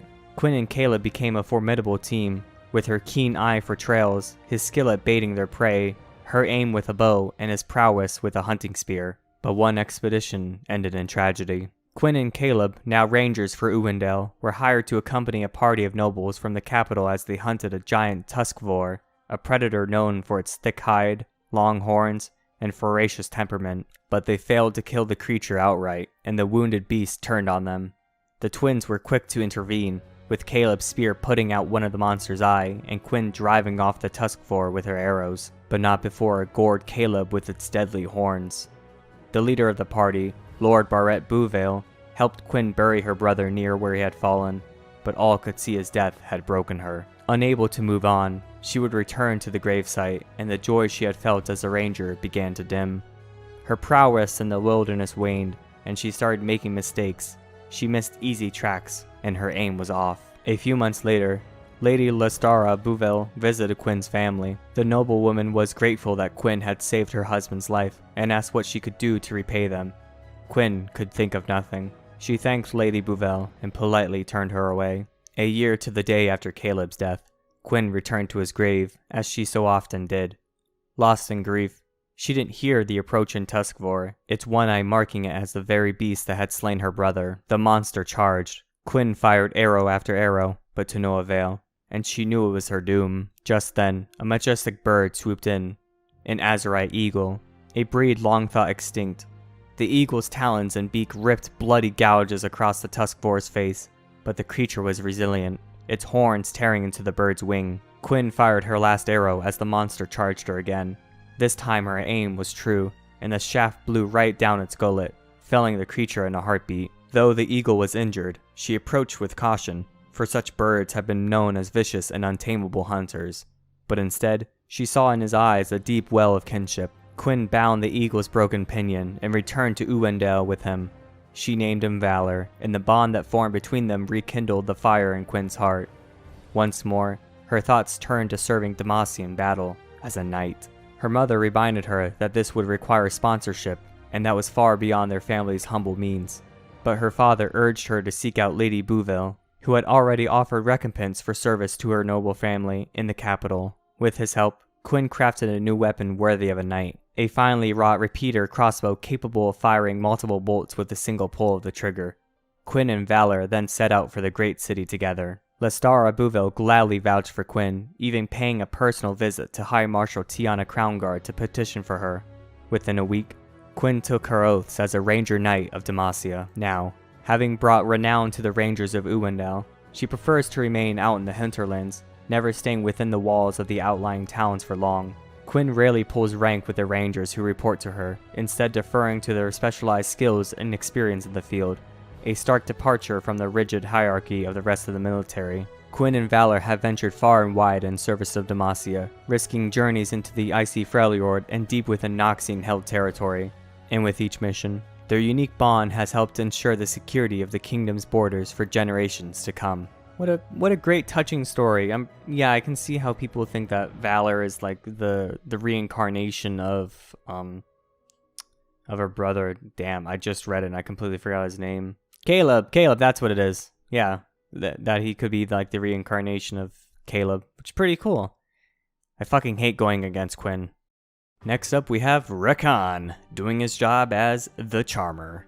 The Lothlon Vastaya once lived on the ancient mystical borders of Ionia's deep forests, on the eastern island of Caitlyn. It was a place where magic was breathed like air, and time had little meaning. To these chimeric creatures, the lands of mortals were an unforgiving desert, virtually devoid of magic. And over the centuries, that desert only grew, encroaching on the Vastaya's territories.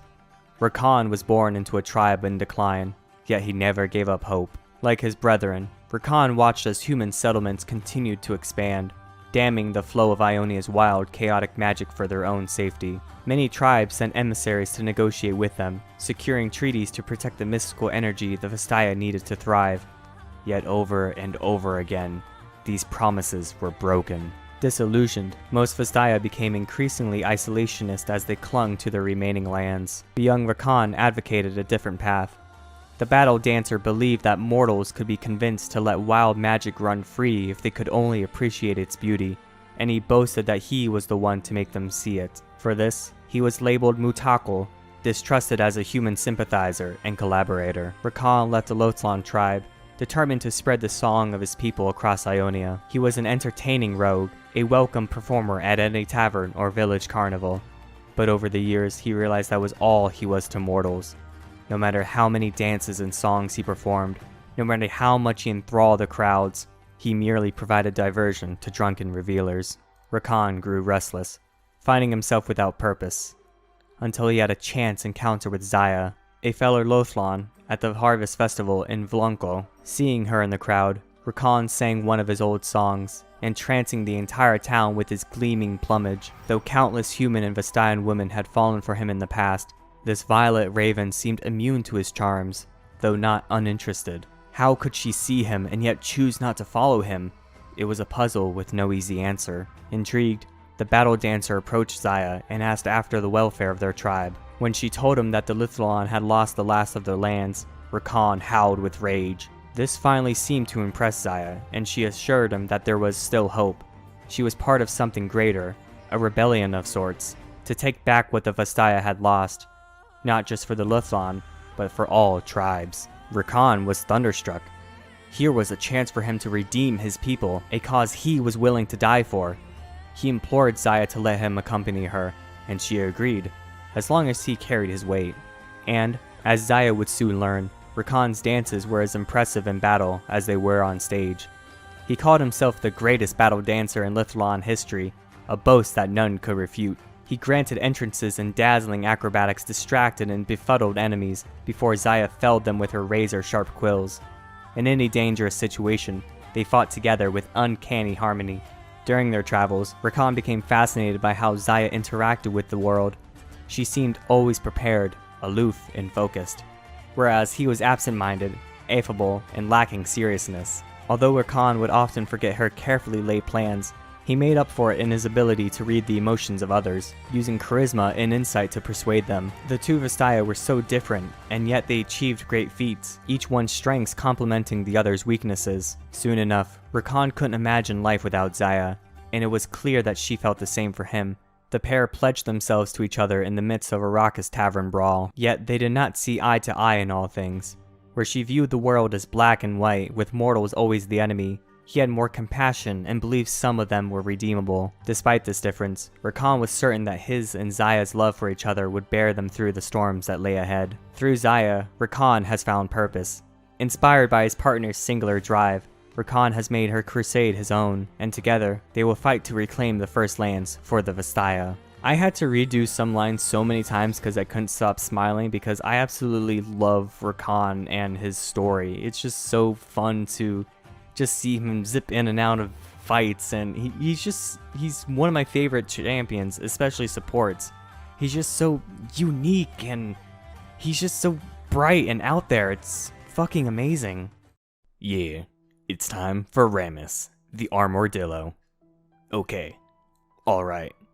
Idolized by many, dismissed by some, mystifying to all, the curious being, Rammus, is an enigma. Protected by a spiked shell, Rammus inspires increasingly desperate theories on his origin wherever he goes. From demigod, to sacred oracle, to a mere beast transformed by magic, whatever the truth may be, Rammus keeps his own counsel and stops for no one as he roams the desert. Some believe Rammus is an ascended being, an ancient god amongst men who rolls to Shrima's aid as an armored guardian in its times of need. Superstitious folks swear he is a harbinger of change, appearing when the land is on the verge of a great shift in power. Others speculate he is the last of a dying species that roamed the land before the Rune Wars sundered the desert with uncontrolled magic. With so many rumors of great power, magic, and mystery surrounding him, Rammus compels many Shrimans to seek his wisdom. Soothsayers, priests, and deranged lunatics alike claim to know where Rammus dwells, but the Armadillo has proved elusive. Despite this, proof of his presence predates living memory, with crumbling mosaics depicting his image on the most ancient walls of Shriman ruins. His likeness adorns colossal stone monuments made in the early days of Ascension, leading some to believe he is no less than an immortal demigod. Skeptics often point to a simpler explanation, that Rammus is just one of many such creatures. It is said that he appears only to worthy pilgrims in great need of his aid, and those blessed by his presence experience great turning points. After the Armadillo rescued the heir to a vast kingdom from a terrible fire, the man renounced his position to become a goat farmer. An elderly mason was inspired by a profound yet brief conversation with Rammus, and constructed an enormous marketplace which became the bustling heart of Nasharame. Knowing Rammus's guidance can pave an enlightened path, devout believers perform elaborate rituals designed to attract the favor of their deity. Disciples of the cult devoted to Rammus demonstrate their unwavering faith in a yearly ceremony by imitating his famous role and somersaulting through the city in droves. Every year, thousands of Shrimans trek through the most treacherous and remote corners of the desert on a quest to find Rammus, for many teachings indicate he will answer a single question of those he finds deserving, if they are able to find him. Knowing his enthusiasm for desert treats, the pilgrims arm themselves with offerings thought to attract his blessing, packing their mules with flasks of sweet goat's milk, chests filled with colonies of ants sealed in wax, and jars of honeycombs. Many never return from the deep desert, and fewer still with stories of the demigod, though travelers describe waking to find their packs mysteriously emptied of all edible provisions. Whether he is truly a wise oracle, ascended deity, or a mighty beast, Rammus is known for his miraculous feats of endurance. He entered the impenetrable fortress of Siram, an imposing bastion designed by a crazed sorcerer. The structure was said to contain untold magical horrors, fearsome beasts mutated beyond recognition, corridors wreathed in flames, impenetrable tunnels guarded by shadow demons. Not an hour had passed when the enormous fortress collapsed in a plume of dust, and Rammus was seen rolling away. None knew why Rammus entered the darkened gate, nor what secrets he learned within the basalt walls of the fortress.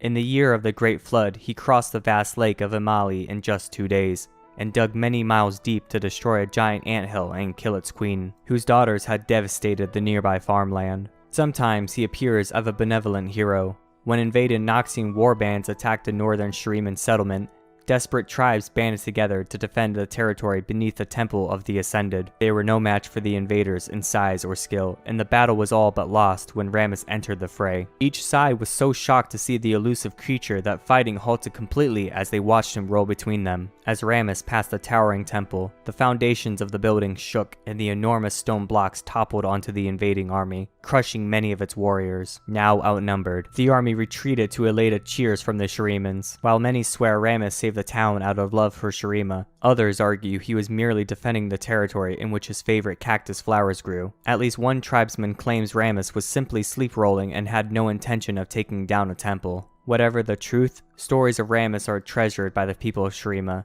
Any Shuriman child can list a dozen theories on the question of his origin, half of which they likely invented on the spot. Tales of the armadillo have only increased with the rise of ancient Shurima, as they did just before its fall, giving way to a belief that his presence heralds darker times to come. But how can such a benevolent Aurelion Sol herald an age of destruction?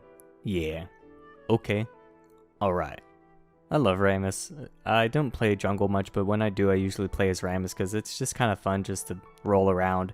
And his story is pretty interesting. I like how it's like, it's always from the side of the people because it's just, he is that mysterious. He just never obviously speaks. He has no dialogue. Everything in this story is just passages from people and stories of what he did. And it's pretty interesting. Next up, we have Rek'Sai, the Void Borer, with a very, very, very short story. The largest and fiercest of her species, Rek'Sai is a merciless predator that tunnels through the earth to ambush and devour her prey. Her insatiable hunger has laid waste to entire regions of the once great Shuriman Empire. Merchants, traders, and armed caravans will go hundreds of miles out of their way to avoid these vast areas, though cunning bandits have been known to lure the unwary into her killing grounds. Once Rek'Sai detects you, your fate is sealed. There is no hope for escape. She is death from below the sand. Cool. I hope they get more into her story and lore with the Void event that I have not seen anything about in like 2 months. What's going on, right? I mean, by the time I get all of this done, it'll probably be already posted and done because this is taking so long. Next up, we have Rel, the Iron Maiden. Posters across Noxus warn of a dangerous criminal, armed with a massive, blunted spear and borne atop a magical fiend, whose mere existence poses a threat to the safety and security of the entire nation. Even some within the steeled ranks of the Trifarian Legion have begun to worry that they will be sent after her to their almost certain deaths. What kind of monster could be behind such heinous, unchecked destruction? The simple answer is a 16-year-old girl. The complicated one is unforgivable. Rel was special from the moment of her birth, and fated to suffer for it. Born the daughter of a Noxian foot soldier and the heir of a fallen noble house, she enjoyed neither the trappings of wealth nor the gilded upbringing common to children of the lower aristocracy. Nevertheless, her parents had grand plans to mold her into someone who could shatter through Noxus's dense political landscape.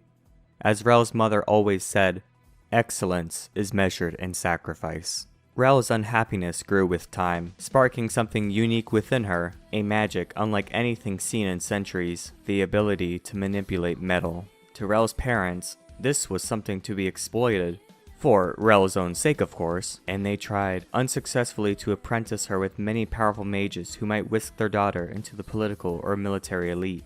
But someone else took notice of the young girl's magic, seeing in Rel a weapon who could one day face Noxus's most hated ancient foe. A certain pale woman visited the family with a dark bargain. Rel soon found herself the star pupil of a very special academy, hidden far from the capital and away from the council's prying eyes. And though they rarely made appearances in her new boarding school, her mother and father never seemed more proud or more hopeful of their daughter's future. It seemed, for at least a moment, that perhaps Rel would be loved after all. Then, the true horrors began. Rel was first forced into combat with another student when she was 8, and, afterward, a kind of magic sigil was painfully grafted onto her arm, amplifying her powers so that she could become even stronger. Yet, while this had been framed as a training exercise, Rel never saw the boy again.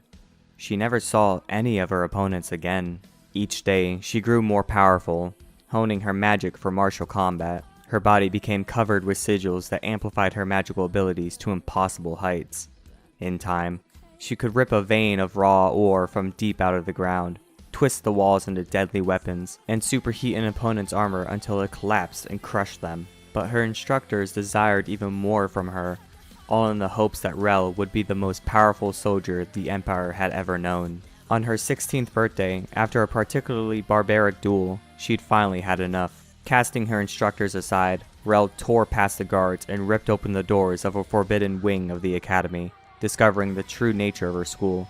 Every opponent she defeated had been nullified, their magic forcibly extracted from them and placed into the very sigils covering Rel's body, and left as emotionless puppets devoid of memories. This was the price of her power, and she could never give it back. Worst of all was the head mistress who oversaw the procedures herself, Rel's own mother. All of this had been for Rel, she said. After all, excellence is measured in sacrifice. Rel raged. To the small handful of the faculty who survived her escape from the academy, it was like the earth had been torn open into a twisting whirlwind of razor-sharp slag. The building ripped itself apart, forming an impenetrable suit of black armor around Rel as she crushed those who stood before her, flattening seasoned soldiers with a lance heavier than a mountain. Bursting through the front gate on a steed made of rippling iron, she led as many of her classmates as she could to freedom, leaving the row scrambling to recover the null and erase any trace of what their organization had done. But it was far too late. Soon enough, their surviving faculty members began to die in increasingly public ways, and the null could no longer be kept secret. Rel is now a threat to Noxus, but not in the way of the handbills proclaim. She is a self-styled defender of the meek, full of unchecked fury, distrustful of everyone, and merciless towards a government that turned a blind eye to years of suffering and abuse. Not because the Empire was personally responsible, but because they stood by and did nothing. Riding atop her iron steed, Rel's eyes are set on nothing less than the complete destruction of Noxus and saving any children who, like her, survived the Black Rose Academy, and there is nothing in this world that can stop her. Rel is a very fun champion to play. It kind of sucks when you miss your W and then you're just pummeled to death, but very interesting story. I want to see how this plays out for her, and I'm really glad that they made her into a Star Guardian, which is pretty cool. I've been wanting that for a while. Next up, we have Renata Glask, the Chem Baroness, or the older lady that a lot of people want to fuck. Life had not always been good to Renata Glask. Her parents were brilliant alchemists, focused on innovations for the healing arts. Dedicated to their work and their community in Zaun, they gave their care and their cures to anyone in need, regardless of whether their patients could afford them. Renata grew up accustomed to going to bed hungry, resentful of her parents' ideology, yet powerless to change her circumstances. She dreamed of the ships that sailed through Piltover's Sungate Canal, imagining herself taking the wheel and steering her life in a new direction, toward the riches of the world. When she was old enough to join the family business, it was quickly discerned that Renata had no aptitude for alchemy. She did, however, have ideas about turning a profit. In her first sales pitch, Renata convinced her parents that they wouldn't need to ask anything more than people could give, if they started treating wealthier Zaunites. With loyal patients extolling the Glask's talents to their betters, their charity work was soon paid for by the rates Renata set for the rich. Instead of living comfortably, however, the Glasks spent that money developing a highly refined chemtech formula to extend the lives of their sickest patients. No matter what they did, the formula always had unwanted side effects, such as making their patients extremely suggestible or extremely violent, so they continued to try and improve their work. Only Renata, bitter at what her parents chose to do with the money she had earned them, wondered if the formula could be useful as is. Up in Piltover, the elite clan leaders who had been making money off of Zaunite medical stopgaps heard whispers of the Glask family's research. Not willing to let anything threaten their bottom line, they paid off a handful of enforcers to take care of it. Renata woke to the sound of her parents' screams as her home burned down around them. She lost her arm trying and failing to save them. With only her family name and the scraps of research that survived the fire, Renata swore to avoid her parents' mistake of thankless altruism. Instead, she threw herself into building her meager inheritance into something bigger, something that could give her everything she'd ever had, something that would give her money and power and control, an empire. As the years passed, she became the brains behind several successful small-time operations while building relationships with unsavory but influential individuals throughout the city. She'd give people jobs, lend them money, and give them medicine for the sick children, but never for free. If they couldn't pay in coin, she demanded their loyalty. Renata quickly realized that genius was the rarest and most lucrative commodity in Zaun, and devised a plan to invest in destitute youths with a talent for innovation. She offered a space to work and stability for their families in exchange for their work in perpetuity. The poorest among them couldn't afford to say no. Renata found herself with plentiful access to new and unique product designs and novel uses for the chemtech formula that was her parents' legacy. Profits soared. She then established Glass Industries after purchasing the first of what would eventually be dozens of factories to manufacture her high-end chemtech products. Glass Industries quickly expanded across Zaun, from chemtech mining operations to dance halls to refineries, angering some barons who'd held monopolies over the ventures.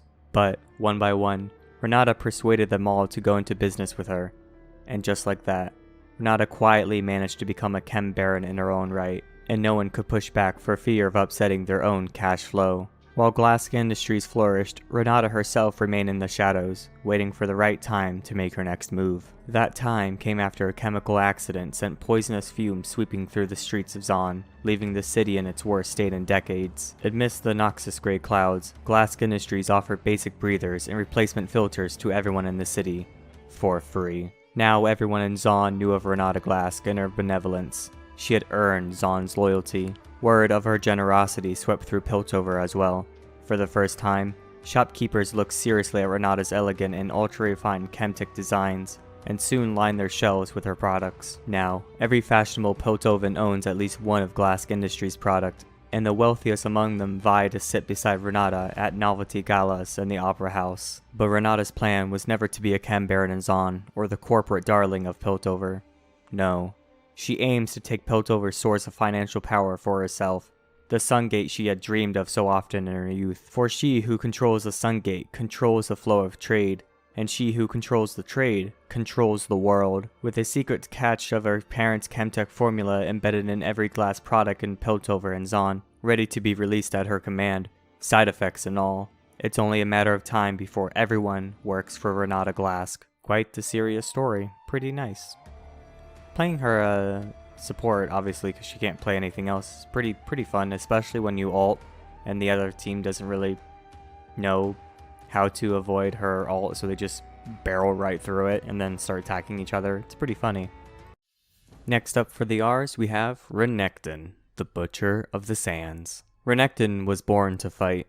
From a young age, it was obvious he had no fear, regularly brawling with much older children. It was usually his pride that led to these confrontations. Renekton was unable to back down or let any insult pass. While his older brother, Nasus, disapproved of his street fighting, Renekton relished it. Nasus eventually left to join the prestigious Collegium of the Sun, and Renekton's skirmishes became more serious. Fearing his brother's violent nature would see him imprisoned or in an early grave, Nasus helped him enlist in the Shuriman army. Officially, Renekton was too young, but Nasus made sure this was conveniently overlooked. The discipline of military life was a blessing. Renekton fought in numerous wars of conquest to expand the empire.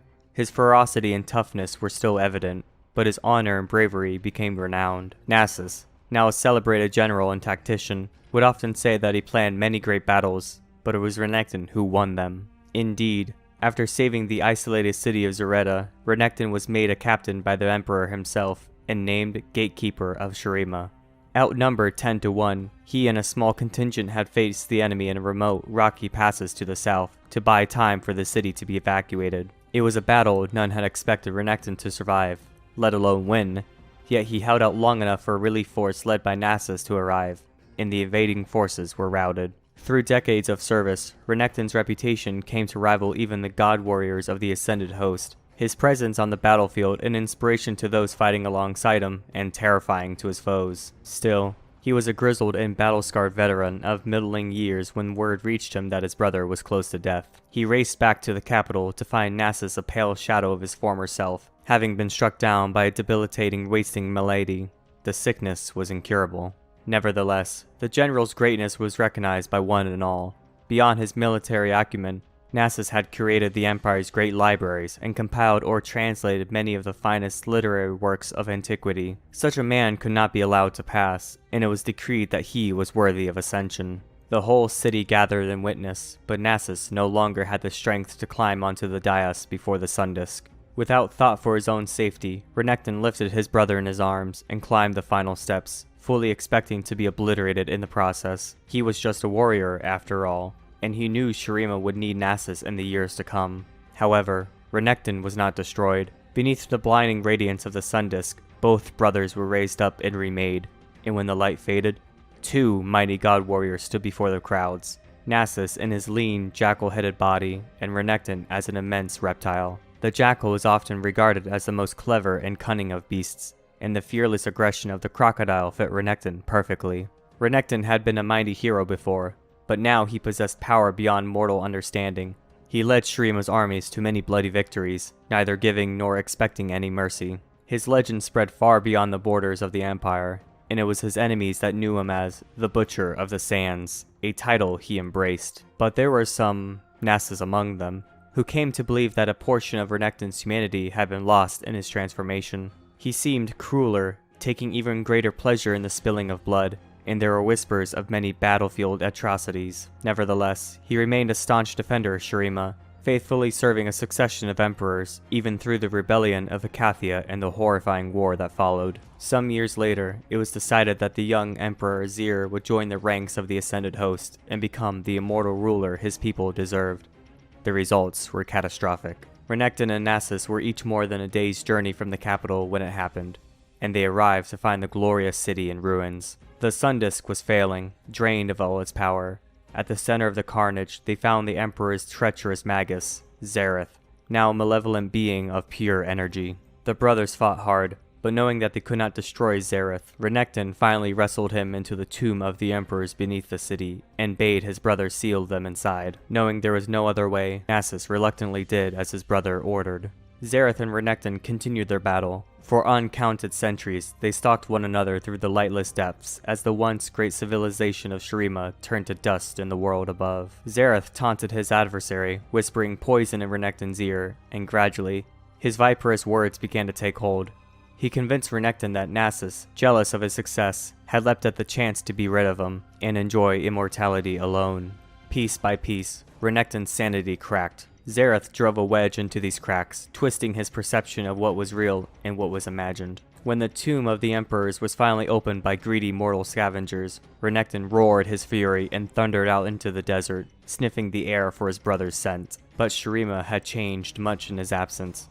The Ascended Host is no more, leaving the people scattered and leaderless for the most part. Though he cares little for such things, Renekton has attracted followers among the most fierce and bloodthirsty of the desert raiders, even if he cannot always tell friend from foe in his frequent, deranged frenzies. And while there are moments when he resembles the proud, honorable hero of the past, most often Renekton is little more than a devolved, hate-maddened beast, driven on by the thirst for blood and vengeance. Pretty cool. It's mostly the same like with Azir and Nasus. You kind of get the same story but from different perspectives, and it's most likely going to be the same thing with Xerath when we get to him. Next up we have Rengar, the Pride Stalker. Rengar hails from a tribe of Shuriman Vastaya known as the Kilash, whose society venerated the honor and glory of the hunt. Rengar was born the runt of the litter to the tribe's chieftain, Ponjoff. Ponjoff believed Rengar's diminutive size would make him a worthless hunter. He ignored his child, assuming the runt would starve to death. Eventually, the young Rengar fled the camp, ashamed that he had disappointed his father. He subsisted on grubs and plants for weeks until, one day, he was nearly killed by a legendary human hunter named Markon. Upon seeing Rengar's state, he took pity on the creature and let it live. Besides, this was no mighty Vastayan warrior worthy of Markon's blade. Rengar spent months following Markon, feeding off the corpses the hunter left behind. He still hoped to one day rejoin his tribe, and so took great care in observing how Markon took down his quarries. After some time, Markon grew sick of the pathetic Kilash following him around.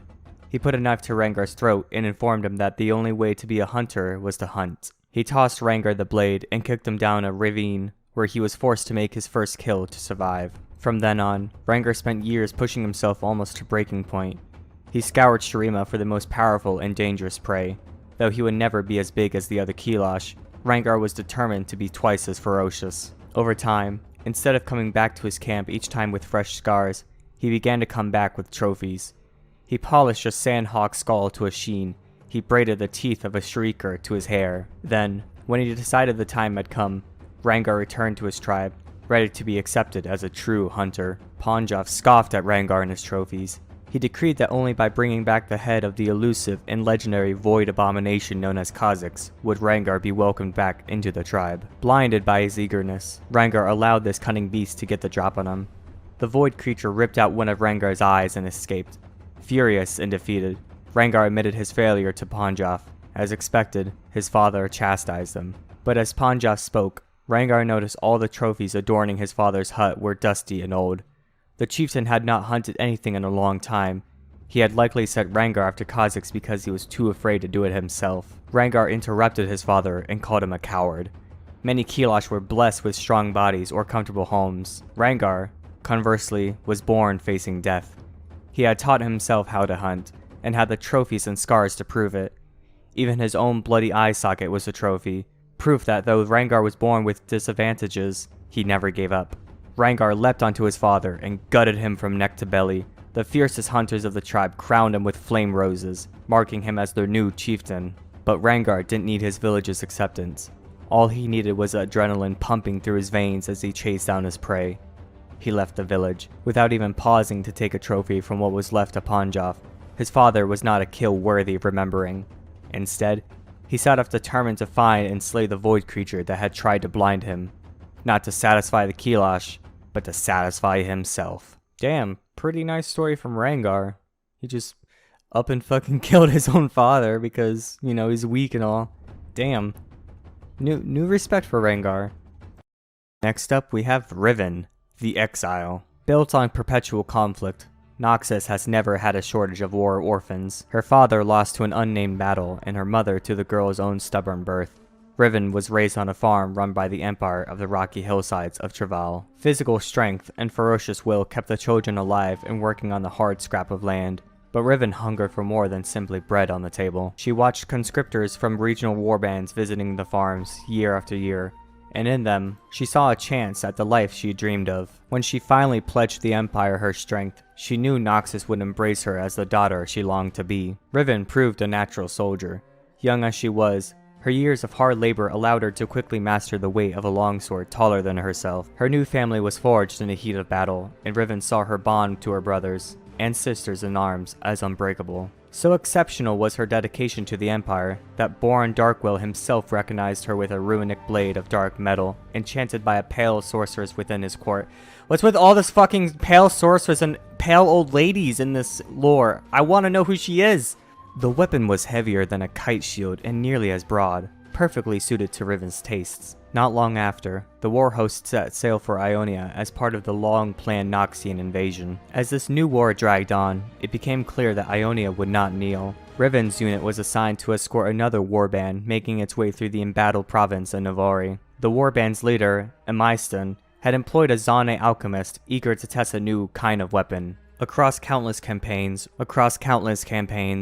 Riven would gladly have given her life for Noxus, but now she saw something awry in these other soldiers, something that made her deeply uncomfortable. The fragile amphorae they carried on their wagons had no purpose on any battlefield she could imagine. The two warbands met increasingly fierce resistance, as if even the land itself sought to defy them. During a heavy rainstorm, with mud pouring down the hillsides, Riven and her warriors were stranded with their deadly cargo, and it was then that the Ionian fighters revealed themselves. Seeing the danger, Riven called to Amiston for support. The only answer she received was a flaming arrow, fired out from the ridgeline, and Riven understood this was no longer a war to expand the borders of Noxus.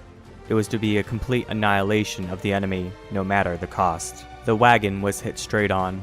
Instinctively, Riven drew her sword, but it was too late to protect anyone but herself. Chemical fire burst from the ruptured containers, and screams filled the night, both Ionian and Noxian falling victim to an agonizing, gruesome death. Shielded from the scorching, poisonous mists by the magic of her blade, she bore unwilling witness to scenes of horror and betrayal that would haunt her forever. For Riven, memories of the hours that followed come only in fragments and nightmares. She bound her wounds, she mourned the dead, but most of all, She came to hate the sword that saved her life. The words carved into its surface mocked her, reminding her of all she had lost. She would find a way to break it, severing her last tie to Noxus before the dawn. But when the blade was finally shattered, still she found no peace. Stripped of the faith and conviction that had bolstered her entire life, Riven chose to exile herself, wandering Ionia's battle-scarred landscape. When she finally returned to the village where she had broken the sword, it was revealed that her self-destructive needs had cost the life of her most revered elder, and yet Ionia embraced her with forgiveness. Noxus was not nearly so merciful. Although the Empire had long since withdrawn from the First Lands, it had not forgotten about Riven, or her runic blade. After fighting fiercely against those sent to bring her to justice, she refused to let any more Ionian blood be shed on her account, and surrendered herself to the charges of desertion leveled against her. As she returns to Noxus in chains, Riven remains haunted. Though Darkwill is no more, and the Empire is rumored to have evolved, she is uncertain what will become of her, or whether she will ever be made whole again. Next up, we have Rumble, the mechanized menace.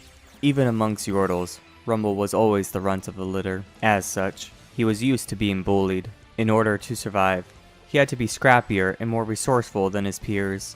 He developed a quick temper and a reputation for getting even, no matter who crossed him. This made him something of a loner, but he didn't mind.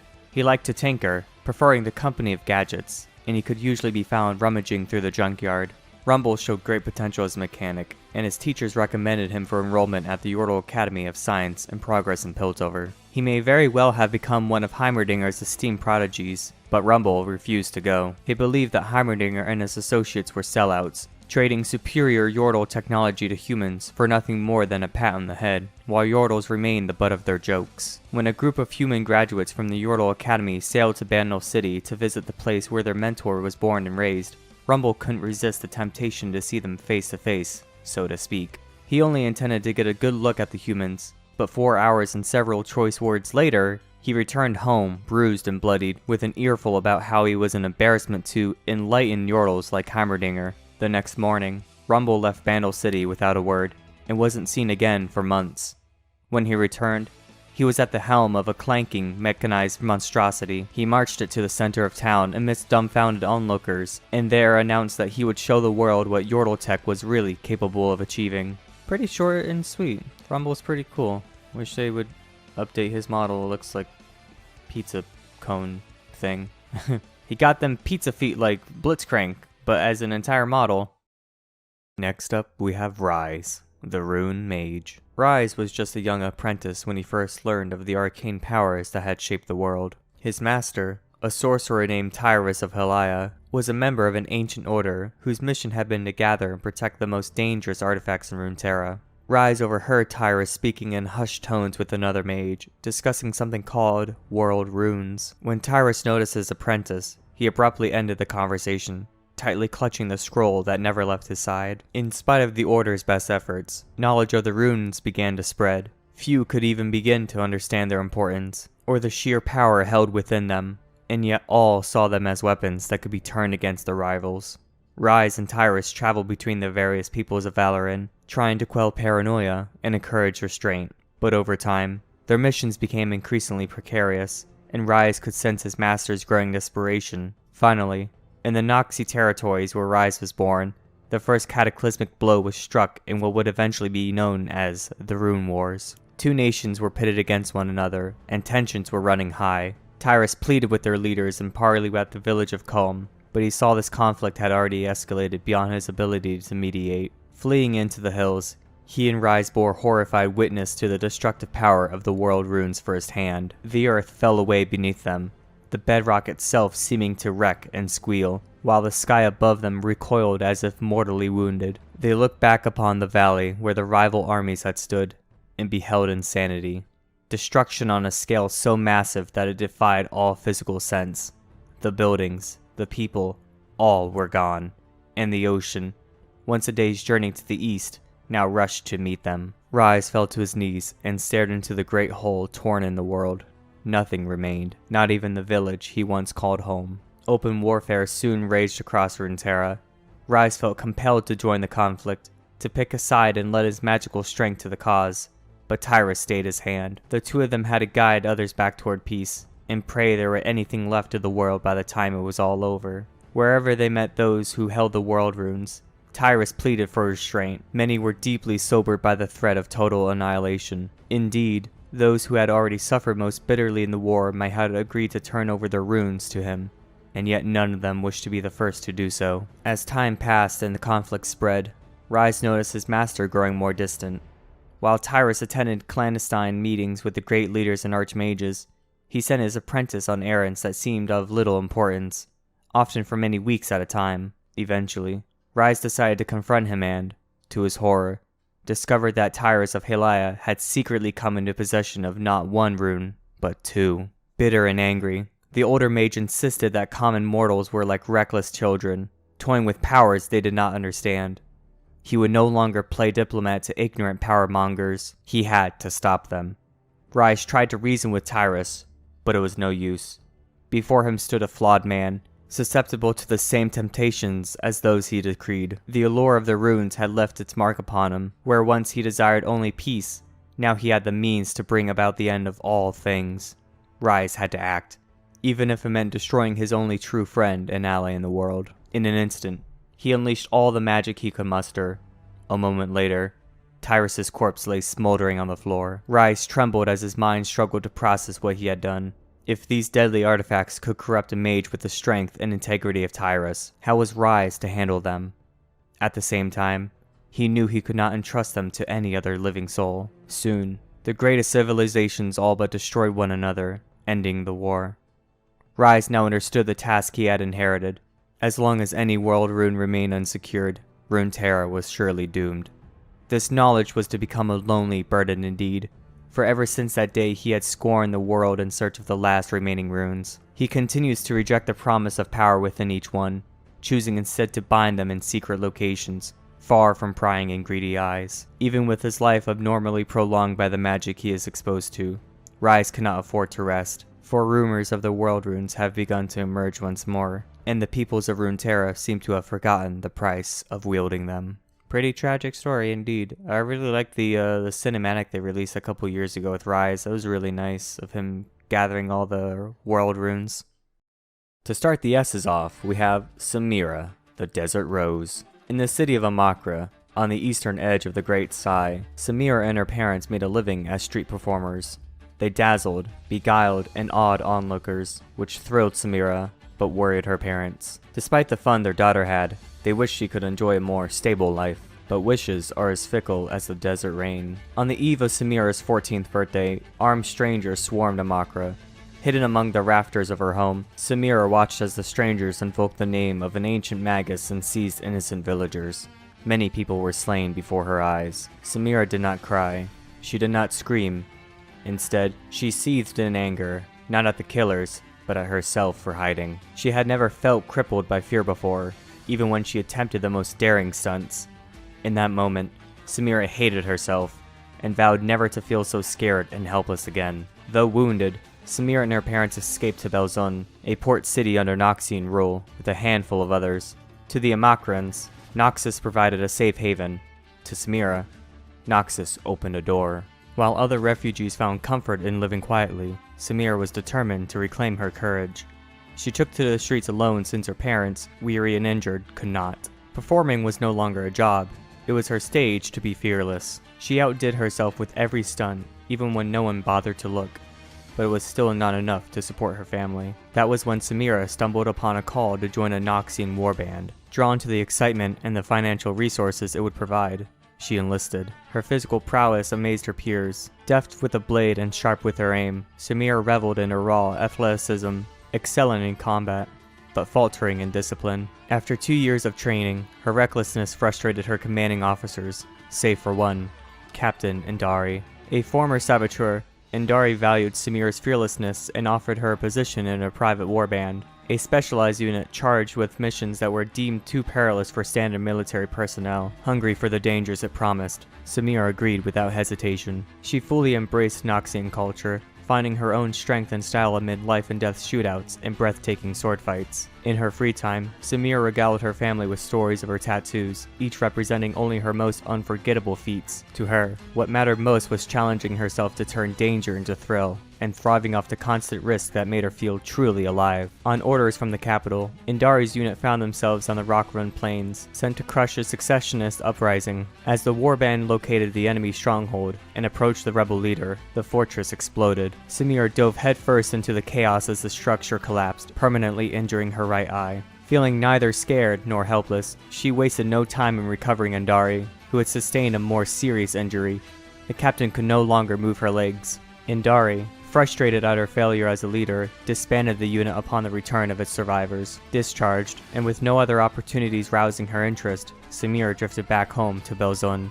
But it was no longer a lifestyle she could endure. Samira returned to the Noxian capital and located Indari. She believed her former captain understood her craving for challenges in ways nobody else could, and wanted to make use of Indari's connections in the military and noble houses. She proposed they team up again in a new partnership, where Indari could operate behind the scenes to find Samira high-stakes mercenary work. Reluctantly, Indari agreed, but it left her former protege alone with no field support. And Samira couldn't have been happier. She eagerly undertook missions meant for entire warbands, and thrived. Her daredevil reputation spread far and wide, from beating a Chem Baron in hand-to-hand combat to being the lone survivor of a Bilgewater raid. Samira completed every job no matter the odds. With Indari's support, even the Noxian High Command accepted her, recognizing there was no one better suited to take on their most perilous missions. Now, Samira shows no signs of slowing down. She can be found scaling mountain cliffs one day and arm wrestling outlaws in crowded taverns the next. But wherever she may be, one thing is certain: Samira never fails to find her next big thrill. Pretty cool. So she's a go-getter, a daredevil, and all that stuff. I really like it. It's pretty nice. It really suits her style and how she looks. She really looks like an acrobatic, daredevil and all that stuff. Nice. Next up we have Sejuani, the Winter's Wrath. Sejuani was the child of a Freljordian political marriage that ended as coldly as it began. Her mother, the Iceborn warrior Calkia of the Winter's Claw, abandoned her new family to pursue the man who had captured her heart years before, and the tribe fell into decline and chaos without a young war mother to lead it. Sejuani was instead raised by her grandmother, Hijayan. Though Sejuani tried her best to earn Hijayan's love, she was never able to meet her arduous expectations. As the tribe's troubles grew in the years that followed, Hijayan had even less time for the girl. Wealth, love, safety, these were things Sejuani only experienced secondhand, through visits of the Winter's Claw's sister's tribe, the Avarosans. During the summers, Grenna, the most famous warrior in the region, took Sejuani into her household. After discovering Grenna had in fact once bested Calkia in a duel, the Avarosan war mother instantly became Sejuani's idol, and Grenna's daughter Ashe became the only person she ever truly considered a friend. After Grenna questioned the treatment of the young girl by her grandmother, an affronted Hijayan cut all ties with the Avarosans. The Winter's Claw then instigated a series of conflicts with the other neighboring tribes, attempting to reclaim the lands and honor they had lost with Calkia's flight. But these desperate tactics only led them further into ruin. Somehow, word of this reached Calkia. Hearing of her former tribe's misfortunes, she returned and took up the mantle of War Mother once more.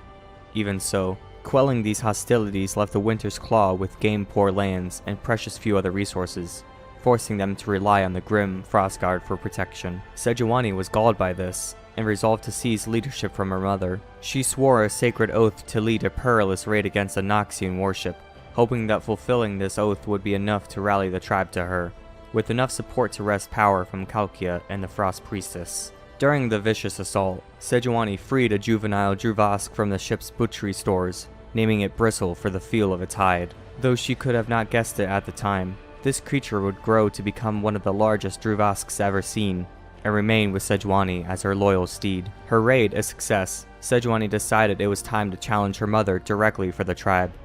By the ancient customs, a duel between a mother and her daughter was unthinkable, but Sejuani would not be deterred. Outraged, the Frost Priests were forced to intervene, and Calkia died in the struggle before Sejuani could reach her. As the new war mother of the Winter's Claw, Sejuani began attacking and absorbing nearby tribes, consolidating her power and gathering a veritable horde of followers. Her defiance of the Frostguard also attracted outcast shamans, spirit walkers, iceborn and stormborn, and unrepentant worshippers of all old gods from across the Freljord, where once they had been weak, disgraced, and preyed upon by their neighbors. In only a few years, the Winter's Claw had become feared throughout the Northlands for their speed, brutality, and absolute devotion to their war mother. Now, as the seasons turn, Sejuani marches on the southern tribes, Noxian interlopers, and even the borderlands of Demacia, raiding, pillaging, and conquering any who stand against her.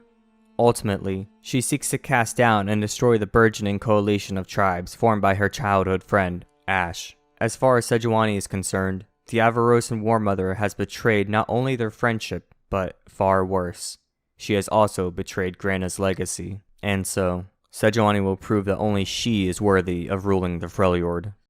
Next up, we have Senna, the Redeemer. Senna's journey to become a Sentinel of Light started with darkness. It started with the Black Mist. Senna first encountered the mist at an early age, when wreckage from a distant harrowing washed into the shores of her home island. The black mist within the wreckage awakened upon contact with life. She and her village survived the ensuing storm of souls, thanks to the intervention of a nearby sentinel. But in the wake of the attack, the mist was still mysteriously drawn to Senna. She was cursed, marked by the mist so its horrors pursued her endlessly, the darkness drawn to her like dying moth to a living flame. She could never know when it would strike next, but worse was when it didn't come, and Senna had to imagine what awaited in every shadow. The sentinel who saved Senna, a brusque veteran named Urias, did not understand why the mist was drawn to a solitary girl, but he knew if she was going to survive, she had to learn to fight back. And so, Senna joined Urias in the Sentinels of Light, a sacred order that could be traced back to the Blessed Isles, where the Black Mist originated. She proved to be a deadly enemy of darkness, mastering the relic stone pistol Urias gave her, learning to channel her soul into light. Yet even as Senna grew comfortable working with Urias, relying on him for gruff guidance, she learned to keep others at gun's length. If she allowed them to get too close, they would only be hurt when the mist came again.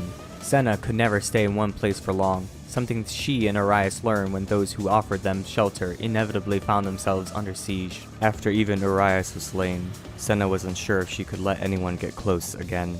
Reluctantly, Senna sought out Urias' family in Demacia to tell them of his fate.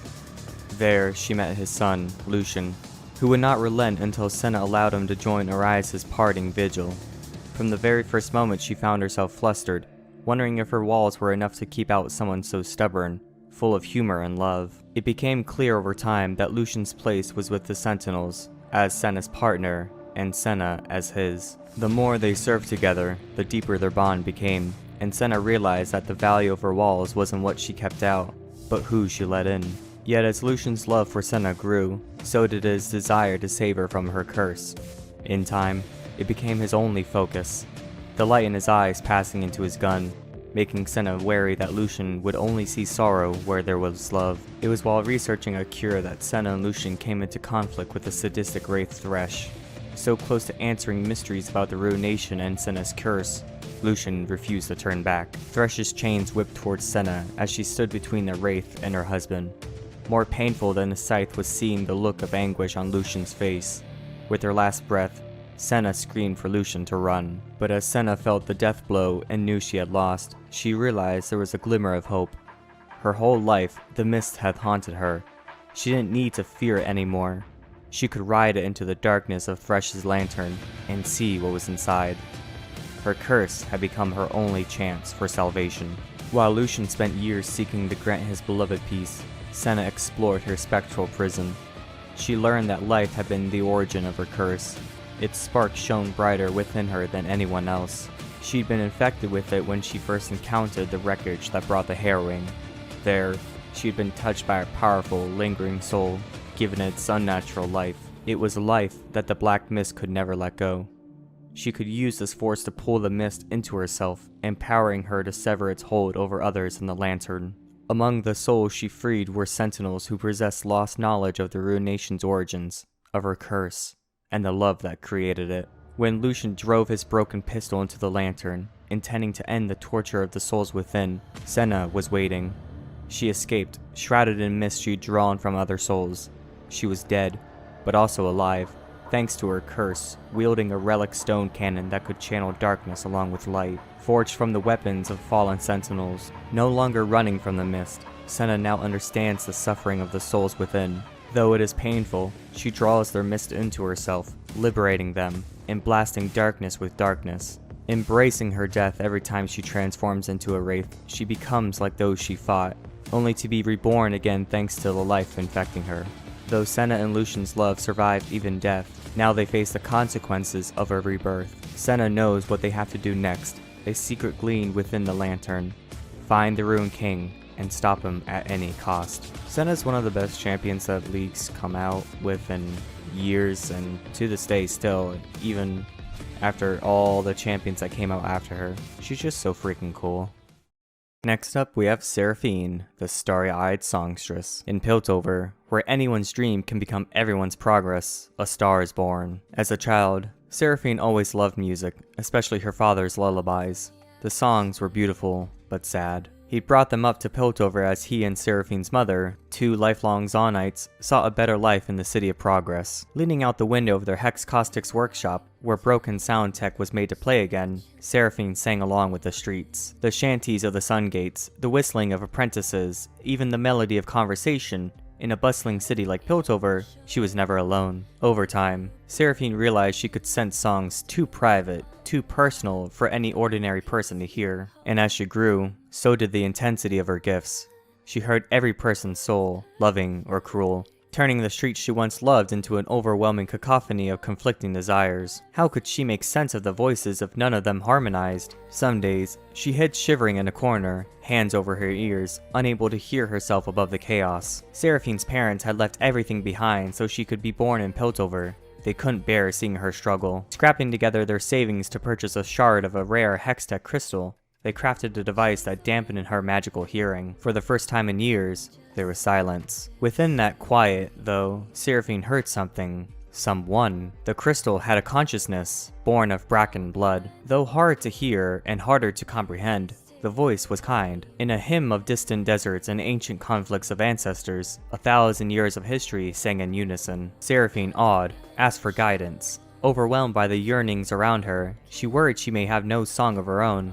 What if she was merely the voices of others? We are all forged through others' voices, the presence sang back. And slowly, she learned to manage the noise. The voice rarely spoke clearly, but Seraphine felt its influence as it helped her understand how to resonate with a crowd, to sing with them, using her dampener less each day. The first time she performed in front of an audience, testing her skills, she was nervous beyond words, but she kept singing and the crowd swelled. Soon, the biggest venues in Piltover had Seraphine's fans spilling into the streets. Still, something was missing, in the crowds and in herself. She resolved to seek perspective in the city her parents had worked so hard to leave. Zon. The first time she rode the clanging lift down, Seraphine felt somehow at home, but still a stranger. In Zon, she heard refrains of resilience and ambition much like above, yet with a thrum of freedom that was all their own. But as she spent more time below, she also sensed pain. Fear of the Chem Barons who controlled every opportunity. Hatred of the spoiled, arrogant Pilties above. There was so much discord. She began to perform and listen to these new crowds, their hearts singing their struggles. The two cities were divided by more than simple misunderstanding. She wanted to mend, to unite, but she kept hearing the same refrain. It's not that simple in Zon. Eventually, Piltover started to feel less like home. Her Hextech crystal had sung an elegy of what hatred left unchecked could accomplish. Seraphine couldn't let that happen to the cities she loved. Persuading her parents to help, she dismantled her dampener, and together, they gave the crystal a new home in its opposite, a platform that would amplify her gifts, not repress them, allowing her to hear others in all their complexity. Seraphine hoped the crystal's voice would be among them. She rode this platform down as a stage of sorts, stepping out onto the entresol between Piltover and Zon. As the crowds gathered and the lights dazzled, she heard citizens from both worlds mingled together to hear her. This was a new song, not just understanding, unity. It wasn't perfect, it might never be, but her voice mattered. And so, Seraphine realized, maybe she could help others find their voice too. Seraphine has become the premier star in both Piltover and Zon. Empowered by her gifts and her Hextech, she amplifies the voices of all with a fresh force of optimism, because to her, everyone deserves to be heard, especially those who are struggling. They inspire her, and she will do her best to inspire them in return. Next up, we have the big man himself, Set, the boss. Before I get into it, let me just tell you that Set is one of my favorite champions. He is, like, when he came out, he spoke to me. I wanted to get in the fight and just do a whole load of damage. And then maybe, just maybe die afterwards. Because, you know, once you use all of your abilities as Set, you kind of don't really have anything other than your passive. If you get a kill with, like, Death Dance, then you're fine. But Set is such a fucking badass, and his playstyle is so fun. Alright, without further ado, let's begin. Though now a powerful player in Ionia's flourishing criminal underworld, Set had humble origins. Born from an Ionian Vastaya and a Noxian human, the half-beast child was an outcast from the start. His birth appalled his mother's Vastayan community, which expelled the family for violating its tribal norms. The humans of Ionia were no more accepting of the taboo union, though Set's father's infamy as a local pit fighter usually kept them from voicing their disapproval. What little security the family enjoyed vanished the day Set's father disappeared.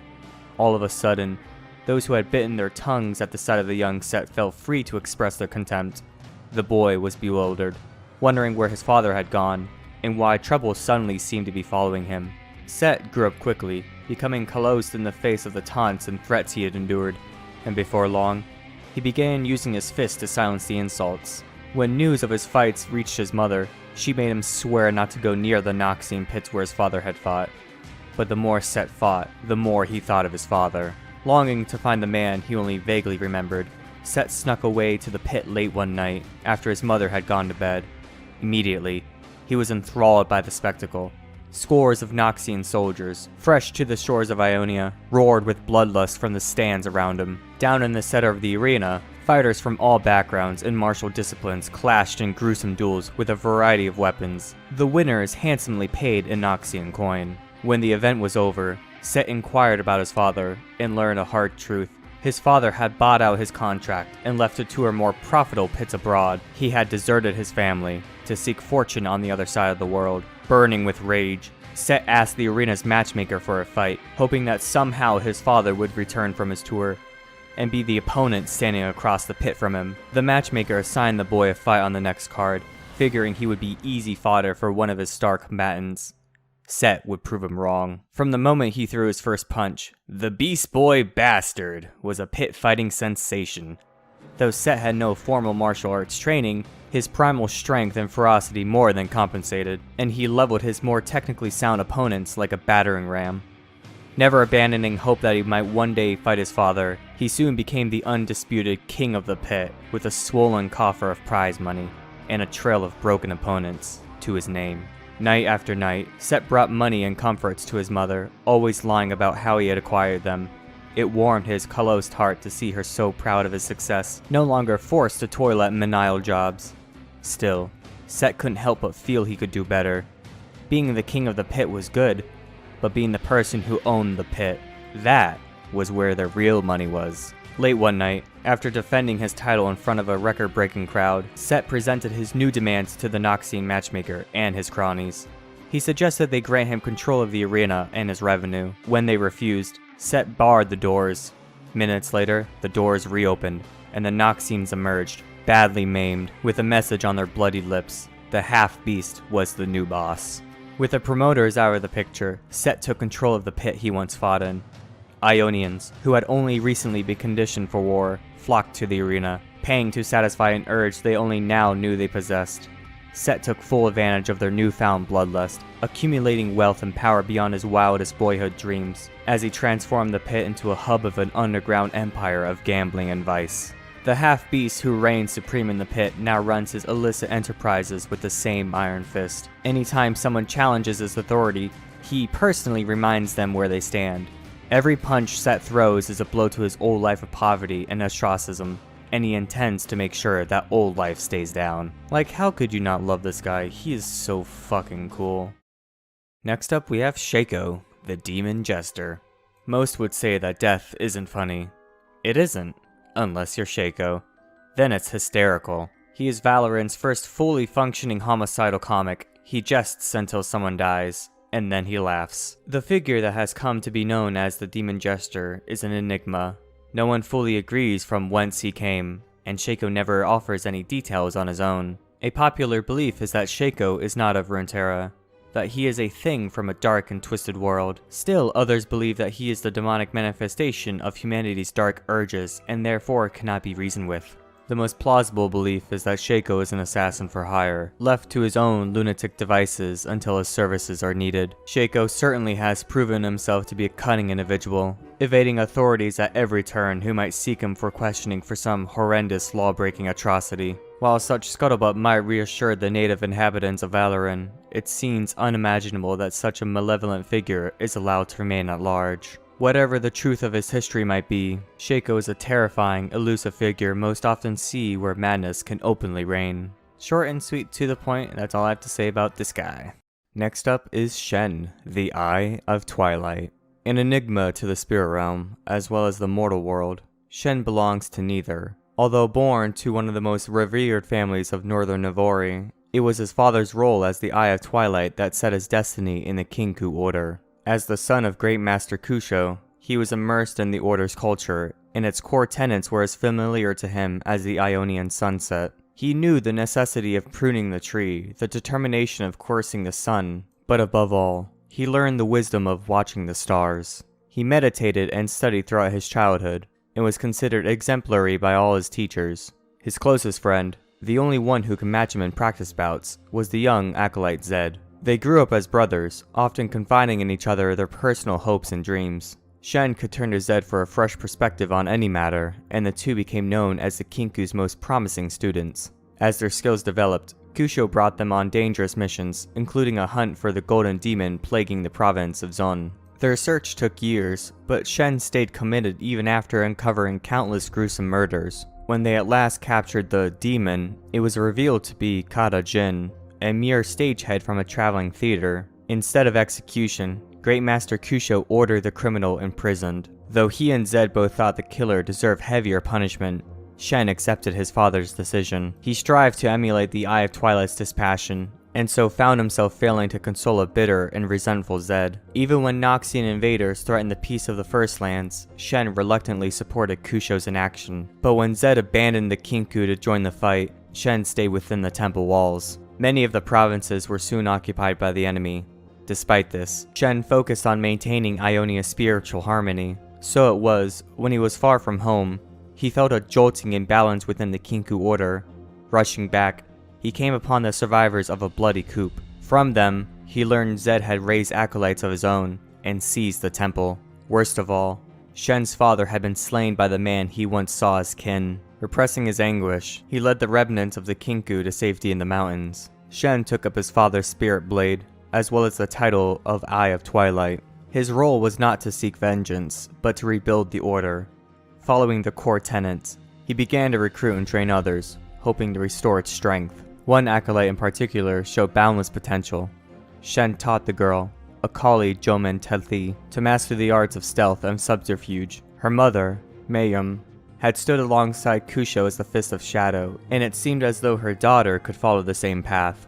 Even so, Shen found himself forced to urge restraint whenever Akali would seek to strike back at their mortal foes. When Noxus finally withdrew, many Ionians celebrated the victorious resistance. Others, like Shen, endured the consequences of war. He persisted in his duty, while in private he wrestled with his hatred for Zed and doubt in his own ability to lead. The years of conflict had taken a heavy toll on the First Lands, and Shen was uncertain whether the rebuilt Kinku could ever be able to redress the balance. Indeed, even as Akali became the new Fist of Shadow, he felt her beginning to drift away.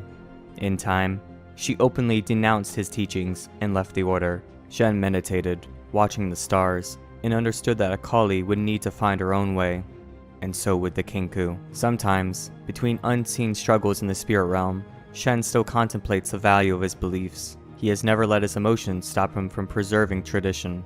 But the question remains, how long can one man walk two worlds before the acts of one destroy the other? Shen is another one of my favorite tanks. He's just so cool. Even though he's a ninja, he's just tanky. That's all there needs to say about him. He's cool, he's a dad, he helps people. Just a straight up Chad. Next up is Shyvana, the half-dragon. Though they are rare creatures now indeed, there exist a handful of places across Runeterra where the greatest elemental dragons still nest. Long after the fall of the Shriman Empire, in the chambers beneath a lost volcano, The elder beast known as Yava guarded her clutch of eggs. Beyond the depredations of rival drakes, dragon eggs were priceless almost beyond a mortal's comprehension, and so many were daring or foolish enough to try their luck. Yava feasted upon the charred remains of a score or more would-be thieves over the years, before one succeeded in his attempt. This upstart mage fled the mountains with the large egg hugged close to his chest, the jungle at his heels set ablaze by Yava's fury. Against all odds, he reached the coast and left the dragon to slink back to her lair in defeat. She had lost one egg, she would not lose another. The mage traveled north to Piltover, but before he could find a buyer, the egg began to hatch. Whether it was the act of removing it from the nest, or the last moon of autumn giving way to winter, something had changed. It was no infant dragon that emerged, but an apparently humanoid baby girl with pale, violet skin, and the mage found he could not bear to abandon her. He raised the child as his own, naming her Shyvana after the dark legend of her brood mother. It became clear that Shyvana was no mortal. From an early age, she was able to shift her form into something monstrous, akin to the half-dragons of ancient myth. This made living among the common folk of Valoran difficult, to say the least. One thing was clear. Yava retained some connection with her lost daughter, and it grew stronger over time. When her other offspring finally took flight, Yava left her empty nest and soared far over the ocean in search of Shyvana. The land was racked by fierce border wars, but armies and villagers alike scattered at the great dragon's approach. Seeking refuge in a ruined farmhouse, Shyvana saw her adopted father engulfed in flames as Yava swept low overhead. The young woman dragged him into the nearby forest, but there's nothing more she could do. She buried him in a simple grave beneath a spreading oak, and set off alone. After many weeks in hiding in the wilds, always on the move, Shyvana picked out the faint scent of blood among the trees. She found a wounded warrior, close to death, and knew this was someone she could save. Without a thought for the beast that hunted her, she assumed her half-dragon form and carried the unconscious man far away, to an outpost on the borders of Demacia. There, in the castle at Renwall, Shyvana discovered that this warrior was none other than Prince Draven, the king's only son and heir to the throne. Though the station's soldiers regarded her violet skin and strange manners with some suspicion, she was made welcome. Demacians, it seemed, always looked out for one another, and her time in the town was the most peaceful she had ever known. The peace was not to last. Shyvana sensed darkness on the wind. Yava was coming. The recovering prince, knowing that he had to marshal Renwall's garrison, brought the terrified locals inside the stronghold in preparation for the coming battle. Even so, Shyvana prepared to make her escape. Draven confronted her, and she admitted that the creature in pursuit of her was of her own blood. She could not allow innocent people to die for that. Draven refused to let her go. Shyvana had saved his life, so it was only right that he fight at her side, now. Moved by his offer, she accepted. As Yava came into view, Demacian archers loosed volleys of arrows to keep her distracted. In retaliation, she bathed the battlements in flame, tearing at the stonework with her powerful talons and sending armored warriors tumbling from the parapet. It was then that Shyvana leapt forth, transforming in midair and bellowing a challenge to her brood mother. In a sight seldom witnessed in Valoran since the Rune Wars, the two dragons clashed, tooth and claw, in the skies over Renwall. And finally, bleeding from a dozen wounds, Shyvana grappled Yava to the ground and broke the creature's neck upon the flagstones. The prince himself honored Shyvana's bravery and promised that she would always have a place at his side if she would return with him to his father's halls. With Yava's skull as proof of their triumph, they set out for the great city of Demacia together. Shyvana has learned that King Jarvan III's realm is somewhat divided, with the people's distrust of mages and magic putting them at odds with the noble ideas upon which it was founded. While she has found a measure of acceptance as one of the prince's most trusted guardians, she is left to wonder whether that would still be the case if her true nature were more widely known. Shyvana's lore is really nice and her abilities are cool, it's just they're kind of outdated and I'm glad that they're eventually gonna rework her. Next up we have one of the most important characters and mostly forgotten in terms of gameplay, Singed, the Mad Chemist. The twisted, unfathomable madman known across Runeterra as Singed began his life as an ordinary man in Piltover. As a child, he displayed a prodigious intellect and a boundless sense of curiosity. The principles and interactions of the natural world fascinated him, eventually leading him to pursue a scholarship at the prestigious University of Piltover. It did not take long for his brilliance to be recognized. Singed's research into the natural sciences was impressive, groundbreaking even, but he found that Piltover's attention had been stolen away ever since the discovery of Hextech and the opportunities of the hybrid magic and technology presented. Singed found himself on the outside looking in, seeing magic as a crutch leaned upon by those who were either incapable of understanding how the world worked or simply didn't care enough to find out. He became a vocal critic of what he saw as a new and ignorant fad within the university. Singed instead delved into the chemical potential of alchemy, and despite the boon his intellect garnered for the field, his efforts earned him little more than the ridicule of his fellow academics. Before long, his funding had dried up, and he was forced out of the university and out of Piltover. Singed had no choice but to begin a new life in Zaun. In the Undercity, life was cheap, and the demand for innovation high. Singed was quickly able to find work in the emergent chemtech industries, lending his skills and relentless drive for a variety of increasingly unscrupulous clients. His experiments, often of questionable ethicality, cast a wide net, augmenting humans, animals, and even fusions of the two, among countless other endeavors. Nonetheless, he pushed his new field forward at an increasingly rapid pace, but often at the expense of his own health. Understanding better than anyone the chemical needs of a living body, he engineered stimulants that could keep him alert and working for weeks at a time, before he would collapse, shivering and feeble, and sleep for days on end. Singed's obsessive, tireless efforts as an alchemist meant he found no shortage of patrons and clients, eventually including even the war masons of Noxus. The gossip was rampant across both Piltover and Zaun that the Empire and their Grand General were on the verge of bankruptcy from paying Piltover's extortionate ties for military passage to the campaigns in northern Shurima, and soon they might be looking elsewhere for new, less expensive conquests.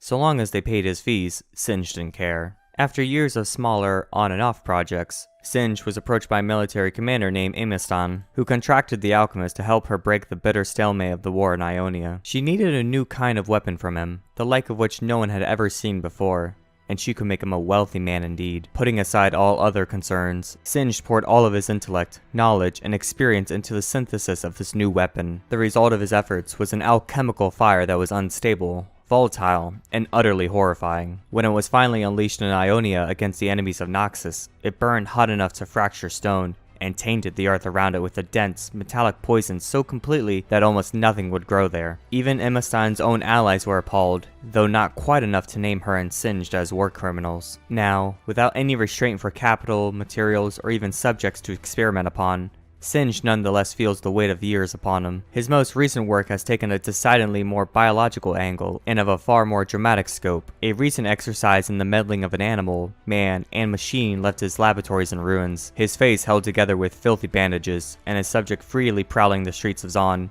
yet Singed remains undeterred. He has already mastered the destruction of flesh, and thus now has turned to the preservation and transformation of it, and perhaps even the possibility that life need not end with an inescapable death. There are so many things that wouldn't have happened if Singed didn't do the things that he would have, and it's just, I really wish that they would update him. He's really, really old. They can keep the no chasing Singed thing, just update the rest of his abilities. Next up we have Sion, the undead juggernaut. Over a century past, the brutal warlord Sion rose to prominence, slaughtering all who dared stand in his way. Greatly feared by friend and foe alike, he was the last of a proud warrior culture that had been part of Noxus since its founding. Sion had sworn oaths to his ancestors to never take a backward step in battle, and to die a proud warrior's death when his time came. While not noted for his subtlety or strategic acumen, Sion's methods were ruthlessly effective, and he had won many vicious triumphs for Noxus. The Empire's might was at a peak not seen for hundreds of years, and so it took the generals of high command by surprise when the nation from the west first resisted, then began pushing back their steady advance. These Demacians drove the Noxian warbands eastward, harrying them back behind the walls of Havardis. Sion, who had been campaigning in the Argent Mountains, now turned south, filled with fury. He arrived at the city to find the Demacians on the horizon.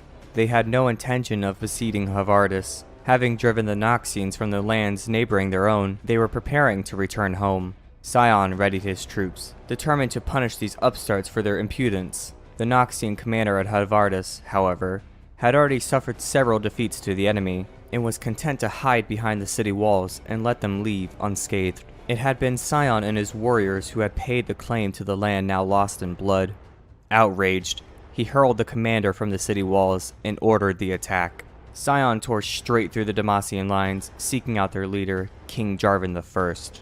But while his own warband charged with him, fearless of death, those who had been cowering in Havardis were weak. Their spirit broke, and they retreated back to the city, leaving Sion and his trusted few surrounded. One by one they fell, but Sion plowed on, alone. Pierced by a dozen swords and a score of crossbow bolts, he finally reached Draven. The fight was brutal, and it was the Demacian who delivered the killing blow. Sion dropped his axe and, with a final burst of strength, tore the king's crown from his head with one hand, clamping the other around his throat. Jarvan's guards stabbed Sion again and again, but his grip did not loosen. Only when the enemy king was slain did Sion allow death to claim him. His body was recovered, along with the Demacian king's crown still in his grip, and borne back to the immortal bastion in honor. Noxus mourned Sion's passing, and his corpse was interred within a towering monument constructed to honor him for all time. Half a century passed before Sion's tomb was reopened. Noxian dominance had waned in the years since Sion's death, and the ruling Grand General of the Empire, Braum Darkwill, was willing to pay almost any price to restore its lost glory. Darkwill's allies, a mysterious cabal known as the Black Rose, reanimated the long-dead hero using forbidden magics and presented him to the Grand General. He could not refuse this gift, and so Sion returned to life, driven by unnatural bloodlust and utterly inured to pain. He hurled himself like a living battering ram against the enemies of Noxus, destroying all he faced. More so than before his death, the victories Sion brought were costly. He was uncontrollable, killing friend and foe without remorse, and those forced to fight alongside him began to desert. Finally, Darkwill ordered Sion reinterred. Hundreds of warriors died trying to restrain him before he was finally bound in chains and dragged back to the immortal bastion. Without slaughter, the blood magic that sustained him quickly engulfed his mind in an all-consuming rage. His roars finally fell silent as he was sealed beneath his giant statue. There he languished for many years, neither alive nor truly dead. When his tomb opened once more, it was to a very different empire. Darkwill was gone, overthrown by the general Jericho Swain, but Sion cared little, roaring and pulling against his bindings in a frenzy that could only be sated in battle. Chained within an iron cage, he returned to Havardis, which had broken away from Noxian rule under Darkwill's reign. Sion was the new Grand General's punishment for the rebellion. He butchered the defenders of Havardis and leveled the city, laughing as he ripped its towers apart with his bare hands. Other regions that had abandoned Noxus soon bent the knee, fearing the undead juggernaut would be unleashed upon them next. When harsh daylight floods his opening tomb, Sion now welcomes it, for with it comes the chance to shed his chains and sate his hunger for bloodshed, to briefly silence the screaming madness drowning out all thought of rest. Sion remembers only fragments of his life, and less of the time since. But one truth has remained as stark as on the day of his death. Now, as then, the world trembles before him. Sion's one of the coolest champions in Noxus. He's just a fucking badass. And when he gets tanky, he gets tanky. Like, Jesus, it's almost impossible to kill him. Next up we have Sivir, the Battle Mistress. From an early age, Sivir learned firsthand the harsh lessons of Shuriman desert life, with her entire family slain by marauding Cathauns, one of the Great Sight's most infamous raider tribes. The young girl and other orphans like her could only hope to survive by stealing food from local markets, and delving into half-buried ancient ruins in search of trinkets to sell. They would brave camped tunnels and forgotten crypts, hunting for anything of value, often scrapping viciously with one another over the best finds. Sivir would lead others into the depths, but could rarely hold on to what few treasures she managed to unearth. After being robbed by her supposed friend Mura, she swore she would never allow herself to be betrayed again, and in time she joined a group of mercenaries led by the renowned Iha Ziharo, serving as their guide and general lackey. Though her flourishing skill at arms eventually led her to become Ziharo's personal sergeant, Sivir noted that the domineering leader took the greatest share of gold and glory from every raid, even when it was Sivir's clever strategies that brought them their wealth. Rallying her fellow sellswords, Sivir decided to strike against Ziharo and replace her as leader. Unwilling to kill her former mentor though, Sivir left her alone in the desert with a hollow offer of good luck. Over the years, Sivir and her new followers earned a fearsome reputation. They accepted any task for good pay, including a commission from an Ashrame patriarch looking for a lost heirloom, a blade known as the Chalakar. Accomplished by his personal guards, Sivir searched for many months, until she finally pried a cross-shaped blade from a sarcophagus of some hero of the old Shriman Empire. This was a treasure indeed, crafted by cunning and magic in a long-forgotten age. Sivir marveled at it. Never had a weapon felt so natural in her grip.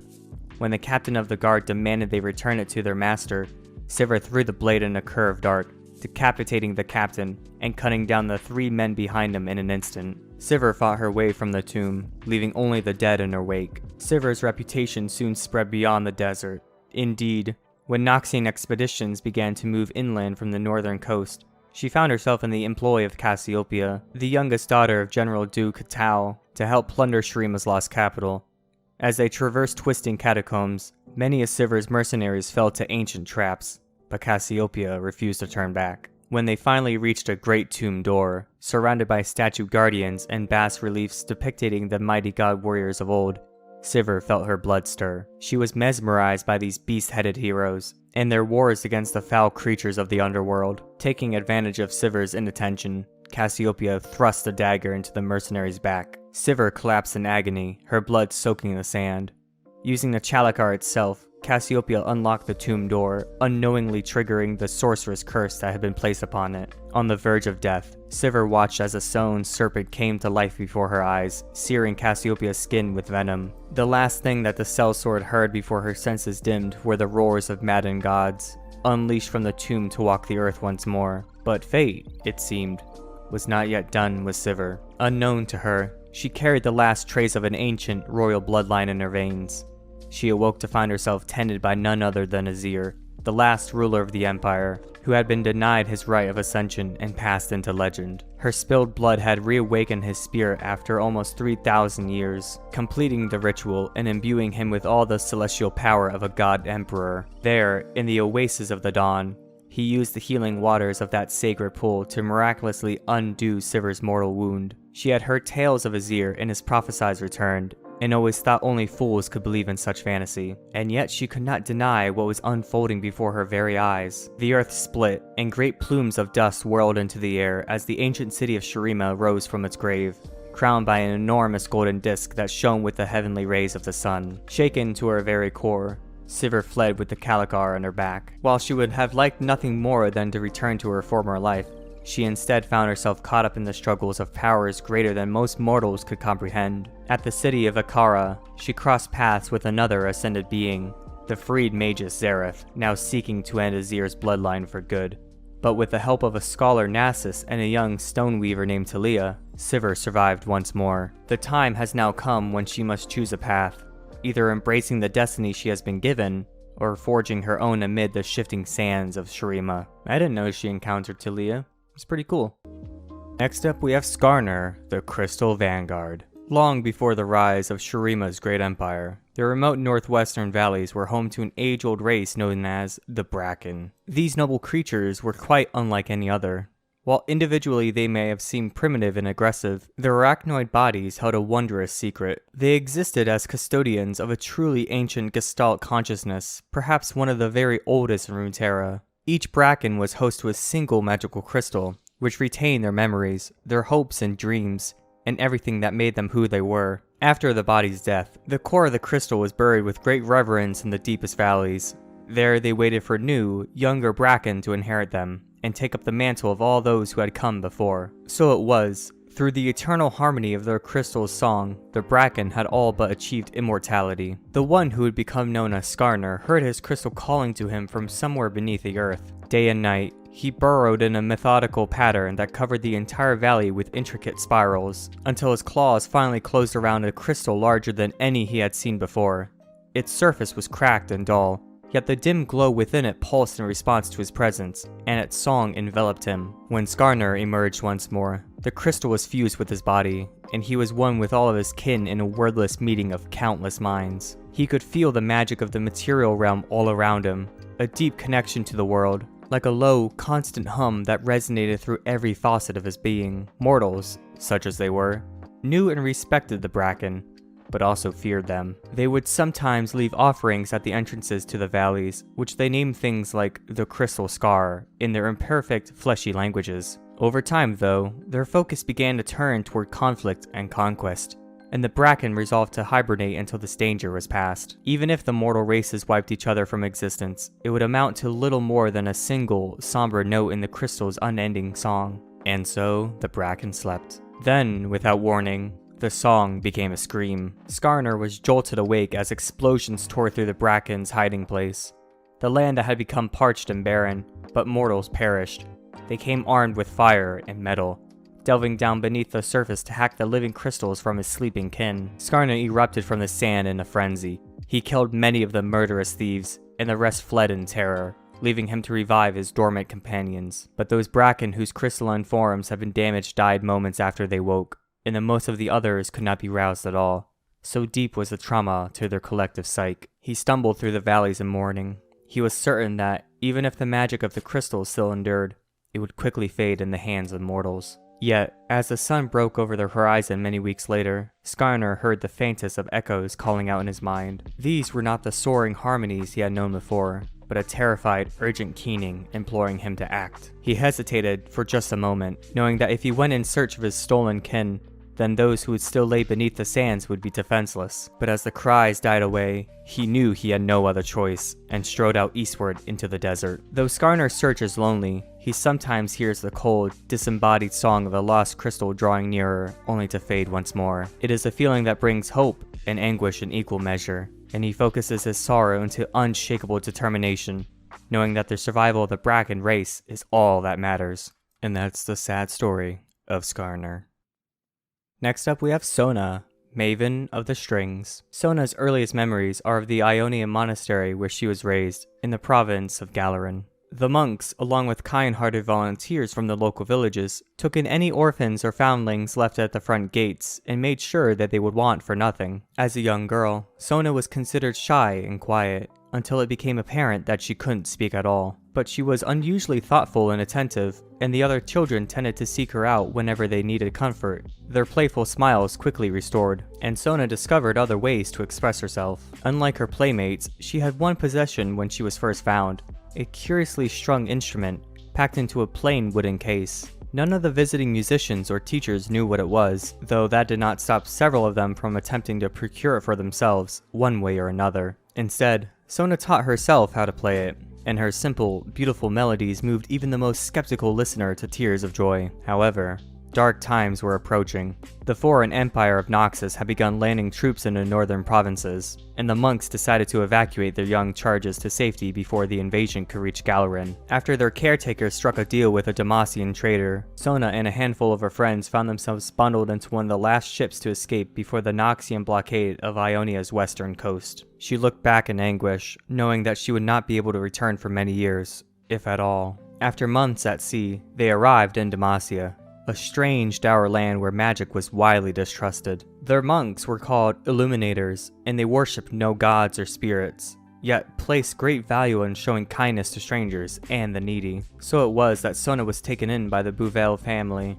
Lord Barrett and his wife, Lestara, were prominent supporters of the Illuminator Order and renowned patrons of the arts in the great city. Sona became like a sister to their daughter, Kahina, and Lestara in particular grew very attached to her. The Demacian language was often difficult to learn, but the Buvels developed a personalized sign language that enabled Sona to communicate easily with her new family and their friends. Yet she yearned to express so much more, to show her appreciation to her adopted countrymen. She decided to use her gift to delight and soothe them, and return to her music with renowned passion. Soon, word spread of her virtuoso talents. Her performances captivated audiences, bringing them from sorrow to bliss, from righteous martial pride to almost exquisite peace, and Lestara became intrigued by the mysterious instrument that made this possible. Delving deep into the libraries of the Illuminators, she came to believe it was one of the fabled Etoiles, wondrous artifacts dating back thousands of years before Demacia's founding, and now exceedingly rare in the world. If that were true, then this was an object of magic, and Sona's preternatural connection to it was a dangerous gift indeed. Lestara urged her to keep it secret, to avoid bringing unwanted attention from the Demacian mage seekers. Sona obeyed,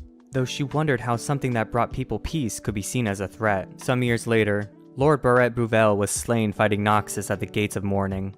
When Kahina took up her father's blade and military commission, the heartbroken Lestara decided the time had come for Sona to return to Ionia, and the two of them withdrew from all courtly engagements to make the journey together. In the war's aftermath, a great restoration was underway across the First Lands, but the people were much changed by what they had endured, and Sona realized there was no longer any place for her there. Saying farewell to Ionia once again, she went back to Demacia with Alistar. Even so, her chosen homeland is not without its own problems. In the wake of King Jarvan III's assassination, the Mage Seekers have gained significant power, and many innocent citizens are persecuted for any supposed connection to magic. As a child of two wildly different cultures, Sona increasingly finds herself at odds with her family's political allegiances. With a toile in hand, her melodies now serve not only to provide comfort, but also to defend what she knows is right and just. Wouldn't that be cool if Sona's instrument is like one of the weapons that can kill Darken?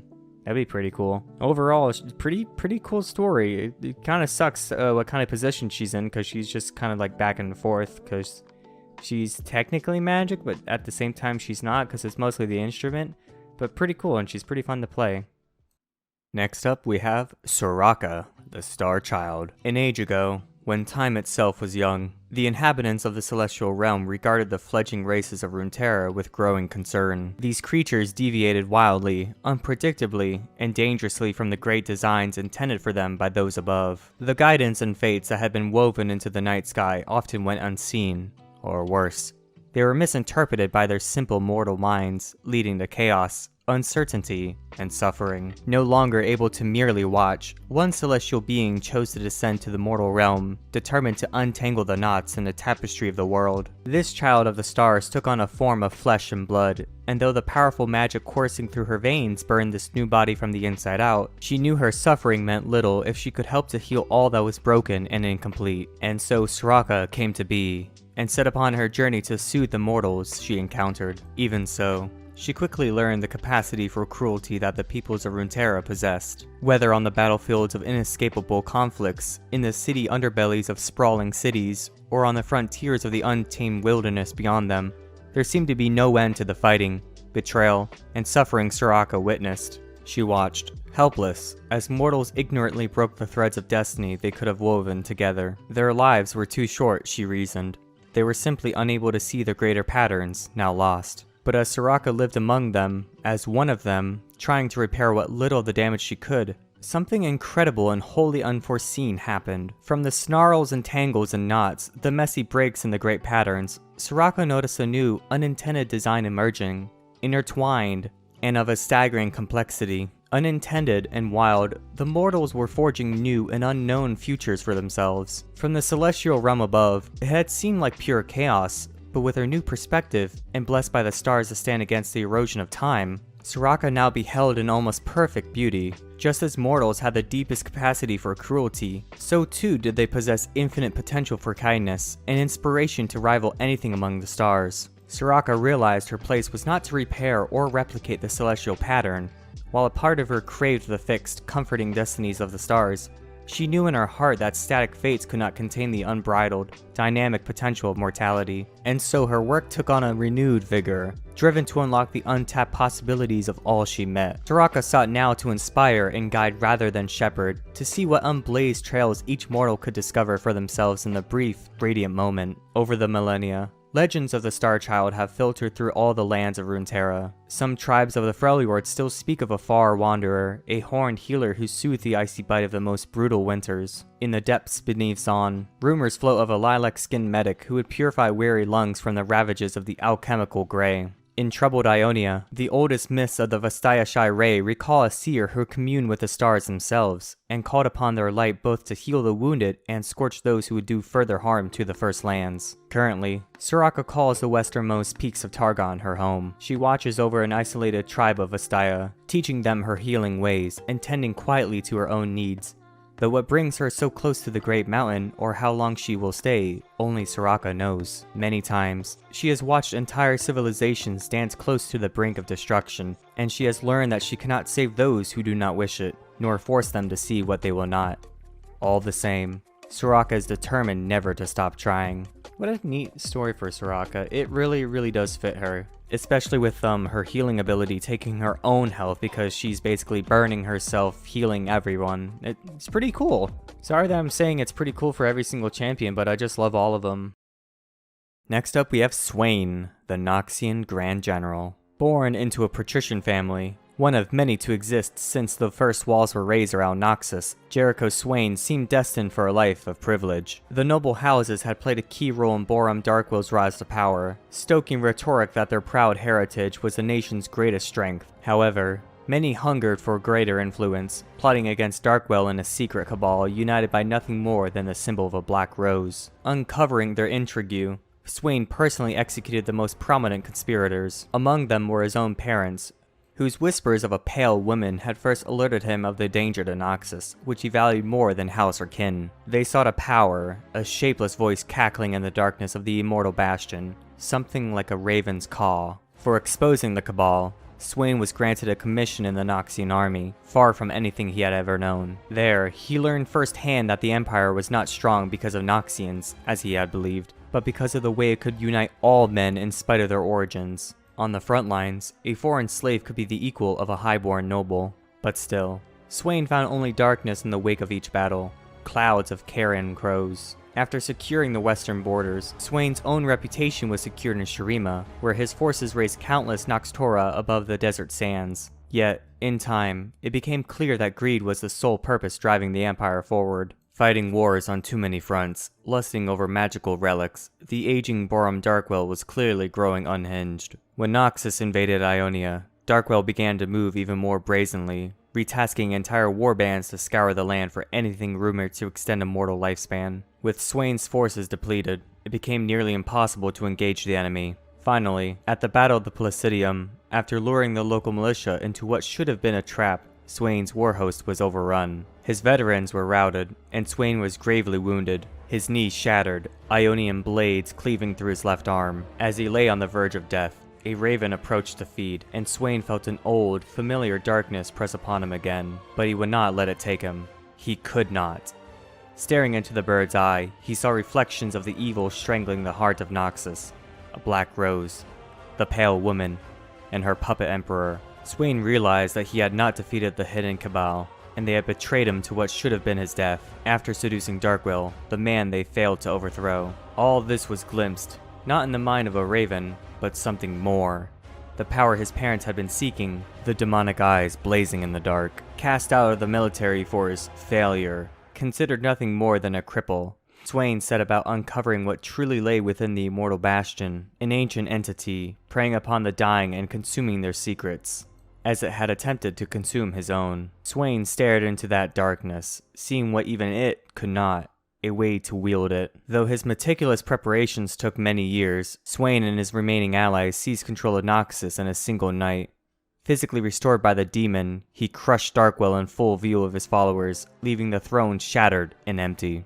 Swain's vision for the future of Noxus is one of strength through unity. He has pulled back the war host from Darkwill's unwinnable campaigns and, with the establishment of the Trifarchs, ensured that no individual can rule unopposed. He embraces any who will pledge themselves to the Empire, even the Black Rose, though he knows, in secret, they will plot against him. Gathering knowledge as the demon did before him, Swain has foreseen far greater dangers lurking just beyond. However, many Noxians secretly wonder if the darkness they face will pale in comparison to the dark things Swain has done. The sacrifices are only beginning for the good of Noxus. Alright, after listening to a lore bio that talks about the Black Rose and the Immortal Bastion, what the hell are those two things? I want to know. Please tell me. Next up is Silas, the Unshackled. As a mage born to a poor Demacian family, Silas of Dragonborn was perhaps doomed from the start. Despite their low social standing, his parents were firm believers in their country's ideals. So, when they discovered their son was afflicted with magical abilities, they convinced him to turn himself in to the kingdom's mage seekers. Noting the boy's curious ability to sense magic, they used Silas to identify other mages living among the citizenry. For the first time in his life, he felt he had a future, a life in service to his country, and he performed these duties faithfully.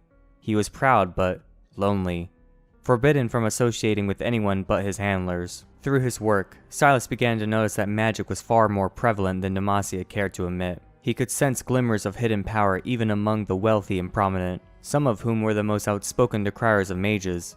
But while the poor were punished for their afflictions, the elite seemed above the law, and this hypocrisy planted the first seeds of doubt in Silas's mind. These doubts finally bloomed in one deadly, fateful event, when Sylas and his handlers encountered a mage living in hiding in the countryside.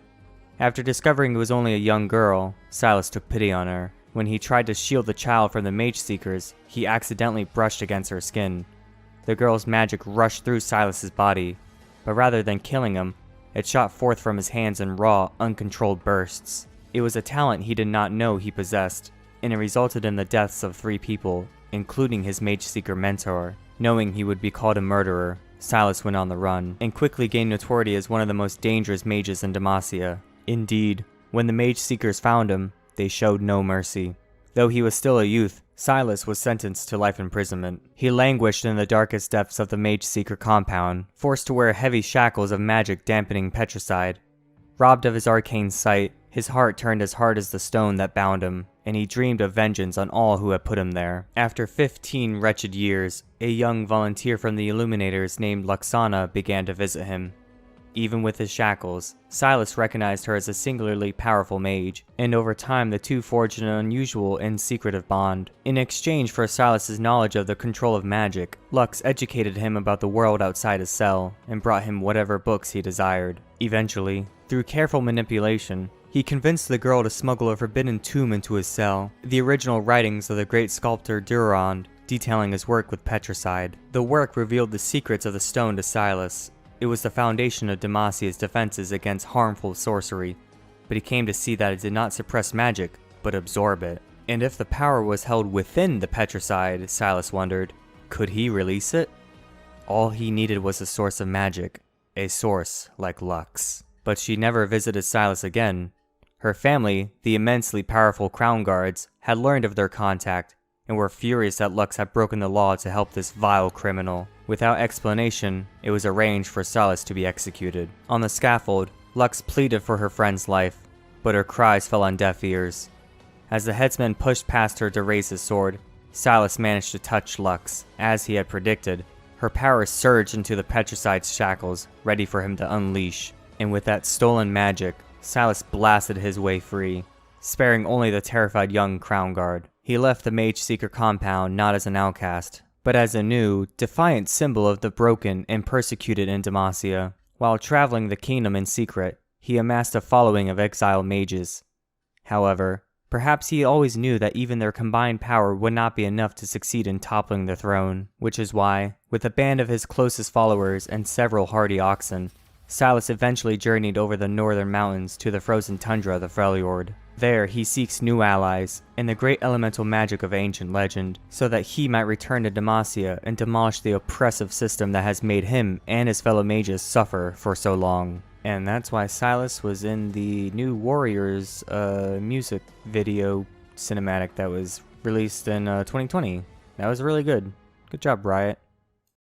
Next up is Syndra, the Dark Sovereign. As a young child of Navori, Syndra was prone to distraction. She would often get lost in the magical beauty of a pond eclipsed in shadow, or a trail of sugar beetles climbing the wall. Whenever her chores at home went unfinished, she was scolded harshly by her mother for her lack of focus. Syndra was even blamed when the milk soured, or when any other minor misfortunes befell the family. Her older brother, Ivard, teased her more than anyone. Syndra often fled to her favorite hiding spot, the Ghost Willow, a tree sacred to the people of her village. Alone, she would whisper to the tree for hours, seeking solace. Unbeknownst to her, one warm evening, Ivard and his friends followed her in secret. They snickered at her childish tears.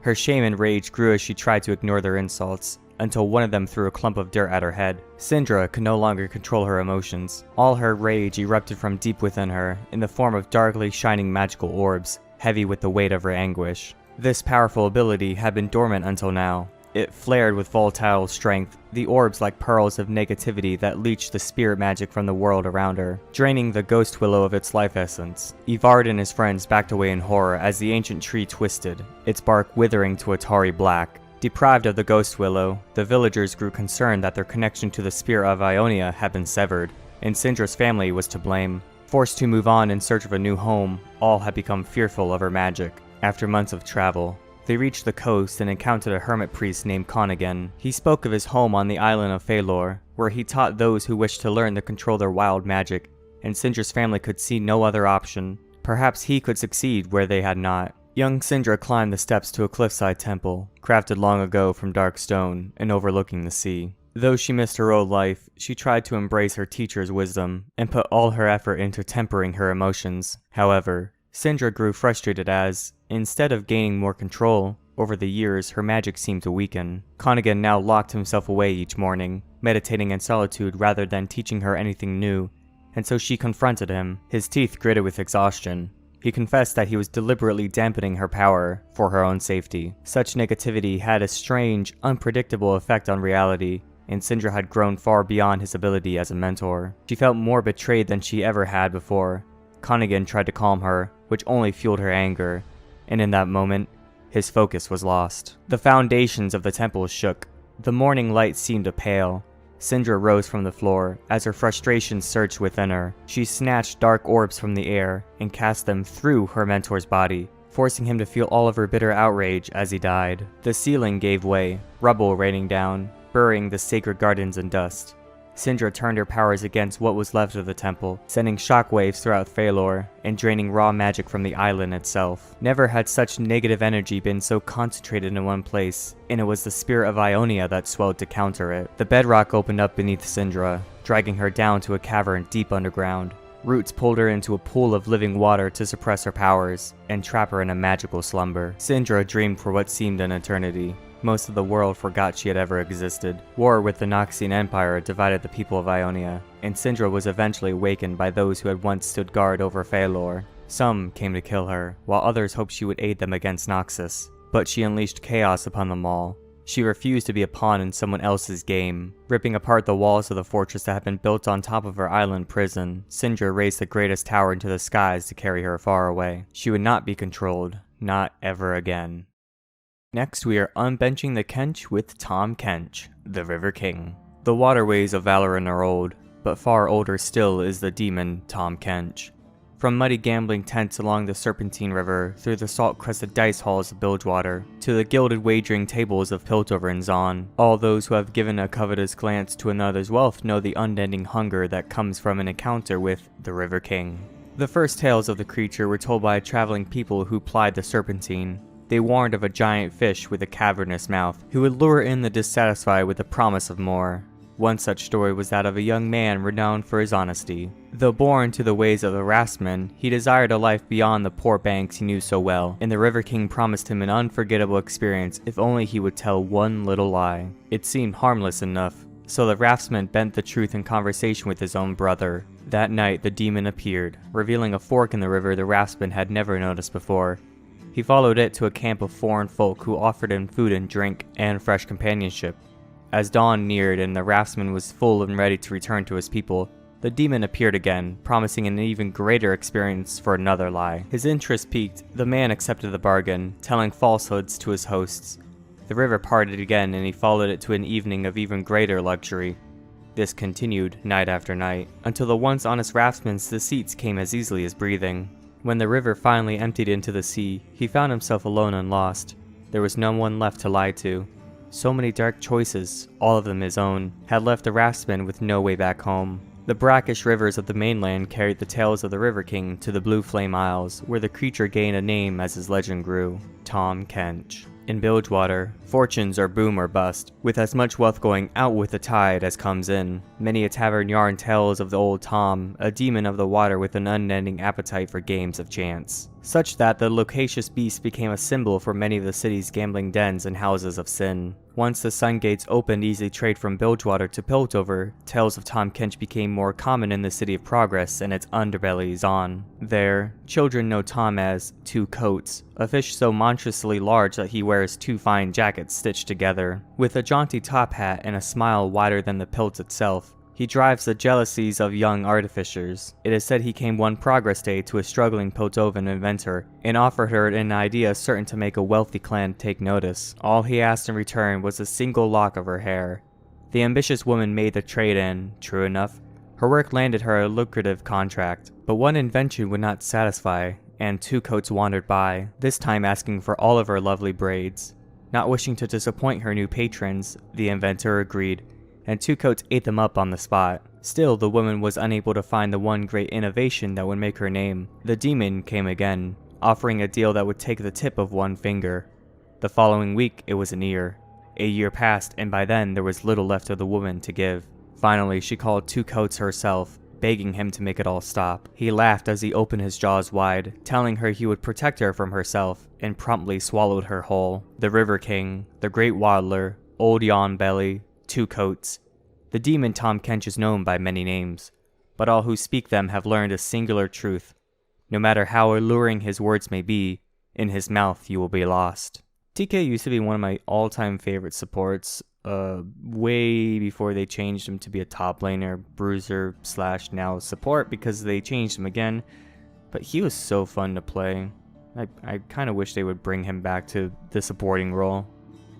Next up we have Taliyah, the Stone Weaver. Taliyah is a nomadic mage from Shurima who weaves stone with energetic enthusiasm and raw determination, torn between teenage wonder and adult responsibility. She has crossed nearly all of Valorant on a journey to learn the true nature of her growing powers. Compelled by rumors of the rise of a long-dead emperor, she returns to protect her tribe from dangers uncovered by Shurima's shifting sands. Some have mistaken her tender heart for weakness and paid the price for their error, for beneath Taliyah's youthful demeanor is a will strong enough to move mountains, and a spirit fierce enough to make the earth tremble. Born in the rocky foothills bordering Akathia's corrupted shadow, Taliyah spent her childhood herding goats with her tribe of nomadic weavers. Where most outsiders see Shurima as a Bijan wear and waste, her family raised her to be a true daughter of the desert and to see beauty in the rich hues of the land. Taliyah was always fascinated by the stone beneath the dunes. When she was a toddler, she collected colorful rocks as her people followed the seasonal waters.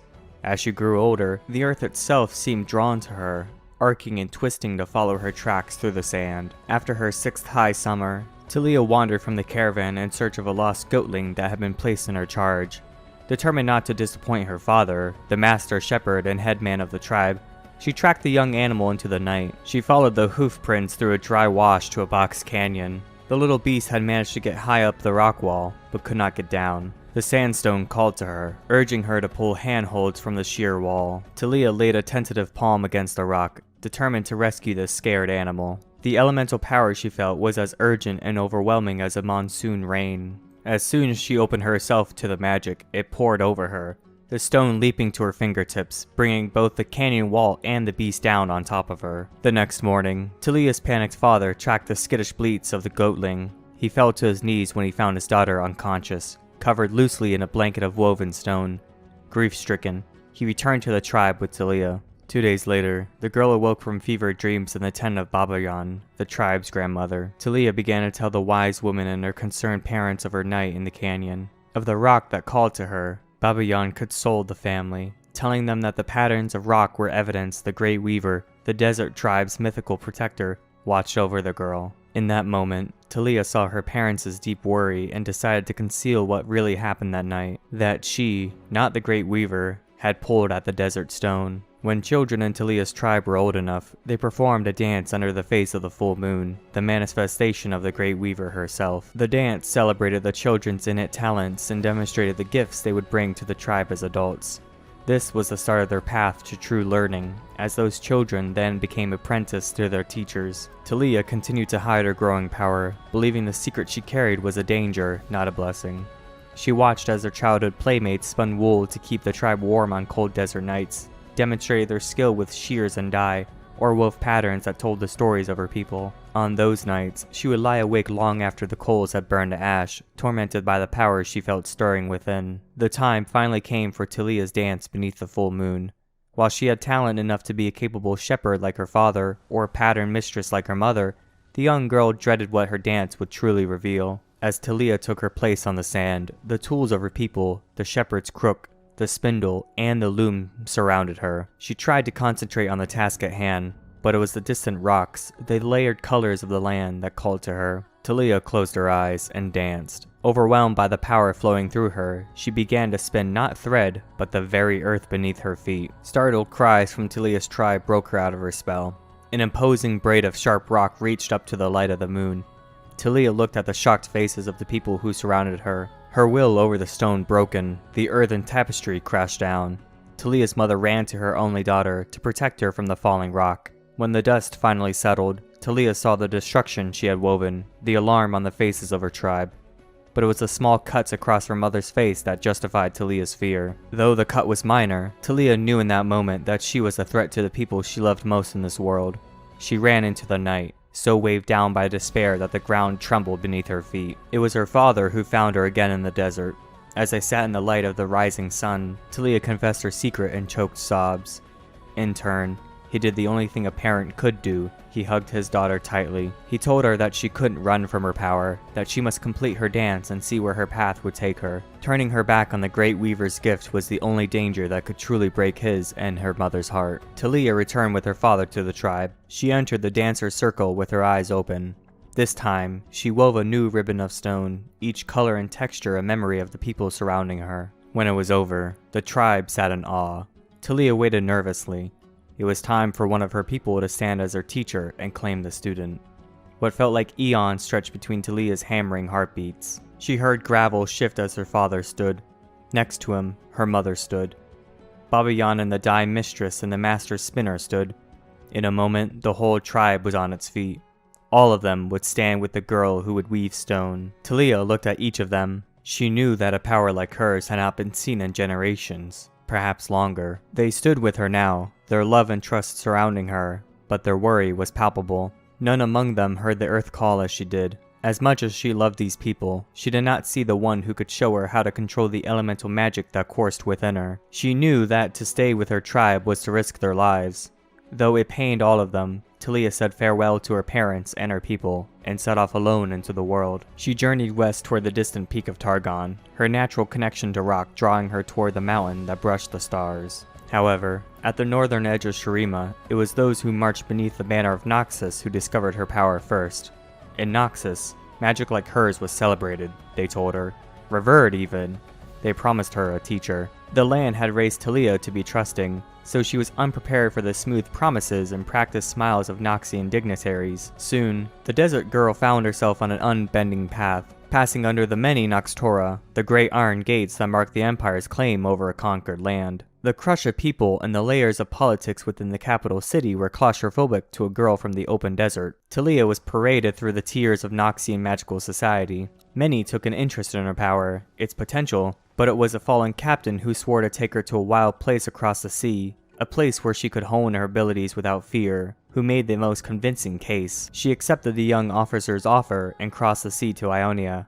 However, it was made clear as their ship dropped anchor that she was intended as a glorified weapon for a man desperate to regain his place at the highest ranks of the Noxian Navy. At dawn, the captain gave her a choice: bury his sleeping people in their homes, or be discarded in the surf. Talia looked across the bay.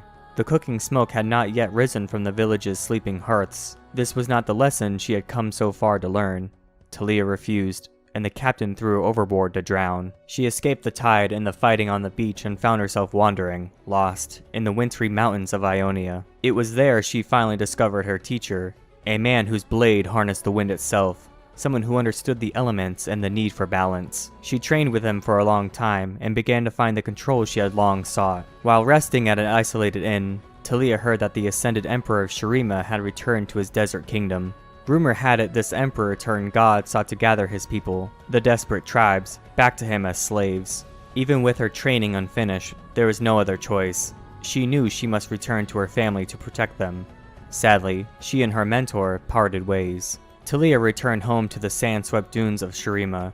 As the punishing rays of the sun beat down on her, Talia pushed farther into the desert, determined to find her people. Hers was a will of stone, and she would do whatever was necessary to protect her family and her tribe from the danger that loomed on the horizon. Holy smokes, that was a long one, but pretty cool. I'm glad I got to learn more of Talia because I didn't really know much of her other than she was a stone weaver and she trained with Yasuo. So seeing her story and how she was basically a weapon for Noxus was pretty interesting. Next up we have Talon, the Blade's Shadow. Talon's earliest memories are the darkness of Noxus's underground passages and the reassuring steel of a blade. He remembers no family, warmth, or kindness. Instead, the clink of stolen gold and the security of a wall at his back are the kinship he has ever craved. Kept alive only by his quick wits and deft thievery, Talon scraped out a living in the seedy underbelly of Noxus. His mastery of the blade quickly marked him as a threat, and Noxian guilds sent assassins to him with a demand: join their ranks, or be killed. He left the bodies of his pursuers dumped in Noxus moat as his response. The assassination attempts grew increasingly frequent until one assailant met Talon blade for blade in a match of strength. To his surprise, Talon was disarmed and facing down his executioner's sword when the assassin revealed himself to be General Du Katao. The general offered Talon the choice between death at his hand or life as an agent of the Noxian High Command. Talon chose life, on the condition that his service was to Du Katao alone, for the only type of orders he could respect were from one he could not defeat. Talon remained in the shadows, carrying out secret missions on Du Katao's orders that took him from the frigid lands of the Freljord to the inner sanctums of Demacia itself. When the general vanished, Talon considered claiming his freedom, but he had gained immense respect for Du Katao after years in his service. He became obsessed with tracking down the general's whereabouts, and scours the land in search of those responsible for Du Katao's disappearance. Short and sweet. Pretty cool. Next up we have the hottest man in all of Runeterra, Taric, the Shield of Valoran. For the noble defenders of Demacia, daily life is the very model of focused, selfless dedication to the ideals of king and country. Called upon to continue his family's long tradition of military service, Taric never dreamed of shirking that responsibility, though he would not limit or define exactly whom or what he would protect. The young warrior trained hard and possessed great martial skill. Even so, in his scant hours of free time, he would find other ways to serve his homeland. He volunteered with the Illuminators, tending the sick or helping rebuild homes damaged by flooding. He lent his creative talents, such as they were, to the stonemasons and craftsmen who raised monuments to the glory of the winged protector and the lofty ideals it embodied. A work of art, a stranger's life.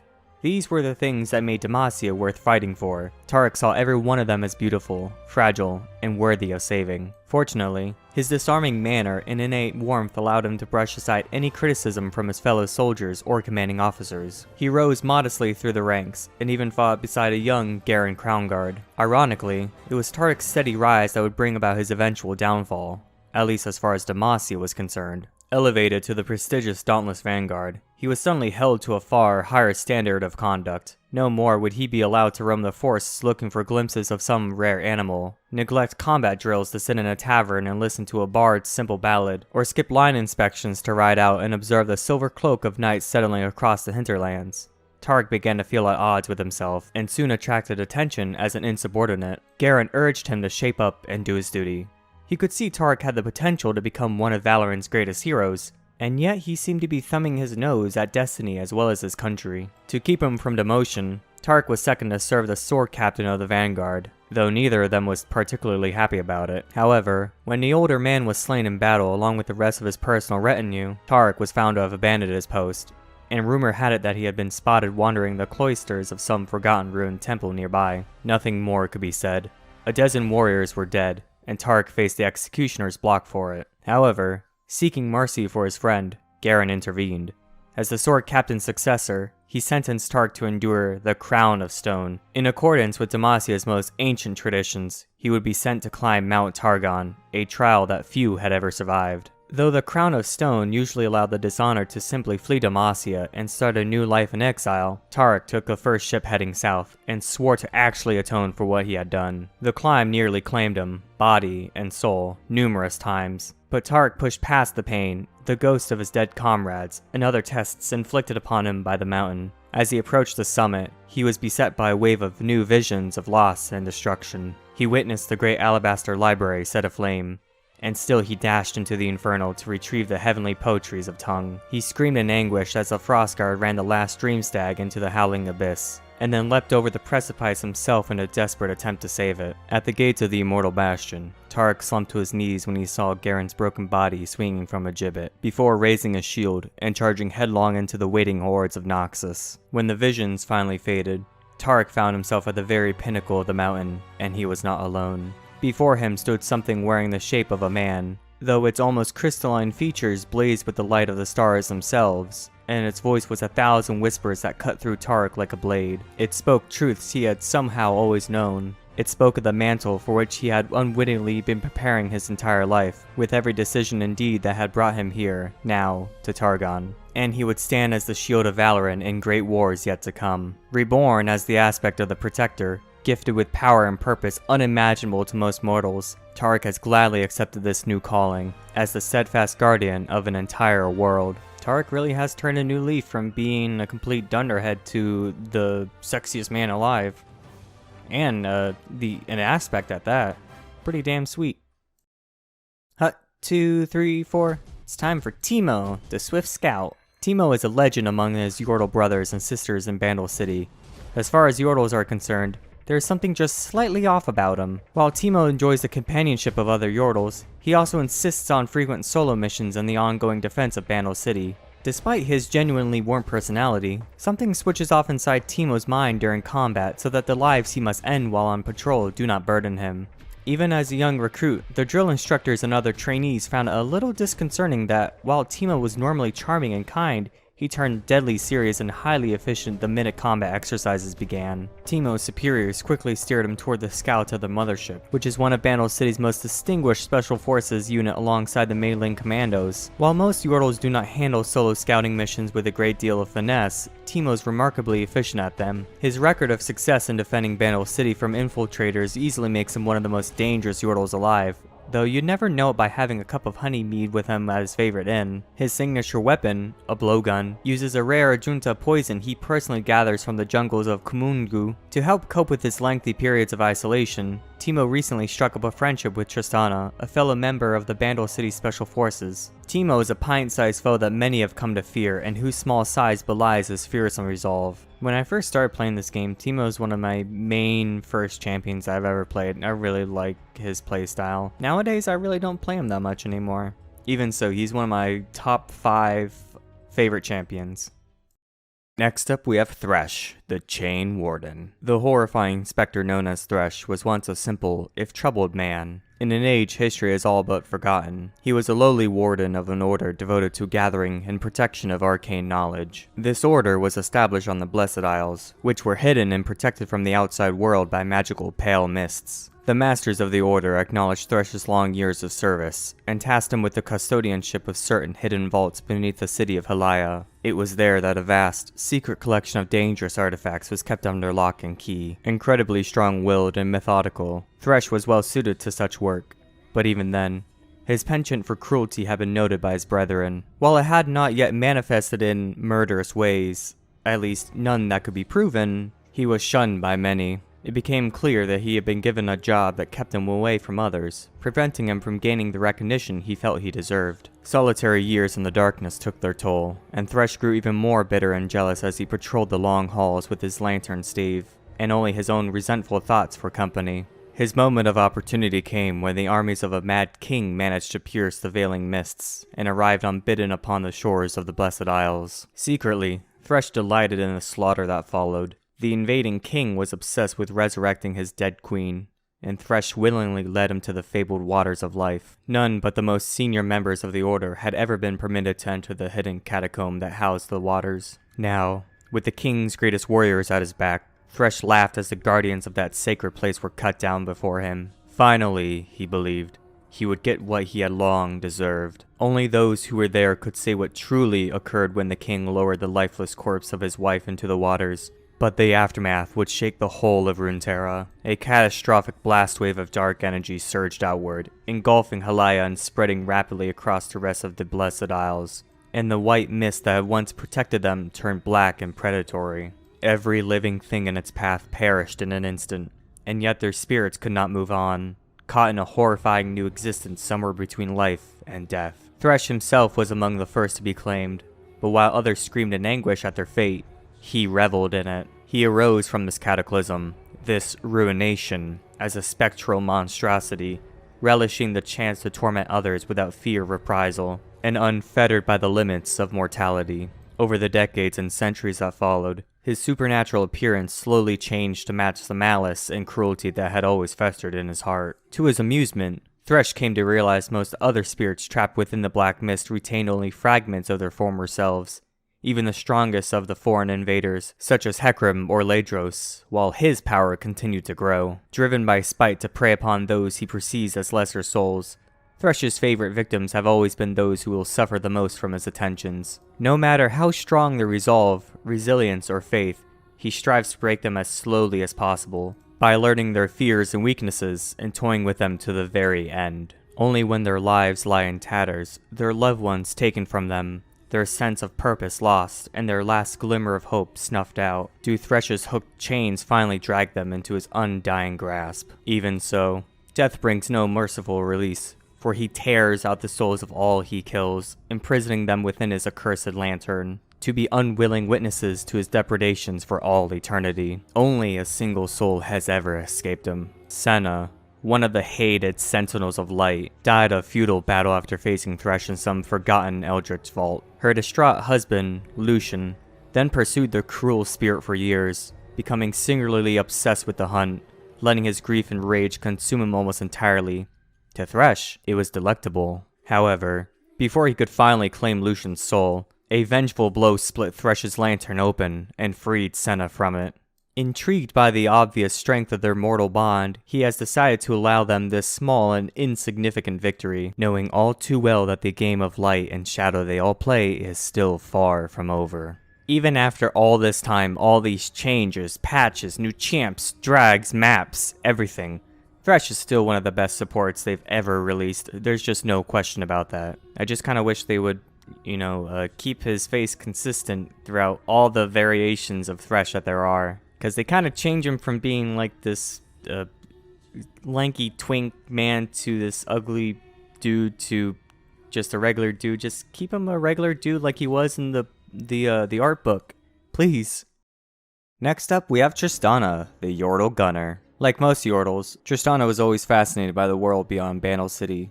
She traveled far and wide, full of wonder and enthusiasm for the varied places, people, and creatures she encountered. Using the hidden pathways that only Yordles know, she explored the length and breadth of the material realm, remaining mostly unseen. She witnessed such breathtaking sights as ice trolls migrating across the flows of the far north beneath kaleidoscopic auroras. She marveled as warships blasted each other to pieces in naval battles that churned the seas. She watched, awestruck, as great armies marched with unity and precision. Incredibly strange concepts to a Yordle across the endless sands to the south, but Tristana's carefree, wandering ways changed the day she witnessed the destruction of a Bandlewood. These places are steeped in the magic of the gateways they grow around, giving Yordles a safe haven from the world. Tristana, dozing in the dappled sunshine, was shaken awake as the trees around her began to burn and topple. A warband of armored marauders rampaged through the woodland with fire and axes, led by a sorcerer wreathed in dark energy. Tristana hid in horror. The sorcerer focused his power upon the portal at the heart of the Bandlewood, speaking one final utterance,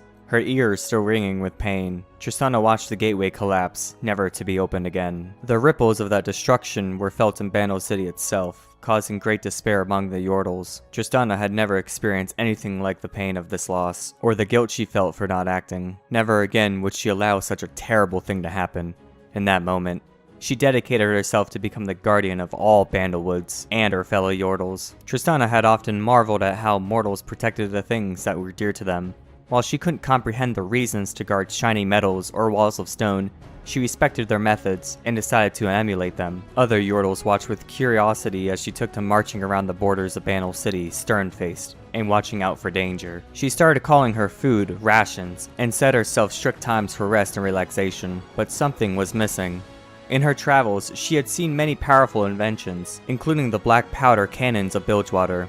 Inspired by them, she collected enough precious metal discs to commission a gun suited to her diminutive size. With a wry smile, she named it Boomer. Since then, Tristana has defended the Bandlewoods from innumerable threats. In the jungles of the Serpent Isles, she intervened in a clash between the local Brew people and treasure hunters from Valoran that was getting too close to a hidden portal, sending them all running for their lives after she leapt into their midst, Boomer roaring. And in the burning deserts at the edge of Shurima, she destroyed a void horror after it began consuming a secret Bandlewood oasis, killing it with an explosive bomb down the gullet. Tristana has become something of a legend in Bandle City, and recently, a number of Yordles have started to imitate her, trying, and mostly failing, to copy her disciplined ways. Some even had weapons mimicking Boomer constructed for them by the scrappy inventor Rumble, who was always seeking to win Tristana's approval. While Tristana finds this all rather embarrassing, she has come to the conclusion that if they are going to defend the pathways to Bandle City, they had better do it properly. As such, she has started training these new recruits, and they have adopted a new moniker,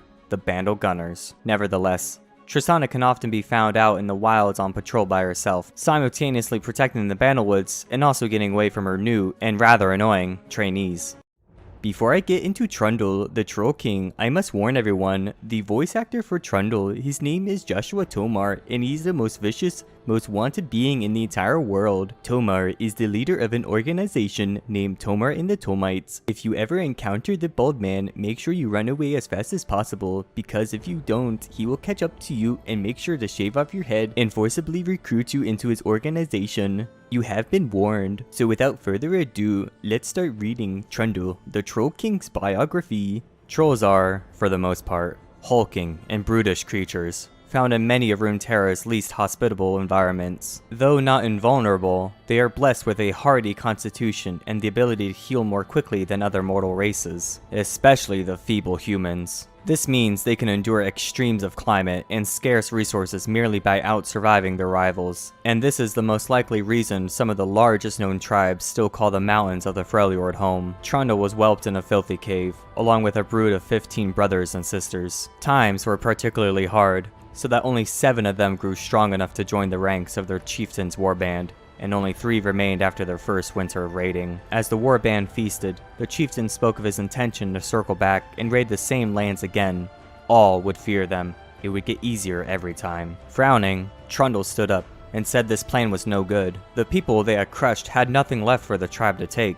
They should return next winter when the granaries were full again and the livestock grown big enough to make more than a single mouthful. Many of the other trolls did not like this at all. They ground their teeth and thumped the sides of their heads, trying to comprehend what Trundle was suggesting. Was he a coward?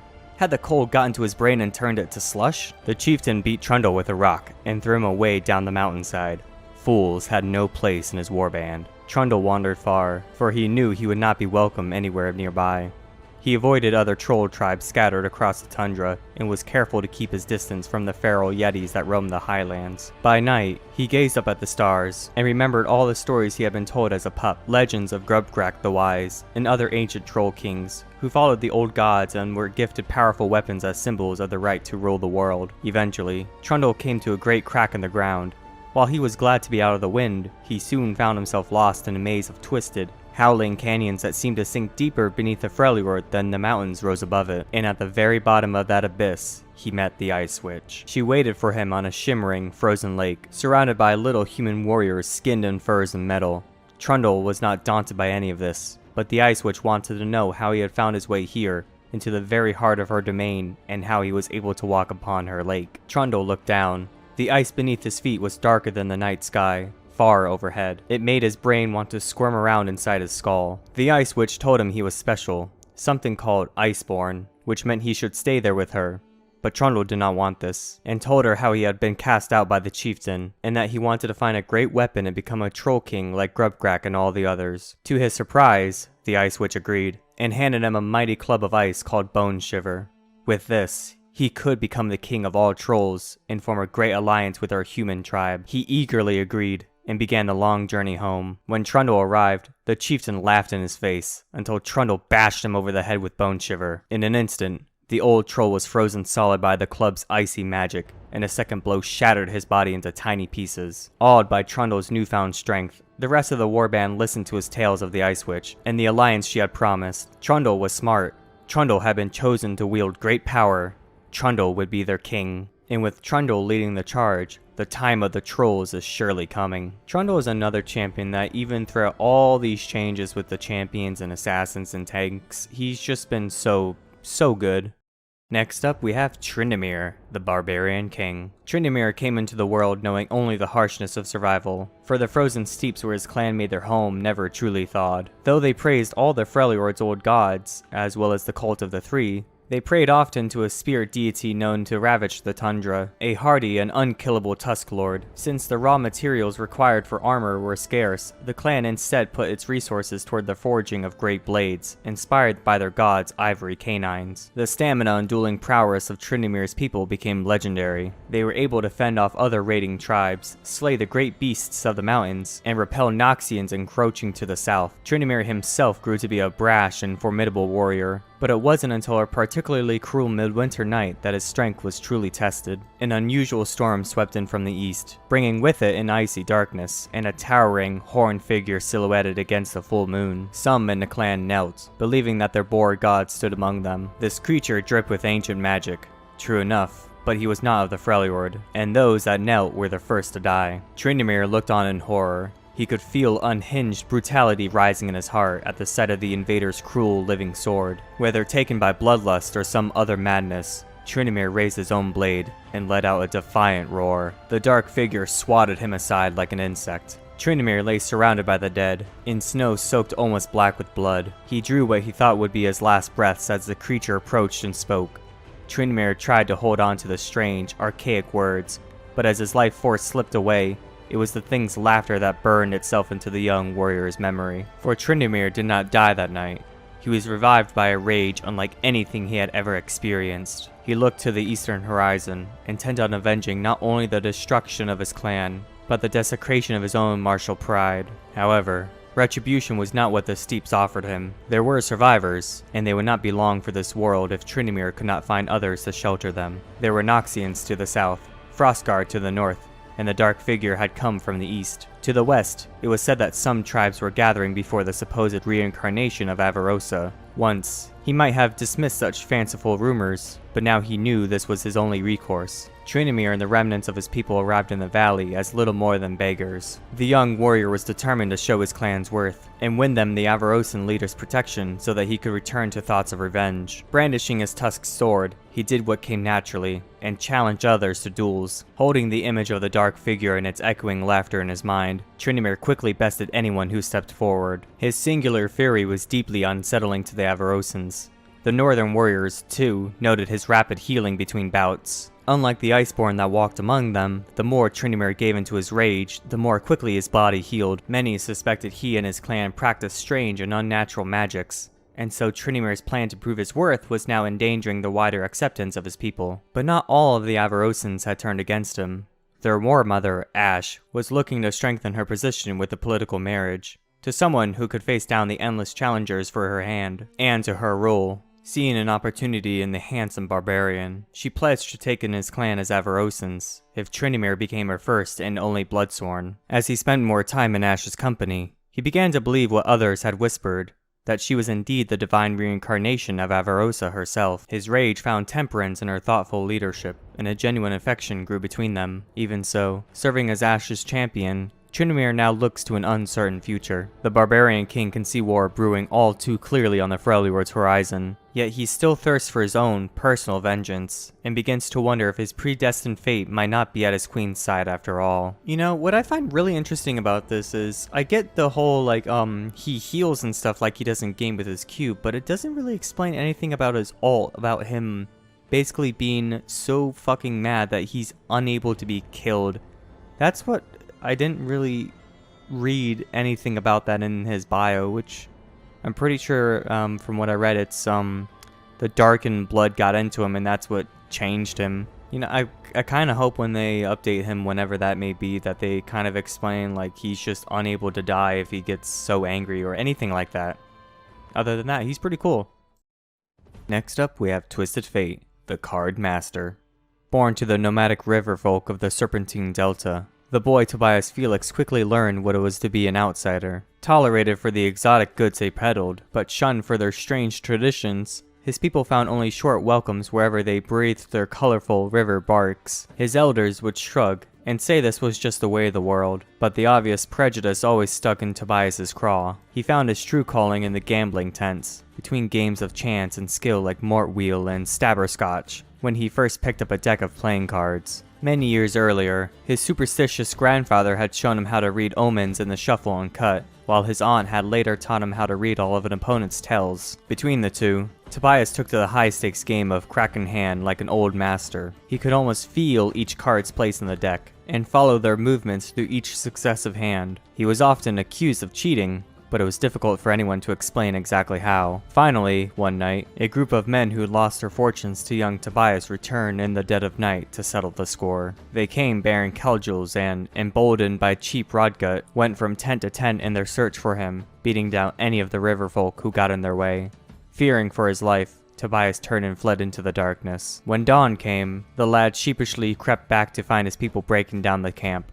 No one would look him in the eye. He had thought only of himself, and left others to face the consequences of his actions. Though he begged and pleaded with them all, Tobias was exiled for what he had done. With his whole world falling apart around him, he watched helplessly as the barks left, leaving him alone on the riverbank with nothing but his grandfather's worn deck of cards clutched in his hands. He grew to manhood as a drifter, trawling the gambling halls of every settlement he came to, using his preternatural skill to earn enough coin to survive. That Tobias was able to relieve the boastful, the arrogant, and the cruel of their cash was just an added bonus, though he was always careful to let his marks win at least a few hands, here and there. Across one table, he met a deplorable fellow named Malcolm Graves, each recognizing a kindred soul. Tobias and Graves quickly joined forces, and the two of them spent years running various dubious endeavors across the northeastern coastal towns and beyond. With every con, swindle, and heist, Tobias felt the pull of the cards growing stronger, and he knew it was more than mere gambler's luck that guided him. His people had always waved away concerns over primitive magic and cartomancy,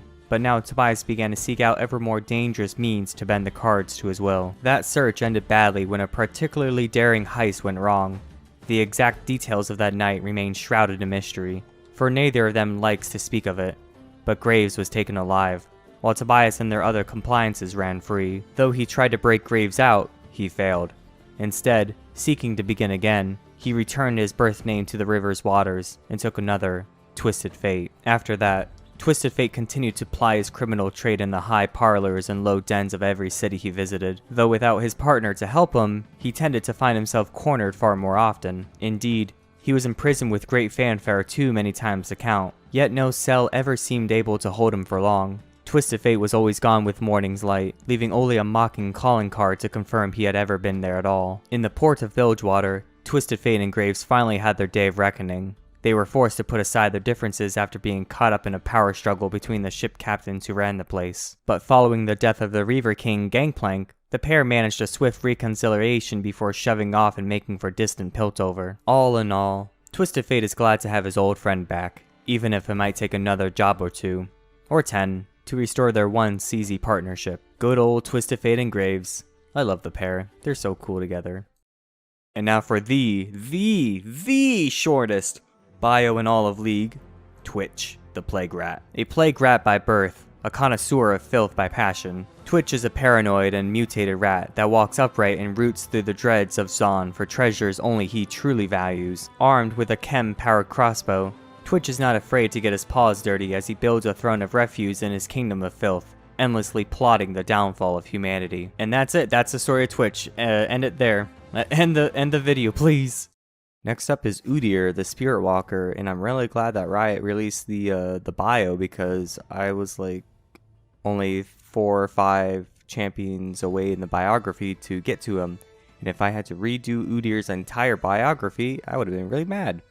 But without further ado, let's go. Whenever the moon rises into a wintry sky, round and red as blood, the Spirit Walkers of the Freljord know that another of their kind has been born into the world. One attuned to the wilds and the land, one who walks within and beside the spirit that best matches the shape of their heart. On the night of Udyr's birth, there was nothing in the crimson moon that suggested anything different than that. Nothing that would suggest Udyr was already the most powerful walker to ever live. Every being has spirit, whether person or beast, plant or animal, dead or alive, or deathless. But unlike his brethren, Udyr's power of spiritual connection was not limited to one type of spirit. He could hear them all. The needs and wants of everything around him constantly flowed his mind, making it impossible to hear anything above their roar. His parents did not know how to help him. Their war mother sent for other spirit walkers to train the boy, but each said the same thing. Spirit Walker training focused on opening oneself up, not closing oneself off. The first time Udyr tapped into his powers with purpose was the night the Frostguard came for him. Young Udyr, terrified, hid in the forest. He did not expect to feel the life ripped from everyone, his entire tribe, slaughtered in an instant. Howling with sadness and rage, Udyr took power from the spirits of the forest. With a swipe of his claws and a beating of his wings, he brought the mountain down on the Frostguard. Alone, grieving, and overwhelmed, Udyr wandered the wastes for years, doing what he had to do in order to survive. He did not interact with humans again until he landed the killing blow on a wild claw that was troubling a Winter's Claw hunting party. Impressed, they brought Udyr back to camp. War Mother Hejayan sent him to be trained in the ways of war alongside her daughter, Kalkia. The wild boy showed the lonely daughter how to live in the wild, and she showed him how to live among people. Soon, the Winter's Claw began to almost feel like a home, but that changed when the pack of starved and diseased Rimefang wolves skulked close to the camp. Udyr lost himself in the fog with the pack's madness and hunger, attacking and nearly killing a child. It took Kalkia and her mother's true ice to stop Udyr. After the wolves had all been slain, Hejayan banished Udyr from the Winter's Claw. Udyr returned to the mountains, far from those he could hurt. Kalkia would visit whenever she could get away until she was eventually called upon to lead her tribe. She joyfully lifted Udyr's banishment, but he refused to return. He still had no control over the spirits whose wants and needs howled inside his mind, but swore he would always be there to protect Kalkia and the people she loved. That was the last time they saw one another. Everything changed when a foreign monk sought him out, saying he had to come to train with the Spirit Walkers so that he may learn how to subdue the dragon spirit that burned within him. Udyr refused, but the monk challenged Udyr for the right to train with him. They fought to their limits, but in the end, neither won. The monk introduced himself as Lee Sin, and said that this battle had shown him they both had much to learn. He invited Udyr to train in his homeland of Ionia. With nothing left to tie him to the Freljord, Udyr agreed. The two men grew close during their journey, taking time each day to spar together and to speak of the spirits. But when they finally arrived at the Hirana monastery, they found it besieged by Noxian invaders. Calling upon the spirits of Ionia, Udyr leapt into the fray. After their victory, the two men asked the abbot for guidance and how to learn control. The abbot told them that self-mastery had no guaranteed end, but agreed to train them both. For the first time, Udyr's mind was quiet enough for him to hear his own thoughts. He and Lee Sin trained together to master the spirits within and beside them. With new knowledge and understanding, Udyr was able to help Lee and his dragon find balance with one another. And through this endeavor, Udyr came to understand that harmony and interdependence created a state of balance in Ionia. In contrast, balance in the Freljord was based on sense of struggle and conflict, of growth and change, where the fight to survive against an uncaring and dangerous environment lived deep in the soul of every Freljordian. After several years, Udyr's power plateaued. He was faced with the choice to stay and train in Ionia, or return to the struggle of his homeland where he could continue his growth. In the end, the choice was obvious. Lee gave Udyr one of his blindfolds to keep with him, a reminder of his commitment to self-mastery, and asked for a promise that, once Udyr had achieved what he'd been looking for in the Freljord, he would return the blindfold to Lee in person. Udyr wrapped the blindfold around his hand before setting off across the world once again to take up the mantle of Spirit Walker. A new conflict between an Avarosan and Winter's Claw War Mother greeted Udyr upon his return to the Freljord. The Avarosan wanted to unite the people of the Freljord under a single banner, putting an end to their struggles. Udyr understood that such an action would harm the spirit of the land, and so he decided to offer counsel to the other side, the Winter's Claw. It was Kalkia's headstrong daughter Sejuani who received him, and he could feel her need for guidance. The young woman accepted Udyr's help, but Sejuani's trust was hard won, for she had grown up hearing tales of the Spirit Walker and his bloodlust. Udyr came to appreciate Sejuani's drive and cleverness, though her ruthlessness worried him. Sejuani saw wisdom and a warrior's heart in Udyr, but his frequent absences grated her nerves. In time, they came to view one another like family, a surrogate oath father and daughter, though they would never say it aloud. Before long, the other Spirit Walkers summoned Udyr down to the south. But fate intervened when he met a strange old woman in an enormous coat. She asked for his help with several impossible tasks that he inevitably failed. Entertained by his attempts, she rewarded his efforts with bread so salty that he choked, and water so cold that his veins turned to ice. The old woman laughed at his reaction and shrugged off her coat, and the spiritual power hit Udyr like an avalanche. He passed out, and woke alone. But he could feel something had changed within him. A new power had awakened. He didn't realize it, but the Seal's sister, in one of her many disguises, had tested Udyr and given him her blessing. Still unnerved by this odd encounter, Udyr joined his brethren in the south and listened as they told him of a strange spiritual shift they had each felt. They feared the Freljord was dying, the spirits of the land itself crumbling from within. Udyr believed that it was the Avarosans, in their efforts to unite the Freljord, that was causing this pain. He told the other Spirit Walkers as much, and asked them to fight against the Avarosan advance alongside the Winter's Claw. Many were skeptical, but others, afraid that Udyr might be right, agreed. With his new spiritual power flowing within him, Udyr raced back to the Winter's Claw to help end his existential threat to the Freljord once and for all. Pretty damn good story, probably a lot better than the other one. So that's how he has one of Lee Sin's blindfolds. Pretty interesting. I really like that. Next up we have Urgot, the Dreadnought. Urgot always believed he was worthy. As a headsman, an executioner of the weak, he was a living embodiment of the Noxian ideal that strength should rule, making it a reality with every swing of his axe. His pride swelled as the bodies piled ever higher behind him, and his intimidating presence kept countless warbands in line. Even so, a single word was all it took to seal his fate. Sent to distant Zaun to eliminate a supposed conspiracy against the ruler of Noxus, Urgot realized too late the mission was a setup, removing him from the capital even as the usurper Swain seized control of it. Surrounded by agents of the Chem Barons, and enraged that everything he believed was a lie, Urgot was dragged down into the Chemtech mines beneath Zaun. He was defeated. He was enslaved. He was not worthy after all. He endured the mine's hellish conditions in grim silence, waiting for death. In the dredge came death in many forms. The mine's warden, Baron Voss, would sometimes offer freedom in return for a prisoner's tortured confession, granting it with the edge of her blade. From the screams that echoed through the tunnels, Urgot learned about the wonders of Zaun. There was something special about the city, something marvelous and evident even in the secrets that spilled from the slit throats. Urgot didn't know what it was until he was finally brought before Voss, fearing that she would break him. But as the Baron's blade cut into his flesh, Urgot realized that his body was already racked with agony, far beyond anything Voss could inflict. The dredge had made him stronger than he'd ever been as a headsman. Pain was Zaun's secret. His laughter drove Voss back to the surface, and a reign of anarchy began in the depths. Seizing control of the prison, Urgot reveled in new trials of survival. He found parts of his body that were weakest, and replaced them with scavenged machinery, technology created by those who would die without it, necessity being the mother of pain. The guards could no longer enter the areas Urgot had carved out of Voss's grasp. The prisoners themselves were more afraid of their new master than they were of her. Many even grew to hold a fanatical respect for Urgot, as they were forced to hear his feverish sermons on the nature of power, his grip tightening around the necks of those who would not listen. Only when a Noxian agent arrived in the dredge was Urgot finally forced to confront his own past. Though the spy recognized him and sought his aid in escaping, Urgot beat him mercilessly and hurled his broken body into the darkness. It was not strength that ruled Noxus, Urgot now realized, but men. And men were weak. There should be no rulers, no lies, nothing to interfere with the pure chaos of survival. Starting a riot that ignited a chemtech vein within the mine, Urgot shook the city above, and cracked the prison open in an explosion that rivaled the birth of Zaun itself. Many prisoners died, with thousands fleeing into the sump, but the worthy, as ever, survived. From that day, Urgot's reign of terror only grew.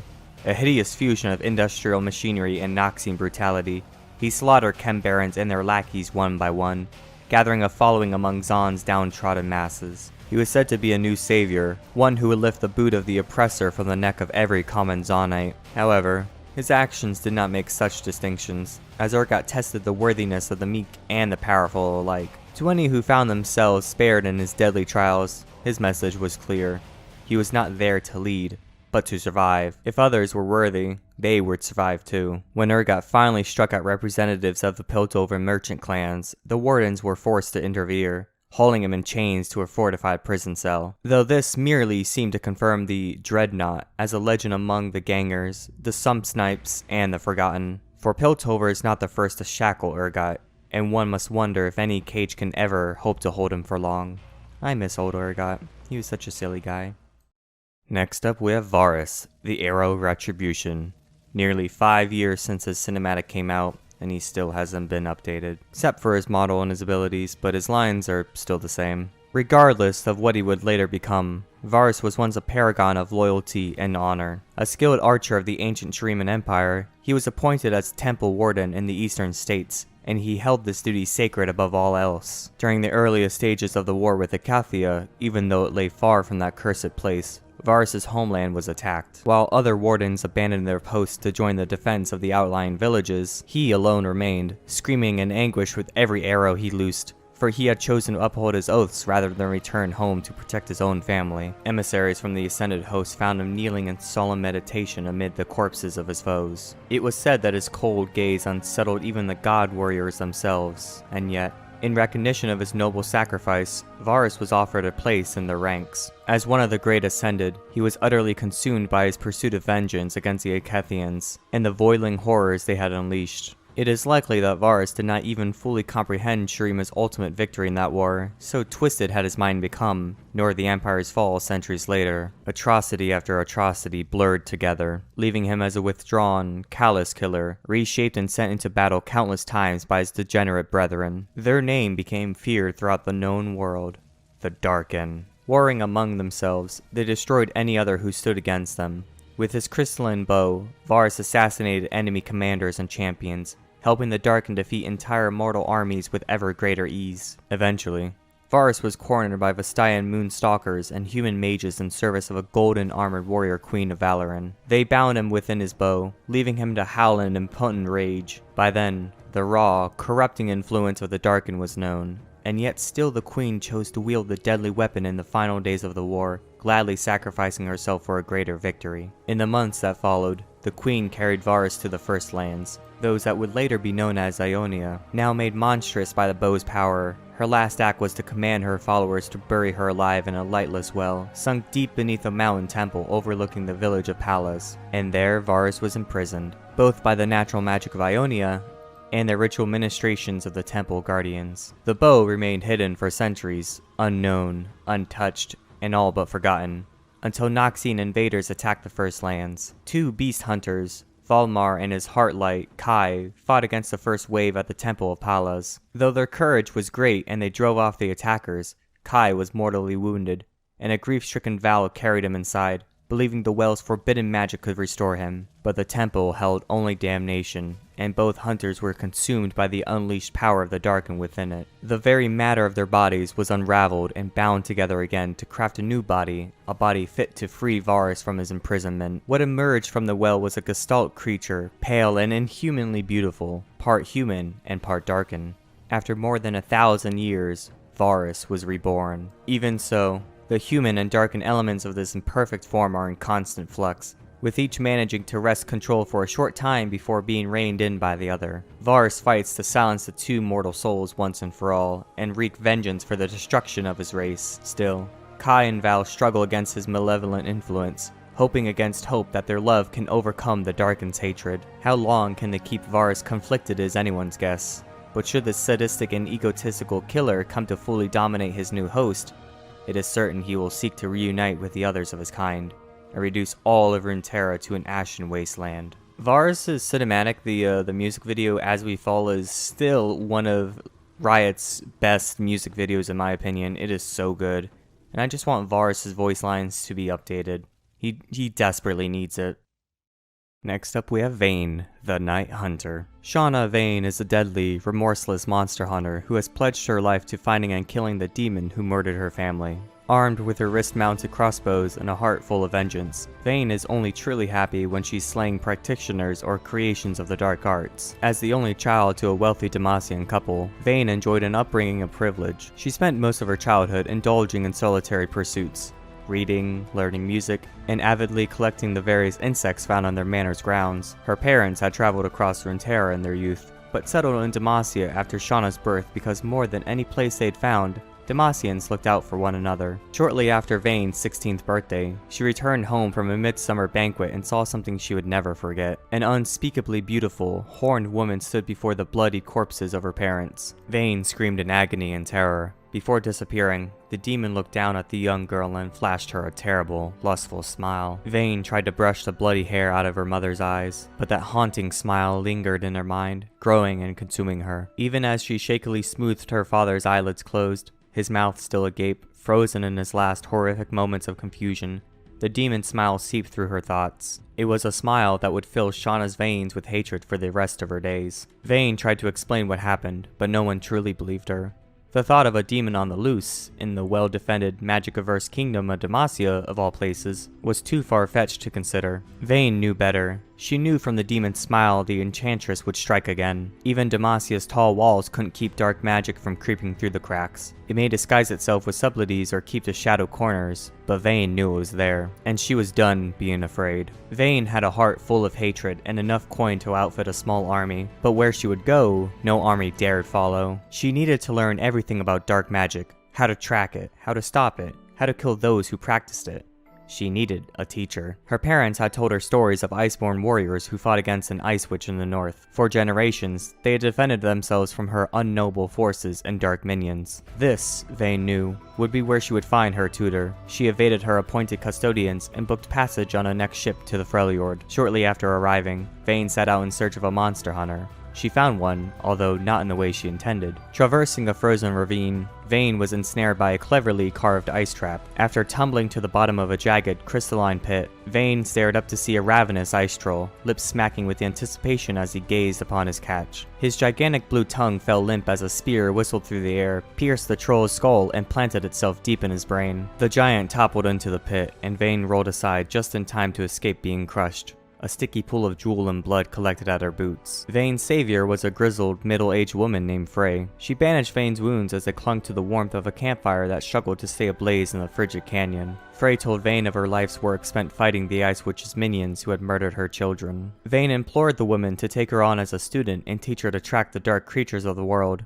but the Freljordian had no interest. Vayne stank of privilege and money, neither of which kept your teeth gritted or your blades sharp through the grueling perseverance of a fight. Vayne couldn't accept Frey's answer and challenged her to a duel. If she won, Frey would train her. If she lost, she'd offer herself as bait to the Ice Witch's minions, so Frey could ambush them. Vayne had no reason to think she'd win. Her training amounted to a single afternoon of studying fencing before she worried of trying to fight with one hand behind her back, but she refused to back down. To reward Vayne's medal, Frey threw snow in Vayne's eyes and subsequently taught her the first rule of monster hunting: don't play fair. Frey saw a determination in Vayne she couldn't help but respect. The girl had a long way to go as a fighter, but each time Vayne pushed her bruised body up from the dirtied snow to continue the fight, Frey saw a little more of the relentless hunter this girl could become. Beaten in skill, but never in spirit, Vayne beseeched Frey one last time. Both of their families were dead. Frey could spend the rest of her days tracking ice trolls until one of them caved her head in, or she could teach Vayne. Together, they could kill twice as many monsters. Together, they could save twice as many families from experiencing the pain that defined them both. Frey saw the same hatred and loss in Vayne's eyes her own had burned with for years. Frey agreed to accompany Vayne back to Demacia. Together, they made the journey south, heavily disguising Frey to elude Demacia's border guards. Once back at Vayne's estate, the two spent years training. Despite the pageant of suitors who solicited Vayne's company,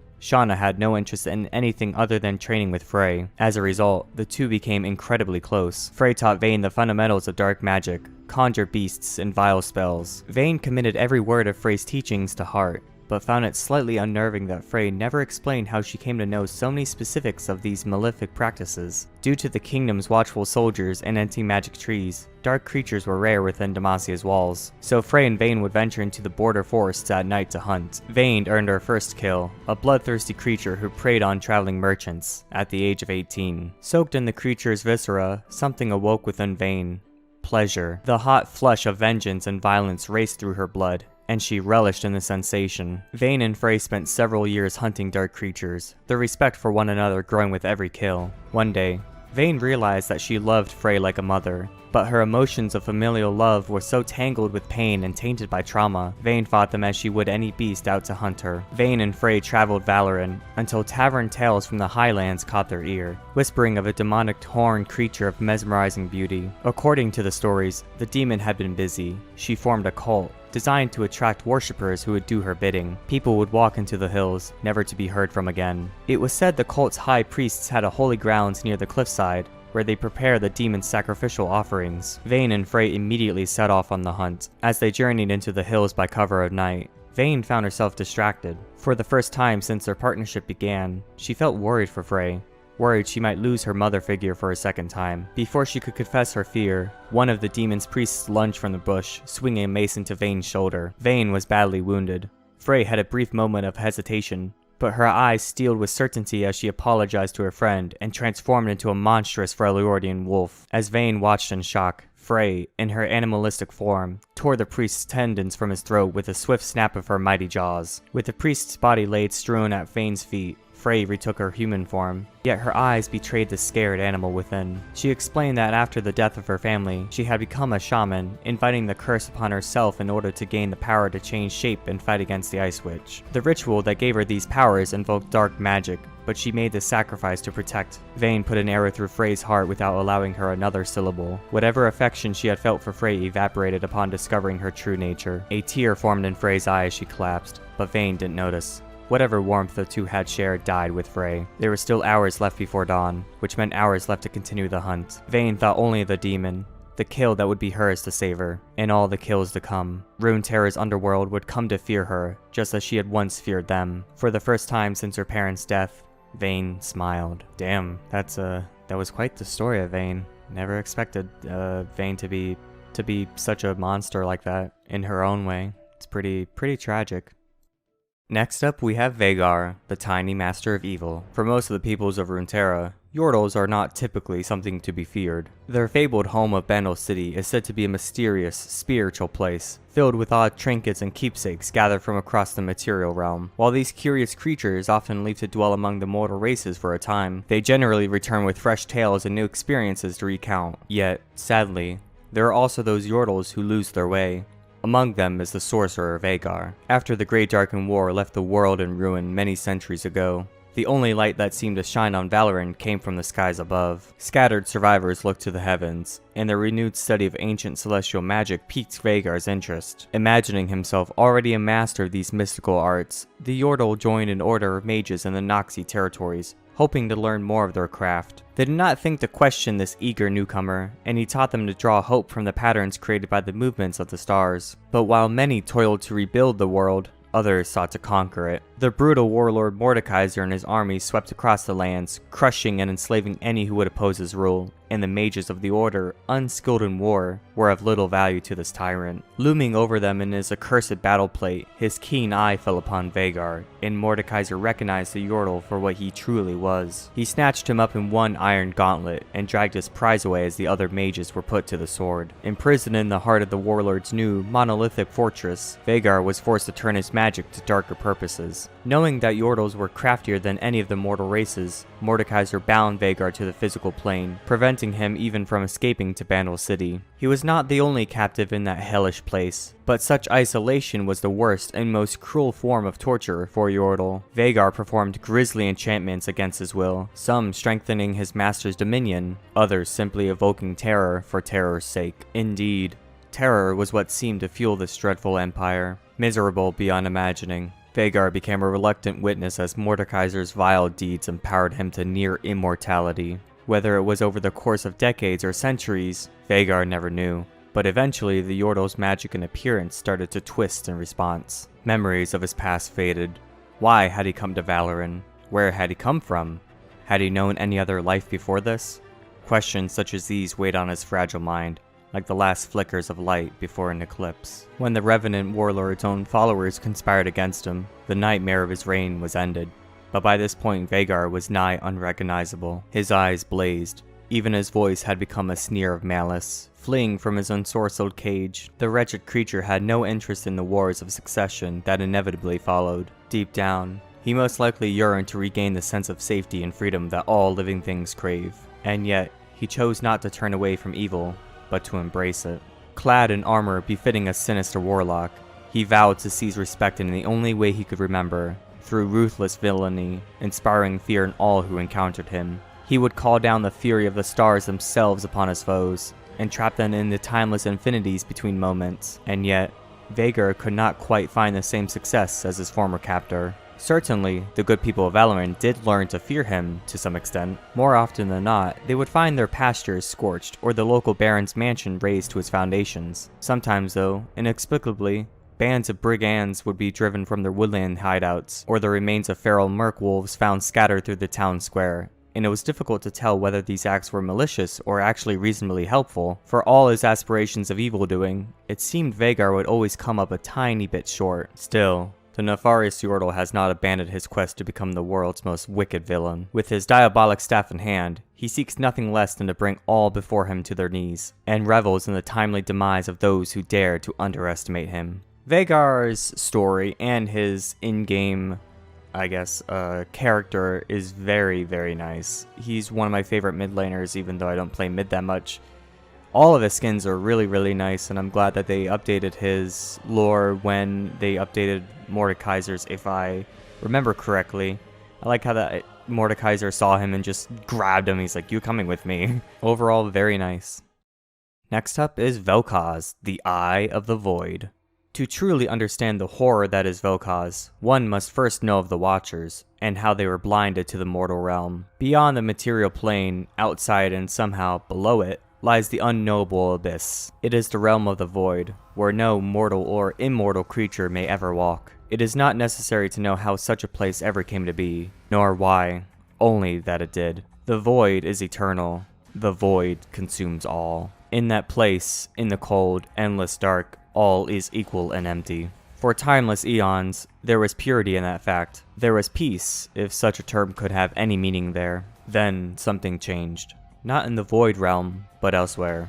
It was existence. It was something where before there had been nothing, and its mere presence scraped against the vast, cold, formless entities that drifted in the blackness. Before this, they had not even been fully aware of their own sentience, and yet now they knew that they could not tolerate the presence of this other place, this other realm of mercurial, overwhelming creation. The entities watched, they scrutinized, and soon enough, the Watchers found themselves being scrutinized in return. The tiny, mortal minds that reached out to them were insignificant, little more than fleeting motes of light at the very edges of the abyss. Yet, in them, the Watchers saw a chance to invade the material realm, to destroy it, to silence the intolerable pulsing reality beyond the void. The boldest of them tore open the veil and hurled themselves upward, only to be horribly disoriented by the sudden shift between the abyss and the corporal, linear nature of reality. In an instant, there was time, and heat, and pain. Then, there was only cold. The way was shut, and dozens of the Watchers were trapped in the liminal space between two realms, frozen in the moment of transition. Those that remained in the void recoiled. They had no concept of what had happened, yet they knew they had been betrayed, and so they adapted. Reaching into the material realm, the Watchers took from the crude matter that comprised it, shaping, corrupting, and imbuing it with consciousness. These constructs were the first of the Voidborn, and would be their master's eyes and ears, sent forth into the nightmare of existence to watch, listen, and learn. Among them, one stands apart. As perhaps the oldest surviving Voidborn, certainly existing the longest outside of the Abyss, he has been known by countless names to those unfortunate enough to encounter him. Thousands of years before Ikathia unleashed a void in battle, the primitive cultures of Shurima feared the devil Vel'Koz, who crept forth from the underworld to steal the dreams of wiser men. Though his name has no literal translation in the modern tongue, it equates roughly as to understand by unmaking. His insatiable hunger for knowledge has led Vel'Koz across the world, to its highest peaks and darkest depths. Cunning and methodical, he has quietly watched entire civilizations rise, stagnate, and decay, spent centuries combing the ocean floor for its secrets, even scrying the movement of the stars in the heavens above him. He carries all of this knowledge back to the great rifts in the fabric of Runeterra, so that the Watchers might know what he knows, and will annihilate, without hesitation, any mortal who stands in his path. For the void is eternal, and it will consume us all. Pretty damn good story on how the Watchers came to be. I want more Watchers instead of just Vel'Koz. And is Bel'Veth a Watcher? I forget. It felt like ages since I read her biography, so I completely forget.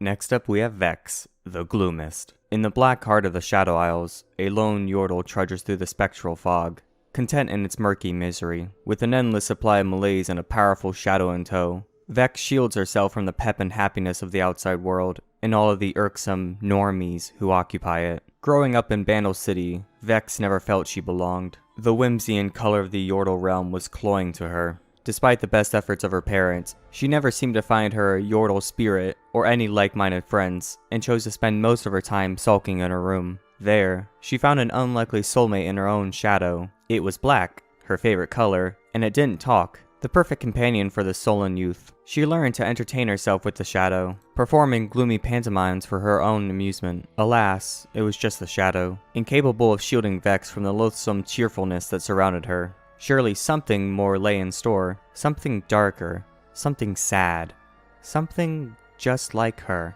That something arrived in the form of a harrowing, thick clouds of black mist that billowed through Bandle City, stirring its residents to panic, while most Yordles fought valiantly to beat back the mist. Vex was intrigued by the foul miasma and began to follow it to its source. When she arrived in the Shadow Isles, Vex couldn't believe her eyes. Vast tracts of land and sea, devoid of all life and color, stretched out before her. Here, she could finally sulk, unbothered by the laughter and merriment of others. As the days passed, Vex realized the black mist was having a strange effect on her. Her shadow had taken on a new, ghostly persona, much more lively and expressive than its host, and her benign Yordle magic had transformed into something far more sinister. Vex could now spread her misery far and wide.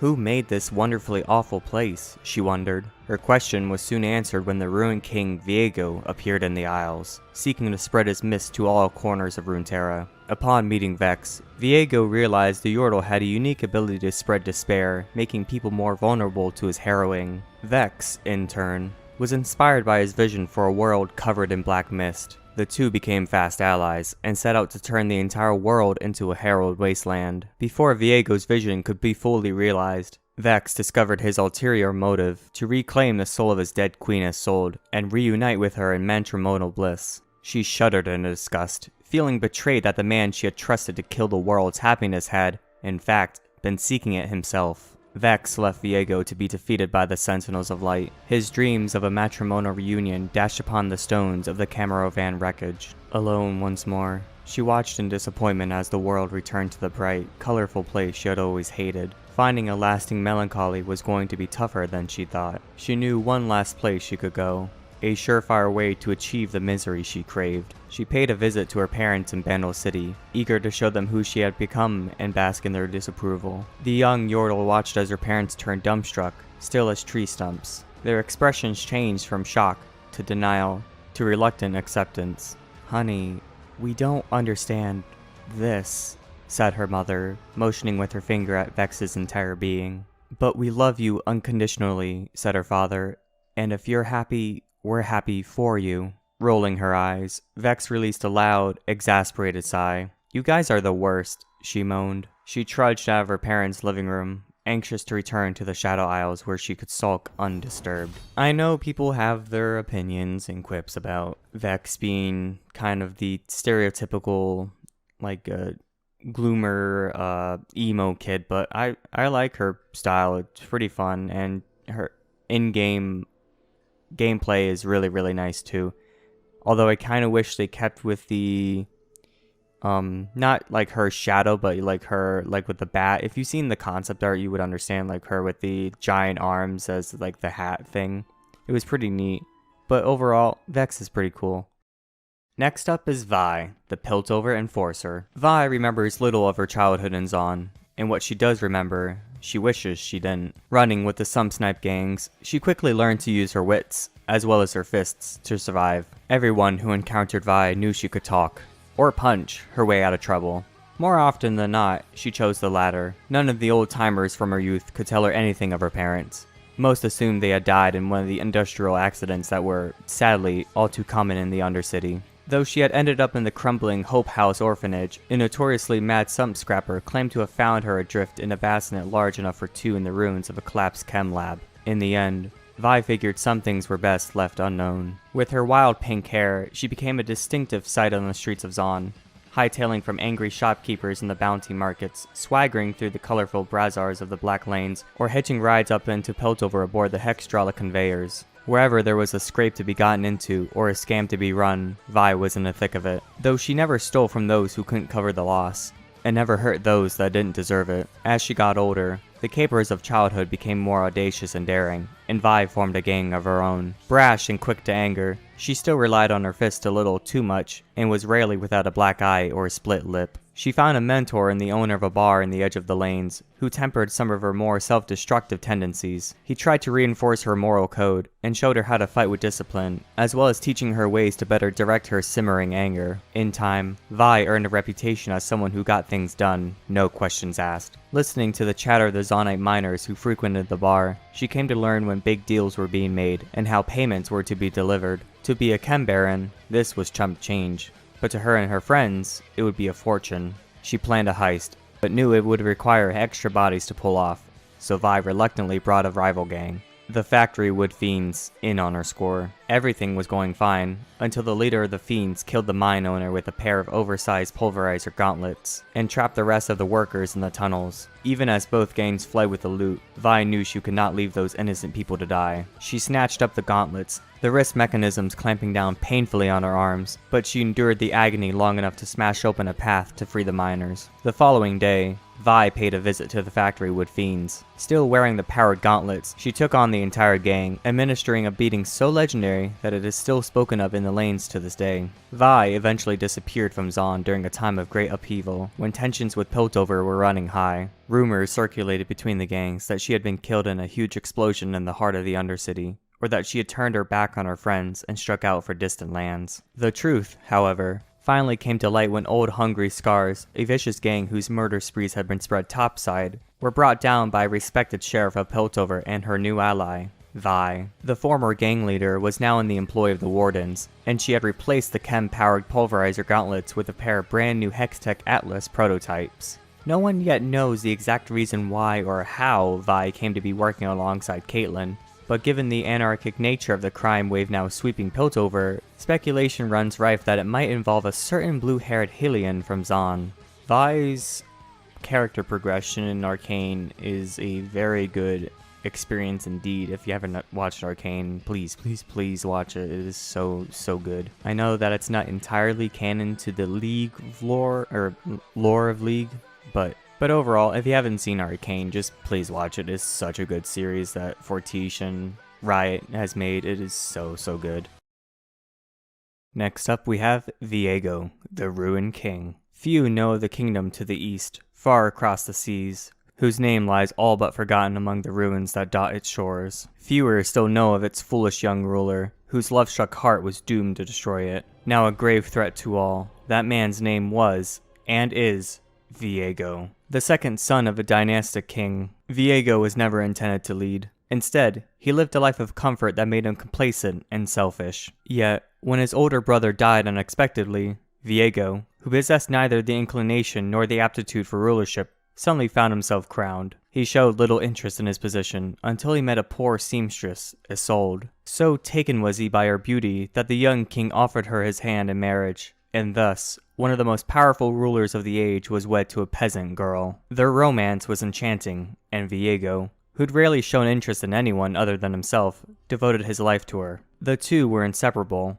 He scarcely went anywhere without Isolde, always lavishing gifts upon his queen, and his attention could seldom be broken when she was present. Viego's allies fumed, unable to interest him in governance, and with the nation beginning to unravel under his questionable rulership, some plotted in secret to end their new king's reign before it had begun. His nation's enemies, meanwhile, saw an opportunity to strike, and the vipers began to circle. Thus did an assassin's poisoned dagger one day come for Viego, but the king was well defended, and the dagger did not strike true, instead grazing Isolde. The toxin worked quickly, and Isolde fell into a ruinous torpor, while Viego could only watch in horror as his wife's condition grew ever more serious. Overwhelmed with fury and despair, he spent every last coin within his coffers trying to save her, but it was all for naught. Isolde perished in her bed, and Viego was consumed by madness. His search for an antidote became desperate. Crazed, unable to accept his wife's death, every treasure of the kingdom, every scrap of wealth, was sacrificed to his quest to return her to him. As the land fell into disarray, Viego hid himself away with Isolde's body, becoming hateful and violent. Then came the day he learned the secret of the Blessed Isles, of its water that healed any ailment. With his great army, he stormed the peaceful country by force, slaughtering everyone who stood in his way until he at last breached its inner sanctum and let his wife drift beneath the blessed water. She would return to him, no matter the destruction he wrought, no matter the cost. And for just one moment, she did. Isolde arose a horrifying wraith of shadow and rage, and in her pain, her anger, her confusion at being ripped from death, she took Viego's own enchanted blade and thrust it through his heart. The magic of the waters and the ancient sword clashed, and the chamber's energy erupted, tearing across the aisles and trapping everything it touched in tortured, conscious undeath. Yet of this, Viego remembers nothing. His country collapsed into ruin, great nations rose and fell, and in time, even his name was forgotten. Until, 1,000 years later after his death, Viego stood once more, and this time, he would not fail. His mind twisted by the same dangerous obsession he possessed in life. Viego's unflinching, deranged love fuels his every action, his every desire, his every atrocity. The deadly black mist pours freely from Viego's broken heart, ripping the life from everything it touches, and he uses the mist to scour the world for some way to return his soul to his side. Legions will fall before him, only to rise again in his service. Continents will be swallowed by living darkness, and the world will pay for every moment of happiness it stole from an ancient ruler laid low by an all-consuming love. He cares not for the destruction he causes, so long as he can see Isolde's face again. His reign is terror, his love is eternal, and until Isolde returns to him, all will fall before the Ruined King, Viego. Someone who I've known, or at least heard of the Ruined King since I first read Lucian's lore, way back in the day. I think like 2017 I read about him. Finally is here. Well, he's been here for like 2 years, 3 years. I'm gonna say 2 years. Man, his story is so good. The one little thing I don't like about him is he's this charming young man. I kind of wish he was like an older king, like an old man king. But nonetheless, he is just so cool. And now we have Victor, the Machine Herald, and his behemoth of a bio.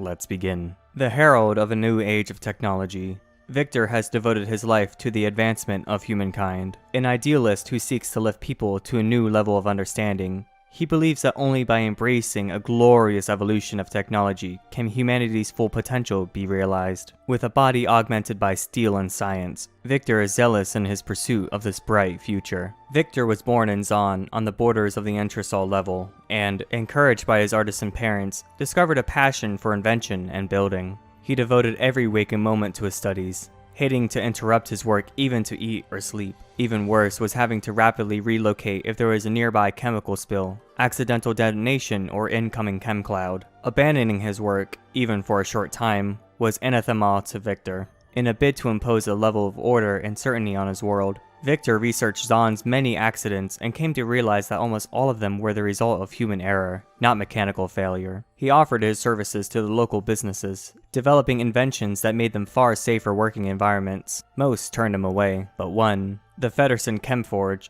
took a chance on this earnest young man. Victor's inventions in automation reduced the number of accidents in the forge to 0 within a month. Soon, other establishments sought his work, and Victor's designs became common in Zaun, improving production with every innovation that removed human error from a process. Eventually, at the age of 19, he was surprised to be offered a place in Zaun's prestigious Academy of Technology, but Victor's work had attracted the eye of Professor Stanwyck of Piltover, who convinced him to leave Zaun and travel to Piltover's academy instead. There, he could work in the most advanced laboratories and gain access to all the resources the City of Progress could offer. Thrilled to be singled out, Victor accepted his offer and took up residence in Piltover, where he refined his craft and sought to perfect his theorems in ways that would benefit everyone. Victor worked with Piltover's best and brightest, including an insufferable genius named Jace. The two were equally matched in intellect, but where Victor was methodical, logical, and thorough, Jace was flamboyant and arrogant. The two worked together frequently, but never truly became friends. Often, the two would butt heads over their perceptions of intuition versus logic in the process of invention,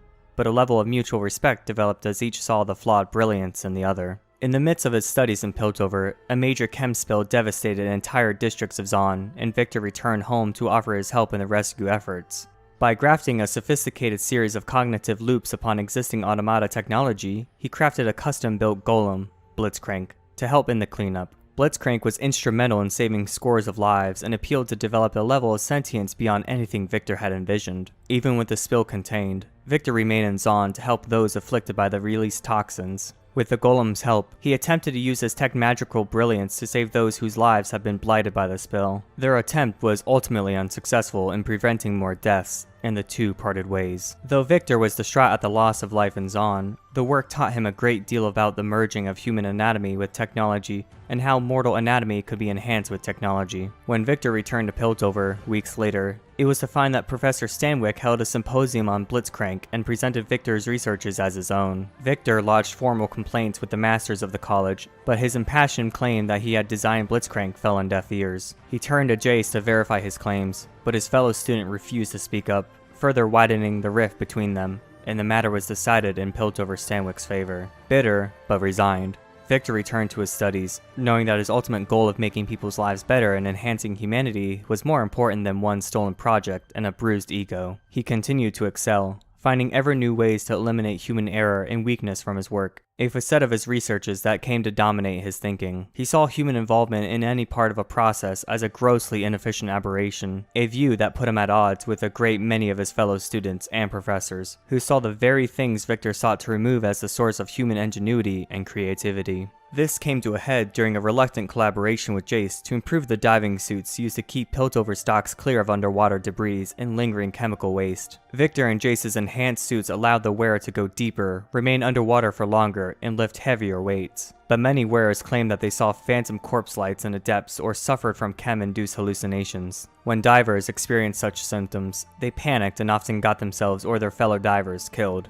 Victor saw the problem was not technical, but with the wearer's nerves unraveling in the inky depths. He devised a chem shunt helm that allowed an operator on the surface to bypass the wearer's fear response and, effectively, control the diver. A heated discussion between Victor and Jace on free will and mental enslavement turned bitter, almost violent, and the two vowed never to work together again. Jace reported the incident to the college masters, and Victor was censored for violating basic human dignity, though, in his eyes, his work would have saved many lives. He was expelled from the college and retreated to his old laboratory in Zaun, disgusted by the narrow-minded perceptions of Piltover's inhabitants. Alone in the depths, Victor sank into a deep depression, enduring a traumatic period of introspection for many weeks. He wrestled with the ethical dilemma he now faced, finding that, once again, human emotion and weakness had stood in his way. He had been trying to help, to enhance people beyond their natural capabilities to avoid error and save lives. Revelation came when he realized that he too had succumbed to such emotions, allowing his naive belief that good intentions could overcome ingrained prejudice to blind him to human failings. Victor knew he could not expect others to follow where he did not go first, so, in secret, he operated on himself to remove those parts of his flesh and psyche that relied upon or were inhibited by emotion. When the surgery was done, almost no trace of the young man who had traveled to Piltover remained. He had supplanted the majority of his anatomy with mechanical augmentations, but his personality had also changed. His idealistic hope to better society was refined into an obsession with what he called the glorious evolution. Victor now saw himself as the pioneer of Valorant's future, an idealized dream where man could remove flesh in favor of superior hextech augmentations. This would free humanity from fatal errors and suffering, though Victor knew it was a task that would not be completed easily or quickly. He threw himself into this great work with a vengeance. He used technological augmentations to help rebuild Zonate's injured in accidents, perfected breathing mechanisms, and worked tirelessly to reduce human efficiency by decoupling physicality from emotion. His work saved hundreds of lives, yet seeking Victor's help could be dangerous, as his solutions often brought unexpected consequences. But if you were desperate, Victor was the man you went to. Some in Zaun, hearing fragments of his philosophy and seeing the success of his work, saw him as a messianic figure. Victor couldn't care less for them, viewing their quasi-religious cult as an aberration, yet another reason to eliminate emotional foibles and the belief in that which could not be empirically proven. After a toxic event in the sump saw hundreds of men and women in the factory would transformed into rabid psychotics, Victor was forced to use a powerful soporific to sedate the victims and bring them back to his labs to try and undo the damage. The toxins had begun to eat away portions of their brains, but Victor was able to slow the degenerative process by opening up their craniums and employing machinery to slowly filter their bloodstreams of poison. The technology available to him wasn't up to the task, and Victor knew many people were going to die unless he found a way to greatly enhance his purgative machinery. As he fought to save these people, he detected a surge in hextech energy from Piltover and saw immediately that this could give him the power he needed. He followed the powerful energy surge to its source, Jace's lab. Victor demanded Jace hand over the source of this power, a pulsing crystal from the Shuriman Desert, but his former colleague refused, leaving Victor no option but to take it by force. He returned to Zaun and hooked up the strange crystal to his machinery, readying a steam golem host for each afflicted person in case their body gave out under the stress of the procedure. Empowered by the new crystal, Victor's machines went to work and, gradually, the damage from the toxins began to reverse. His work would save these people, in a manner of speaking, and had Victor retained more than a fragment of his humanity, he might have celebrated. As it was, the barest hint of a smile was all he allowed himself. Before the process could complete, a vengeful Jace burst in and started smashing the laboratory with an energized hammer. Knowing an arrogant fool like Jace would never listen to reason, Victor ordered the automatons to kill Jace. The battle was ferocious and only ended when Jace shattered the crystal Victor had taken, bringing the entire warehouse down in an avalanche of steel and stone, thus ending the existence of those Victor was trying to save. And for this, Jace returned to Piltover, feted as a hero. Victor escaped the destruction of the laboratory and returned to his mission of bettering humanity by ridding it of its destructive emotional impulses. In Victor's mind, Jace's impetuous attack only proved the truth of his cause and strengthened his desire to unburden humanity of the failings of flesh. Victor did send chem-augmented thugs to raid Jace's laboratory not long afterward. This was, Victor told himself, not for revenge, but to learn if there were any more shards of the Shuriman crystal he could use for the advancement of mankind. The raid was unsuccessful, however, and Victor thought no more of Jace. Instead, he intensified his efforts to find ways in which humanity could be shepherded beyond their emotional weaknesses and brought into a new, more reasoned stage of their evolution. Such researches sometimes transgress the boundaries of what would be considered ethical in Piltover and Zaun, but they are all necessary steps in bringing about Victor's glorious evolution. Holy moly, that was a lot, and I still have tons more to go, but I really like how they changed Victor in Arcane, even though, again, it's not like 100% League lore, like true canon lore, but I really like how they changed him to be more, you know, this is what he wants to do. He basically needs to do it, otherwise he will die before his, you know, true dream of, you know, helping everyone and helping himself comes to fruition. Overall, pretty damn good story. Same as Jace, but from his side. Next up, we have Vladimir, the Crimson Reaper. A master of ancient, forbidden sorcery, Vladimir is among the oldest enigmas of Noxus. He was present at the dawn of the Empire, and has since woven his influence deep into its foundations, but he remembers little of those days. His mind is mortal, and so most of his unnaturally extended life endures not in his memory, but in his chronicles. History has lost track of Vladimir on many occasions, though its pages are littered with figures suspected to have been him. Legend once told of a prince in a kingdom threatened by the infamous Darkin, as their great war spilled into Valoran. With his father's crown at stake, and many more heirs ahead of him in the line of succession, the unfortunate youth was traded to the fallen god warriors as a hostage. Mortals were little more than cattle under the tyranny of the Darkin, their supremacy apparent in the sorceries they had conceived, the arts of crafting flesh and transmuting blood granting them mastery over life itself. Believing himself above other mortal vassals, and therefore worthy of such power, Vladimir was the first of his kind permitted to study this terrifying magic. His devotion earned him a place of favor in his patron's warhost, and the right to practice hemomancy and force the Darkin's will on lesser beings. Over time, the god warrior watched with amusement as Vladimir came to govern his subjects with as little mercy as the Darkin themselves. The fall of these cruel tyrants is, likewise, the stuff of legend. An account of it, written in the dead High Shuriman language, is kept hidden within the Immortal Bastion. It speculates that Vladimir's master was not imprisoned like so many of his kin,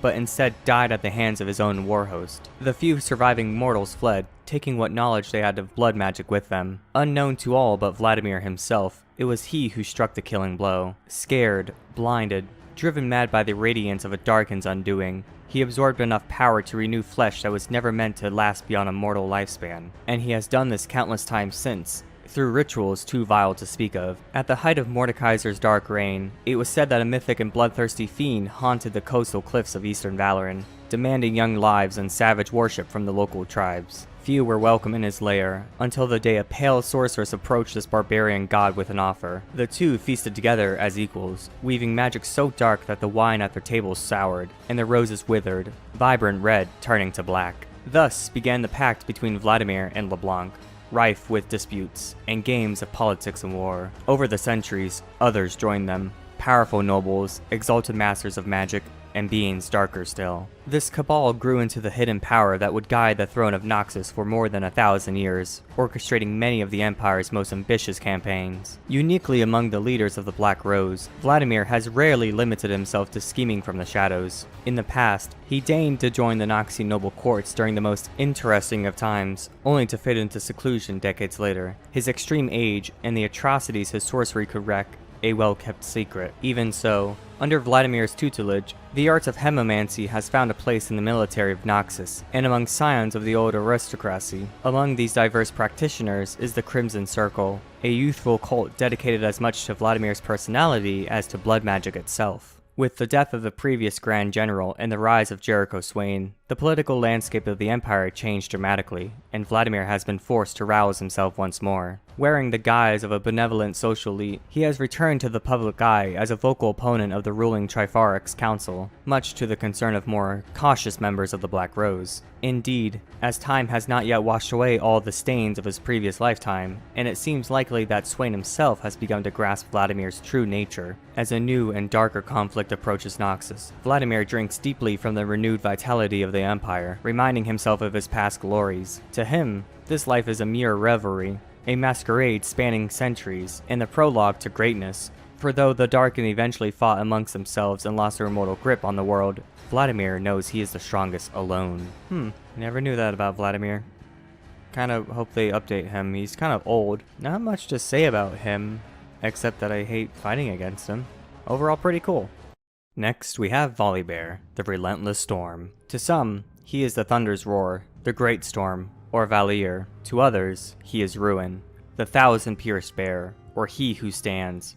But to most of the tribes who still hold to the old ways, he is known as the Volibear. Destruction, strength, and the storm made manifest. The Volibear represents the unstoppable power and fury of the Freljord itself. It was the Volibear and his demigod kin who formed the land they called Vorjard long before the arrival of the mortal races. The sagas tell how he created the 5 fjords with one mighty swipe of his claws, and how his epic battle with the savage magma serpent, Brond, formed countless valleys and ravines. When the Volibear finally felled the beast, its blood became the first river in the Freljord, and its colossal corpse formed the Rormback Mountains. In the days of the first tribes, wild magic ran rampant. The Volibear was venerated and worshipped by all, for they needed his indomitable strength to survive. Great wars were waged, and the Volibear took to the field alongside his followers, clad in rune-inscribed armor made by his brother Ornn, the demigod of the Forge. At the time, the brothers' bond was strong. They often fought at each other's side, even though Ornn never had quite the same lust for battle. The Volibear reveled in hard-fought victories, and as ever more blood offerings were made to him, his power swelled. In time, the Volibear and his kin drifted apart, each focusing on their own pursuits. Even so, there was no true division between them, until new ideas began to usurp the old beliefs. 3 sisters rose to power, seeking to control and impose order on the Freljord, and the demigods could not agree on how to proceed. A few, like Anivia, seemed inclined to work with the sisters, while the Volibear and the Iron Boar wanted to destroy them. Others would have been content to ignore them completely, since these feeble creatures would eventually die like all before them. The Volibear looked to the most animalistic and savage of his followers, known as Ursine. With them, he would defeat the 3 sisters. In preparation, he sought out Ornn to arm his warriors for battle, but Ornn refused. He did not approve of the Ursine's savage ways, and a terrible fight erupted between the 2 demigods. In the aftermath, the Volibear cursed his brother's name and cast off his rune-inscribed armor. He would fight from then on with just tooth and claw in might and thunder. Far from being lessened, the Volibear found his full power was now unleashed. With newfound rage, he confronted one of the mortal sisters who sought to steal the power of the demigods for herself. Before her entire army, he struck her down, blinding her. But he was unable to stop what she had already set in motion. As the centuries rolled by, and despite the Volibear's resistance, tribes began to venerate and worship the 3 sisters instead. Many of the more ancient practices were forgotten. He saw tribes cowering behind stone walls rather than face the rawness of nature. He saw fields being tilled and farmers herding cattle rather than hunting. He bellowed in fury to see great rivers dammed rather than be allowed to roar free. This was not his Freljord. The change had happened slowly, glacially, but the Volibear finally came to realize that the tribes had been cut off from the wild spirit of the land, making them frail, compliant, and soft. These weaklings had no reverence for the old ways, or old gods. Anger and determination rumbled within him. He vowed to tear down all evidence of civilization and return the Freljord to its ancient state as a true wilderness. The people would become strong once more. He would again be honored and feared by all. As the call of the Volibear reverberates across the mountains and plains of the north, more and more Freljordians are responding. Slowly, the old ways are being remembered and re-embraced, and his strength grows with each new follower. A reckoning of blood awaits, and the Volibear is rushing toward it. I really like how instead of just him being called Volibear, like Orin's called Orin, it's the Volibear, like he is the god. I really like that. That's pretty, well, egotistical at one, but pretty cool at the same time, and I really like his rework. They did a really good job with him, especially the ARAM little event that happened for a bit. That was pretty fun. And I like how the Ursine are just like tiny versions of Volibears, because they're just like polar bears too. Next up, we have Warwick, the Uncaged Wrath of Zaun. Warwick is a monster who hunts the gray alleys of Zaun. Transformed by agonizing experiments, his body is fused with an intricate system of chambers and pumps, machinery filling his veins with alchemical rage. Bursting out of the shadows, he preys upon those criminals who terrorize the city's depths. Warwick is drawn to blood, and driven mad by its scent. None who spill it can escape him. Though many think of Warwick as no more than a beast, buried beneath the fury lies the mind of a man, a gangster who put down his blade and took up a new name to live a better life. But no matter how hard he tried to move on, he could never escape the sins of his past. Memories of that time come to Warwick in flashes before they're inevitably lost, replaced by searing echoes of the days he spent strapped to a table in Singed Lab, the mad chemist's face looming above him, his world a haze of pain. Warwick could not recall how he fell into Singed's grasp, and even struggled to remember a time before the suffering began. The scientists patiently carved into him, installing pumps and hoses to inject chemicals into his veins, seeking what an alchemist always seeks: transmutation. Singed would reveal his subject's true nature, the deadliest beast hidden within a good man. The chemicals pumped into Warwick's veins boosted his healing, allowing Singed to gradually and painfully reshape the man. When his hand was severed in the course of the experiment, Singed was able to reattach it, augmenting it with powerful, pneumatic claws and bringing Warwick ever closer to his true potential. A chemical chamber was installed on Warwick's back and integrated with his nervous system. Whenever he felt rage, or hate, or fear, it would drive liquid fury deeper into his veins, fully awakening the beast within. He was forced to endure it all, every cut of the mad chemist's scalpel. Pain, Singed assured his subject, was necessary. It would prove to be the great catalyst of his transformation. Though the chemicals enabled Warwick's body to heal through most of the physical damage, his mind was shattered by the unending agony. Warwick struggled to recall a single memory from his past. All he could see was blood. But then he heard a little girl screaming something he couldn't understand. It sounded like a name. He had already forgotten his. He sensed that was for the best. Pain soon overwhelmed all other thoughts. Blood was the only thing left. Though his body and mind were broken after weeks on the slab, Warwick stubbornly resisted the chemicals transmuting him. Toxins leaked from his eyes in place of tears. He coughed up gobs of caustic phlegm that sizzled against his chest, before burning shallow holes on the floor of the lab. Restrained against the cold steel of the table, Warwick writhed in agony for hours on end, until his body finally gave out. With the untimely death of his subject, Singed disposed of the corpse in a charnel pit deep in Zaun's sump, before turning his mind to the next experiment. But death proved to be the true catalyst needed for Warwick's transformation. As he lay cooling atop the pile of corpses, the chemicals could finally complete their work. The chamber on his back began to pump. His body contorted unnaturally, bones bending and snapping, teeth growling, sinews tearing and then healing with a faint alchemical glow. Dead flesh replaced by something new and powerful. By the time his heart started beating once again, the man Warwick had been and the lives he had lived were gone. He awoke to hunger. Everything hurt. Only one thing mattered. He needed blood. First, it was the blood of a nearby sump scrapper, rooting through the charnel pile. And then a priestess of the Glorious evolved, seeking a member of her flock. Then a Piltovan apprentice taking a shortcut. And a filter-faced merchant avoiding a gang. And a dram dealer. And a tallyman. And a chempunk. He set up a den not far from a place that itched at the back of his now animal mind. There, he continued the slaughter, not caring who fell to his claws. So long as blood dripped from gnashing teeth, he would feel nothing but a smear of red on his conscience, the hunger in his gut overwhelming any concern for his random victims. Yet, even as he surrendered to the beast, glimpses of his past began to haunt him. He saw a bearded man reflected in the eyes of a beggar as he tore out his throat. The other man looked somber, somehow familiar. There were scars on his arms. Sometimes, as he fed in the dark alleys on stray gangers, the flash of knives would remind him of an old blade covered in blood. Blood passing from the blade to his hands. From his hands to everything he touched. Sometimes, he remembered the girl again. And still there was blood. It had always been there, he realized, his entire life. And nothing he did could wash it off. He'd left so many scars that even if he didn't remember his past, the city would. When he peered into the eyes of Zaun's criminals, the gang bosses, murderers, and thieves, he saw himself. The chamber on his back would fill his body with hate. His claws tore out his fingers. He hunted. No longer content to kill indiscriminately, Warwick now pursues those already covered in the stench of blood. Just as he was the day he was dragged to Singed door, he still wonders if he truly wanted this. He can't remember details, but he remembers enough. Enough to know Singed had been right all along.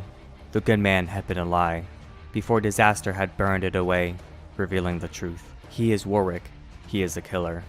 And there are so many killers to hunt. I am ecstatic to see Arcane Season 2 when they introduce Warwick, because I'm 99.9% sure that Vander, Jinx's, I guess, adoptive father is going to be Warwick, and I cannot wait to see that happen. Next up, we have Wukong, the Monkey King. Within Ionia's magical forest dwells a tribe of Vastaya known as the Shimon. A cautious people, they see life as an evolutionary climb to wisdom. Upon death, they believe they become stones, returning to the soil to begin the climb of life anew. Impulsive, clever, and easily bored, young Kong never had much in common with other Shimon. For countless years, they endured his pranks, until the day he arrived in a panic, insisting that a great elemental dragon was coming to burn the woodland home. But Kong only chuckled as his tribe began to flee. Realizing he had fooled them, and with their patience finally at an end, the Shimon named him outcast. Kong, for his part, was ambivalent. He would seek out people with a better sense of humor. Living as something of a charlatan, he proclaimed himself the Monkey King, and often challenged mortals to duels or games of cunning. He claimed to be undefeated, until he crossed the Noxian headsman in the hinterlands of Jun. The Noxian and his comrades chased the Monkey King deep into the wilderness, where he hid, only emerging again after the invaders left the shores of the First Lands for good. And in time, Kong saw the brutality Noxus had inflicted upon his homeland. He set out to meet the fabled combat masters of Wuju, but found that their village had been annihilated. The only living soul was a man sitting quietly among the ruins, so Kong challenged him to a good-natured fight. In a single motion, the man stood, knocked the Vastaya down, then resumed his meditation. For weeks, Kong returned again and again, determined to defeat this dour man, but the Monkey King was always outmaneuvered. No matter if he approached from behind, above, or below. The warrior could sense whenever Kong was about to attack, even when the Vastaya tried to distract him with hilarious jokes, and he somehow knew not to drink his tea when Kong laced it with stupefying spirits. Eventually, the Monkey King knelt before the man and begged to learn his ways. Kong wanted to be the greatest warrior, but he also sought something more. He just couldn't quite put it into words. The man saw Kong's humility, and knew the Vastaya was ready. He introduced himself as the last master of Wuju, and agreed to train Kong in its virtues of discipline and patience. He could help channel Kong's recklessness and impulsiveness into a lethally swift and surprising fighting style. The two grew to respect each other, yet Yi refused to speak much of his past, or why he would not leave the ruined village. Kong made a proposition. The two would engage in a friendly sparring bout. If Kong won, Yi had to reveal why he stopped fighting. If Yi prevailed, Kong wouldn't speak for 4 full seasons. Yi eagerly accepted. When Kong had first arrived at Wuju, he crept through a field of smoke poppies, and he lured his master back there now. Each time Yi attacked, the agitated flowers would burst around him, until finally he struck out through the growing haze at what he believed was Kong, but instead hit a stray decoy. Kong seized his opportunity, and grappled Yi to the ground. Finally, Yi told Kong the truth. He and his fellow disciples had gone to defend Ionia during the war, bringing the wrath of Noxus down upon Wuju in turn. He blamed himself for the death of every last villager, and watched over the ruins as penance. This, Kong realized, was what he sought. Although his tribe had cast him out, he wanted to defend the Shimon, who had sheltered him for so long, and set him on the path to wisdom and enlightenment. Proud of his student, Yi also felt a renewed sense of purpose. He granted Kong an enchanted staff, crafted by the legendary weaponsmith Doran, and a new honorific, reserved only for the brightest students of Wuju. From that day forward, he was known as Wukong. Though the war is long over, Noxus's influence continues to defile Ionia. Roads have been carved through the ancient forest. Self-styled tax collectors hound peaceful folk who have nothing left to give, and the great festivals of renewal have been slowly declining, year after year. But the great warriors Wukong and Master Yi are ready, side by side. They roam the First Lands, resolved to combat injustice and hatred wherever they find it. Pretty solid story for Wukong, I really like that. Next up, we have Xayah, the rebel. As a child of the Lothlon tribe, Xayah loved listening to her father sing folk hymns about ancient Vasayan heroes. The haunting melodies transported her to a long-forgotten time, when magic danced freely through the island of Caitlyn, imbuing the Lothlon with immense power. Yet with each new generation, humans encroached farther into all of Vastia's ancestral tribelands, disrupting their raw essence. The tribes began to fade, losing vitality as they were gradually cut off from the spirit of the First Lands, and were forced to negotiate with their mortal rivals. Xayah watched in frustration as, time and time again, her tribe's Juloa ambassadors made treaties with mortals that were swiftly broken. Most disturbingly, humans had discovered the secrets of towering constructs known as Quillons, and were using them to inhibit Ionia's natural magic in order to protect their expanding settlements. Even though Xayah and others like her urged their people to fight back, the Lothlon instead withdrew into themselves, shunning the mortal world as they clung to what little they had left. Yet this would not protect them, and they were eventually driven from their homes. The Lothlon became rootless nomads. Xayah became a freedom fighter, and she was not alone. Vastian rebellions were growing across Ionia, seeking retribution against mortals. The time for negotiation was over. Xayah was determined to use her lethal quills in battle to release the land's wild magic. Fleeting in and out of the most fortified strongholds and leaving a trail of bodies in her wake, she earned the sobriquet the Violet Raven. Her dedication to the cause was unmatched, as she focused only on the next mission, and the next step toward freedom for her kind. Though she cherished her rebel allies, she usually acted alone, believing she could do the job better than any other. But then she met another Vastia who would change her life forever. After she entered the remote mountain town of Lanko in search of a stolen artifact, she was struck by the sight of a braying crowd of humans. On stage before them stood a preening, flamboyant performer who sang old Vastian songs for his captivated audience. As he finished his show with a dazzling array of cheap tricks, the crowd erupted and chanted his name. Rakan! Rakan! Rakan! He took a theatrical bow. Xayah dismissed him as a buffoon. A fellow Lothlon he might be, but this Rakan seemed like nothing more than a foolish mutakal. Xayah willed herself to ignore him, and completed her mission, which she couldn't deny had become far easier thanks to Rakan distracting the locals. Before Xayah could flee into the wilderness, Rakan accosted her. After making a series of failed attempts to charm her with flattery, the brash Vastia asked for news of the Lothlon tribe. When she told him they had lost their lands, his plumage darkened, and she was surprised at the depth of his rage. Perhaps there was more to Rakan than she thought. When she told him of her true cause, he begged to join her. Seeing potential in his ability to create diversions, if nothing else, Xayah agreed. When they began their travels, she saw Rakan as a useful but annoying asset. The showboating battle dancer would leap and pirouette through enemies with ease, distracting them before Xayah struck them down. Indeed, this fighting style almost compensated for his irritating inability to remember Xayah's meticulous plans. Rakan helped Xayah in other ways as well. While she was blunt and abrasive, he was insightful and charismatic, able to use charm and persuasion where she would have resorted to violence. She was impressed by his uncanny ability to assess people's emotions and trustworthiness. She sometimes questioned Rakan's compassion for mortals, but never doubted his devotion to the rebel cause. Eventually, Xayah realized her feelings for Rakan were changing. There was a lightness to him and his free-spirited ways that she found aggravatingly alluring. Over time, she grew to welcome his company, and though she was initially loath to admit it, the world didn't feel so broken and lonely. They became inseparable. In all the years since, the two of them have become formidable champions of the Vastia, and word of their deeds is spreading. In the wake of the Noxian invasion, Ionians are undeniably more aggressive and dangerous, especially the peoples of Navori and the hated Order of Shadow. Even so, this has enabled Xayah and Rakan to rally countless more Vastia to their side, and their dream of rebellion is coming to fruition. Together, they will fight to reclaim the First Lands, so that the tribes may thrive once again. I can't say this enough. I absolutely love Xayah and Rakan's lore together. Even though I have my favorite champions like Darius, Teemo, and Lulu and all that stuff, I think Xayah and Rakan's just makes me so giddy inside. Their lore just has so much love and passion put into it. I don't think there has been a champion since then that has made me feel this way other than Set. Well, Set's mostly in-game abilities have made me feel that way, but both in-game lines, lore, and everything, character design, all that stuff, nothing has compared to Xayah and Rakan in my opinion. Next up is the Behemoth, the OG, the legendary, the massive bio, that is Xerath, the Magus Ascendant.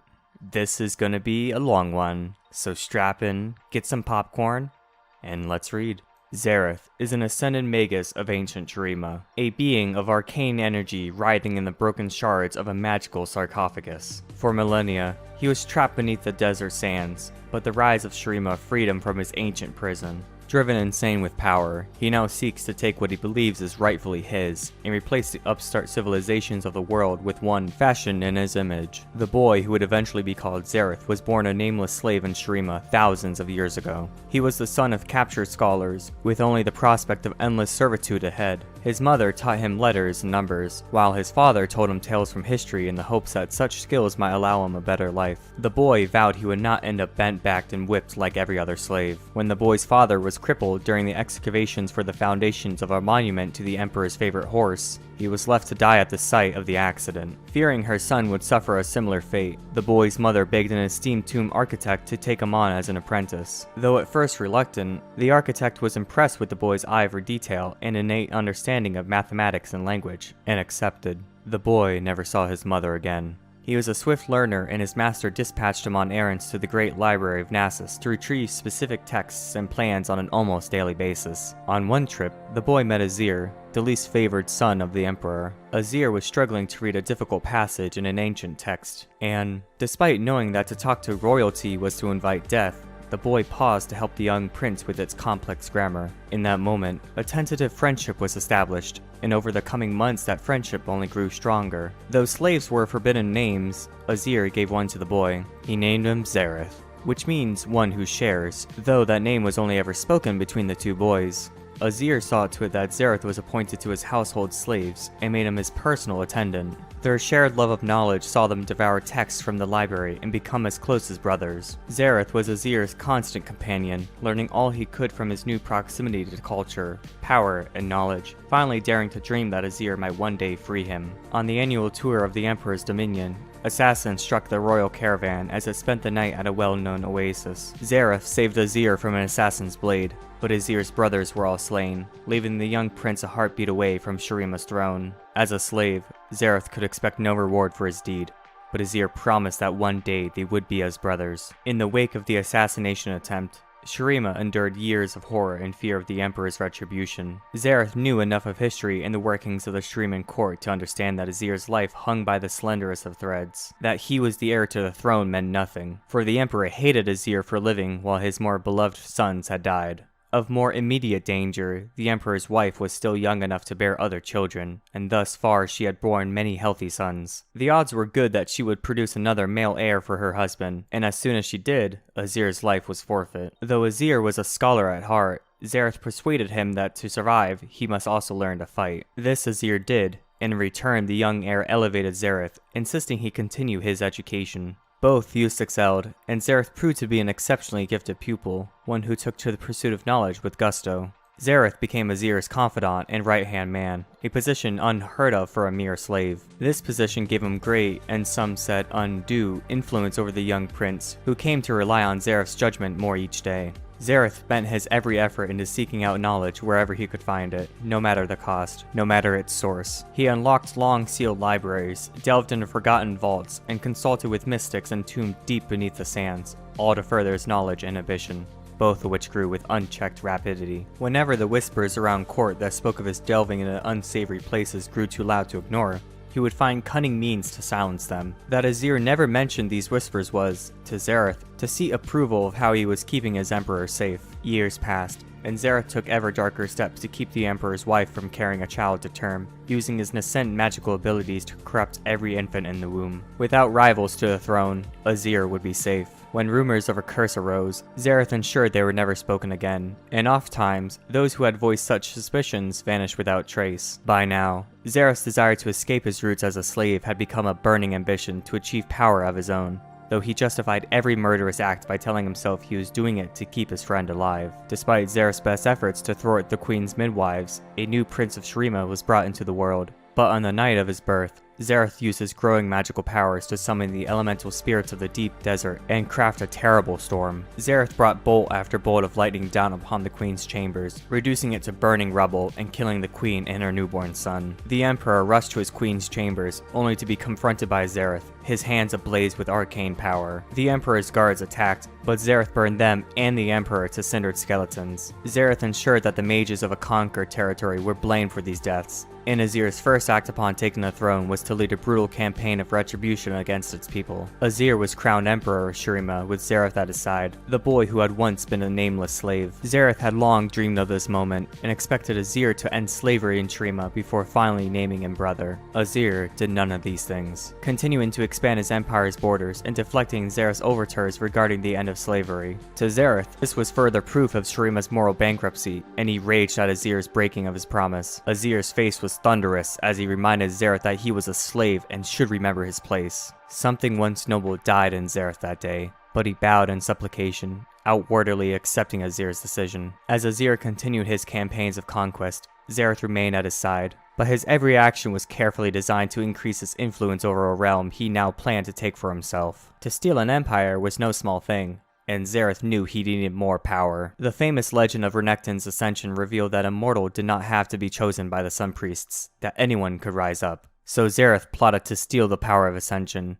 No slave could ever stand upon the sun disk, so Xerath fed the Emperor's vanity, inflating his ego and filling his head with impossible visions of a world-spanning empire. But such a dream would only be possible if Azir could ascend as the greatest heroes of Shurima had before. In time, Xerath's perseverance paid off, and Azir announced he would undertake the Ascension ritual, that he had earned the right to stand alongside Nasus and Renekton as an ascended being. The Sun Priests protested, but such was Azir's hubris that he ordered them to comply on pain of torture and death. The day of Ascension arrived, and Azir marched toward the dais of Ascension with Xerath at his side. Nasus and Renekton were absent from the day's events, for Xerath had arranged a distraction for them by weakening the seal on a magical sarcophagus containing a beast of living fire. When that creature finally broke its bindings, Renekton and Nasus were the only warriors capable of defeating it. Thus, Xerath had stripped Azir of the only two beings who might save him from what was to come. Azir stood beneath the sun disk, and in the final moment before the priests began the ritual, events took a turn Xerath had not anticipated. The Emperor turned to Xerath and told him that he was now a free man. He and all his Shurima slaves were now released from their bonds of servitude. He embraced Xerath before naming him his eternal brother.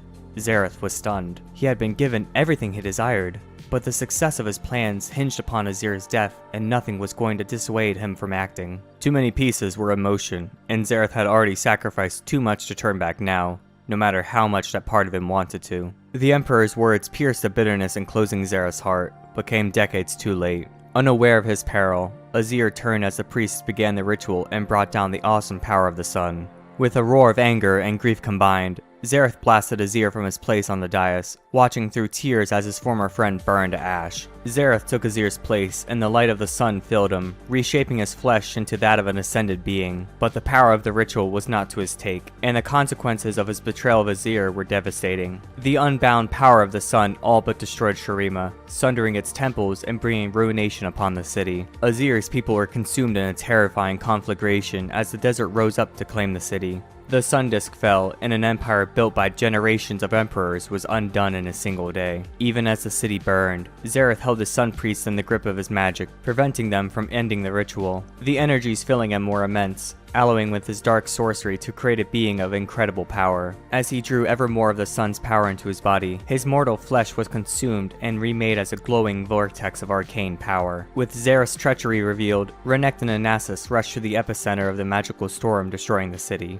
They bore with them the magical sarcophagus that had imprisoned the spirit of eternal fire. The Ascended Brothers fought their way to the Dais of Ascension just as Xerath fell from the deadly radiance engulfing the city. Before the newly ascended Magus could react, they hurled his crackling body within the sarcophagus and sealed it once more with blessed chains and powerful sigils of binding. But it was not enough. Xerath's power had been great as a mortal, and that power, combined with the gift of ascension, made him all but invincible. He shattered the sarcophagus, though its shards and chains remained bound to him. Renekton and Nasus hurled themselves at Xerath, but such was his newfound strength that he fought them both to a standstill. The battle raged throughout the collapsing city, destroying what had not already sunk beneath the sands. The brothers were able to drag Xerath toward the Tomb of Emperors, the greatest mausoleum of Shurima, a vault whose locks and wards were impossible to break and were answered only to the blood of emperors. Renekton wrestled Xerath within and called upon Nasus to seal the vault behind them. Nasus did so with heavy heart, knowing it was the only way to prevent Xerath's escape. Renekton and Xerath fell into eternal darkness, and there they remained, locked in an endless battle as the once great civilization of Shurima collapsed. Uncounted centuries passed and, in time, even Renekton's mighty strength waned, leaving him vulnerable to Xerath's influence. With poised lies and illusions, Xerath twisted Renekton's mind, filling him with misplaced bitterness towards Nasus, the faithless brother who had, in Xerath's fictive narrative, abandoned him so long ago. When the Tomb of Emperors was finally discovered beneath the desert and broken open by Sivir and Cassiopeia, both Xerath and Renekton were freed in an explosion of sand and rubble. Sensing his brother still lived, Renekton charged from the ruins, his distorted mind leaving him little better than a savage beast. After an age lost to legend, Shurima was reborn. As it rose majestically from the desert, Xerath felt another soul return to life beneath the sand, one he had thought long dead. Azir was also newly resurrected as one of the Ascended, and Xerath knew there could be no peace for either of them while the other yet lived. Xerath sought the heart of the desert to regain his strength and understand how the world had changed in the millennia since his imprisonment. His stolen power grew with every passing moment, and he beheld a world ripe for conquest, a world brimming with mortals ready to worship at the feet of a new and terrible god. Yet for all his newfound power, however far he has come from that nameless slave boy, a part of Xerath knows he is still in chains. And that is Xerath's long bio. Holy crap.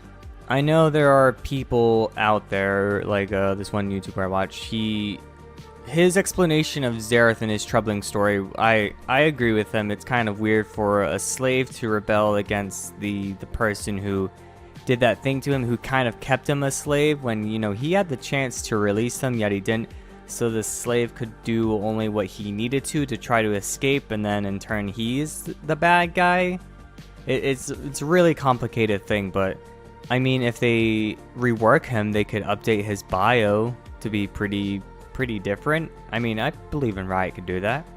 Next up, we have Xin Zhao, the Seneschal of Demacia. Rumored to have never lost in one-on-one combat, Xin Zhao spent much of his life fighting an uphill battle. Some of his earliest memories are of the Viscero, an Ionian fishing boat he served aboard the coast of Veracon. A diligent cabin boy, he obeyed his elders' every request, from cleaning grimy decks to fixing tangled nets, and enjoyed a peaceful existence, until the day they unknowingly ventured too deep into foreign waters. A pair of privateer ships from Noxus chased down the smaller vessel. Their commander cited the glory of the Empire as he boarded, claiming the Viscero and its crew as his rightful property. They were mostly aging fishermen, unfit for military service, but they would be taken back to Noxian territory regardless. After enduring a tough journey across the open ocean, Xin Zhao found himself in a strange new land. There was no delicate beauty in the waters here, no magic in the trees. Imposing gateways and fortified stone walls unlike anything he had ever seen lined the streets, and the people were crammed into every available inch of space. He learned this was the capital of Noxus, and it was from here that a man known as Darkwill ruled the vast empire. Separated from the rest of the Viscero's crew, and with no means of returning home, Xin Zhao entered the service of the man who had taken him prisoner. His skill with the spear did not go unnoticed, and soon he was promised a better life, with meals served on plates, in exchange for his martial prowess. Noxus celebrated strength, and his patron deemed him to be a strong fighter. Having nothing to lose, the young man accepted. He shed his ragged clothes for crude armor and entered the reckoning arenas. Truly, this was a strange form of entertainment. Mighty warriors, known by even mightier titles, fought each other before ravenous crowds, who cheered for displays of skill and showmanship as they often did for blood. Xin Zhao, taking the name Viscero, was catapulted into success. His bouts soon filled the seats of every arena, and also the pockets of his sponsors. In only a few short years, Viscero became a celebrated name, one that audiences adored and other reckoners came to fear. But this good fortune did not last. Beyond the distractions of the reckoner circuit, the Empire faced difficult times. Hostile nations encroached upon its territories, provoking rebellion all along the Noxian frontier. It was rumored that Darkwill and his advisors had offered a fortune in gold for the private release of mercenaries, prisoners, and reckoners alike, to be conscripted into the Empire's war hosts. With little more than a handshake, Xin Zhao and his fellows were bought out, and placed on a transport ship heading west. Here, at the coastal fortress of Calsteed, the names and reputations of even the most well-known reckoners counted for little. They were hurled into battle against the elite forces of King Jarvan III of Demacia, who was determined to curb Noxian influence on Valoran, and Xin Zhao quickly learned that war was unlike any arena duel. While many of the former reckoners deserted in the face of inevitable defeat, Xin Zhao held his ground, staining his spear with the blood of hundreds. When the king's dauntless vanguard, some of whom were silently impressed by his skill, finally surrounded him, still he refused to run. Xin Zhao stood tall, welcoming his execution. However, Jarvan thought differently. Unlike the arena crowds, the king of Demacia took no pleasure in needless killing. He granted the defeated Noxians their freedom if they would swear to leave Calsteed in peace. Surprised by the show of mercy, Xin Zhao thought about what awaited him back in Noxus. He could return to a society where his life meant little beyond the gold he earned for his patrons. Or he could fight for those who embody the virtues of which he himself aspired. Compelled by honor, he knelt before Jarvan III, pledging himself to the king's service. In the decades that followed, Xin Zhao proved his loyalty time and time again. As a seneschal of the royal household, he became bodyguard and advisor not only to his friend and master, but also to the king's son, young Prince Jarvan, who would one day inherit the crown. Xin Zhao's path to becoming a Demacian may have been unusual, yet never once did he falter in his commitment to the kingdom and its ideals. This was not from a sense of duty, he reasoned, but by choice. However, his greatest test came when a mage insurrection threatened the capital. With the nefarious Silas of Drakeborn wreaking havoc throughout the great city, Xin Zhao stood ready to defend his liege, but the king commanded him to leave on a personal mission of critical importance. With a heavy heart, Xin Zhao reluctantly obeyed. It was only when the palace bells told that he knew the true gravity of his mistake. By the time the seneschal fought his way back, King Jarvan III was dead. Xin Zhao believed his life would be forfeit, but instead, Prince Jarvan reminded him of the pledge he had once made, and accepted a renewal of his service to the kingdom. For now, more than ever, Demacia needs its seneschal. The throne lies vacant, as the other noble houses fear that the prince may not yet be fit to rule. Xin Zhao has no such concerns. He is utterly devoted to Jarvan, and determined to guide him in the perilous days to come. Nice and simple story from Xin Zhao. Though I do question if he ever wants to return to Ionia, because after he went to Noxus, he's like, well, what do I have to lose? Might as well fight in these arenas and fight for Noxus. And then he went to Demacia. I wonder if there's any other side story where he tries to return to Ionia to see if his people are still there. Other than that, pretty cool story. Next up is Yasuo, the Unforgiven. As a child, Yasuo often believed what the others in his village said of him. On the best days, his very existence was an error in judgment. On the worst, he was a mistake that could never be undone. Like most pain, there was some truth to it. His mother was a widow already raising a young son, when the man who would be Yasuo's father blew into her life like an autumn wind. And, just like that lonely season, he was gone again before the blanket of Ionian winter settled over the small family. Even though Yasuo's older half-brother, Yone, was everything Yasuo was not, respectful, cautious, conscientious, the two were inseparable. When other children teased Yasuo, Yone was there to defend him. But what Yasuo lacked in patience, he made up for in determination. When Yone began his apprenticeship at the village's renowned sword school, a young Yasuo followed, waiting outside in monsoon rain until the teachers relented and opened the gates. Much to the annoyance of his new peers, Yasuo showed natural talent and became the only student to catch the attention of Elder Soma, last master of the legendary wind technique. The old man saw Yasuo's potential, but the impulsive pupil refused his tutelage, remaining unbridled like a whirlwind. Yone pleaded with his brother to set aside his arrogance, gifting him a maple seed, the school's highest lesson in humility. The next morning, Yasuo accepted the position as Soma's apprentice and personal bodyguard. When word of the Noxian invasion reached the school, some were inspired by the great stand that had been taken at the Placidium of Navori, and soon the village was bled of the able-bodied. Yasuo longed to add his sword to the cause, but even as his classmates and brother left to fight, he was ordered to remain and protect the elders. The invasion became a war. Finally, one rain-slicked night, the drums of a Noxian march could be heard in the next valley over. Yasuo abandoned his post, foolishly believing he could turn the tide. But he found no battle, only a raw grave for hundreds of Noxian and Ionian corpses. Something terrible and unnatural had happened here, something that no single blade could have stopped. The land itself seemed tainted by it. Sobered, Yasuo returned to the school the next day, only to be surrounded by the remaining students, their swords drawn. Elder Soma was dead, and Yasuo found himself accused not only of dereliction, but of murder. He realized the true killer would go unpunished if he did not act quickly, so he fought his way free, though he knew this would all but confirm his apparent guilt. Now a fugitive in war-torn Ionia, Yasuo sought any clue that might lead him to the murderer. All the while, he was hunted by his former allies, continually forced to fight or die. This was a price he was willing to pay, until he was tracked down by the one he dreaded most, his own brother, Yone. Bound by honor, they circled each other. When their swords finally met, Yasuo's wind magic overcame Yone's dual blades, and with a single flash of steel, the outcast cut his brother down. He begged forgiveness, but Yone's dying words were of the wind techniques responsible for Elder Soma's death, and that his brother was the only one who could have known them. Then he fell silent, passing on before he could grant any absolution. Without master or brother, Yasuo roamed the mountains distraught, drinking away the pain of war and loss, a sword without a sheath. There in the snow, he met Talia, a young Shreeman stone mage who had fled the Noxian military. In her, Yasuo saw an unlikely student, and himself, an even more unlikely teacher. He trained her in the ways of elemental magic, wind-shaping stone, embracing at least the teachings of Elder Soma. Their world changed with rumors of a risen Shreeman god emperor. Yasuo and Talia parted ways, though he gifted her the treasured maple seed, its lesson now learned. As she returned to her native desert lands, Yasuo set out for his own village, determined to put right his mistakes and find his old master's true killer. Within the stone walls of the council hall, Elder Soma's death was revealed to have been an accident, one brought about by the Noxian exile known as Riven, and one for which she felt deep remorse. Even so, Yasuo still could not absolve himself of the choice he had made to abandon his master, or, worse yet, how that choice had ultimately led to Yone's death. Yasuo eventually journeyed to the Spirit Blossom Festival in Will, though he held little hope that its healing rituals could ease his heart. It was there he encountered a demonic creature that sought to devour him, an Azakana that fed on his pain and regret. Yet a masked intruder intervened, striking down the creature with righteous fury, and Yasuo realized he knew this man.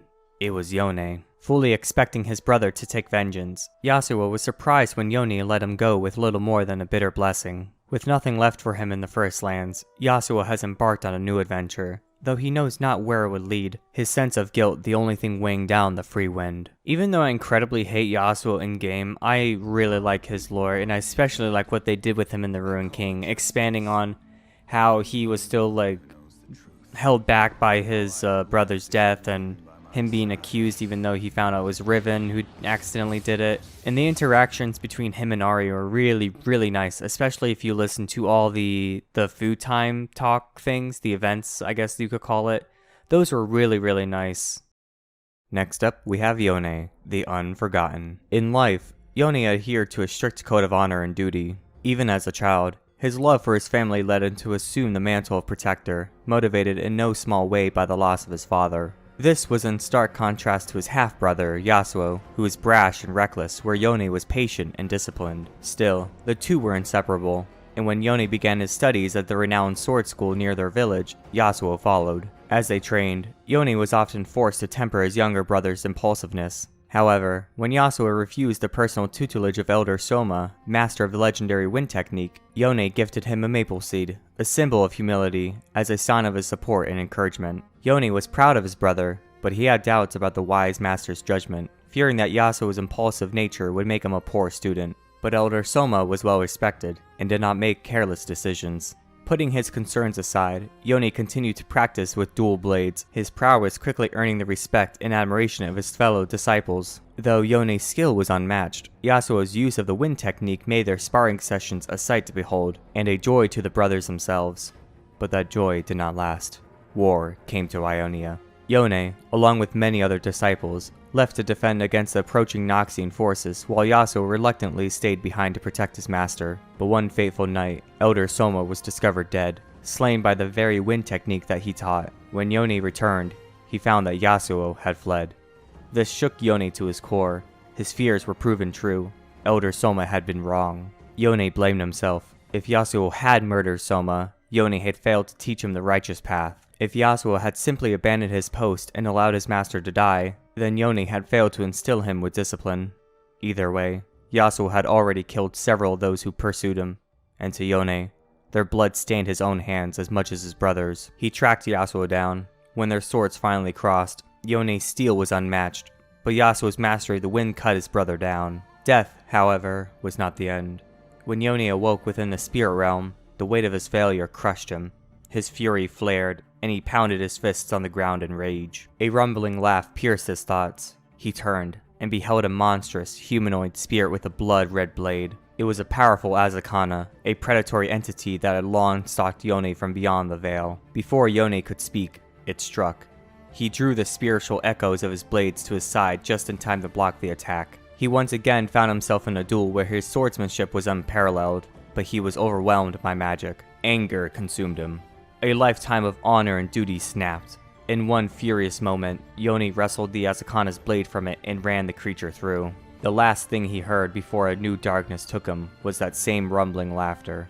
As he came to, Yone found himself back in the material realm, though it was a grim shadow of what it had been. He struggled to his feet, the spirit realm hazy in his mind, and a blood-red sword in his hand. Upon his head, a mask had coalesced in the form of the Azakana's face. He could not remove it, but he could now see other Azakana through its eyes. They were not yet true demons, content to feed on negativity before eventually manifesting to devour their hosts. But, as Yone would discover, if an Azakana's name was learned, they could be reduced to inert masks of personified emotion. Even so, he could not tell if, or when, the Azakana he wore would reawaken to consume him. In life, Yone had worn the mask of protector, brother, and disciple for so long that it had become his identity. But now, in moments of stillness, he swears he can feel the mask shifting upon his face. His own past and unresolved conflict with Yasuo now paling in comparison to this new threat. Yone hunts these insidious creatures in an attempt to understand what he has become, with each name bringing him a step closer to uncovering that of the one whose laughter still haunts him. Nothing else matters. There is only the chase of truth. When they announced that Yone, Yasuo's brother, would become a champion, I was really excited, and I hate his in-game stuff because it's really hard to fight against it, but overall he's a pretty cool champion, and I especially love the animation that they had of him fighting the Azakana, sorry. That was really freaking badass. Next up is Yorick, Shepherd of Souls. The last survivor of a long-forgotten religious order, Yorick is both blessed and cursed with power over the dead. Trapped on the Shadow Isles, his only companions are the rotting corpses and shrieking spirits that he gathers to him. Yorick's monstrous actions belie his noble purpose, to free his home from the curse of the ruination. Even as a child, Yorick's life was never normal. Raised in a fishing village at the very edge of the Blessed Isles, he always struggled to find acceptance. While most children his age were playing hide-and-seek, young Yorick was making friends of a different kind, the spirits of the recently deceased. At first, Yorick was terrified of his ability to see and hear the dead. Whenever someone in the village passed away, Yorick would lie awake all night, waiting for the chilling cry of a new visitor. He could not understand why they chose to haunt him, and why his parents believed the spirits to be nothing more than nightmares. In time, he came to realize the souls were not there to harm him. They were simply lost and needed help finding their way to the beyond. Since Yorick only was able to see these spirits, he took it upon himself to be their guide, escorting them to whatever awaited in eternity. The task was bittersweet. Yorick found that he enjoyed the company of ghosts, but each one he brought to rest meant saying farewell to another friend. To the dead, he was a savior, but to the living, he was a pariah. The villagers only saw a disturbed little boy who spoke to people who weren't there. Tales of Yorick's visions soon spread beyond his village, and drew the attention of a small order of monks who dwelled at the heart of the Blessed Isles. Its envoys traveled to Yorick's island, believing he could become an asset to their faith. Yorick agreed to journey to their monastery, and there, he learned the ways of the Brethren of the Dusk, and the true significance of their trappings. Every monk carried a spade as a symbol of their duty to conduct proper burial rites, which ensured souls would not lose their way. And each brother wore a vial of water drawn from the Blessed Isle's sacred spring. These tears of life represented the monk's duty to heal the living. Yet, no matter how he tried, Yorick could never gain the acceptance of the other monks. To them, he was tangible proof of things that should only be known through faith. They resented his power to easily perceive what they themselves had struggled their entire lives to understand. Shunned by his brothers, Yorick found himself alone again. One morning, as he tended to his duties in the cemetery, Yorick was interrupted by the sight of a pitch-black cloud rolling across the surface of the Blessed Isles, devouring everything in its path. Yorick tried to run, but the cloud quickly enveloped him and plunged him in its shadow. All around Yorick, living things began to writhe and contort, corrupted by the foul magic in the black mist. People, animals, even plants began to transform into vile, ghoulish mockeries of their former selves. Whispers emanated from the turbulent air around him, and his brothers began ripping the vials of healing water from their necks, as if the objects were causing them great anguish. A moment later, Yorick watched in abject horror as the monks' souls were ripped from their bodies, leaving cold, pale corpses behind. Among the quieting screams of his brethren, Yorick alone could hear voices within the mist. "Remove it. Join us. We will become one." He felt his fingers grasping for the vial at his neck. Mustering all his resolve, Yorick forced his hands away from his throat and commanded the howling souls to stop. The black mist writhed violently, and darkness overtook him. When Yorick awoke, the winds had calmed, and the once fertile lands had transformed into the grotesque hellscape of the Shadow Isles. Isolated tendrils of the black mist clung to him, trying to overtake the one living thing not yet corrupted. As the mist wrapped itself around him, Yorick saw it suddenly recoil from the vial at his neck. Yorick clutched the blessed water, realizing it was all that kept him alive. In the days that followed, Yorick scoured the islands for survivors, but found only the twisted remnants of what once lived there. Everywhere he walked, he witnessed wretched spirits rising from the bodies of the dead. As he searched, Yorick slowly pieced together the events that led to the cataclysm. A king had arrived seeking to resurrect his queen, but instead had doomed the Isles and everything on them. Yorick wished to find this ruined king and undo the curse he had unleashed, but he felt powerless in the face of the seemingly endless death that surrounded him. Almost lost within his grief, Yorick began to speak to the spirits around him, attempting to find solace with them as he had as a child. Instead, as he communed with the mist, corpses left their graves, guided by his voice. He realized the bodies he once laid to rest were now his to command. A glimmer of hope shone from the heart of his despair. To free the dead of the Shadow Isles, Yorick would wield their power and their strength.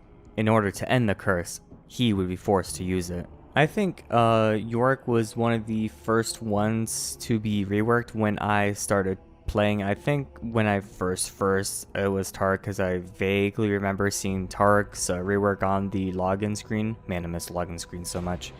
But Yorick was the one that I got to see like fully, like as it was happening, and he's a pretty damn cool champ. I kind of wish they didn't, you know, kind of ruin his character in the Sentinels of Light novel, but that's a whole different story, and I understand that they had troubles with that because of the pandemic and all that stuff. But overall, pretty cool champ, and I kind of want to read the Ruined King book that just came out at the time of recording this. I'm 20% sure he might be in there.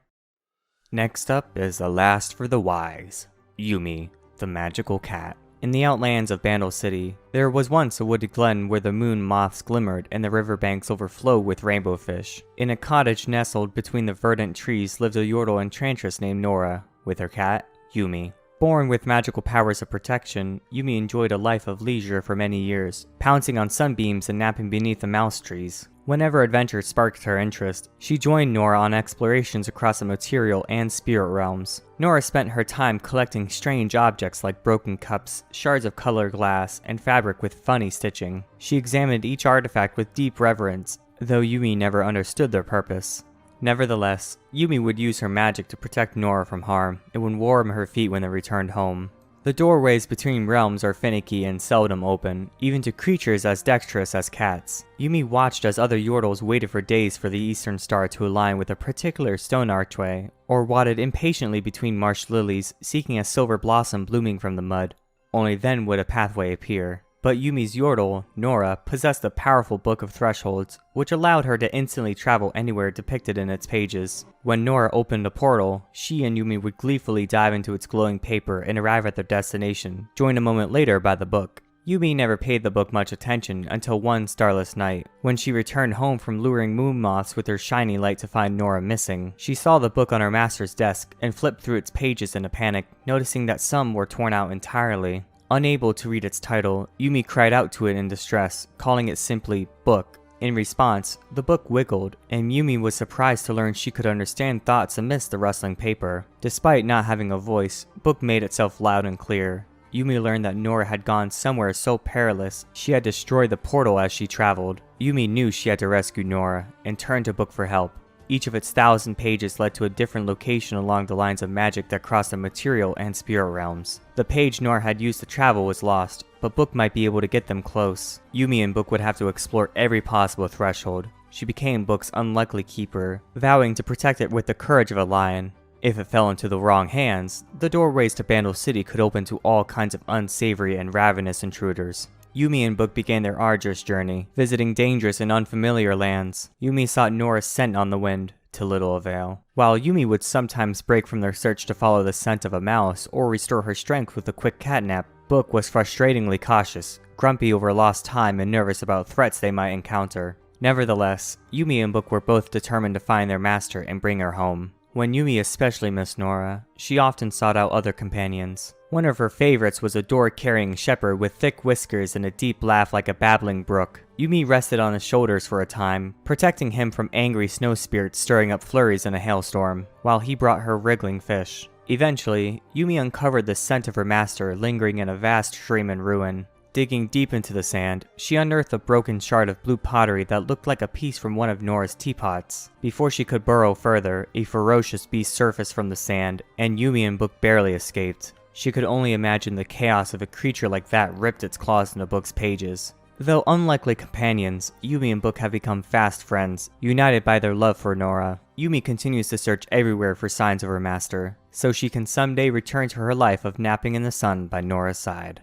I'm really glad they made Nora a champion, or at least in Legends of Runeterra for the time. Her character really fits the cat grandma that would have 30 different cats. And I'm also surprised to learn that Yumi was with Braum, because he fits that description very, very well.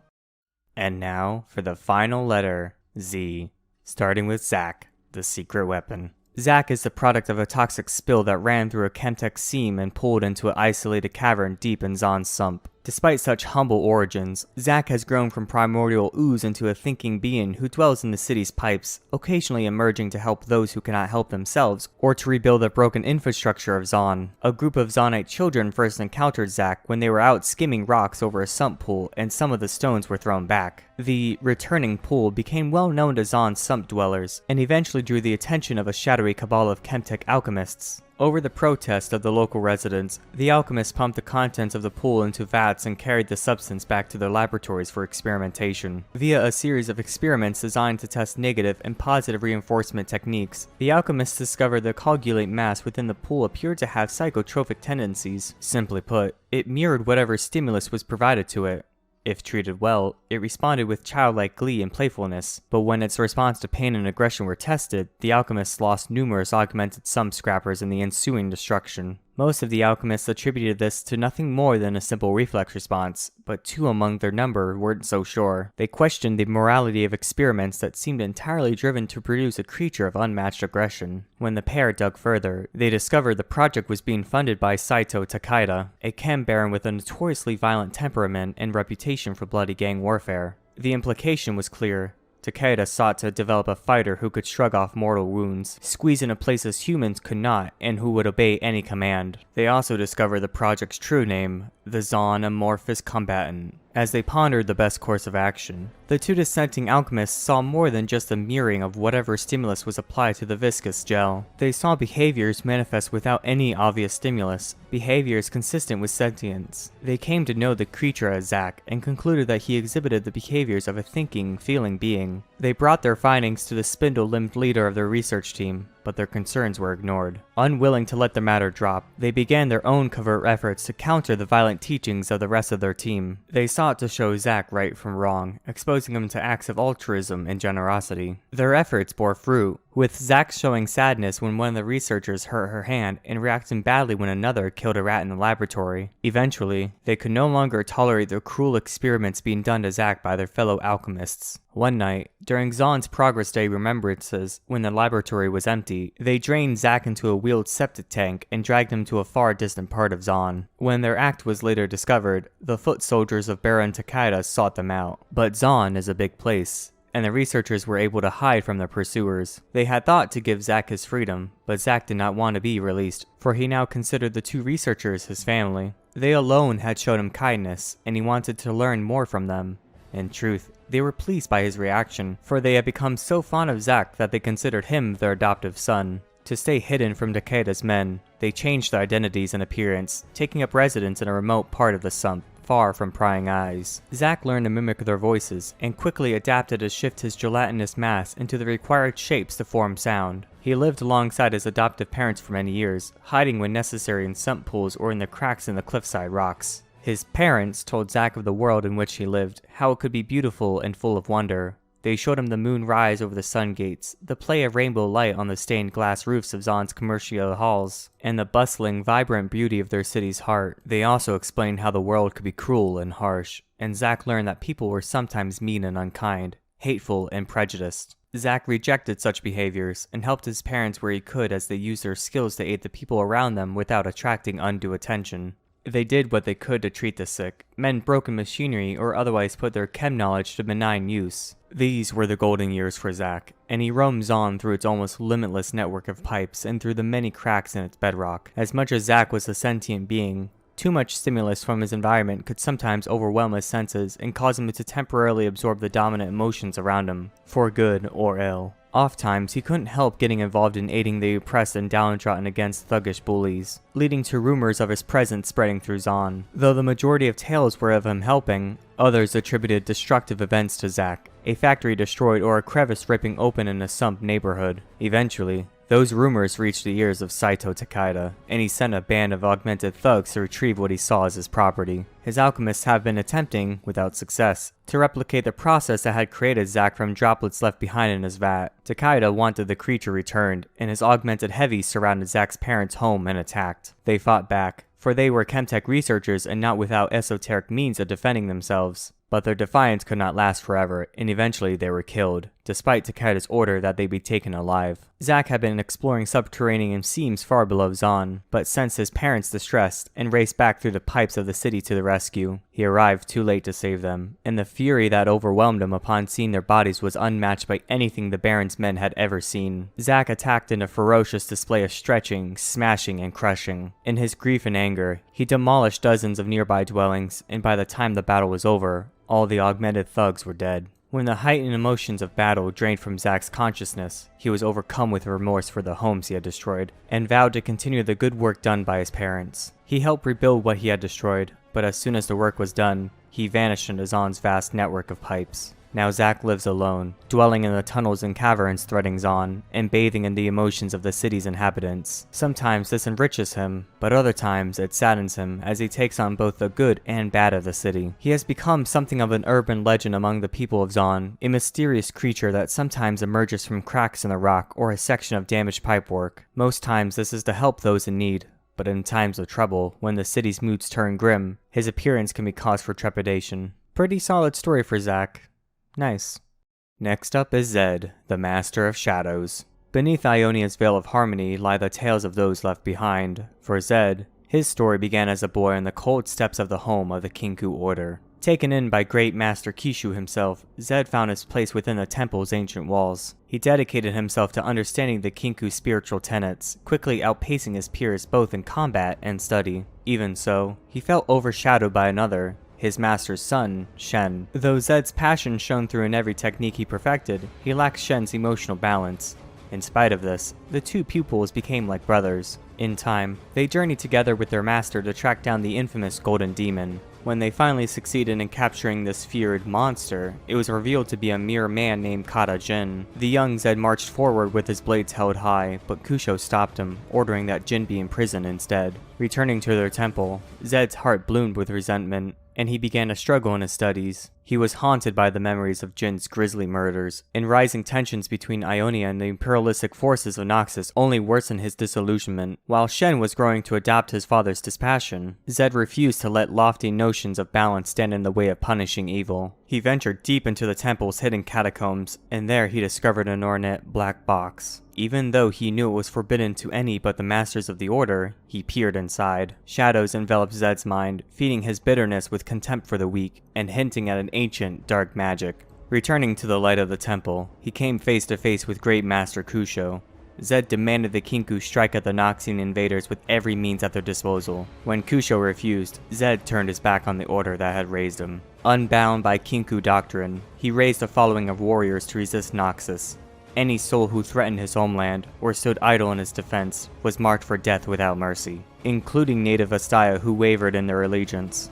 Zed urged his followers to embrace the fervor of war, but soon enough he realized his own abilities would never match his ambitions without the black box. Amassing his new acolytes, he returned to the Kinku Temple, where he was met by Kusho.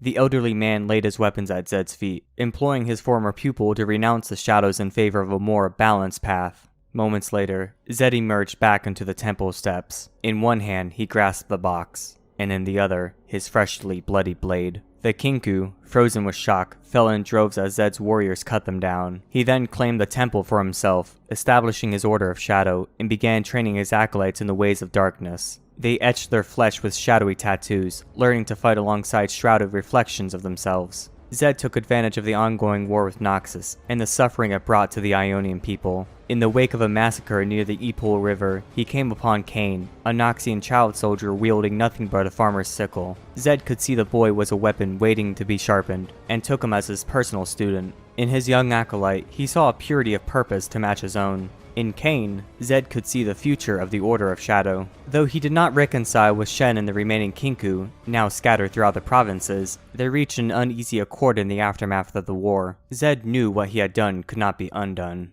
In recent years, it has become clear that the balance of the First Lands has been disrupted, perhaps forever. For Zed, spiritual harmony holds little consequence. He will do what needs to be done to see Ionia triumph. Okay, so it's one of those where he believes he's doing what is right even though he will kill anyone in his way kind of thing.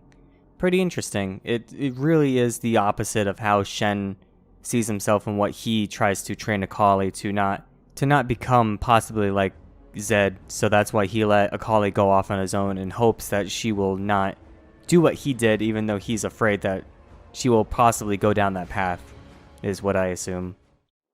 Next up, we have Zeri, the spark of Zaun. Raised in a large working-class family, Zeri grew up surrounded by warmth, care, and many strong opinions. They were no strangers to hardship, having lost loved ones to Zaun's dangers.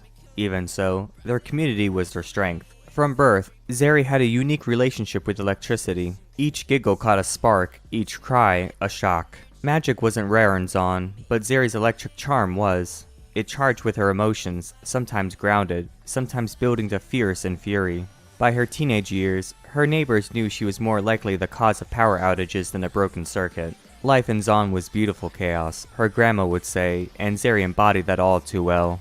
Not everyone found her quirks endearing. To family and friends, Zeri was a lovable mess. To others, she was simply a mess.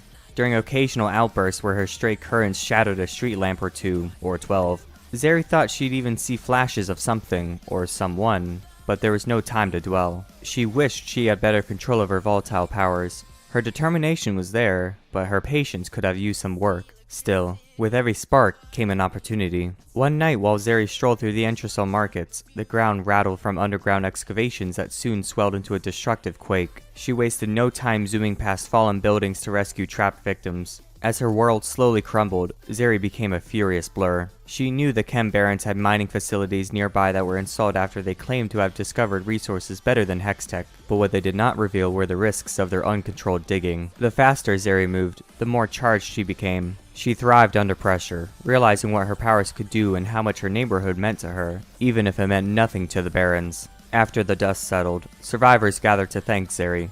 Beneath her relief was anger. Zeri knew she could have saved more if she had better command of herself. What Zeri did accomplish was sure to catch the attention of the Barons. She knew they wouldn't think twice about who they went through to get to her, and she couldn't risk others getting hurt. Not again. To guard them from herself, Zeri scoured the mining disaster's wreckage and constructed a jacket to contain her electricity and avert the Baron's gaze.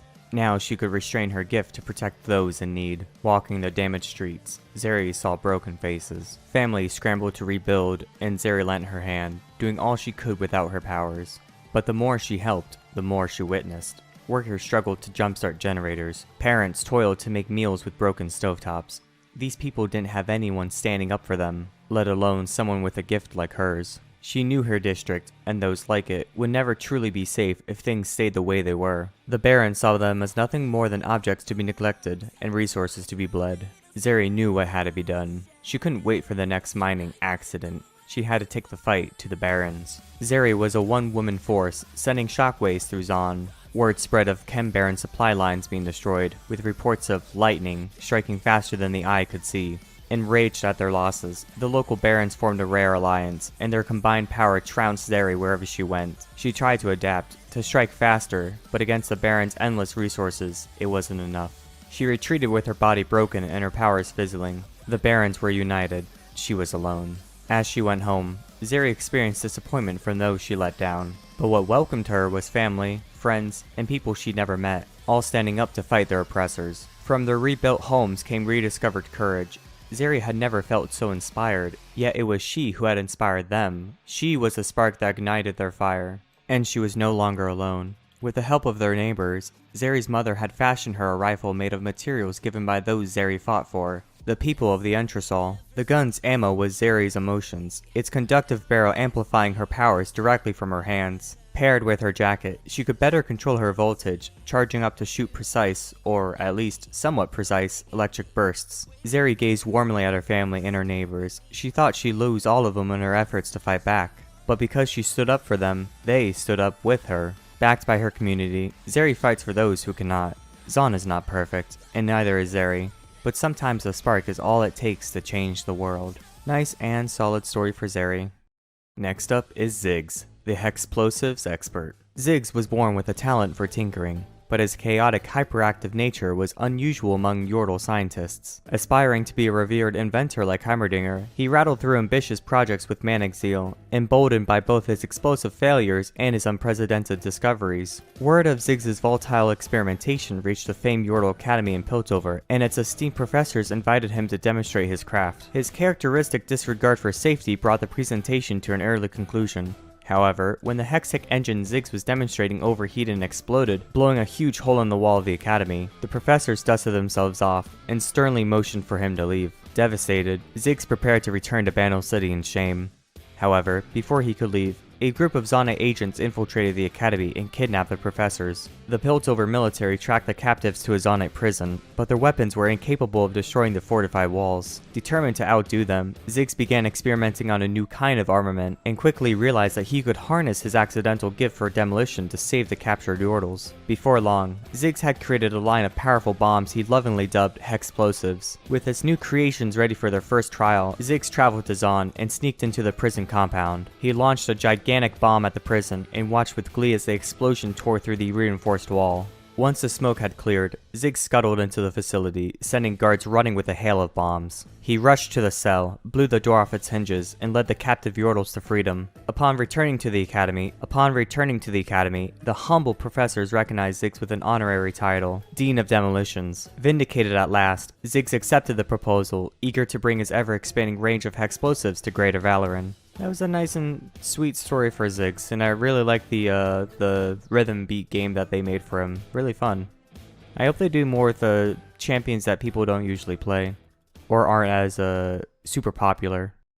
Next up, we have Zilean, the Chrono Keeper. Icathia, most desolate and cursed of lands, was not always so. Theirs was a rich and diverse civilization, ruled by benevolent Axamuk, the last of the Mage Kings of old. As the Shuriman Empire expanded across the continent, Axamuk's calls for peaceful coexistence were ignored, and his armies destroyed by the god warriors of the Ascended Host. Though humbled by this defeat, many Icathians saw an opportunity for mutual advancement. Accepting an offer of Automata satrapy, they installed a governing council of distinguished mages, philosophers, and lawmakers to oversee the transition of power. After almost 9 centuries of imperial rule, a young man named Zilean joined the council's ranks. He was an elemental mage with a prodigious understanding of physical reality, who had studied under the greatest minds of the age, from the great Yon of Ixtal to the astromancers of Faraj, and countless other besides. There was one component of the material realm that few would ever truly grasp, but Zilean was determined to master: time. Time was the one inescapable constant in all things.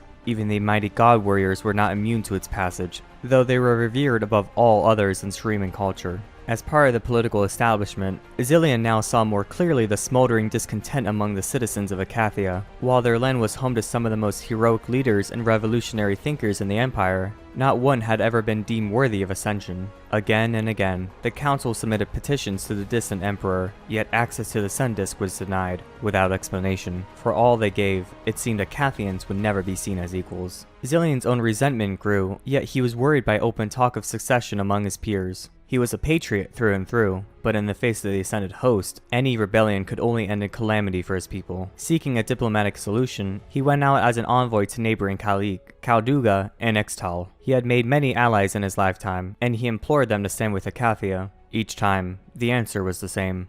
They would not defy Shurima. If Zilean's people wanted to, they would do so alone. Returning home, he was shocked to find the council had decided to crown a new mage king. Breathlessly, joyously, they told Zilean of the ancient and forbidden power they had discovered, a power so great it would all but guarantee Akathia's victory. They told Zilean of the power of the Void. He looked to these reasoned, wise Akathians, but saw only madness in their eyes. As much as it grieved him, Zilean would rather his homeland's revolution be crushed than to let this abomination be set loose. Zilean's worst fears proved true. Once unleashed in battle, the Void overwhelmed the mages attempting to control it, and Akathia was doomed. As he tried to escape the capital, the ground shook. Buildings toppled. Such horrors as had no place in this world or the next erupted from the depths, driving terrified citizens before them. They were trapped. Hundreds of thousands of innocents would die. In desperation, Zilean urged as many as he could to take refuge in his tower, and did the impossible.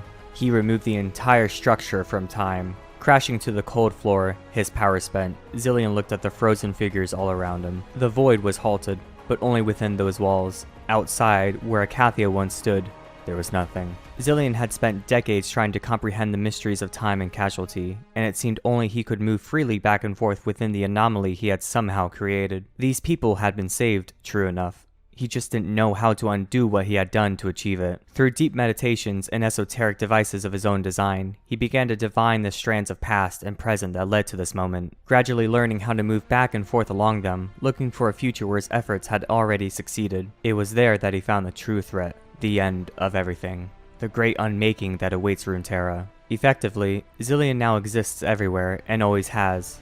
Even so, he is only too aware of the consequences of trying to bring about change in the world and sparking other unexpected destinies, often conflicting and almost always more dangerous. Perhaps if he can find a way to save his own people, then the greater disaster might also be averted. The only question is, what might he be willing to sacrifice along the way?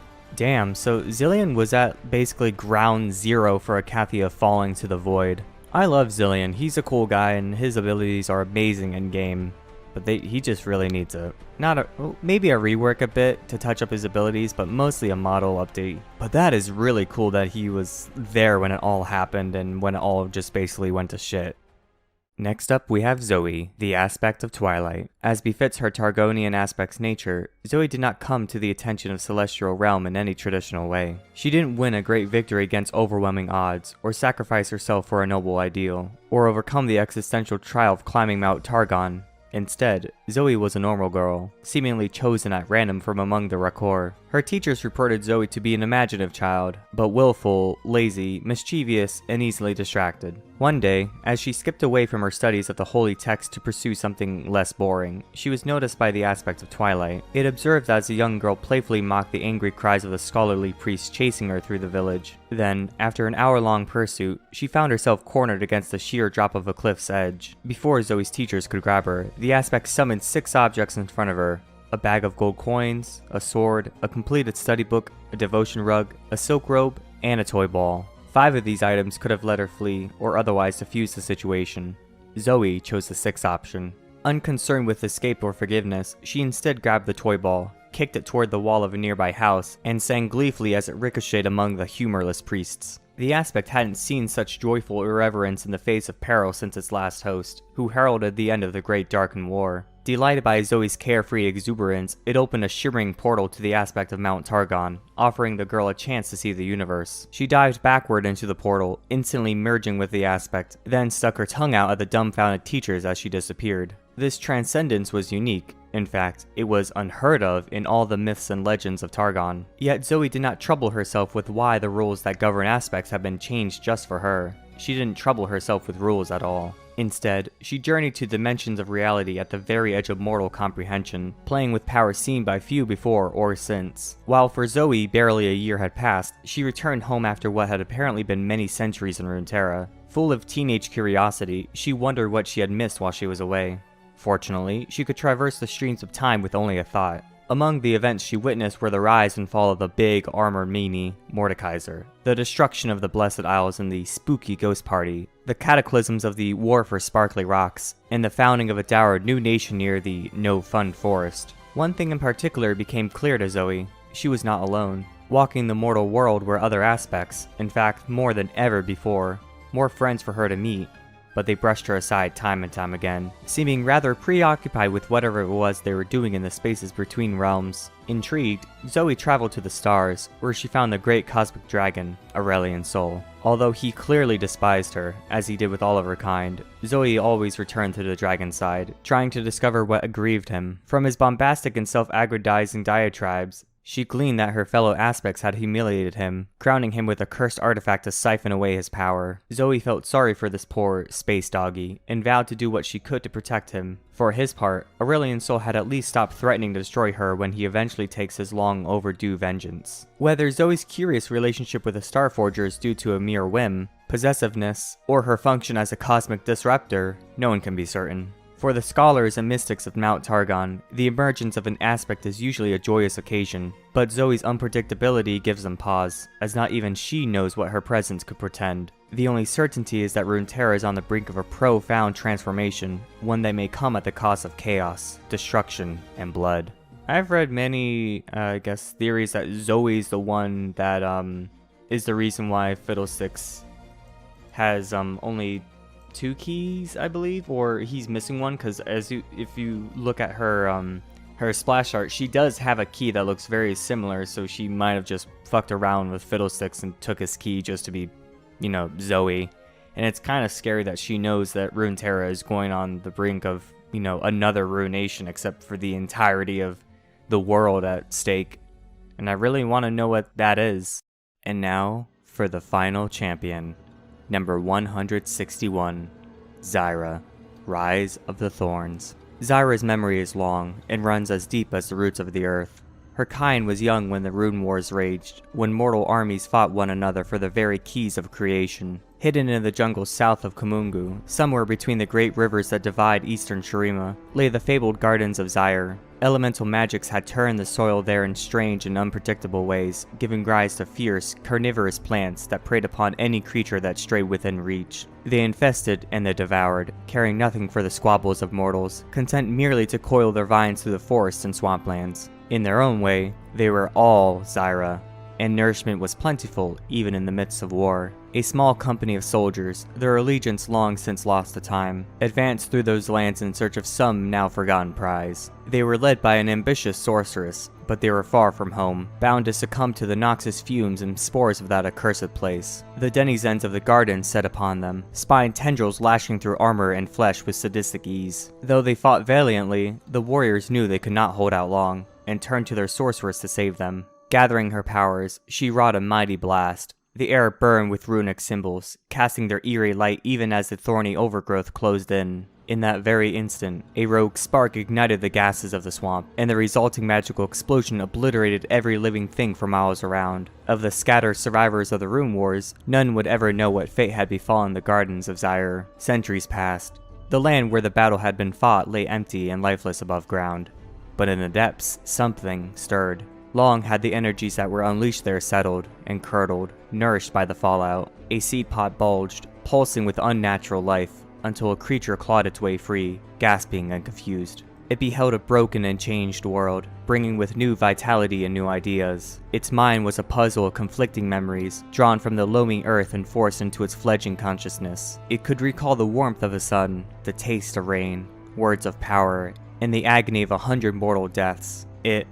She called herself Zyra, without quite understanding why. As she ventured out into the wildlands beyond her birthplace, Zyra knew she was different from the other creatures she encountered.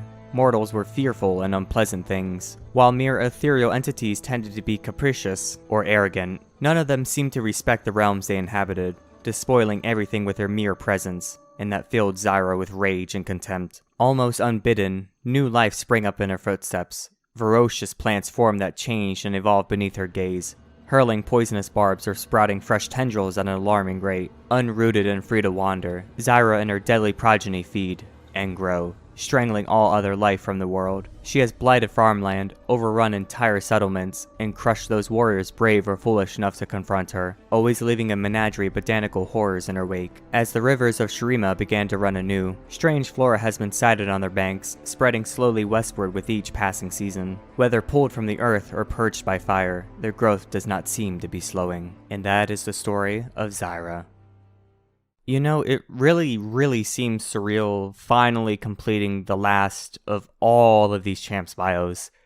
Because when I first started, I knew it was going to be a huge like obstacle to pass. And then even as I'm like halfway through, I'm like, damn, it feels like it's going to be an eternity before I finish this all. And it kind of has been. I mean, at the time of writing this, recording this, it's been over a month and a half, almost 2 months of just straight up recording, and it's honestly been really fun learning all these new champions that I've played League for 6, almost 7 years now, counting next year, and I know most of some of the lore of all the champions, but just getting to read it word for word and getting to experience everything that each of these champions have been through, it's a newfound respect for all the ones that are good, bad, and in between.